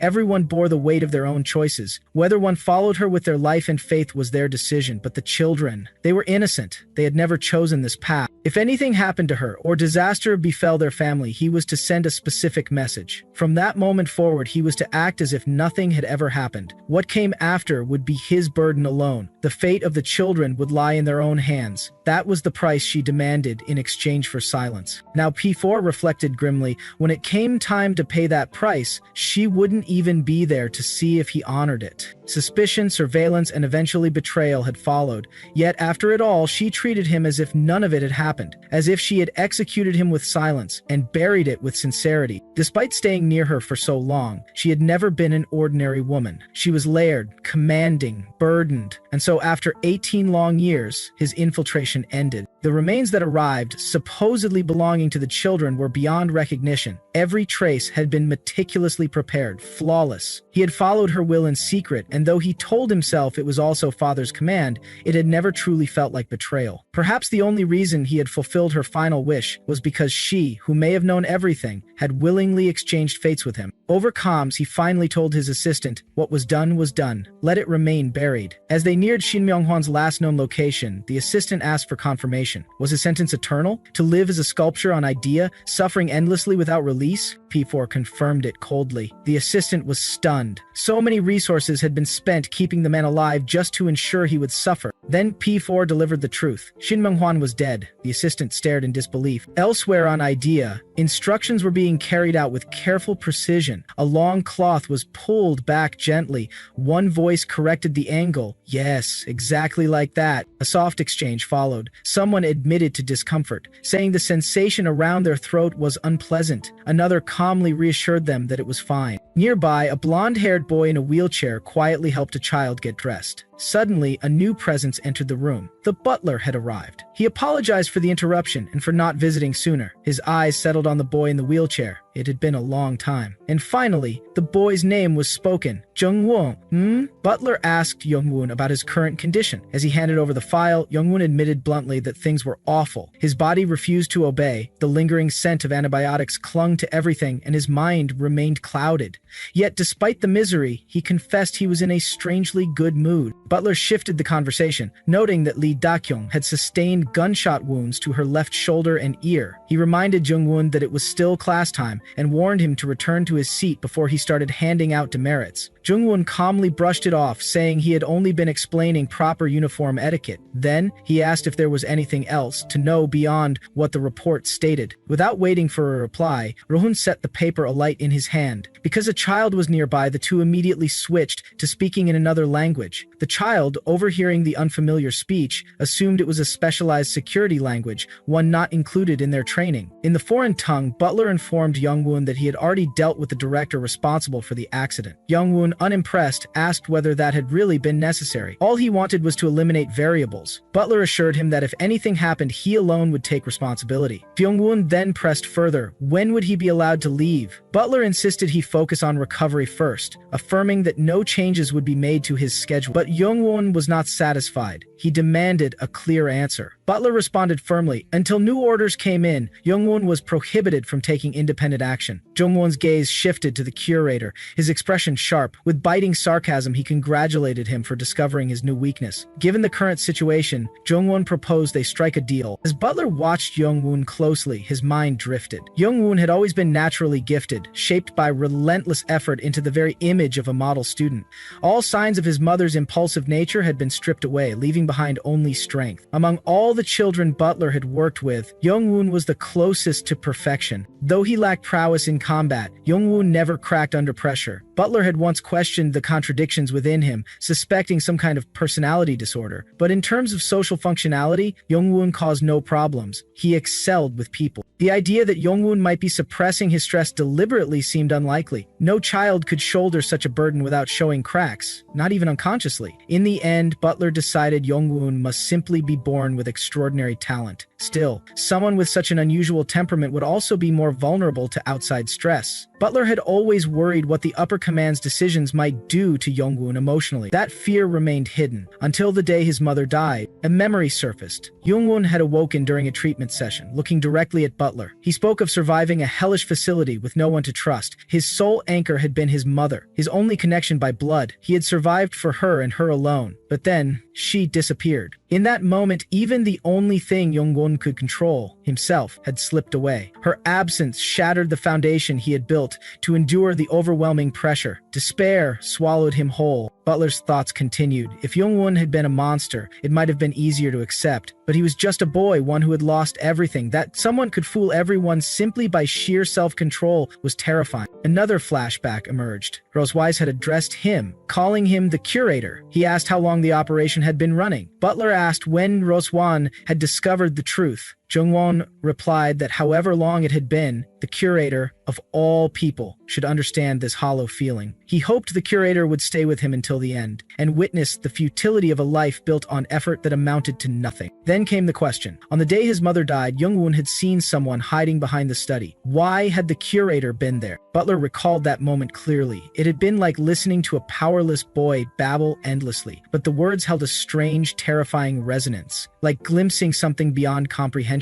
When Youngwon unveiled the truth, that his mother's death was orchestrated with the help of Shin Myung-hwan and the corrupt upper command, Butler's world shattered. He had stood at the heart of a system that ignored justice. That day, he realized how much he hated everything it stood for. Ruon had no interest in survival, he wanted to take them all with him. And from that moment, everything about him changed. He became unpredictable. Everything Butler thought he knew about the boy unraveled. Ruon seemed to hold the entire system in his palm. Butler needed a new weakness to control him. But how could anyone define standards for someone who had transcended the boundary between human and something else? Back in the present, Butler warned Jungwon, no matter the reason, the chance to escape came only once, and when it did, he must return immediately. Jungwon replied that it didn't matter. Butler asked why he was going to such lengths. Jungwon explained that on that day he had seen light hidden within the deepest darkness. He had grown fond of that boy and wanted to see his foolish face once again. Butler, now deep in contemplation, began searching through the computer. He typed weakness of Han Jungwon, and then, opening Dakyung's ID, he reached a quiet conclusion. Jungwon's weakness was love. Time passed, and soon Dakyung appeared. Her security escort advanced toward Jahyung's house. Jae-young's companion spotted Dak-young and observed her with confusion. She didn't look like a typical watchdog. What was she doing here? At the crack of dawn, Jae-young stood at the doorway, her eyes narrowing in confusion. This wasn't the sight she expected. Clearly, the woman before her wasn't a hired caretaker. Something felt off. Her mind raced with suspicion. Why was this woman in Jae-young's home? With a firm tone, Jerry demanded to know where her brother was and why the woman was there. Calmly, Dak-young responded that Jerry was still asleep. It was early after all. She offered to wake him, but Jerry refused. Instead, Jae suggested they talk. They would have had to meet eventually, she reasoned. Though she hadn't expected it to happen this way, she'd already heard a lot about Dak-young. With a subtle challenge in her voice, she asked for her name again. Dak-young introduced herself, Lee Dak-young. Acknowledging her, Jae offered a polite smile. She introduced herself as Jae-hyung's older sister, Lee Jae, and expressed relief at Dak-young's recovery. She already knew who Dae-kyung was and how close she and her brother had become. With a seemingly warm gesture, Jae offered Dak-young the freedom to address her however she liked, be it sister-in-law or older sister. But beneath her composed expression, Jae's thoughts swirled. Something wasn't right. Neither with Dak-young nor Dae-hyung. Both seemed emotionally stunted, their eyes blank, voices subdued. Dak-young's gaze was unfocused, her demeanor distant. The whole situation radiated unease. She knew what happened when two broken people leaned solely on each other. Everyone knew how such stories ended. Jae then asked how long Dak-young had been staying there. Dak-young replied, "A week, maybe longer. Just the two of them," she confirmed. Lowering her voice but not her guard, Jae admitted that this might come off as intrusive, especially for a first meeting. Still, as Jae-young's older sister, she felt responsible. There were things she needed to know, things she might even need to stop. Though uncertain about the current nature of their relationship, Jeo noted how unwell Dak-young looked. She reminded her that Jiok wasn't in a good place either. His emotions were erratic, his temper violent, his paranoia worse than ever. Though he'd shown signs before, the severity had escalated. While families should support each other, she couldn't ignore it when that support led to others getting hurt. Jae urged Dak-young to speak freely. This wasn't about formality. She wanted an honest answer. Was Dak-young there because she wanted to be? Or had Jae-hung done something to make her stay? Meanwhile, in another room, Jae-hung sat quietly. Dak-young wasn't there, but that was alright. It was 4 a.m. He remembered a moment from the past, under that wide open sky, when he realized that someone genuinely wanted him to live. For once, even the deep mistrust buried within him, the instinct to see kindness as manipulation, began to fade. He wondered if she'd just gone to the bathroom. Dak-young's words echoed in his mind. She'd said she'd stay unless he told her to leave, and she had stayed. She sat with him, shared her stories, listened to his. She never forced him out of his isolation. She simply stayed, quietly waiting. That silent presence gave him strength, but it also terrified him, even now. As clarity slowly returned to him, the idea of confronting reality, facing both their broken selves, filled him with fear. He wasn't ready to see the damage for what it was. The more his hatred faded, the more comfort he found in her, and the more her presence consumed him, growing beyond mere love into something more frightening and deeper. A sudden chill ran through him. His darker self stirred, whispering temptations. If he could guarantee she'd stay by his side forever, would the fear disappear? That voice knew how to make it happen. He was still in pain, still lonely. He deserved love, and he remembered, hadn't she used his sincerity once to reach her own goals? If revenge could justify everything, then why not him too? That voice urged him. Remove the fear. Isolate Jung, make her dependent. Erase anything standing in the way. Eliminate them all, like Shi Myung-hwan did. Or use power instead, just like Lee Jae did. Even if caught, it wouldn't matter. His parents would cover it up. They always did. They had done it for Jae. They'd do it for him too. Then came his own protest. He didn't want to become a monster just to destroy one. But the voice mocked that conviction. It had brought him this far and done nothing. Why be afraid? And if everything collapsed, he still had an escape. Despite everything, a small part of him recoiled. The fact that these thoughts disgusted him, even slightly, meant he might be healing, just a little. For now, the noise inside had quieted, and Dak-young was still beside him. Time passed. Now out of his cast, he considered cooking, something he'd never done before. But she had taught him once. As he called her name, his voice halted. Someone was there. It was the security guard. Startled, Jo-young realized it was Lee Jae's security team. His tone grew sharp. He demanded an explanation, but the guard seemed unfazed, responding vaguely. He didn't hear Jae-hyung clearly and asked whom he was referring to. The girl who had just been there? Jae-hyung started to reply that Jae-ah had just taken, but a darker thought cut through. Wasn't this too much already? First conspiring with Shin Myung-hwan, and now sneaking into his home in the dead of night to take away the only person who stayed by his side? He couldn't take it anymore. His voice trembled with fury as he demanded to know, where was she? Where was Jaya? Jae-young stormed forward with intensity, his voice cutting through the air as he demanded to know where Lee Dae-kun was. The guard blinked in confusion, unprepared for the outburst, and asked who he was referring to. But Jae-young didn't back down. His tone dropped lower, tenser, demanding to know where the girl had gone. The guard faltered, struggling to form a response, and barely managed to mention Lee Jae-ai before Jae-young cut him off, his fury boiling over. He declared that enough was enough. The alliance with Shin Myung-hwan to corner someone into despair had been bad enough, but sneaking into his house in the dead of night to take away the only person who had stayed with him was beyond forgiveness. His voice cracked but held firm as he pressed forward, eyes blazing, demanding to know where she was. The guard, shaken and unsure, repeated his confusion, but Jae-hyung's voice had turned cold now. He was no longer asking for Da-kyung, he was demanding to know where Lee Jae-ah was. Meanwhile, Da-kyung sat across from Jae-ah. The latter's tone was soft but laced with underlying tension as she asked if Da-kyung was there of her own will. She pried further, asking if anything had happened with Jae-hung, implying something darker. Da-kyung frowned, asking what she meant, but Jae-ah leaned in, hinting at exploitation.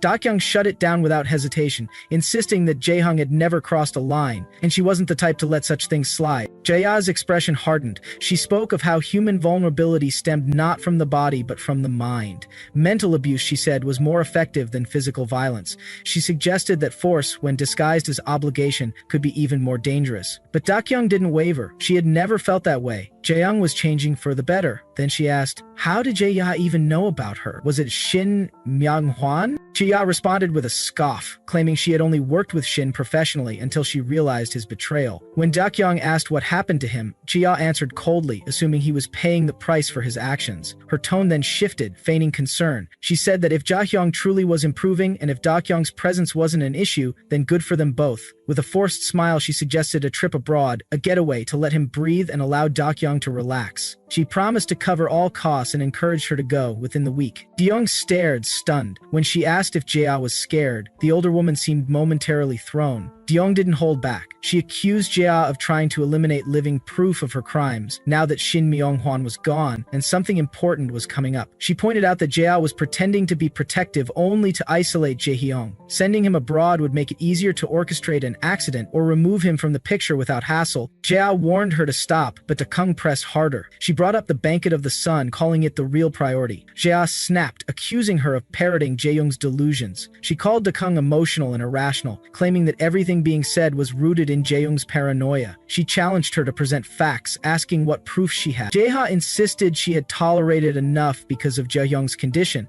and warned that staying close to him could fracture even the sanest mind. Da-kyung remembered Jae-young's quiet words about collecting evidence against Jae-ah, but aloud she stayed calm. She acknowledged that neither she nor Jae-young were entirely sane, but pointed out something darker in Jae-ah. Her voice sharpened as she said that if she had a sibling she cared about, one wounded, traumatized, and mentally broken, she wouldn't waste time blaming them. She would have sought justice and protected them. She accused Jae-ah of treating Jae-young's whereabouts as irrelevant, of sneaking into his house without warning. Jae-ah scoffed at the accusation, but Da-kyung continued. She turned Jae-ah's earlier words back on her, asking if she had used that idea, that mental weakness was greater than physical, to push Jae-young towards self-destruction. Then she added, almost mockingly, that she liked people like Jae-ah because her hunger for power made her easy to read. Jae-ah's laugh was sharp and bitter. She lashed out, asking how Da-kyung could call her power-hungry but not Jae-hyung. She pointed out that Da-kyung had only known him for a few months, while she had spent her entire life by his side. She asked who the real intruder was. Her words turned venomous as she reminded Da-kyung that she was raised in the gutter, following men around and picking fights. She claimed that people never changed, and just as she had used Shin Myung-hwan, Jae-hyung had used Da-kyung. According to her, Jae-hyung's pursuit of justice was just envy dressed up as righteousness, a deep inferiority complex masked as moral action. She admitted to being power-hungry and insisted Jahung was worth training someone like Dakang to follow him like a loyal mutt.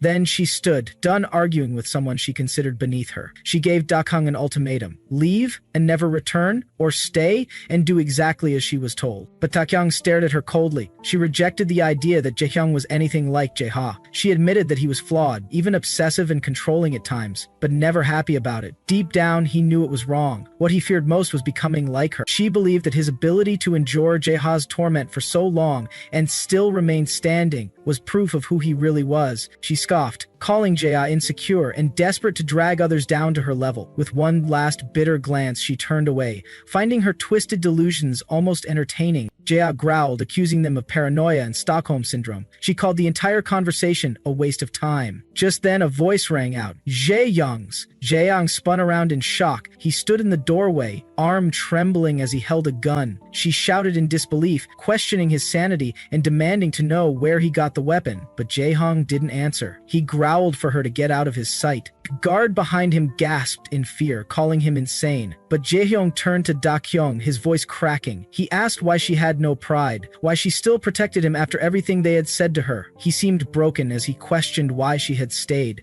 calling her stupid for doing so. Dakyung met his eyes and said she had simply spoken what she felt and saw. When he asked if she still believed he was different from Jaeha, she nodded. He hadn't pulled the trigger. She sighed, admitting she wasn't smart, but said her instincts about people had always kept her alive. Some people couldn't be beaten, others carried a twisted stench, and Jaeha, she said, reeked of something dark, something sociopathic. But Jaehyung was different. He was solid and straightforward, and because he didn't bend, he couldn't become like her. Jaehyung clenched his fists and told her to leave. He said Taewon was waiting at the hospital room she had used, guarded by security. His voice softened into a whisper as he promised he wouldn't die, not when her presence had shown him that someone still cared. He begged her to go while he still had the strength to protect her. As Dakyung walked away, she paused and turned back. She placed a small item beside him, a gift she had made. It was late, but she wished him a happy birthday. With a faint smile, she admitted she couldn't leave without giving it to him. She had worked hard on it. It wasn't much, but it was made with all the effort she could give. Her voice faded as she left the room behind. Jaehyung sat with a heavy heart, his thoughts spiraling. If she had lashed out at his wrongdoings, pushed him away or placed blame, perhaps the pain wouldn't have been so unbearable, but her quiet kindness cut deeper than any rebuke. Without giving him the chance to face his sins, she had wrapped everything up, leaving him with this ache. It felt like a punishment, one she had chosen with silence. Lowering his gaze, Jaehyun whispered an apology. He was truly sorry, but Dakyeon interrupted, telling him to stop. It was time to let go and get up. Looking at her, Jaehyung recalled her words, how she once said he didn't understand love. He disagreed now. What he felt, this was love. Perhaps not the love he had imagined between them, but love nonetheless. She had always stood by those who lost the will to live, whether it was Taewon, Jeon, Minjae, or Junwoon. She would have sacrificed herself for anyone close to her, just as she had done for him. If that wasn't love, then what was? He admitted it still hurt to know she would never feel that way for him romantically, but he no longer wished for it. What she had already given him was far greater. Dakyung had become a part of him.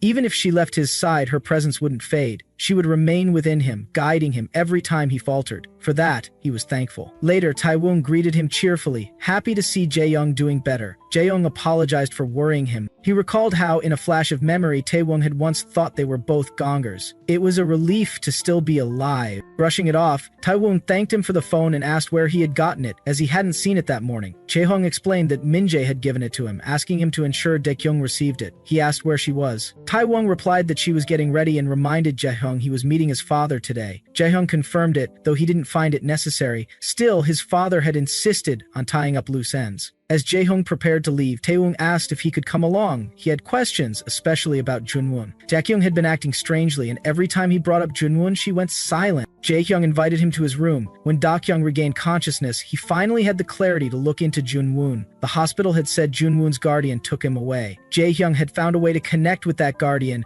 through the school. He explained that a direct approach wouldn't work. The school's security was too tight. With law enforcement's help, he had contacted the school, but they were met with silence. The officials quickly pulled back, likely influenced by Jae, who didn't want things to escalate. Jaehyung suspected pressure from Junwoon's side as well and realized he couldn't pursue this through conventional conventional means. He had to use more covert methods. He hadn't hacked the system himself. He hired someone long ago to access the school's internal server, which stored student records. Initially, he suspected Dakyung of using a false identity because of what he found. But then Taewon noticed something unusual. There was no data under Junwoon's name. Jae-young confirmed that there used to be. The record had included a suspicious, unreachable guardian contact, and otherwise blank or encrypted information. But following a certain incident, someone erased everything. It wasn't just about deleting Jinwoon's data, it was as if they tried to erase his very existence from the school. Normally, a student's record would be updated, not deleted, even in cases of transfer, leave, or death.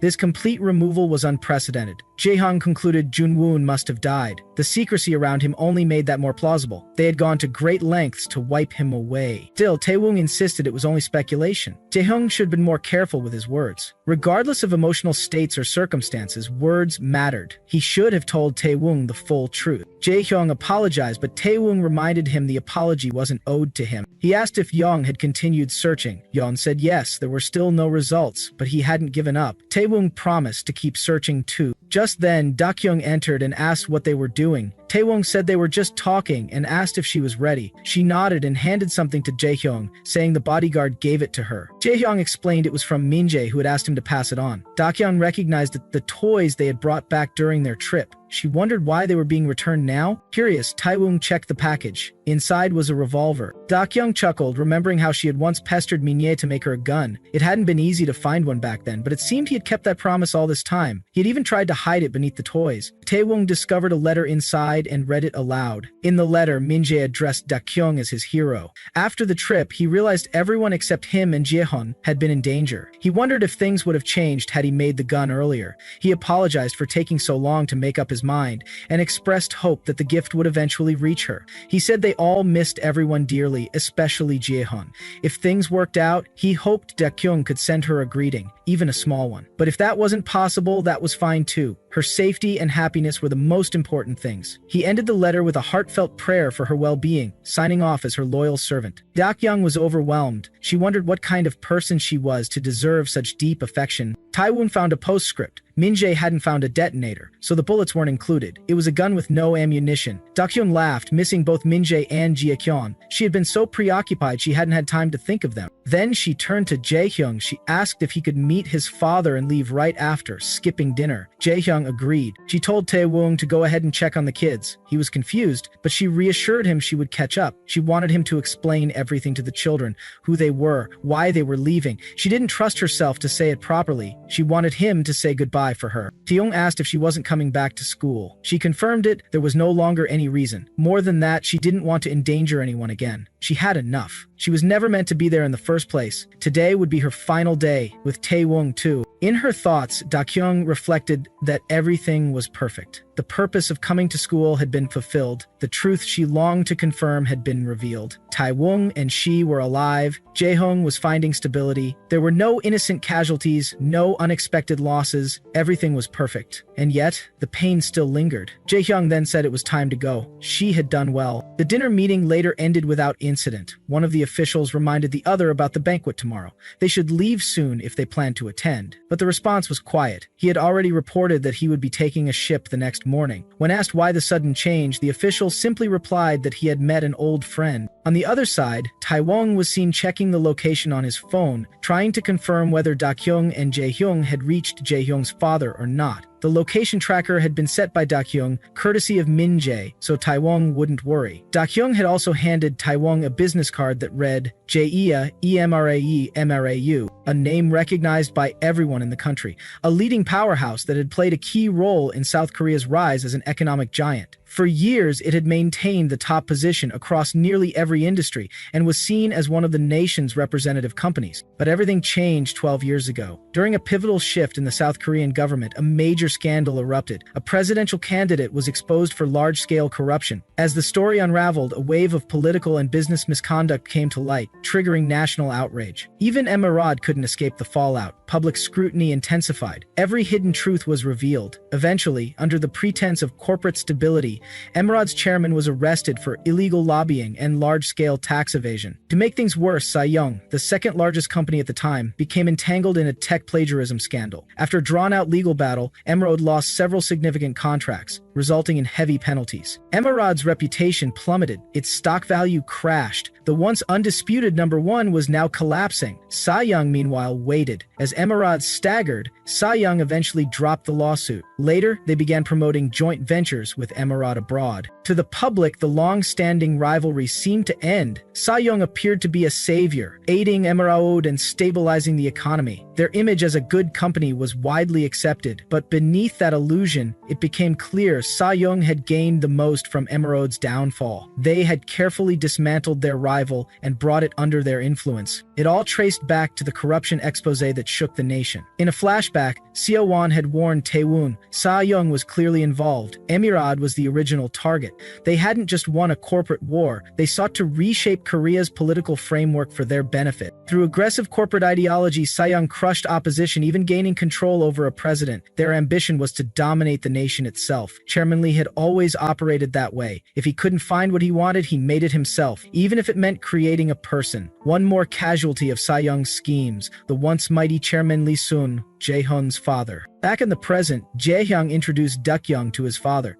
Chairman Lee Sung welcomed her, shaking hands and offering her a seat. Elsewhere, Minji received an update. A woman had exited the VIP room. Minji instructed her subordinate to keep the wiretap active. Her curiosity had been piqued. Why was their little one with that young master? Her source confirmed he had checked the student list from the school she had asked about. A student named Lee Da-kyung matched both name and face. That was the answer. Minji pieced it together. She couldn't understand how Da-kyung had pulled off such a clever plan to get into the school. Doubts remained, but she admitted it had been a while since she'd had this much fun. Meanwhile, Da-kyung stood in the restroom, speaking to Tae-woong on a call. She had finally met Chairman Lee Sung. In her mind, it still didn't feel real. She thought she would feel excited or at least relieved after wrapping everything up, but all she felt was emptiness. She decided it was enough. She would just say goodbye to the kids. After that, she and Tae-woong would return to the quiet life they deserved. No more fights, no more sacrifices. Just as she ended the call and prepared to leave, Minji appeared in front of her with a smirk. His words, "Long time no see, little one," froze her in place. Duck-young turned and ran, Minji close behind. Confusion filled her thoughts. She had spent her previous life with Minji, her precious comrade. She had believed he died the same way the boss had. But he was alive. How? The memory struck her. Minji's earlier words, "It would be better if you didn't catch my eye, or stay close to that young master from Emerald. Since I've seen you now, if you stay alive, it'll be a problem." Running with desperation, Dak-young asked herself, why always her? Behind her, Minji called out, teasing that, had he known she would run, he would have brought a gun. Threw something at her leg, cutting her and making her fall. Minji closed in, chuckling. He said he wasn't in the mood for a fight, but didn't want her dragged to the chairman and tortured forever either. For old time's sake, he'd kill her quickly. Dak-young shouted in defiance. He should have died with honor. Instead, he clung to life and sided with Chairman Lee just to survive. How dare he betray the one who killed the boss? But Minji revealed the truth. He had always been with the chairman. From the very beginning, Do-kyung was stunned. She screamed in disbelief. He had tricked all of them for so long. How could the boss not know? Minji answered that the boss had known.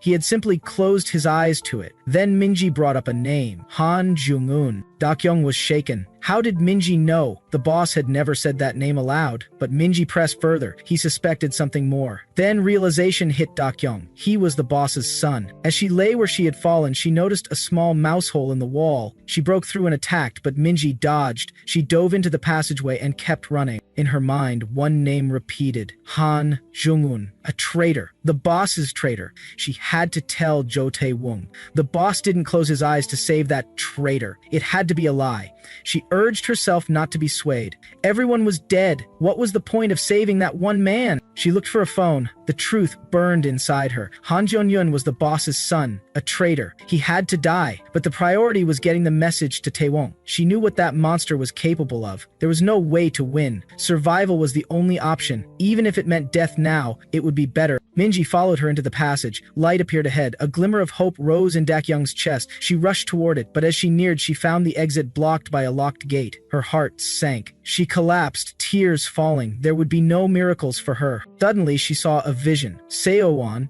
Jungwon's mother, crying and asking why Da-kyung had killed her son. Da-kyung begged for forgiveness, tears streaming. She remembered her friends, their voices echoing in her mind, and she sobbed. Minji approached and asked why she was crying so much. Da-kyung raised her gun and warned him to leave. She told him he would die if he got any closer. Minji noted that using a gun was cheating. Where did it suddenly come from? Still, he admired her for holding it together. But he reminded her, tricks needed to be used wisely. She told him to stop talking and go away. If he moved closer, she would blow his head off. But Minji saw through her bluff. He pointed out that she hadn't shot earlier. Why the sudden change of heart? He could see the gun shaking. There were no bullets. As Minji lunged with a knife, someone grabbed Da-kyung from behind and pointed a gun at Minji.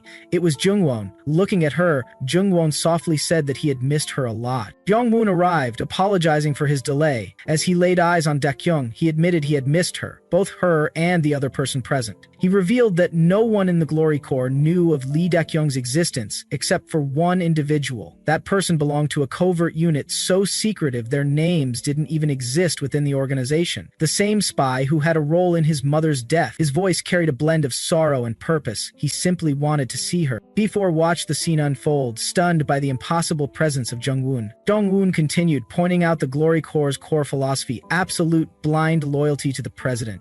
Yet he questioned what P4 truly was. A spy, yes, but one who had formed attachments. One who had saved the children of a dead woman. His voice became sharp as he accused P4 of now attempting to kill those same children again. P4's thoughts spiraled. Jungwon knew too much, and this knowledge was dangerous, unacceptable. It had to be buried. When P4 tried to speak, Jungwon cut in again, asking if he had a sense of self. Within President Lee's system, that was never supposed to exist, but now it was clear P4 was defective. As P4 tried to suppress the truth, Jungwon commanded him to withdraw the agents following Cho Tae-woon. He demanded to know who else was aware of their survival. P4 admitted that no one else knew. Jungwon warned that if the higher-ups discovered that Lee Da-kyung and Cho Tae-woon were still alive, his own life would be at risk. P4 admitted he had no authority to report such a thing to the higher-ups. His original plan was to kill and quietly bury them himself. When Jungwon asked for a code name, P4 responded, it was P4. Jungwon leaned in with finality. P4 was to listen carefully. As far as anyone was concerned, Lee Da-kyung and Cho Tae-woon had been killed by him 2 years ago. Therefore, what was happening here had never taken place. The words echoed inside P4's mind. Never happened. Only now did he truly understand their meaning. What the boss had given him that day wasn't mercy. It was a trap. A simple, cruel trap. And by fulfilling his promise to the boss, P4 had willingly walked right into it. As long as the two targets remained alive, the trap would never close. It would become an eternal shackle tightening around his neck, tormenting him endlessly. It drove him to madness, but in the end, he had spared them. Resigned, P4 ordered the withdrawal. Whether the boss intended it or not, this was his punishment. He acknowledged it silently. Then, after a brief pause, he claimed he had mistaken the targets. He corrected the call and let it go. This, he whispered to himself, was clearly his sentence. Leonwon responded with a quiet farewell. Then, in a sudden flash of violence, he shot P4, but with the threat neutralized, Jungwon turned his attention fully to Da-kyung. He called her name, repeating it with deep emotion. He told her how much he had missed her and asked if she was all right. He said the world had been cruel to her, but now it was over. Da-kyung's mind reeled. The voice she heard was too vivid to be a hallucination, the touch too real to be a dream. She was hearing a conversation in a language she couldn't even identify. Events unfolded one after another, each more surreal than the last. She questioned if she were dreaming or perhaps already dead, hovering on the edge of the afterlife. Yet Jungwon's reassuring words brought her back. That familiar tone told her it was all real. Tears welled in her eyes as she softly called his name.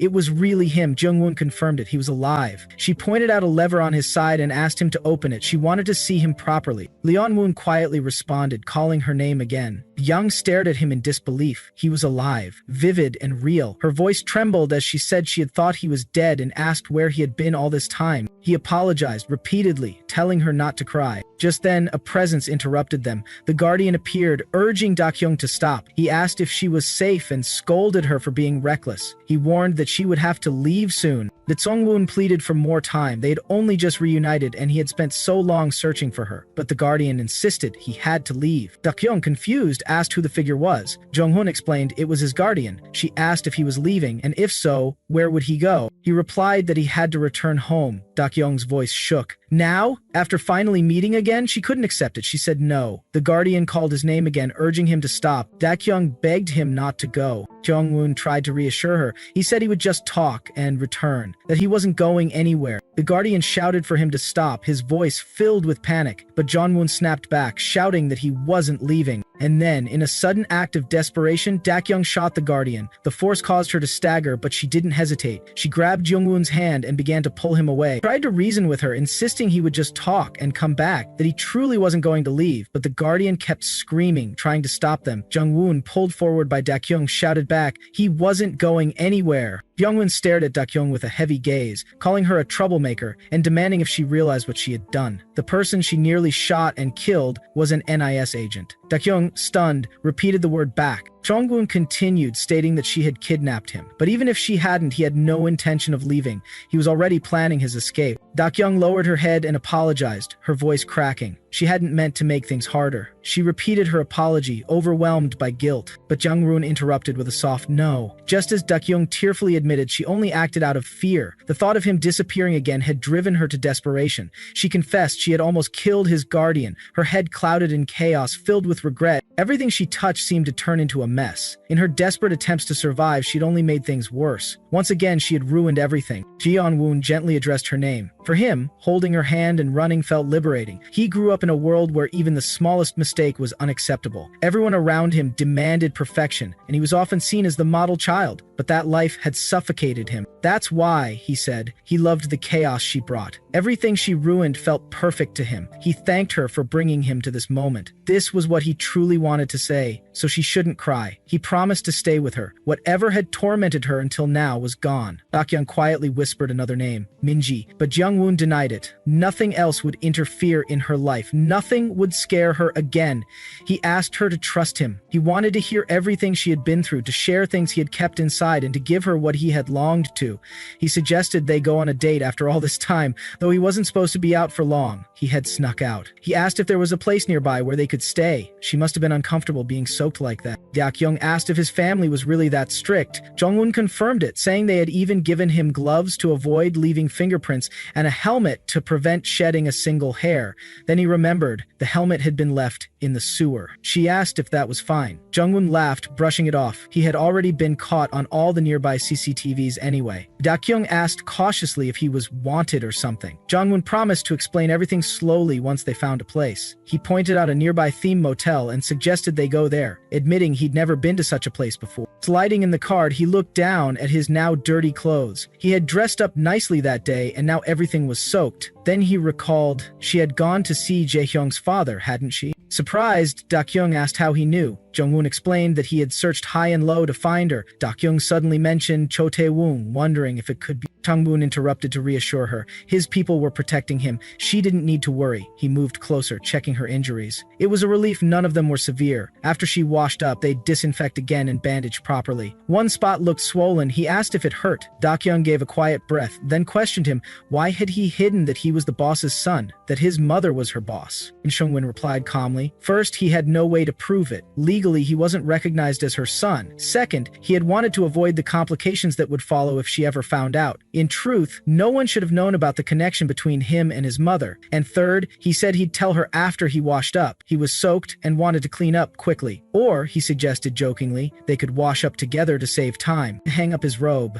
Dakyung stood in silence, her thoughts spinning. Everything felt strange. Like all the chaos had suddenly faded, a calm had settled. And that calm was Jongwoo. It came so easily, so suddenly, it made her feel afraid. Jongwoo returned after washing up. Dakyung tried to scold him, but he brushed it off. It had been 2 months since he'd seen her. How could he not be thrilled? He wanted to stay a bit longer, but he had to leave before sunrise. He asked how she had been, if she had missed him enough to kidnap him. The Kyung cut through the teasing and asked for the third reason. Jung-woon hesitated, then admitted it. He hadn't known how things would end. Part of him hoped she'd never find out, while another part secretly wished she would. His feelings were a mess. Whenever it came to her, he became a fool. Still, he had made up his mind. He handed her something with a smile. A photo. It was the photo the boss had taken. Memories surfaced in Dakyung's mind. The boss had teased her, telling her to stop covering her face, taking pictures with exaggerated enthusiasm. Dakyung had protested, saying she hated photos, but the boss had insisted. A rare solo picture of their youngest. She wanted to keep it, even if only briefly. Moments always slipped away. That was why she wanted to hold on to just one. She had shouted as Dakyung covered her face once again. Back in the present, Jung-woon explains, it was the only keepsake he had of his mother. He had found it in her wallet before it drifted away. Dakyung quietly said he had once told her he'd burned everything. She called him a liar. Leon-woon replied that he had known about her, her name, her half-smiling face, that she was the same age as him and a troublemaker. His mom had talked about her so much he had gotten sick of hearing it. He told her to take the photo. When she asked what about him, he said it was hers, her only keepsake. He had stayed to witness his mother's final moments, so he'd be fine. Then, his voice quiet, he admitted something deeper. Whenever he was near the sea, he suffered PTSD. He saw visions of his mother floating lifelessly, a child imagining their mother's death just to numb himself to grief. It was darkly ironic. His mother always lived on the edge, walking only the paths where death was ever present. Yet she had done so with resolve. That reminded him of someone. Her.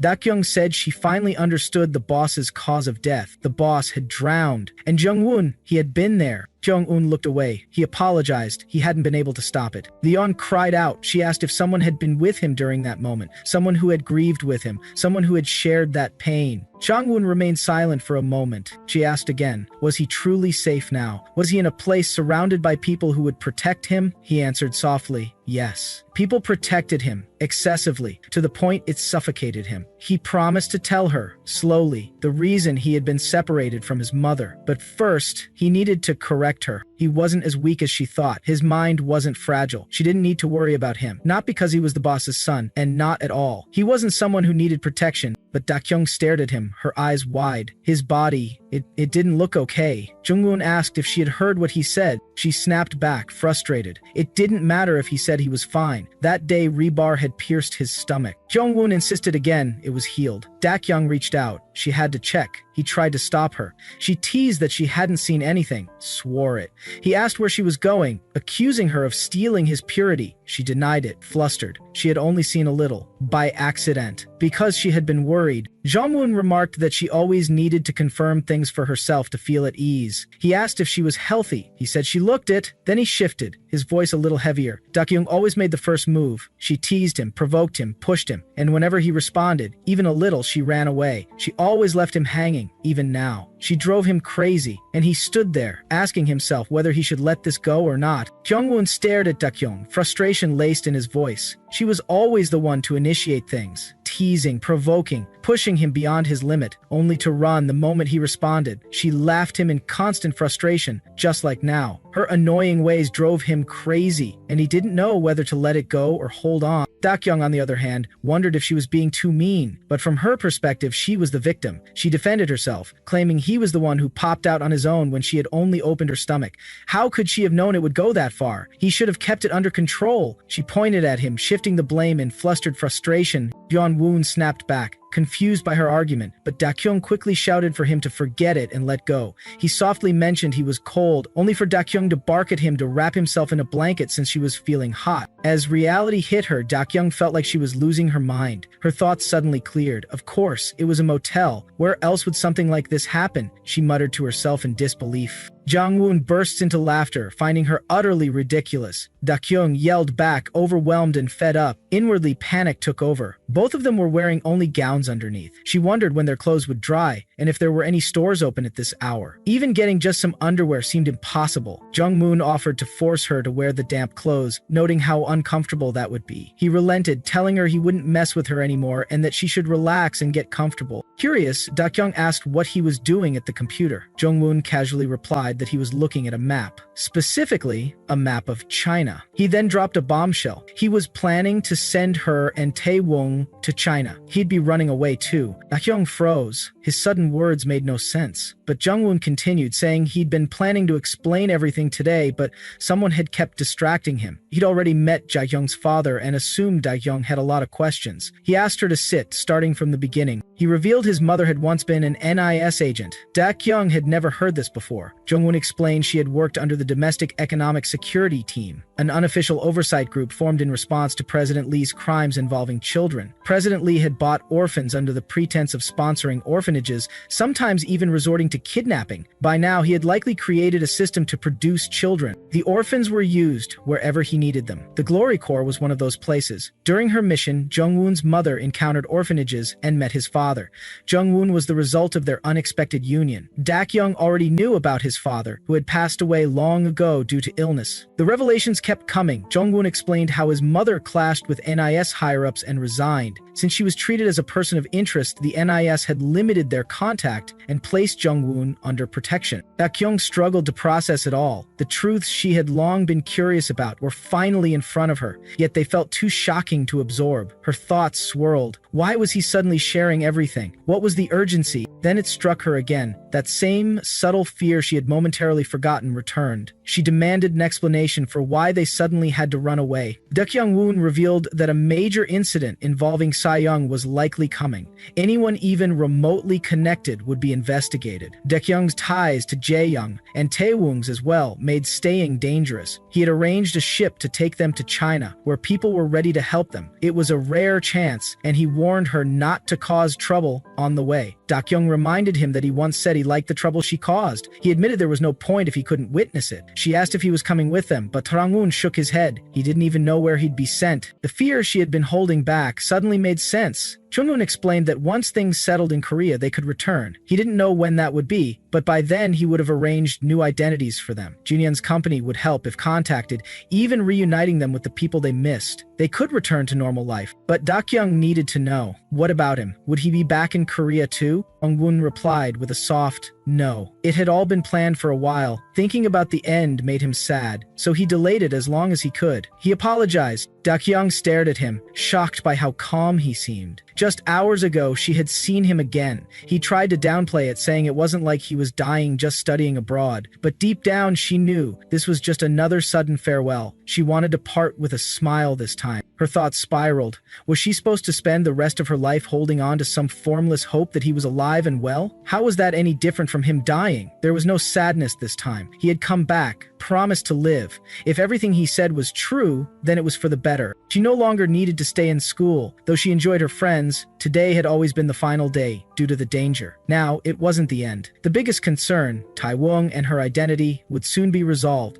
They even had support to prepare for future threats. A safe life surrounded by protection. That's what she had always wished for, but it was a life without him. The life she dreamed of now felt unbearable and frightening. If it wasn't about revenge or survival, what was she holding on to? One thing was clear. She hated how suddenly he was leaving. This wasn't the normal life she had wanted. As the weight of the moment set in, she asked if this was the last time she'd ever see him. Deep down, she knew the answer. Daehyung gazed at him and acknowledged it had been nice meeting him. Her thoughts betrayed her words. There was no way someone as clumsy as she could deceive someone like him. She thanked him for the keepsake from the boss, knowing it had been more precious to him. Giving it back was her way of repaying him. She told him to go somewhere safe and live well, and if he died, she warned, she'd kill him. A brief flash crossed her mind. Jongmoon once said he felt like a fool when it came to her. Maybe, just maybe, she had made him foolish too. Leon-woon quietly said he didn't want to push her away, but there was no need to continue this anymore. All their kisses so far had held purpose, but he didn't want that now. He didn't want her kissing anyone she didn't care about, whoever it was, whatever the reason. Before he left, all he asked for was a hug. Daehyung hesitated. What if she did care? Why couldn't he imagine that she might love him? She stumbled on the words, maybe she did love him, but her thoughts interrupted. That couldn't be true. She quickly took it back. It was a lie. She told him to forget it. Her mind churned. When had these feelings started? She remembered the moment she first felt warmth from his voice, when he told her she had nothing to fear. His presence had given her comfort. In that brief moment, she had wished time would stop. She knew better than to long for eternity, but she had done it anyway. Love, she realized, was painful. Perhaps it would have been better to never know it. She looked at him. She softly spoke his name. She asked him to kiss her, urgently, pleadingly, and that was the moment where it all paused, full of unspoken truths and unbearable goodbyes. Leon Woon kissed Daekyung with intense passion, pulling her into his arms and laying her gently on the bed. Their lips remained locked, emotions swirling between them like an unstoppable tide. Inside Daekyung, a storm surged. Everything she had ever loved had only brought pain and abandonment, and yet those very wounds made her yearn for eternity even more deeply. The moment she started understanding others, she was the one left behind, informed only of farewells. She saw the pain in Jungwon's eyes, the silent anguish he carried, yet deep down she knew nothing would ever change. Leon Woon stopped suddenly and rose from the bed, but Daekyung reached out, holding him back, trembling as she clung to him. She didn't want him to go, and she could feel that he didn't want to leave either. She begged him to stay, just this once, but Jungwoon's words brought a cold certainty. It had been his choice. While Daekyung and Taewoon were forced to leave due to their identities and the risks surrounding them, Jungwoon had chosen to disappear on his own, his plan set even before she came into his life. The realization hit her hard. Before he met her, the pain boiled over. Daekyung, overwhelmed, grabbed his collar, her voice rising through tears. If he was always going to leave, why had he made her fall in love? Why had he saved her? Why had he given her hope? Her thoughts blurred in confusion. Even she hadn't fully grasped her feelings. How could he have understood? Perhaps she was blaming him now for something that should have remained her burden. His unfamiliar silence revealed the answer. Nothing would change. If only he had warned her in advance.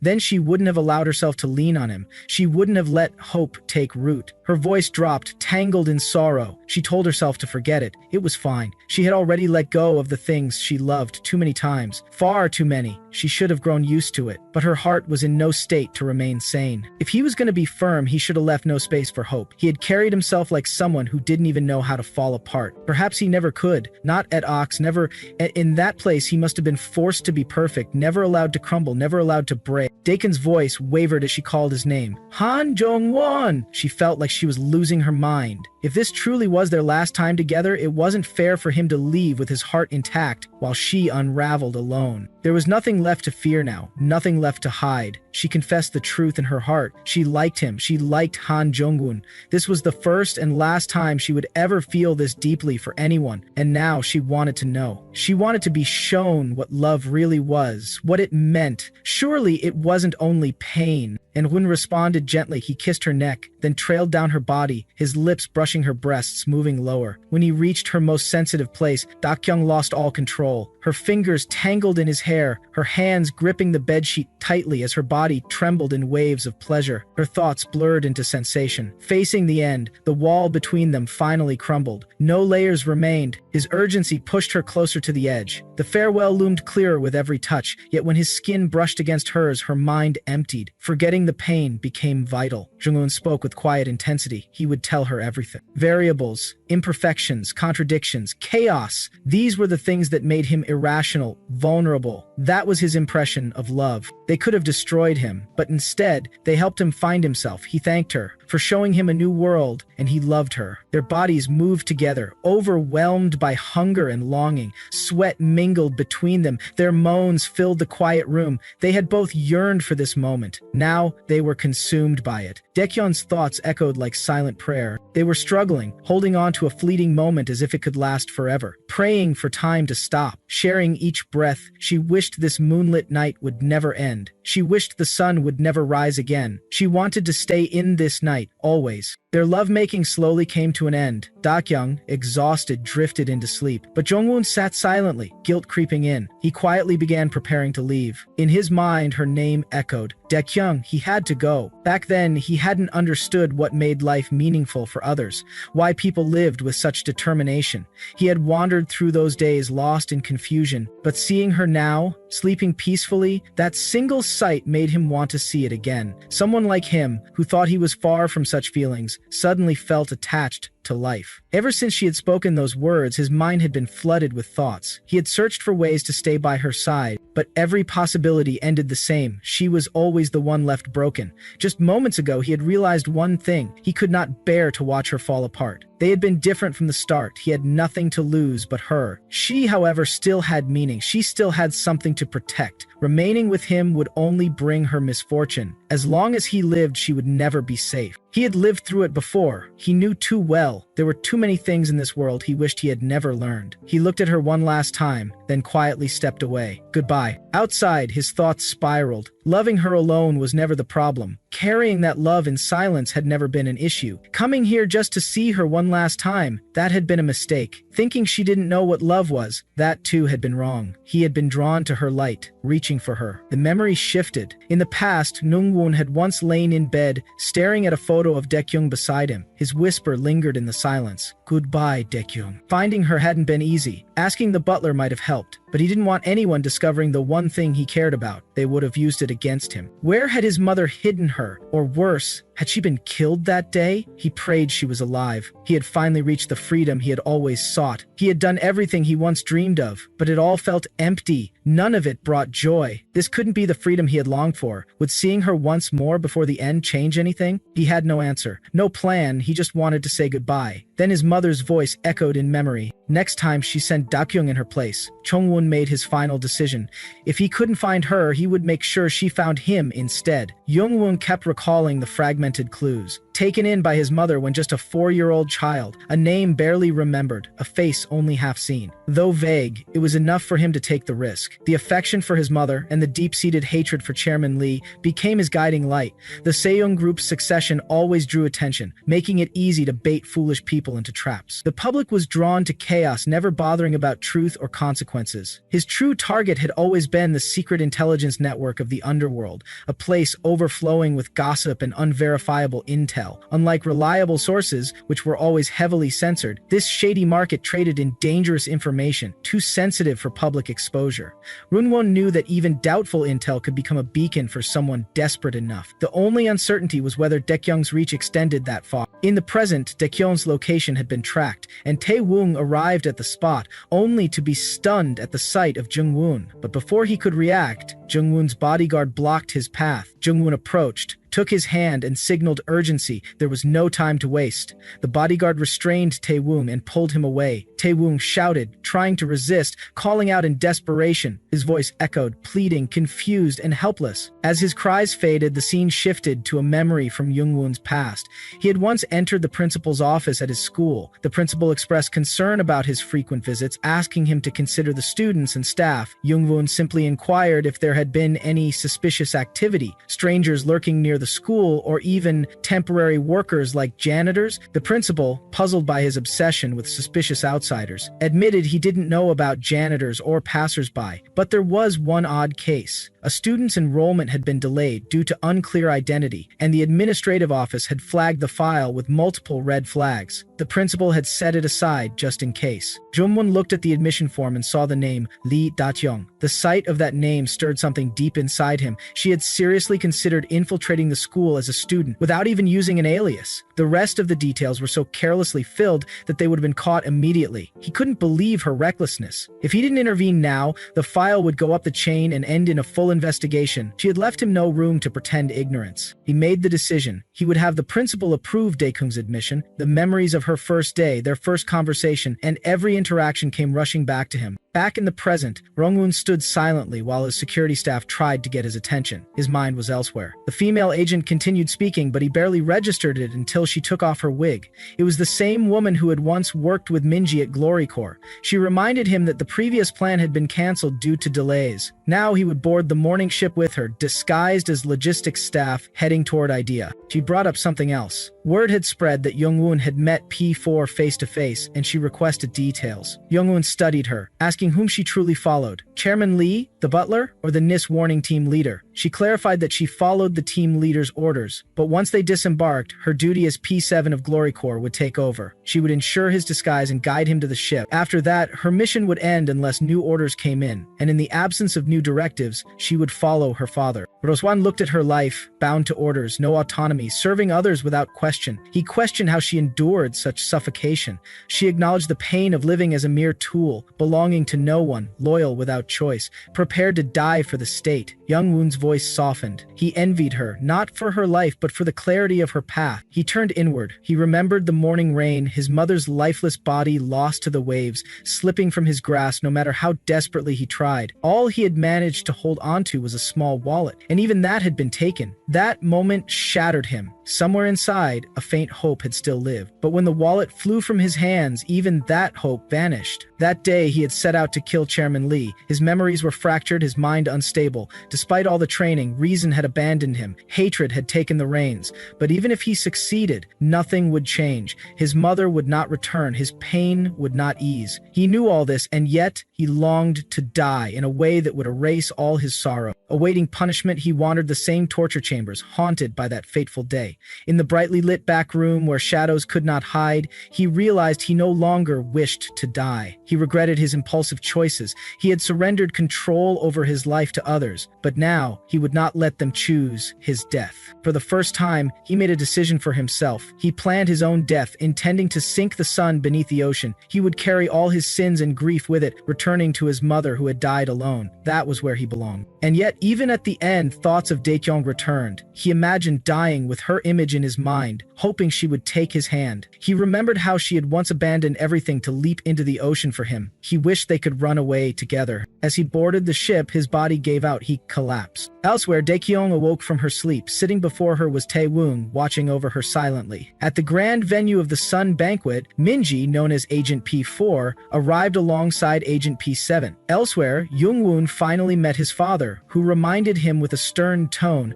that this would be the last time they sneaked off the island so recklessly. The unexpected encounter with P4 had brought a rift. P7's identity could have been exposed. As shadow agents of the National Intelligence Service, strict confidentiality was always their code. Yoon-gun acknowledged his mistake, slightly flustered, and asked his father to stop scolding him. His father's eyes were then drawn to the unfamiliar necklace Yoon-gun wore. Yoon-gun explained it was a farewell gift from Dakyong. When questioned if it might be a tracker, he admitted it was. Dakyong must have been curious about his whereabouts. He smiled faintly at the gesture, finding it thoughtful. Even if she tracked him, she couldn't reach the island without an invitation. He decided to keep it unconcerned as a farewell memento, but then he paused. Dakyong didn't know about the banquet, or perhaps she did? He mentioned Jae-kung, noting how she always seemed too perceptive. His father then instructed him to notify when Dakyong's boat departed. The narration shifted to the highly anticipated Banquet of the Sun. It was Chairman Lee's long-awaited grand celebration, scheduled for 7 p.m. that night on Ideon, the artificial island created for this very purpose. By the next morning, Young-woon's maid arrived to greet him, asking if he felt any discomfort. He replied that he was fine thanks to her. She began listing the day's updates. His father would arrive by 3 p.m. due to work commitments, and all preparations had to be completed by then as instructed in the guide. She handed him a list of key attendees for the day. Young-woon reviewed the names, the first being An Sung-jun, chairman of the Cultural Tourism Committee. Meanwhile, in another location, Sung-jun prepared to leave for the banquet,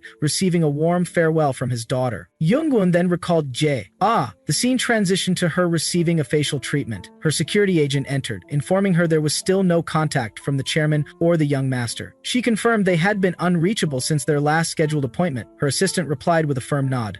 When she inquired about Jae-hyun's residence, the security team explained they couldn't approach further due to tight personal security. Back on the island, Young-woon estimated about 200 guests would attend the banquet. Meanwhile, the butler spoke on the phone with P1 Sayong. P1 asked for a final confirmation, questioning if everything was fully prepared. The butler replied, reflecting silently. This banquet was not just a political spectacle for Sayong. It was a carefully coordinated operation involving the National Intelligence Service. Every detail had been planned for months. The likelihood of any major disruptions was low. Still, as he ended the call, unease lingered in his mind. Today could be the day Han Jung-woon's old warnings became real. He recalled 2 years ago after the death of Jung-woon's biological mother, Han Se-won. In a burst of grief and rage, Jung-woon had confronted Chairman Lee and had been locked away in the torture chamber for a long time. At the brink of death, he was brought before the chairman one last time. In that room, Jung-woon had fought desperately, pleading for his life. The butler couldn't fully read his intentions then, but he had sensed something deeply unsettling. After his release, Jung-woon underwent treatment and education. He lived peacefully among children, appearing calm and stable. But the butler, having once seen his true nature, never let his guard down. He had even advised Seyoung to expel the boy from the island. Following Seon's death, Jung-woon's time on the island had been short. There was no logical way he could have planned anything. Still, instinct clashed with reason. The butler's unease grew, perhaps because Jung-woon was behaving so strangely. Back at the villa, Jung-woon prepared for the banquet. He confirmed with his maid that the banquet invitation was ready. She nodded, handing over the uniquely printed card designed to prevent forgery. Only selected attendees had received it, escorted personally by Seon's staff. Security was so tight that no outsider could enter undetected. The butler soon arrived, adjusting Jung-woon's tie and asking if preparations were complete. Jung-woon replied that he still had to get his hair done, noting how wearing a suit always felt uncomfortable. When asked why he had been called, the butler informed him that the boat carrying Dakyung and Jo Tae-woong had departed for China without issue. Jung-woon thanked him, visibly relieved. Later, he met with P4, remarking that the banquet hadn't even started and he already felt exhausted. He thanked her for her hard work and suggested she wait in his room until the event began. However, noticing something strange, he asked about the butler and why Yonggwang University was providing assistance. P4 explained that the butler had gone out to meet a guest. Guests were arriving gradually and it would take time. She assured him she would stay by his side until then. Jung-woon agreed but admitted he hadn't slept last night. He asked her to leave so he could rest, but she refused, stating she had orders not to leave. She told him to rest comfortably regardless of her presence. Jung-woon looked at her again and asked if her chest was okay. Even with a bulletproof vest, the impact must hurt. P4, caught off guard, thought to herself how similar he was to his father. Jung-woon then asked if she had known Dakyung since childhood. P4 answered with a nostalgic air. Dakyung had been a troublemaker. She never listened the first time, always did as she pleased, and never considered the consequences. Her unpredictability was constant. Jung-woon muttered to himself, processing her words, then told her to leave. Left alone, he stared out the window, deep in thought. Chairman Lee's obsession with the sun had colored everything, from the company's logo to the staff brooches and even the shape of the island. It represented his twisted hunger for power. But today, Rongwon intended to make that sun shine brighter than ever, before extinguishing it forever. This would be the day. Not far away, Lee Jaya approached Jung-woon's location, her presence adding to the tense atmosphere. Jung-woon's thoughts darkened. Corrupt figures from Sayoung and agents from national institutions would all gather here tonight. It was the perfect stage for a grave. Amid the crowd, he would make his move. Explosives had already been planted and would detonate 5 minutes after the banquet began. At that moment, celebration would turn into horror. Whether the venue burned or sank into the sea, Lumwon was ready to perish with them. He thought of Dakyung. His name would never appear in any public list of the dead. No agency would admit to losing a child during a covert operation. His disappearance would be buried in silence. The Dakyung, he would simply vanish. Her pain would fade, and the torment haunting them both would finally end. Then, a voice called from behind. Turning around in surprise, Jung-won saw her. It was Dakyung, disguised as Jae-ah, walking toward him with intense eyes. Her thoughts raced. The student, the heir to Sayoung, the son of the boss, the agent of the National Intelligence Service. He had too many identities, but standing before her now, the only undeniable truth, the one she hadn't wanted to accept, was clear. From the very beginning, it had always been him, the one who guided her into the world, the one she had vowed revenge against, the son of the man who had once saved her, and the first person to awaken love in her heart. At last, she greeted him softly. Jung-won stood frozen, staring at her in stunned silence. The scene shifted into a flashback where Dakyung was seen speaking with Tae-woong. He told her about a discovery. He had confirmed that Jung-won was going abroad. He had tracked the last recorded location of the necklace Jung-won wore and compared it with a map. After a thorough comparison, he found only one possible route from that point. Chairman Lee's artificial island, known as Idea. That, he believed, was the only destination Jung-won could be heading toward. Hearing this, Dakyung reacted with confusion and disbelief, repeating the words, Chairman Lee's artificial island? And wondering why Jung-won would go there. That's when a memory resurfaced, something Jae-ah had mentioned earlier. Everything suddenly clicked in her mind. The mention of the son's banquet came flooding back, and with that realization, Daekyung hurriedly packed her bag and rushed out, determined to attend the banquet abroad. Taewon followed closely behind, trying to stop her. He reminded her of their difficulties during the previous escape to China, questioning if it was really okay for her to run away like this. He was visibly anxious, warning her about the dangers of getting involved with a foreign intelligence agency. Just then, Daekyung's phone rang. The caller ID was restricted. Suspicion and hesitation filled her mind. No one except Jae-hyung should have her number. Despite Taewon's warning to ignore the call, she answered. On the other end, a calm voice introduced himself as Jungwon's guardian and the person in charge of the China departure. He informed her that he had just received a report from an agent at the scene. According to the report, she had fled just before the scheduled departure. He demanded to know what her plan was now. Daekyung immediately understood. This man was also with the National Intelligence Service. She asked directly if the son's banquet was being held in Idea. The agent hadn't provided her with any explanation, and she wondered if Han Jung-un's trip to Idea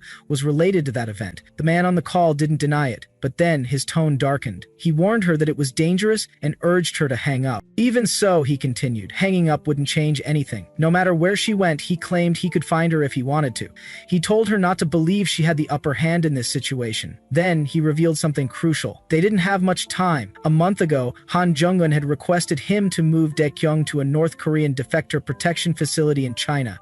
He had honored that request only because of a deal he made with Jung-un. Meanwhile, Jae-hyung remained worried about Daekyung. His concern was evident. Just then, he received a call from Taewon, asking for help regarding an urgent matter. Daekyung and Taewon soon arrived at Daekyung's home. As soon as they met, Jae-hyung asked what was going on. He was confused. He thought Daekyung had left the day before, but Daekyung didn't waste time. She asked him directly where his sister was, then got straight to the point. She needed to go to the son's banquet. Daekyung was stunned, unable to understand the sudden urgency. Taewon tried to mediate, suggesting they take things one step at a time, but Taekyung interrupted with the shocking truth. Han Jung-un was alive. Daehyung froze in disbelief. Taekyung repeated herself. Han Jung-un was alive. She didn't want to argue. There was no time for explanations. All she needed was confirmation that he was still alive. She told them she had met Han Jung-un the previous day. He had warned her that it would be their last meeting and said something big was about to happen. Then he sent her away, saying he would run as well. Daekyung reflected on her meeting with Han Jung-un the previous day. He had told her it would be their final meeting, warning that something significant was about to occur. He urged her to leave and stated he would escape as well. Jae-hyung and Taewon were caught off guard by this revelation. Neither knew what major event Jung-un was referring to,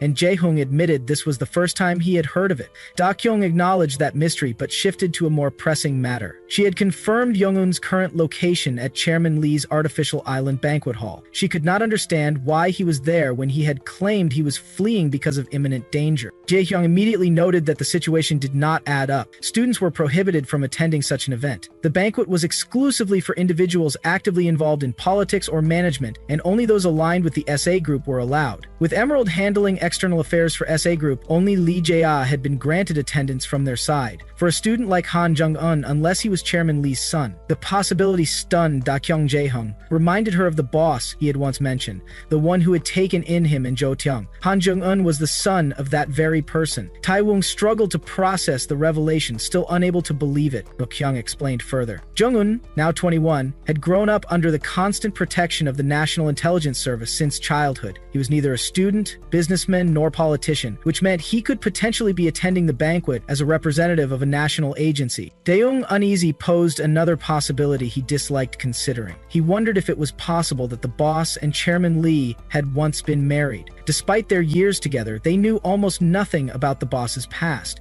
They had only learned the boss was an NIS agent because of Jung-un. Daekyung dismissed that theory. She reminded them of when she had extracted files from Kwon Dae-hyun's computer at the start of the semester. The orphanage director had indeed been the boss's husband and was Han Jung-un's biological father. She shifted the focus back to their immediate concern, demanding to know the banquet's start time and the details of the invitation, insisting she be allowed to meet Jae-hyung's sister. Jae-hyung addressed her directly, explaining that Lee Jae-ah would not be attending the banquet and would not be able to meet her. He revealed that just an hour earlier his father had summoned Jae-ah. A brief glimpse revealed Lee Jae-ah restrained by her father's men. Her anger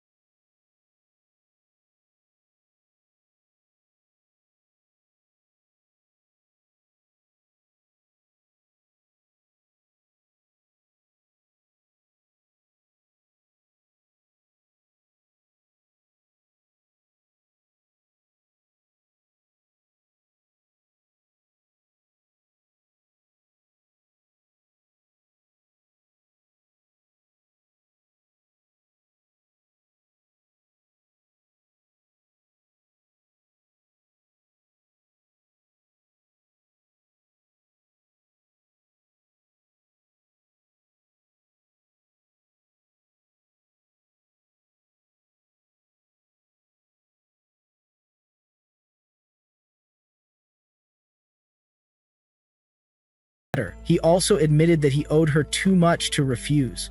Dakyung stepped out of Jae's room, wearing the same clothing and makeup, her appearance identical to the woman she was impersonating. Walking beside Jaehyung, her disguise was flawless. At the security checkpoint, guards scanned her face for verification. The scan cleared without suspicion, and no one realized she was not Lee Jae, but Dakyung in disguise. A photo of her was sent to a contact along with a report, confirming that Dakyung had successfully infiltrated SA Group's circle by posing as Lee Jae. The disguise had worked seamlessly. Elsewhere, Jung-gun had already prepared himself and instructed the butler to guide him through his schedule. The butler relayed commands to the security team, ordering them to conduct final checks on all major entrances and deploy personnel throughout the banquet hall. Sa-young's son personally oversaw the directives. The security staff was told to prioritize the placement of VIP guests. They were instructed to carry out thorough identity verification for all accompanying personnel and movers before allowing entry. The orders emphasized that no exceptions were to be made under any circumstances. As the banquet of the sun commenced, guests began arriving under heavy security. The butler supervised the entire process. Every person, from the prominent attendees to the accompanying staff and movers, was subjected to strict identity checks with no deviations permitted. Dakyung arrived fully disguised as Lee Jae. No one suspected her true identity. The butler approached, greeting her as if she were Jae, introducing himself as the manager from IDEA who had spoken to her on the phone earlier.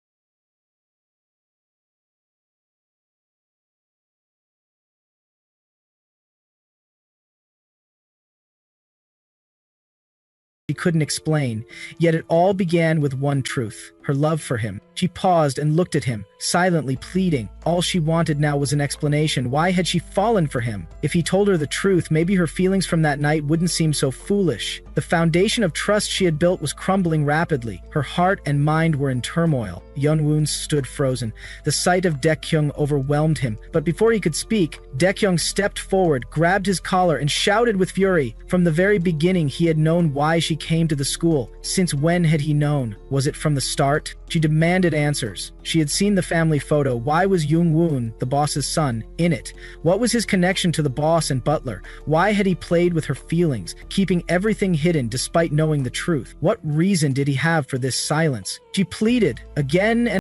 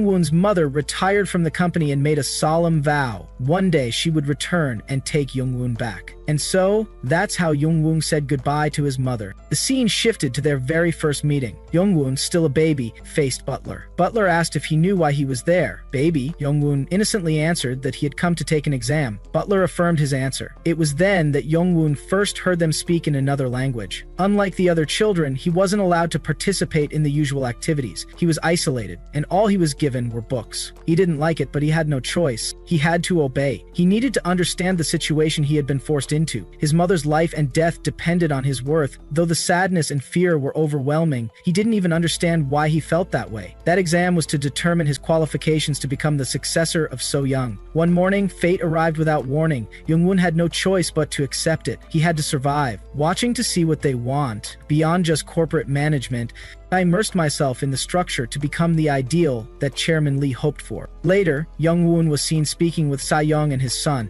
If So-young could become number one, they would be able to control the country directly. So-young's son felt they had already interfered enough and warned against taking more risks. But Jung-woon saw things differently. It wasn't just business. This was politics. The two realms had merged, forming an immense network. If they tore that network apart, they could take down both power and influence in one move. They asked how, Jung-woon explained. Instead of launching a direct assault on Emerald, they should use the very foundation it was built on to form a more efficient system. Controlling political channels would slowly force Emerald out of business. So-young hesitated for a moment, then agreed. He wanted to hear more. Jung-woon had officially become the primary candidate to succeed the So-young group. Soon after, he was seen riding in a car with the butler. As the butler drove, he expressed his admiration for Jung-woon's decision, praising it as perfect, not just in theory but also in practical execution. He spoke of the importance of having backups for variables, acknowledging this moment as a first and offering Jung-woon a reward. But with that reward came a warning. When Woon eventually took over the presidency, he must never turn his back on government institutions. Doing so would lead not only to his downfall, but also to the collapse of the institutions and the state. He was urged to look beyond what was visible and to understand that cooperation with the state was the only viable path forward. The butler made it clear, measures like today's would only be authorized until a successor was officially confirmed. Was why Woon sat silently, processing the butler's words. A strange thought crossed his mind. This butler served Chairman Lee, so why was he the one advising Jung-woon on how to surpass the chairman? Why did he seem to believe in Jung-woon even more than the chairman did? The answer revealed itself quickly. The butler was the closest person to Jung-woon. Another scene unfolded. Jung-woon, now older, stood in the rain with his mother. He noticed her familiar habits, adjusting the collar of someone's shirt, brushing behind their ear, moving without making a sound. These were habits born from her years of experience, instincts she hadn't lost. She hadn't seen him in a while,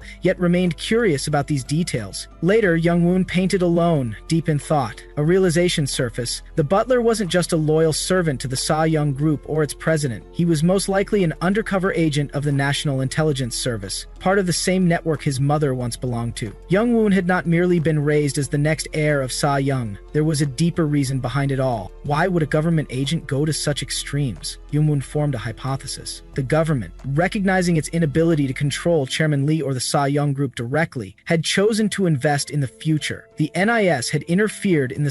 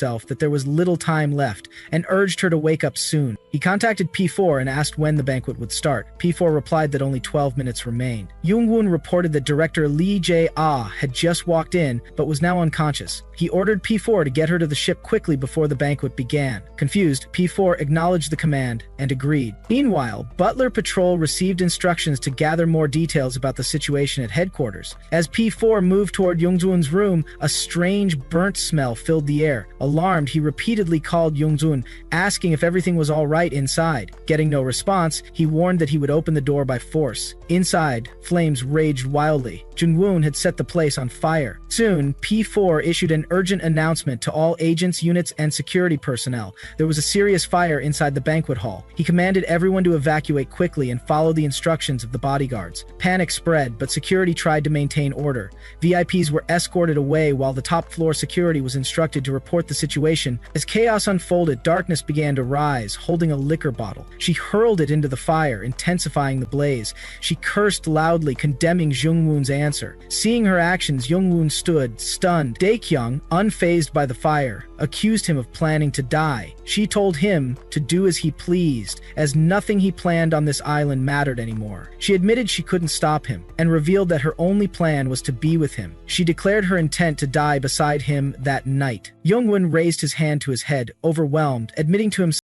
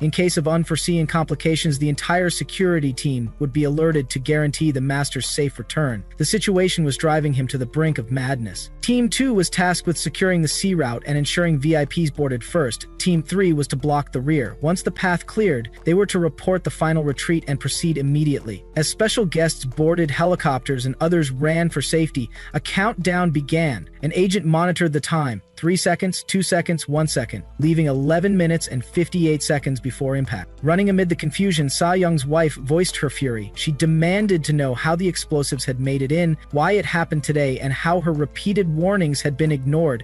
She shouted in disbelief, furious and overwhelmed. Given the unknown extent of the damage, the impossibility of repairing it, and the urgency of the situation, evacuation remained the only option. In despair, she cursed whoever was responsible. P1 addressed her as mother, explaining that they still lacked critical information. However, it was clear the explosives had been planted inside the structure. The perpetrator had bypassed security, suggesting insider knowledge and a personal vendetta. When she repeated in disbelief, "An insider?" P1 assured her they would investigate everything as soon as evacuation was complete. They were leaving now, but she wasn't finished. She demanded to know what would happen to Idea, to the special guests, and to their new son. At that, P1, now burning with frustration, ordered her to stop talking. Meanwhile, Sayong's family had boarded a helicopter. Everything was under control. The back left entrance remained open for last-minute boarding. Passengers were urged to jump in. A voice helped her secure the seatbelt. They asked where the master was. The security team was escorting him to a different helicopter. All seats were now occupied. The pilot confirmed preparations for takeoff with 7 minutes left before the explosion. Time was running out. B1 turned to the butler, reminding him that he had assured them nothing was wrong with Idea. They would hold him accountable. The butler remained silent. Elsewhere, Jung-woon carried Daekyung in his arms, sprinting through smoke and debris.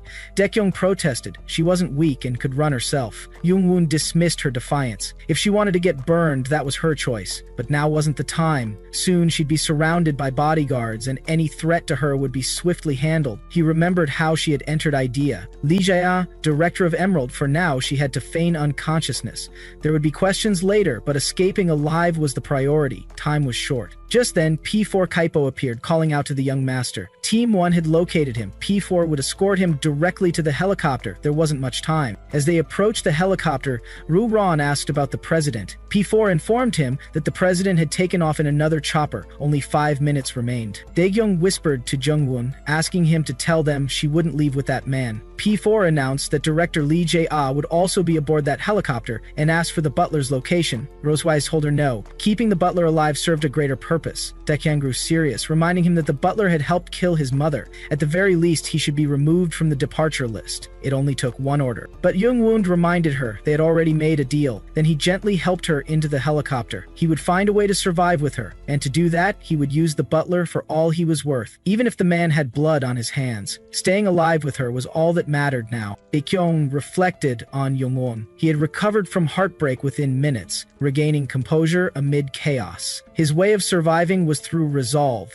Despite being trapped on an island surrounded by an ocean of fear and haunted by the faces of his mother's killers. And in that, she finally understood what it meant for him to live. The helicopter took off. The butler boarded alongside them. P4 reported in. The VIPs had boarded and an emergency takeoff was underway. The master was safe. 4 people were aboard, the butler and director Lee Jae-ah among them. Daekyung remained silent. She was the one disguised as director Lee Jae-ah. As the countdown continued, 23 seconds, 22 seconds, warnings were issued not to open windows until safely away from the explosion site, but Jung-woon stood at the edge with Daekyung, dangerously close to the blast zone. She asked what he was doing. He had once been questioned about his intentions. Now he wanted her to witness it with him. The beginning of the banquet of the sun, the collapse of Idea. According to Mate, humans came from the world of ideas, and the mind remembered that place. President Lee's goal had been to bring Idea into the world by creating a perfect human. His utopia, his laboratory for the perfection of human nature, had consumed countless children's lives. Jung-woon had been raised there, molded into the successor the president dreamed of. He admitted it was because of his natural abilities, being the illegitimate child of a black agent and the president's irrational obsession.